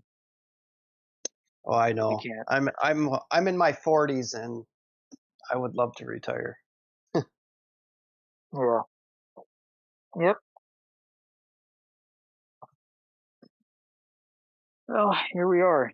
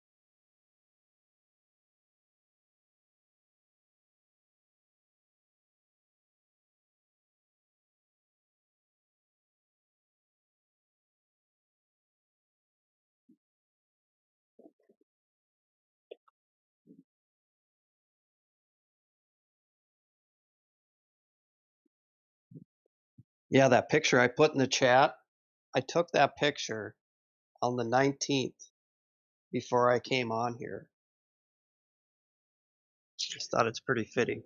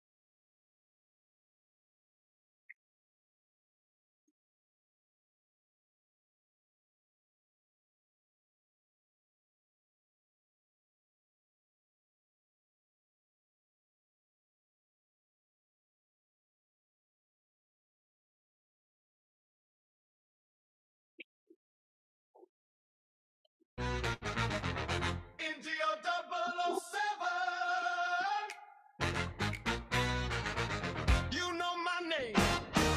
Shadows fall, questions rise. He cuts through smoke, he sees through lies. Every challenge, every claim. Step inside, you know my name. No fear, no disguise. One more debate beneath the skies. NGO 007. You know my name. Breaking every argument, never plays that game. Maps and models on the line, every claim he puts to flame. When the evidence is called, you know my name.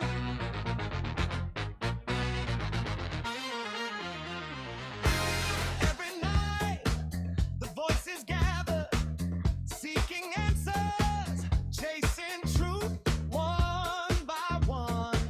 The doubts surrender, confidence inside the booth, no fear, no disguise.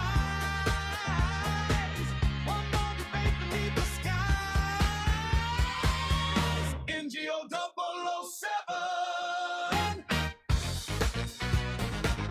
You know my name.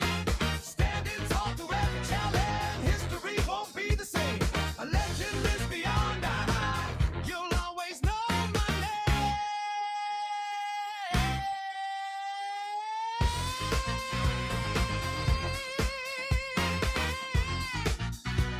You know my name.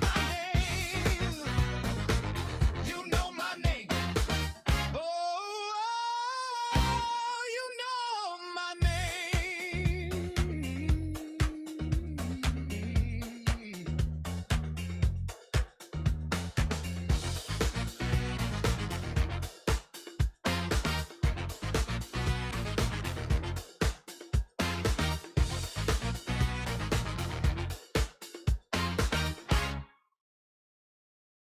NGO 007.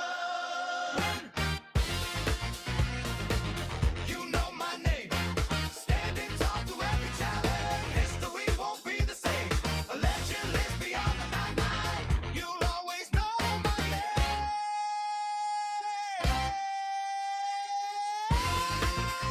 You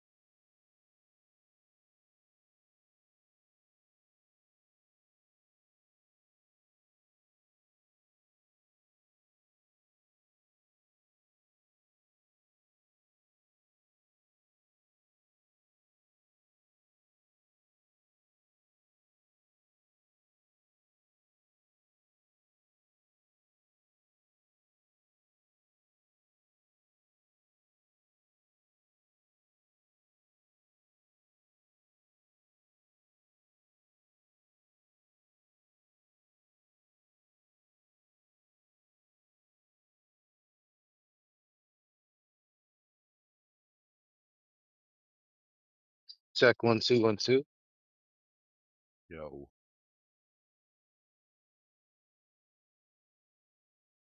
I think I may have finally found the Bluetooth microphone of my and all of you guys' dreams.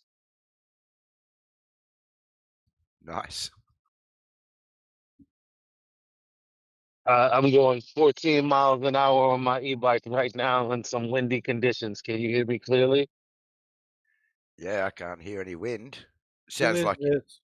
sounds like you're jiggling around a little bit in your voice, but you're bouncing around a bit. But no, it's clear, man. That's Elijah Rayleigh. This can't be Elijah. He's too clear. Oh man, finally.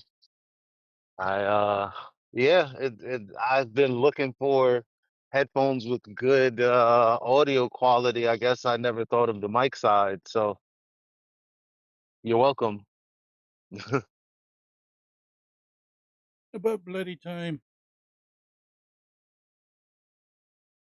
I'm Yeah, it sounds outside, like I'm out and about in New York City, and yet I don't hear a thing. you're in your house all alone.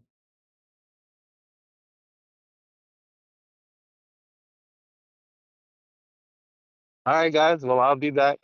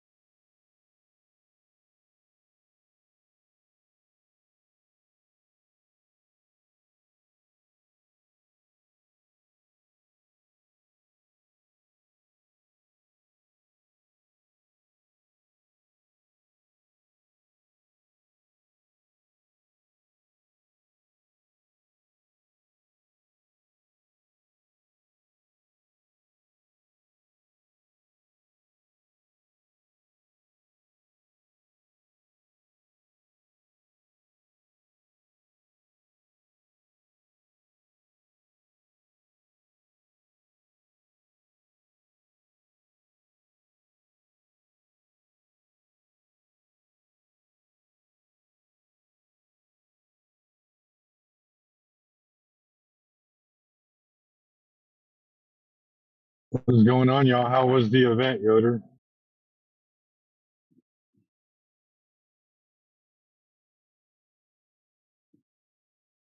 Or if anybody else wants to talk. Yeah, man, we had no takers, so that's it. Yeah, the only surprise today was Elijah.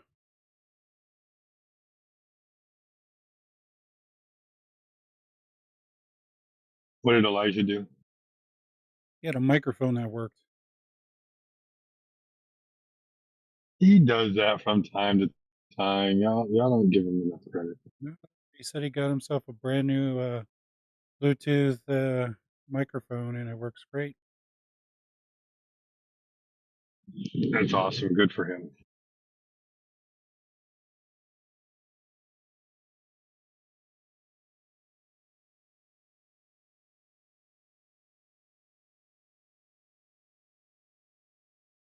Yeah, Flack smacked my coworker today. Nice. That was pretty interesting. Oh, yeah? How long till you're unemployed?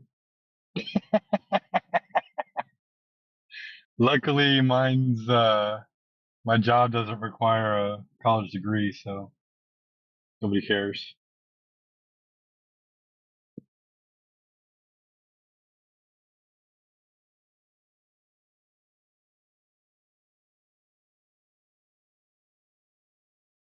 I don't tell everybody. I just tell people that seem like they're really cool, and I just drop a nugget here and there or whatever. And he bit on the first one, so we had a conversation. He's like, "Well, what about outer space?" I'm like, "They just stitch it all together with computer graphics, and they use data from satellite interpretation using radio waves, not even real photographs." He nodded his head up and down. He's like, "That's interesting." And then basically we got to the whole uh, why would they lie thing. And it's like, well, why do world leaders and governments lie to their people for control? And he was all on board with that because he knows that they basically lie. I asked him, I said, "You flown in a plane, right?" And he's like, "Yeah." And I was like, "Have you ever seen curvature from a plane?" He's like, "No." And I'm doing all this in Spanish, by the way, which was the amazing part. But and then he's like, "Well, what about boats going over the curve?" I'm like, "Have you ever been to the beach and seen a boat going over the curve?" And he's like, "No." I was like, "You've seen it on videos though, right?" And he's like, "Yeah." Like, that's the only time you probably have ever seen it, because anytime you've been to the beach, you've only ever seen a boat go really far away and shrink and disappear on the horizon. He's like, "Yeah, you're right." Like, your whole life, you've been told to ignore your senses. Your senses tell you the earth is flat, but you've been told that you can't trust your senses. He just kind of sat there and was just like, huh, kind of makes sense.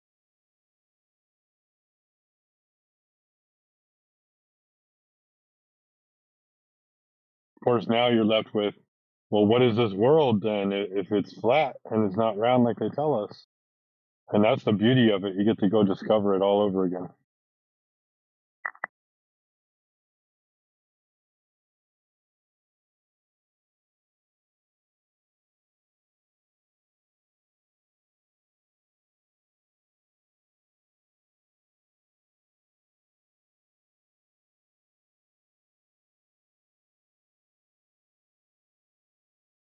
Yeah, in some ways, I'm kind of glad I don't have that job that requires everybody to be quiet and follow suit.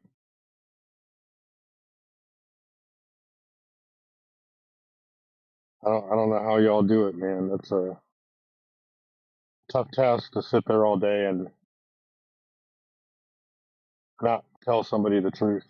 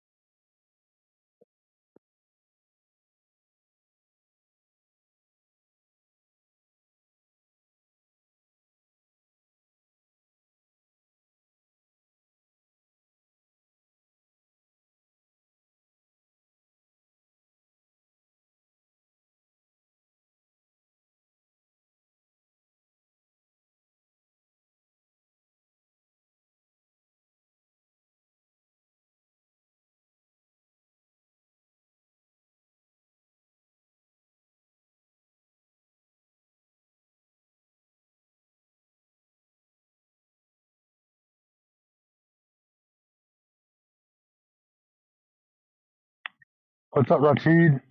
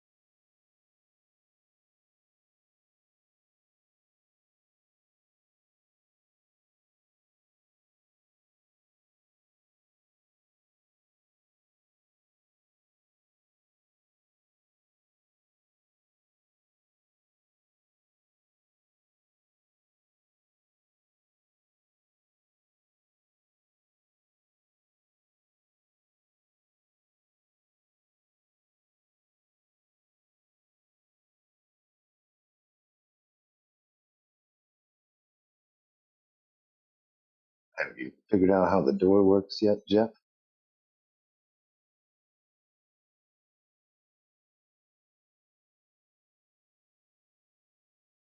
Check.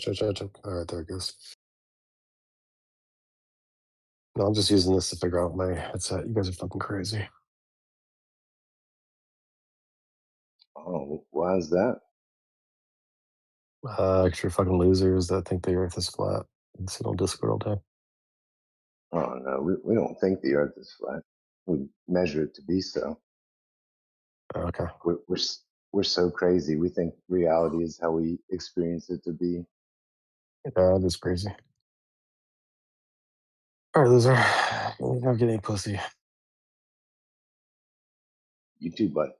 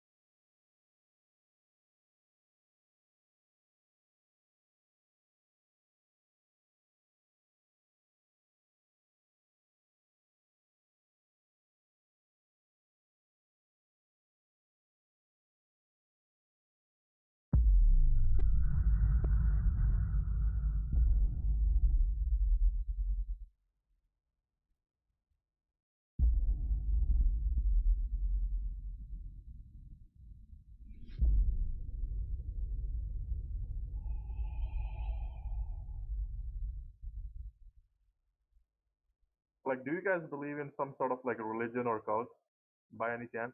No, we're not the globe believers. That would be you. That's in the He's cult trying religion. so hard for it to You're be not you're about a geometry. No, you're a are you guys helio like you're are a you guys like Christian? heliocentrist. Void, you're a heliocentrist, aren't you? No, I'm not a heliocentrist. You're not a heliocentrist, so you don't believe the Earth goes around the sun. No, that was like before Galileo and shit. Wow, so you don't even know what you're talking about, because that's the mainstream belief. So you're a geocentric glober? You think the sun goes around Oh, the Earth? No, the Earth goes around the sun. Hey, so you're a heliocentrist. Yeah, I'm heliocentrist. Sorry to correct myself. Beep, boop, boop. Blue screen. And the sun goes around the Milky Way. Silly globers. Correct. Void, do you think the ground is spinning right now? Yes. Relative to us, no. Relative to you, no. So the ground is stationary. No, it's spinning. No. Oh, it is spinning. How fast do you think it's spinning? Relative to us, no. Relative to the Earth, us, no. But it is spinning, right? It is or it isn't spinning? Yes. Just be straightforward. I wouldn't say the ground is spinning. The Earth is spinning overall. Oh, so the ground is not part of the Earth. Hey, No. Cyclone, the Earth is spinning and you're spinning too with it. Yes. Yes. Am Along I? with it.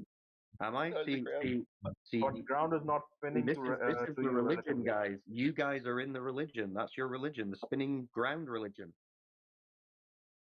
How fast does your religion tell you that the ground is spinning?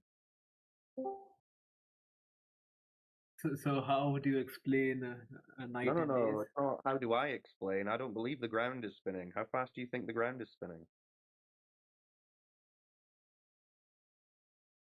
It completes one rotation in one day. So what speed is that? I don't know. You don't know. Do you Something, believe it? something like that. What? Yeah, you have to do mathematical calculation for that. It's hundreds of thousands, if I'm not wrong, per hour. Hundreds of thousands, and yet when you go outside, you detect no motion of the ground whatsoever. Yeah, relative to us, no, yeah. Right. Relative to us, there's So, no so motion it's because just a belief. So it's just a belief you have. no, man, you need to understand that we are spinning too. I understand. You guys along with believe. You the guys have a belief contrary to your experienced reality that the ground is moving at hundreds of thousands of miles an hour. Why do you believe that?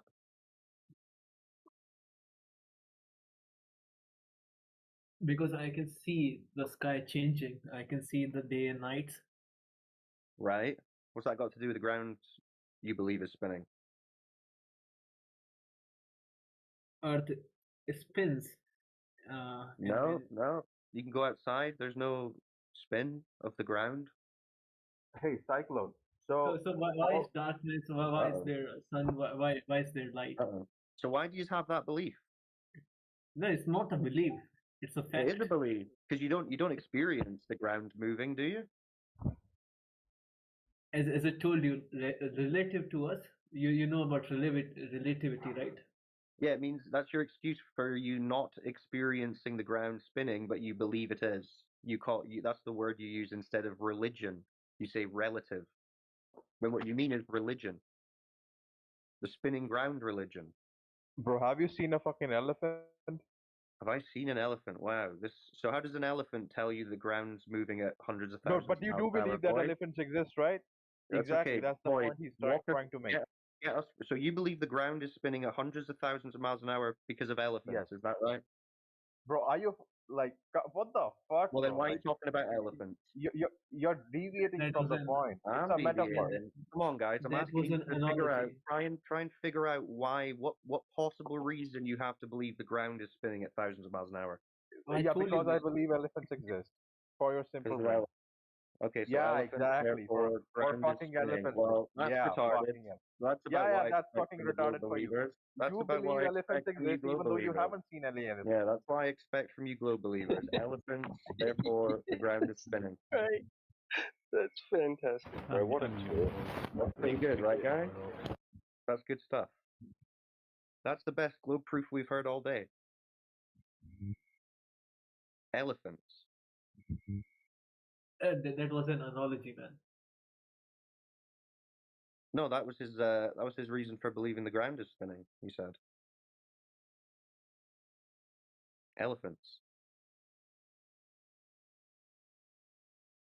It doesn't really make any sense. Your religion sounds weird.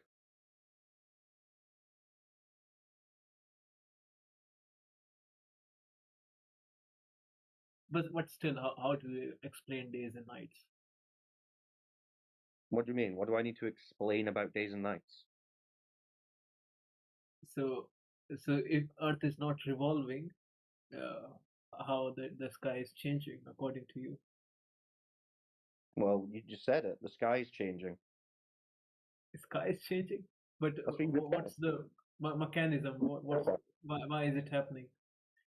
What do you mean? No, I need a reason to know that. No, you don't. You don't have a reason to believe the ground is spinning, but you believe that. Why are you pretending you need a reason all of a sudden? Your entire globe belief is based on no reason whatsoever. You were just told it. I'll just tell you the sky's moving. What's the difference? The sky is not moving, man. The sky is. That's what you said. You said the ground sky's is moving. You I said said We Earth is observe moving. I said ground is moving. yeah, but you You didn't have observe any evidence for that. You just said you observed the sky moving.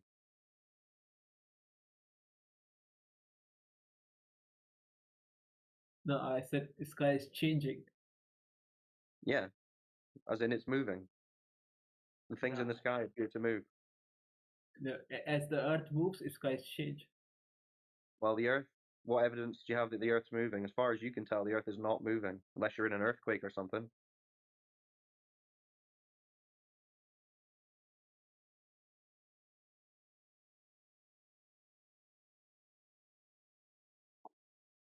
What happened to that Void guy? Oh, he's spazzing out. Oh, someone muted him? No, he's spazzing out. I will. All right, He'll just get banned in a moment if he keeps it up. Void, explain the elephant thing again. How do the elephants tell you the ground is spinning? Do you believe dolphins exist? Why are you asking me about what do I No, believe? because we'll come to a conclusion after You're that. trying to prove that the ground is spinning at thousands of miles an hour, remember? You said elephants. Because in order to come to a conclusion, I have to ask you this question. No. So, Your belief do you in the believe ground dolphins spinning, exist? my belief has nothing to do with your deciding that the ground is spinning, unless your evidence for the ground spinning is my beliefs, which wouldn't make any sense, even less sense than your elephant comment. It's on you, Void. This is about what you believe. You said the ground is spinning at thousands of miles an hour, you believe, and then we asked you why, and then you spoke about elephants, and now you're trying to ask what I believe. Are you confused about your own belief? Bro, you're trolling at this point. No, I'm inquiring about your claim. You claimed the ground spinning at thousands of miles an hour. I asked why you believed that. You started talking about elephants. Everyone heard you. Because of belief. Yeah. Because of belief. Is that not what I said? Yeah, because of belief. That's the answer. Okay, so you just believe it. I've never seen a dolphin, but I believe dolphins exist. So it's just a belief you have that the ground is spinning at thousands of miles an hour. Partly, yes. Why do you believe that? Because I have some sort of trust in multiple global institutions. Multiple global institutions. Which correct. one? Which one told you the ground was spinning at thousands of miles an hour? For example, the U.S. Even if, let's say, your government is Oh, lying to us, so North faith in the Koreans, U.S. they would have government. an incentive So to. what evidence did the U.S. government give you that you have placed your faith in like a religion?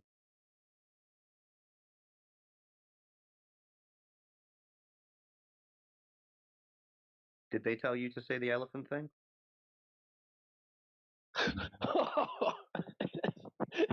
If a flat earther asks you why you think the earth is spinning, just tell them about elephants. That sounds like an Oh, answer. classic. I would say So what half of evidence you did they give guys, you? look, half of you guys Half of you just guys. want just want some sort of Why are you talking comic book about us? effect. Yeah, Half you of you guys, guys just want some sort of exactly so. comic book This is what he effect, does. and half of you are just Your a bunch of fucking listen, retards. your elephant-based spinning ground belief has nothing to do with us. You just said it was to do with the U.S. government. So how does the U.S. government convince you that the ground is spinning because of elephants? See? What was the evidence they gave you? No. The way you frame it is just completely trolling, man. But I get it. Okay, Well, it's no. just like But, well, to be fair, Maybe it they was showed him an elephant. It was very retarded what you said. So yes, I am trolling you a bit because it was very stupid. But now Exactly. you'll realize that that was stupid, and you won't say something stupid like that again, hopefully. So now I'm asking you seriously because you said, well, my belief in the ground spinning at thousands of miles an hour comes from the U.S. government. So I said, well, what evidence did the U.S. government give you that made you believe it?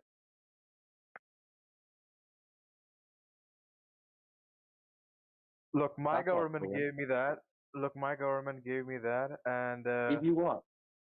Your government gave you what? they taught us in school, so I They have taught you in some school. sort of. Okay, but what I asked what evidence they gave you, not what they told Based you. on what? So did they say we know the Earth is spinning because now fill in the blank?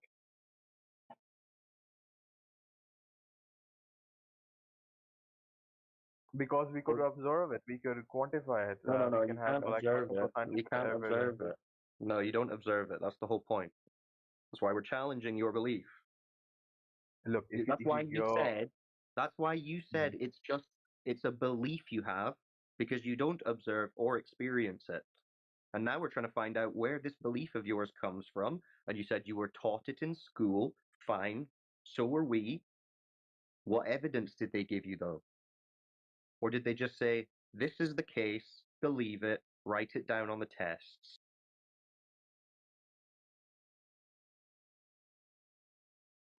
all right. So let's put that aside. Like, if you ever have traveled through like an aeroplane, they don't go straight to the destination. Yeah. They go in a curvature. Yeah, they right? treat the Earth as motionless. They don't believe they don't treat the Earth as spinning. So that won't help you in this regard. So are the airline companies lying to us? Oh dear. No. When they say that they treat the Earth as telling, flat and stationary? No, they're not lying. They're not telling you, hey Void, enjoy the flight. We're going to navigate this spinning ball ground beneath us. No, they don't tell you that. Why do they go in a curvature? Why don't they go straight if They don't account for any curvature as they're flying. They treat the ground as flat and motionless when they fly. True, That's how they're true, taught to but they fly. still they don't Right, go. okay. So it's not going to do much good to speak about flying planes because as far as that goes, they're just flying over a flat, motionless Earth. That would be what we are talking about. You're talking about this spinning ball ground religion. That's what we're Why talking would a about. flight from London to New York go above Greenland, go through Greenland? Why would you not have a not belief? directly? Why would you have a belief in a spinning ball ground with no evidence? No. Why are you deviating from the question? Why do they go over No. You Greenland? deviated from the Why question. do they go over Remember? Greenland? Because we were Why do they asking go over you Greenland? what evidence you were given for your claim that the ground is spinning hundreds of thousands of miles an hour. That was the question which you have tried to deviate from.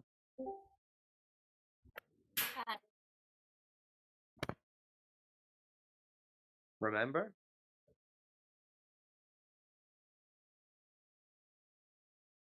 So you don't have any answer for that. Well, I've demonstrated the point. You have no reason to believe in this ground spinning at hundreds of thousands of miles an hour. Do you agree? Even if I agree to your point, these airline companies, why do they go over Greenland and not through the Atlantic Strait? Why? Why don't you go and ask them?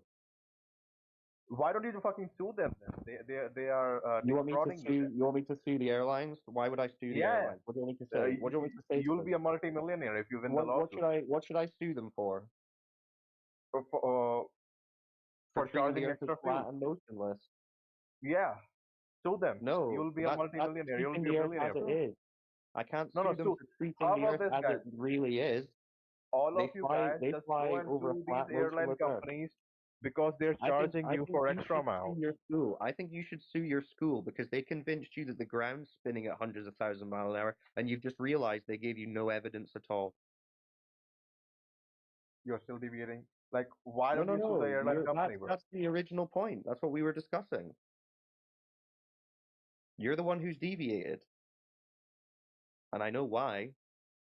Because you don't have any evidence.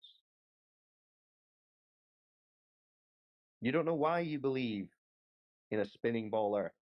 Well, you do. It was because you were told it. And because planes go over Greenland. Jeez. It's silly, this whole globe belief thing, isn't it? Yeah, elephants in Greenland. I get it now. Yeah. See, I mean, it just takes like 10 minutes of thinking about it, and you can tell how silly the whole thing is. What about lunar eclipse? What's the What about it? shadow of the? What's the from which object? From which object The is darkening? The darkening is on the the shadow moon during on the the lunar eclipse? Ah, You mean the darkening? Yeah, what shadow? What shadow? Yeah, Luke. Yeah, the you've shadow, been the told. darkening, the whatever you want to call it. Yeah, yeah. But what if it's not a shadow? Can somebody explain that here? Nah, don't really need to explain it. I think you could. I thought so. By the way, Well, how would you all explain of it? you, all of How you would you guys explain believe it, in Luke? religion, Hold right? on, All of Void. you. Hold on, Void. Void, there's another Glober who's about to fall on his sword. You should just chill. Now you're off the hook. So, Luke, how do you explain it? Well, the sun, the Earth is aligned with the moon, right? How'd you know that? Well, how do you know it's not? Well, that's not okay. So you don't know that. You don't know that's There's a what it is. Then. concession. That's a That's a concession. concession immediately. So you don't know that. There you go. Well, we know that. Oh, how do you know that, Luke? There's many things that you guys cannot explain. Okay, well, you can't explain it either, as you've just demonstrated. This is just like an example of, Hey, Luke. how the Earth is. Come on, give me your. round. Okay, let's do it this way. Let's do it this way. You give me your explanation of how it works. It's not your explanation. The story you were told as a child and never thought to question. Tell us that. You guys only see like It's not about you guys. You guys. It's not about me, Luke. in Come on, front of Luke. you. Come on, Luke. You Tell don't us. see. You guys only see like an inch in front of you. You don't see An the big inch picture. in front of us. No, we see for miles and miles and miles, Luke. That's how we know the Earth is flat, because we see way What he means to say, Typhon, is that you don't use your imagination like I do. You come to conclusions based on what I you come see to with your own conclusions. eyes. Oh, and you come to conclusions based on stories you were told as a child, Luke, that you've never thought to even think about. Yes. Yeah. Let's do an example. So the lunar eclipse. Go on, explain it. What is that? Well, it's just an example of how the well, you can obviously see the shadow on the moon. Which Well, is how do you know the it's shadow of how the do you know Earth. it's a shadow? Oh, it's the How do shadow you of know the it's Earth not? now. How do How you do know you know that? it's not? Okay, so how do you know it's not? So you cannot explain moon. You cannot How do you know explain it's sun. not, Luke? You It's cannot. not You proof that cannot that's what it explain is. every Hold on, Luke. planet Luke, and star in Luke, the hold on a second. Luke, you don't need to universe. spiral already. Luke, The chill. Luke, The only chill. thing that you Luke, guys bring chill. up Luke, is could you the chill? Luke, curvature. you could chill. The only thing Keep talking is about curvature. us. Keep talking about Okay, us. Luke. Okay, Luke. So, Luke, you saying what else could it be is not proof of your claim, is it? It's not. Okay. It's a shadow on the Right. So how do you know it's the shadow of the Earth cast onto the moon? How do you know that? This is only one example. Yeah, yeah, yeah. There's So I'm many asking you examples, how you know that. I'm asking how many you know that. evidence, many How do you know that? proofs. Sorry? Keep How not do I know? answering the question, Luke. That's a loaded question. How do I know a How do you know Earth it's the is shadow aligned of with the the moon? Earth? How do you know it's the shadow of the Earth being cast onto the moon? It's a loaded How do you know question. that? It's like No, no, me no. It's a asking you direct how question. It's a what's question about what's your fucking claim. what's mine. You claimed Sorry? it. You said the eclipse is the shadow of the Earth on the moon. How do you know it's the shadow Yeah. of the Earth on the moon? How do you know that? That's a loaded question. Oh wow. So you okay? So let's just be honest, Luke. You don't know that, right? That's just what you've been told. Yeah. Well, Is that fair to say? You have your beliefs, and I have my beliefs. No, no, no. I didn't make a claim about it. I didn't make a claim. Remember, I didn't say it's the Yeah. shadow of something on the moon. You did, but you don't know that, right? That's just what you've been told. Well, you have been told the Earth is flat. No, no, no. I've not been What's your told point? anything. I'm not making a claim about it. Bro, you said How we are you not know. claiming We the know. Earth is So, flat? Luke, you either need to, at this point, admit that you don't know, right? And admit But it's just a belief, or tell us how you know. See, it goes like this. You say the Earth is casting a shadow on the moon. We say, how do you know? Oh, that's a loaded question. Then you ask us, what's being casted on the moon? And we say, we don't know. You're like, oh, see, you don't know. You don't know. And, yeah, we don't know. Yeah, So, that's so only what one do you believe? example. It's only We, one we, example. we don't believe. How you can believe. see You don't have a the belief. planet is You have a Fuck you, belief. AJ. You have a belief. yeah, that's all just beliefs you've got, Luke, based on stories you were told as a child that you've never challenged. Would you care to challenge them with us here today? Well, I'm not a I don't want to insult you guys, but I'm not a fucking crock. Not It's crock, okay, right? Luke. Luke, you couldn't insult us But even if you tried. You couldn't if you tried. So don't worry about that. We'll just talk about your beliefs in the globe, and soon you will realize that they're laughable, and you have no reason to believe them. The Earth is round. It's shaped like a ball. Derf Rond. Okay. So who's measured the Earth to be a ball in all human history? Who measured that? People have Well, gone to if you- space, and the Earth is round. Like who? Yeah, who where measured did you that? guys learn that the Earth is flat? It's okay, Jonas. We're speaking to Luke right now, because he's an adult. Who's measured the Earth to be a ball then? We've gone to space. Oh, have you? We have gone to space. When did you go to Human space? beings have gone to space. Oh, human beings. Okay, so not you, right? No, why would I? So you can see, like, even without going to space or going to extreme heights, you can see objects or cities, skyscrapers disappearing beneath the horizon, right? If you look at it from a great distance. What's the horizon? What proof do you have that the Earth is flat? Where's your proof? Where's your evidence? Go outside. Go outside, yeah, that's true. Yeah. Have you noticed? Have you noticed when you go outside that you don't observe curvature or motion of the ground? You cannot observe curvature while You can. you Correct. are a speck of dust in A speck of dust. comparison. No, I'm a human Yeah. being, Luke. How could a No, speck of dust be talking But on everything there Discord? is flat. I will find you where are you are a speck of dust Luke, compared you to You're the right. size You've of never seen curvature I'm because a, you're I'm a human Earth being, is Luke. so big, so you've You never might seen be a curvature. speck of dust. Yeah, and I'm explaining why you cannot just go out and see how the Okay, Earth is so fucking you've never curved, seen it. because Yeah, you okay. are a speck of dust Okay, compared so to the Luke, size in of the your Earth. belief, right? So you've never experienced curvature of the Earth, Like a and you speck of dust believe, in- speck of dust that's on because a you're a speck of on dust. a you are a speck of dust on a You can speak for yourself, Luke. on You a like a believe you're a ball, speck like of dust. a Okay. like what is it called? Well, you don't know you're on a ball, Luke, because you only experience flat. Remember? Like a football, whatever. You're on No, like a you speck don't of know dust you're on on a a football. football. That's the Well, size well, of you you on haven't a got there Earth. yet. So it's You not that haven't got there easy to yet. see curvature when you go outside. Okay, Luke. Okay, we agree. You can't detect or observe curvature. So how do you know you're on a big ball? But you can see, for example, the Lake Michigan.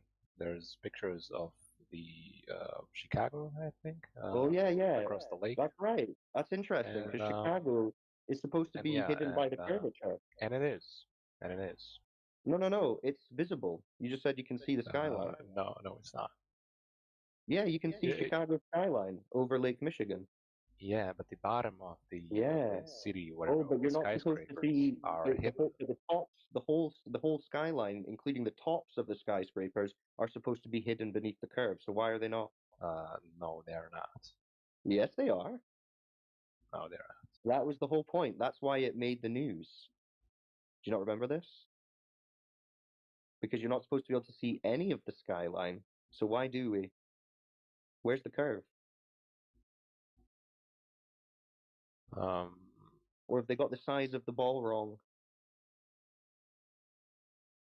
Why do we see the building? Uh-oh. You just walked right into it, Luke. That's a globe debunk that you just talked about. There's atmospheric refraction also. Or is that why the curve isn't blocking the buildings like it's supposed to?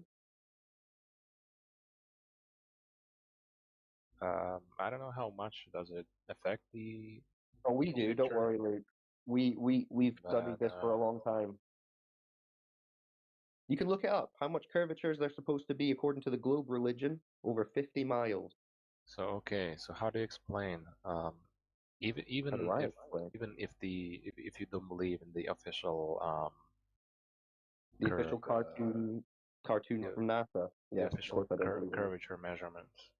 The official How do you curvature measurement. explain? Wait, How do you hold on. explain the Stop the phone. city being Which sunk official behind the horizon? Sorry, just quickly, which official curvature measurements would those be? Curvature's never been measured. I think it. I don't know. I think it's like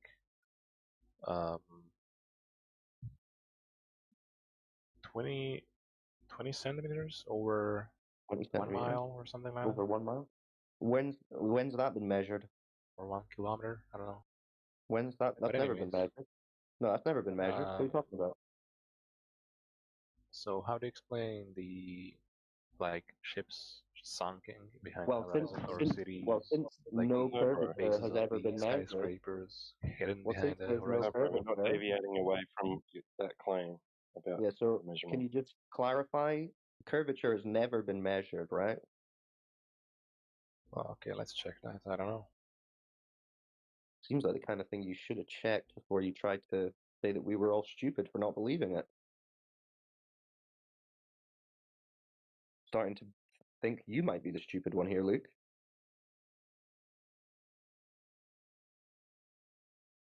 So the curvature has been measured many times. Oh, well, going that's back a over relief. 2,000 Just years. post. Oh, great. Okay, just post the measurement. Just tell us who measured it. And just so we're clear, we're talking about curvature, not like something else like shadows or something, and an assumption of curvature, right? This is a direct measurement of surface curvature. So some guy named yeah, we know it. Luke. Don't worry. Eratosthenes. Yes. Well, he didn't measure curve, though, did he? He didn't measure curve. He noticed that in this city called Siam, that's modern Aswan in Egypt, we love this story. The sun was directly overhead at noon on the summer solstice, and cast no shadow. At the same time, in Alexandria, a vertical stick did not cast a shadow. So what he did, he measured the shadow angle in Alexandria about 7. Oh, so he measured a shadow angle. So not curvature. He assumed the curvature, right? And he knew the distance between the two cities, so he and then he assumed geometry. So he assumed curvature, yeah. So yeah, there's many cases where But that's an people have assumption of curvature. But what we asked for was a measurement of curvature, not an assumption of it. So who's actually measured it? I mean, you're saying this is like what 2,000 years ago. So you're basing your entire worldview on this story of a guy 2,000 years ago with sticks. Is that right? No one's measured it. No, well, today we use satellites, radar, gravity measurements, Oh, great. Okay. spacecraft Measurements. tracking. Okay, so could you post a modern measurement then? Could you post something legit, not just a story about some goat herd with sticks? I think it's funny how he said, "Oh, they measured it." Like, oh, like let me call my buddy 500 stadia away. Say, hey, mark that time right there. That's the measurement I want. Well, that wouldn't be curvature anyway. You'd just be looking at shadows on what you perceive to be a flat surface. The shadows weren't curved, were they? They weren't even on the same meridian. Yeah, this is classic. So who measured it? drops about 8 centimeters per kilometer. Okay. Is that just that's just the claim though? That's never been measured, has it? Well, as I said, no, but that'd be a slope. That'd be like a ramp. Yeah, That would be a ramp. He's close enough. He's for a glober. Listen, we know you globers don't know anything about the globe. That's close enough. So I'm just curious where he thinks the horizon is from 180 centimeter observation. Well, hold on. Before we get into that, I need to know. I need Luke to come to terms with the curvature's never been measured. Well, it has been measured many times. Okay, so who measured it, Luke? Because the guy with the sticks didn't measure it. I don't think you understand. It's not a problem with my understanding. You just said he measured shadows. That's not curvature. You think we didn't think to Google?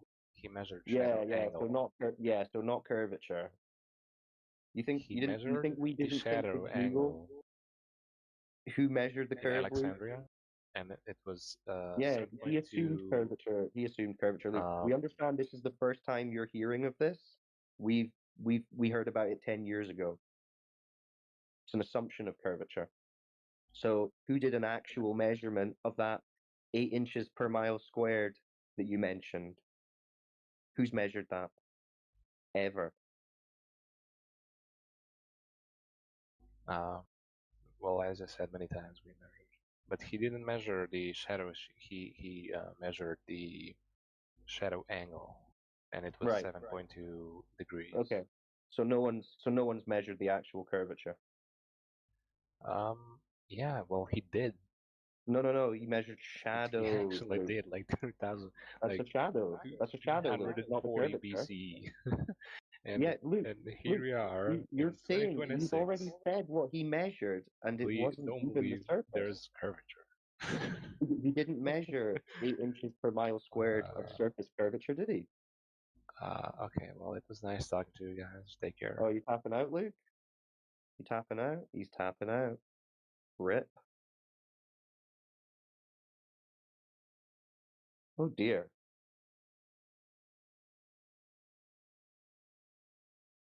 GG's.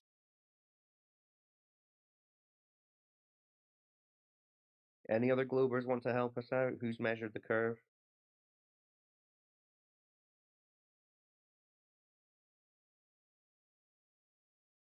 Don't be shy.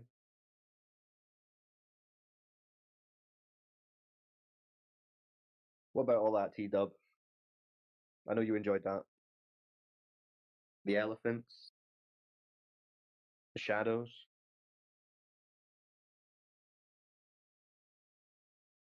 Classic.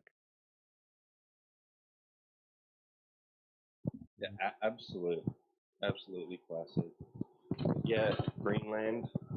But Greenland. I mean, it's just such a preponderance of strong evidence. I have to go back to the globe, guys. I'm sorry. Sue the airlines. Right, sue the airlines. Oh boy. So who else we got in here? Danny HCR. What's up, Danny? Are you listening to that?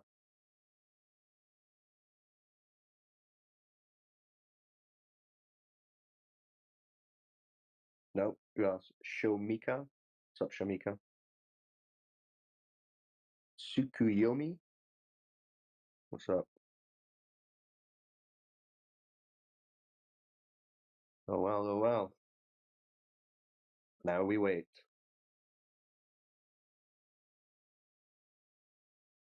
Are they Googling? No, I think we're just waiting for the next globe believer to realize the Earth's not a globe.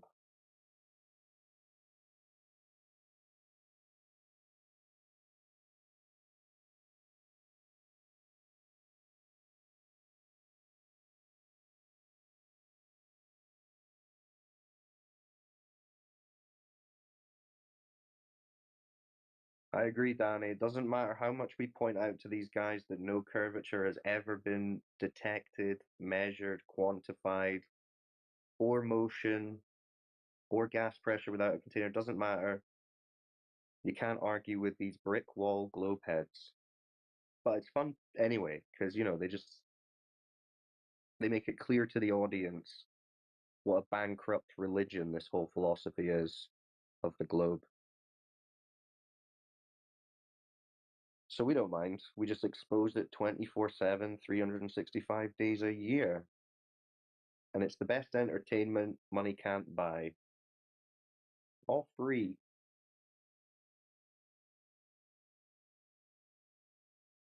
Good stuff.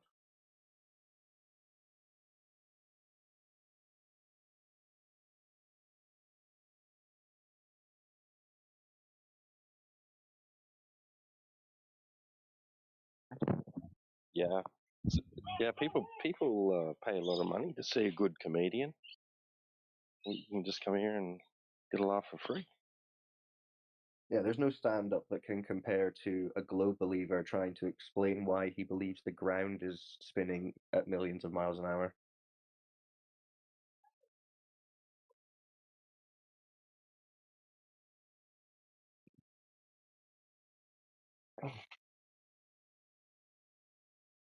You understand why people lie, Danny?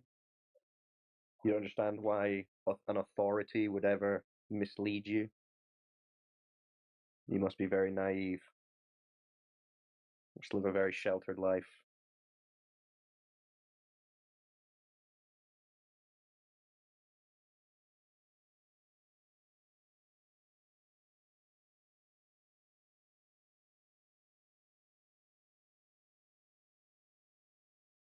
What's up, Violet?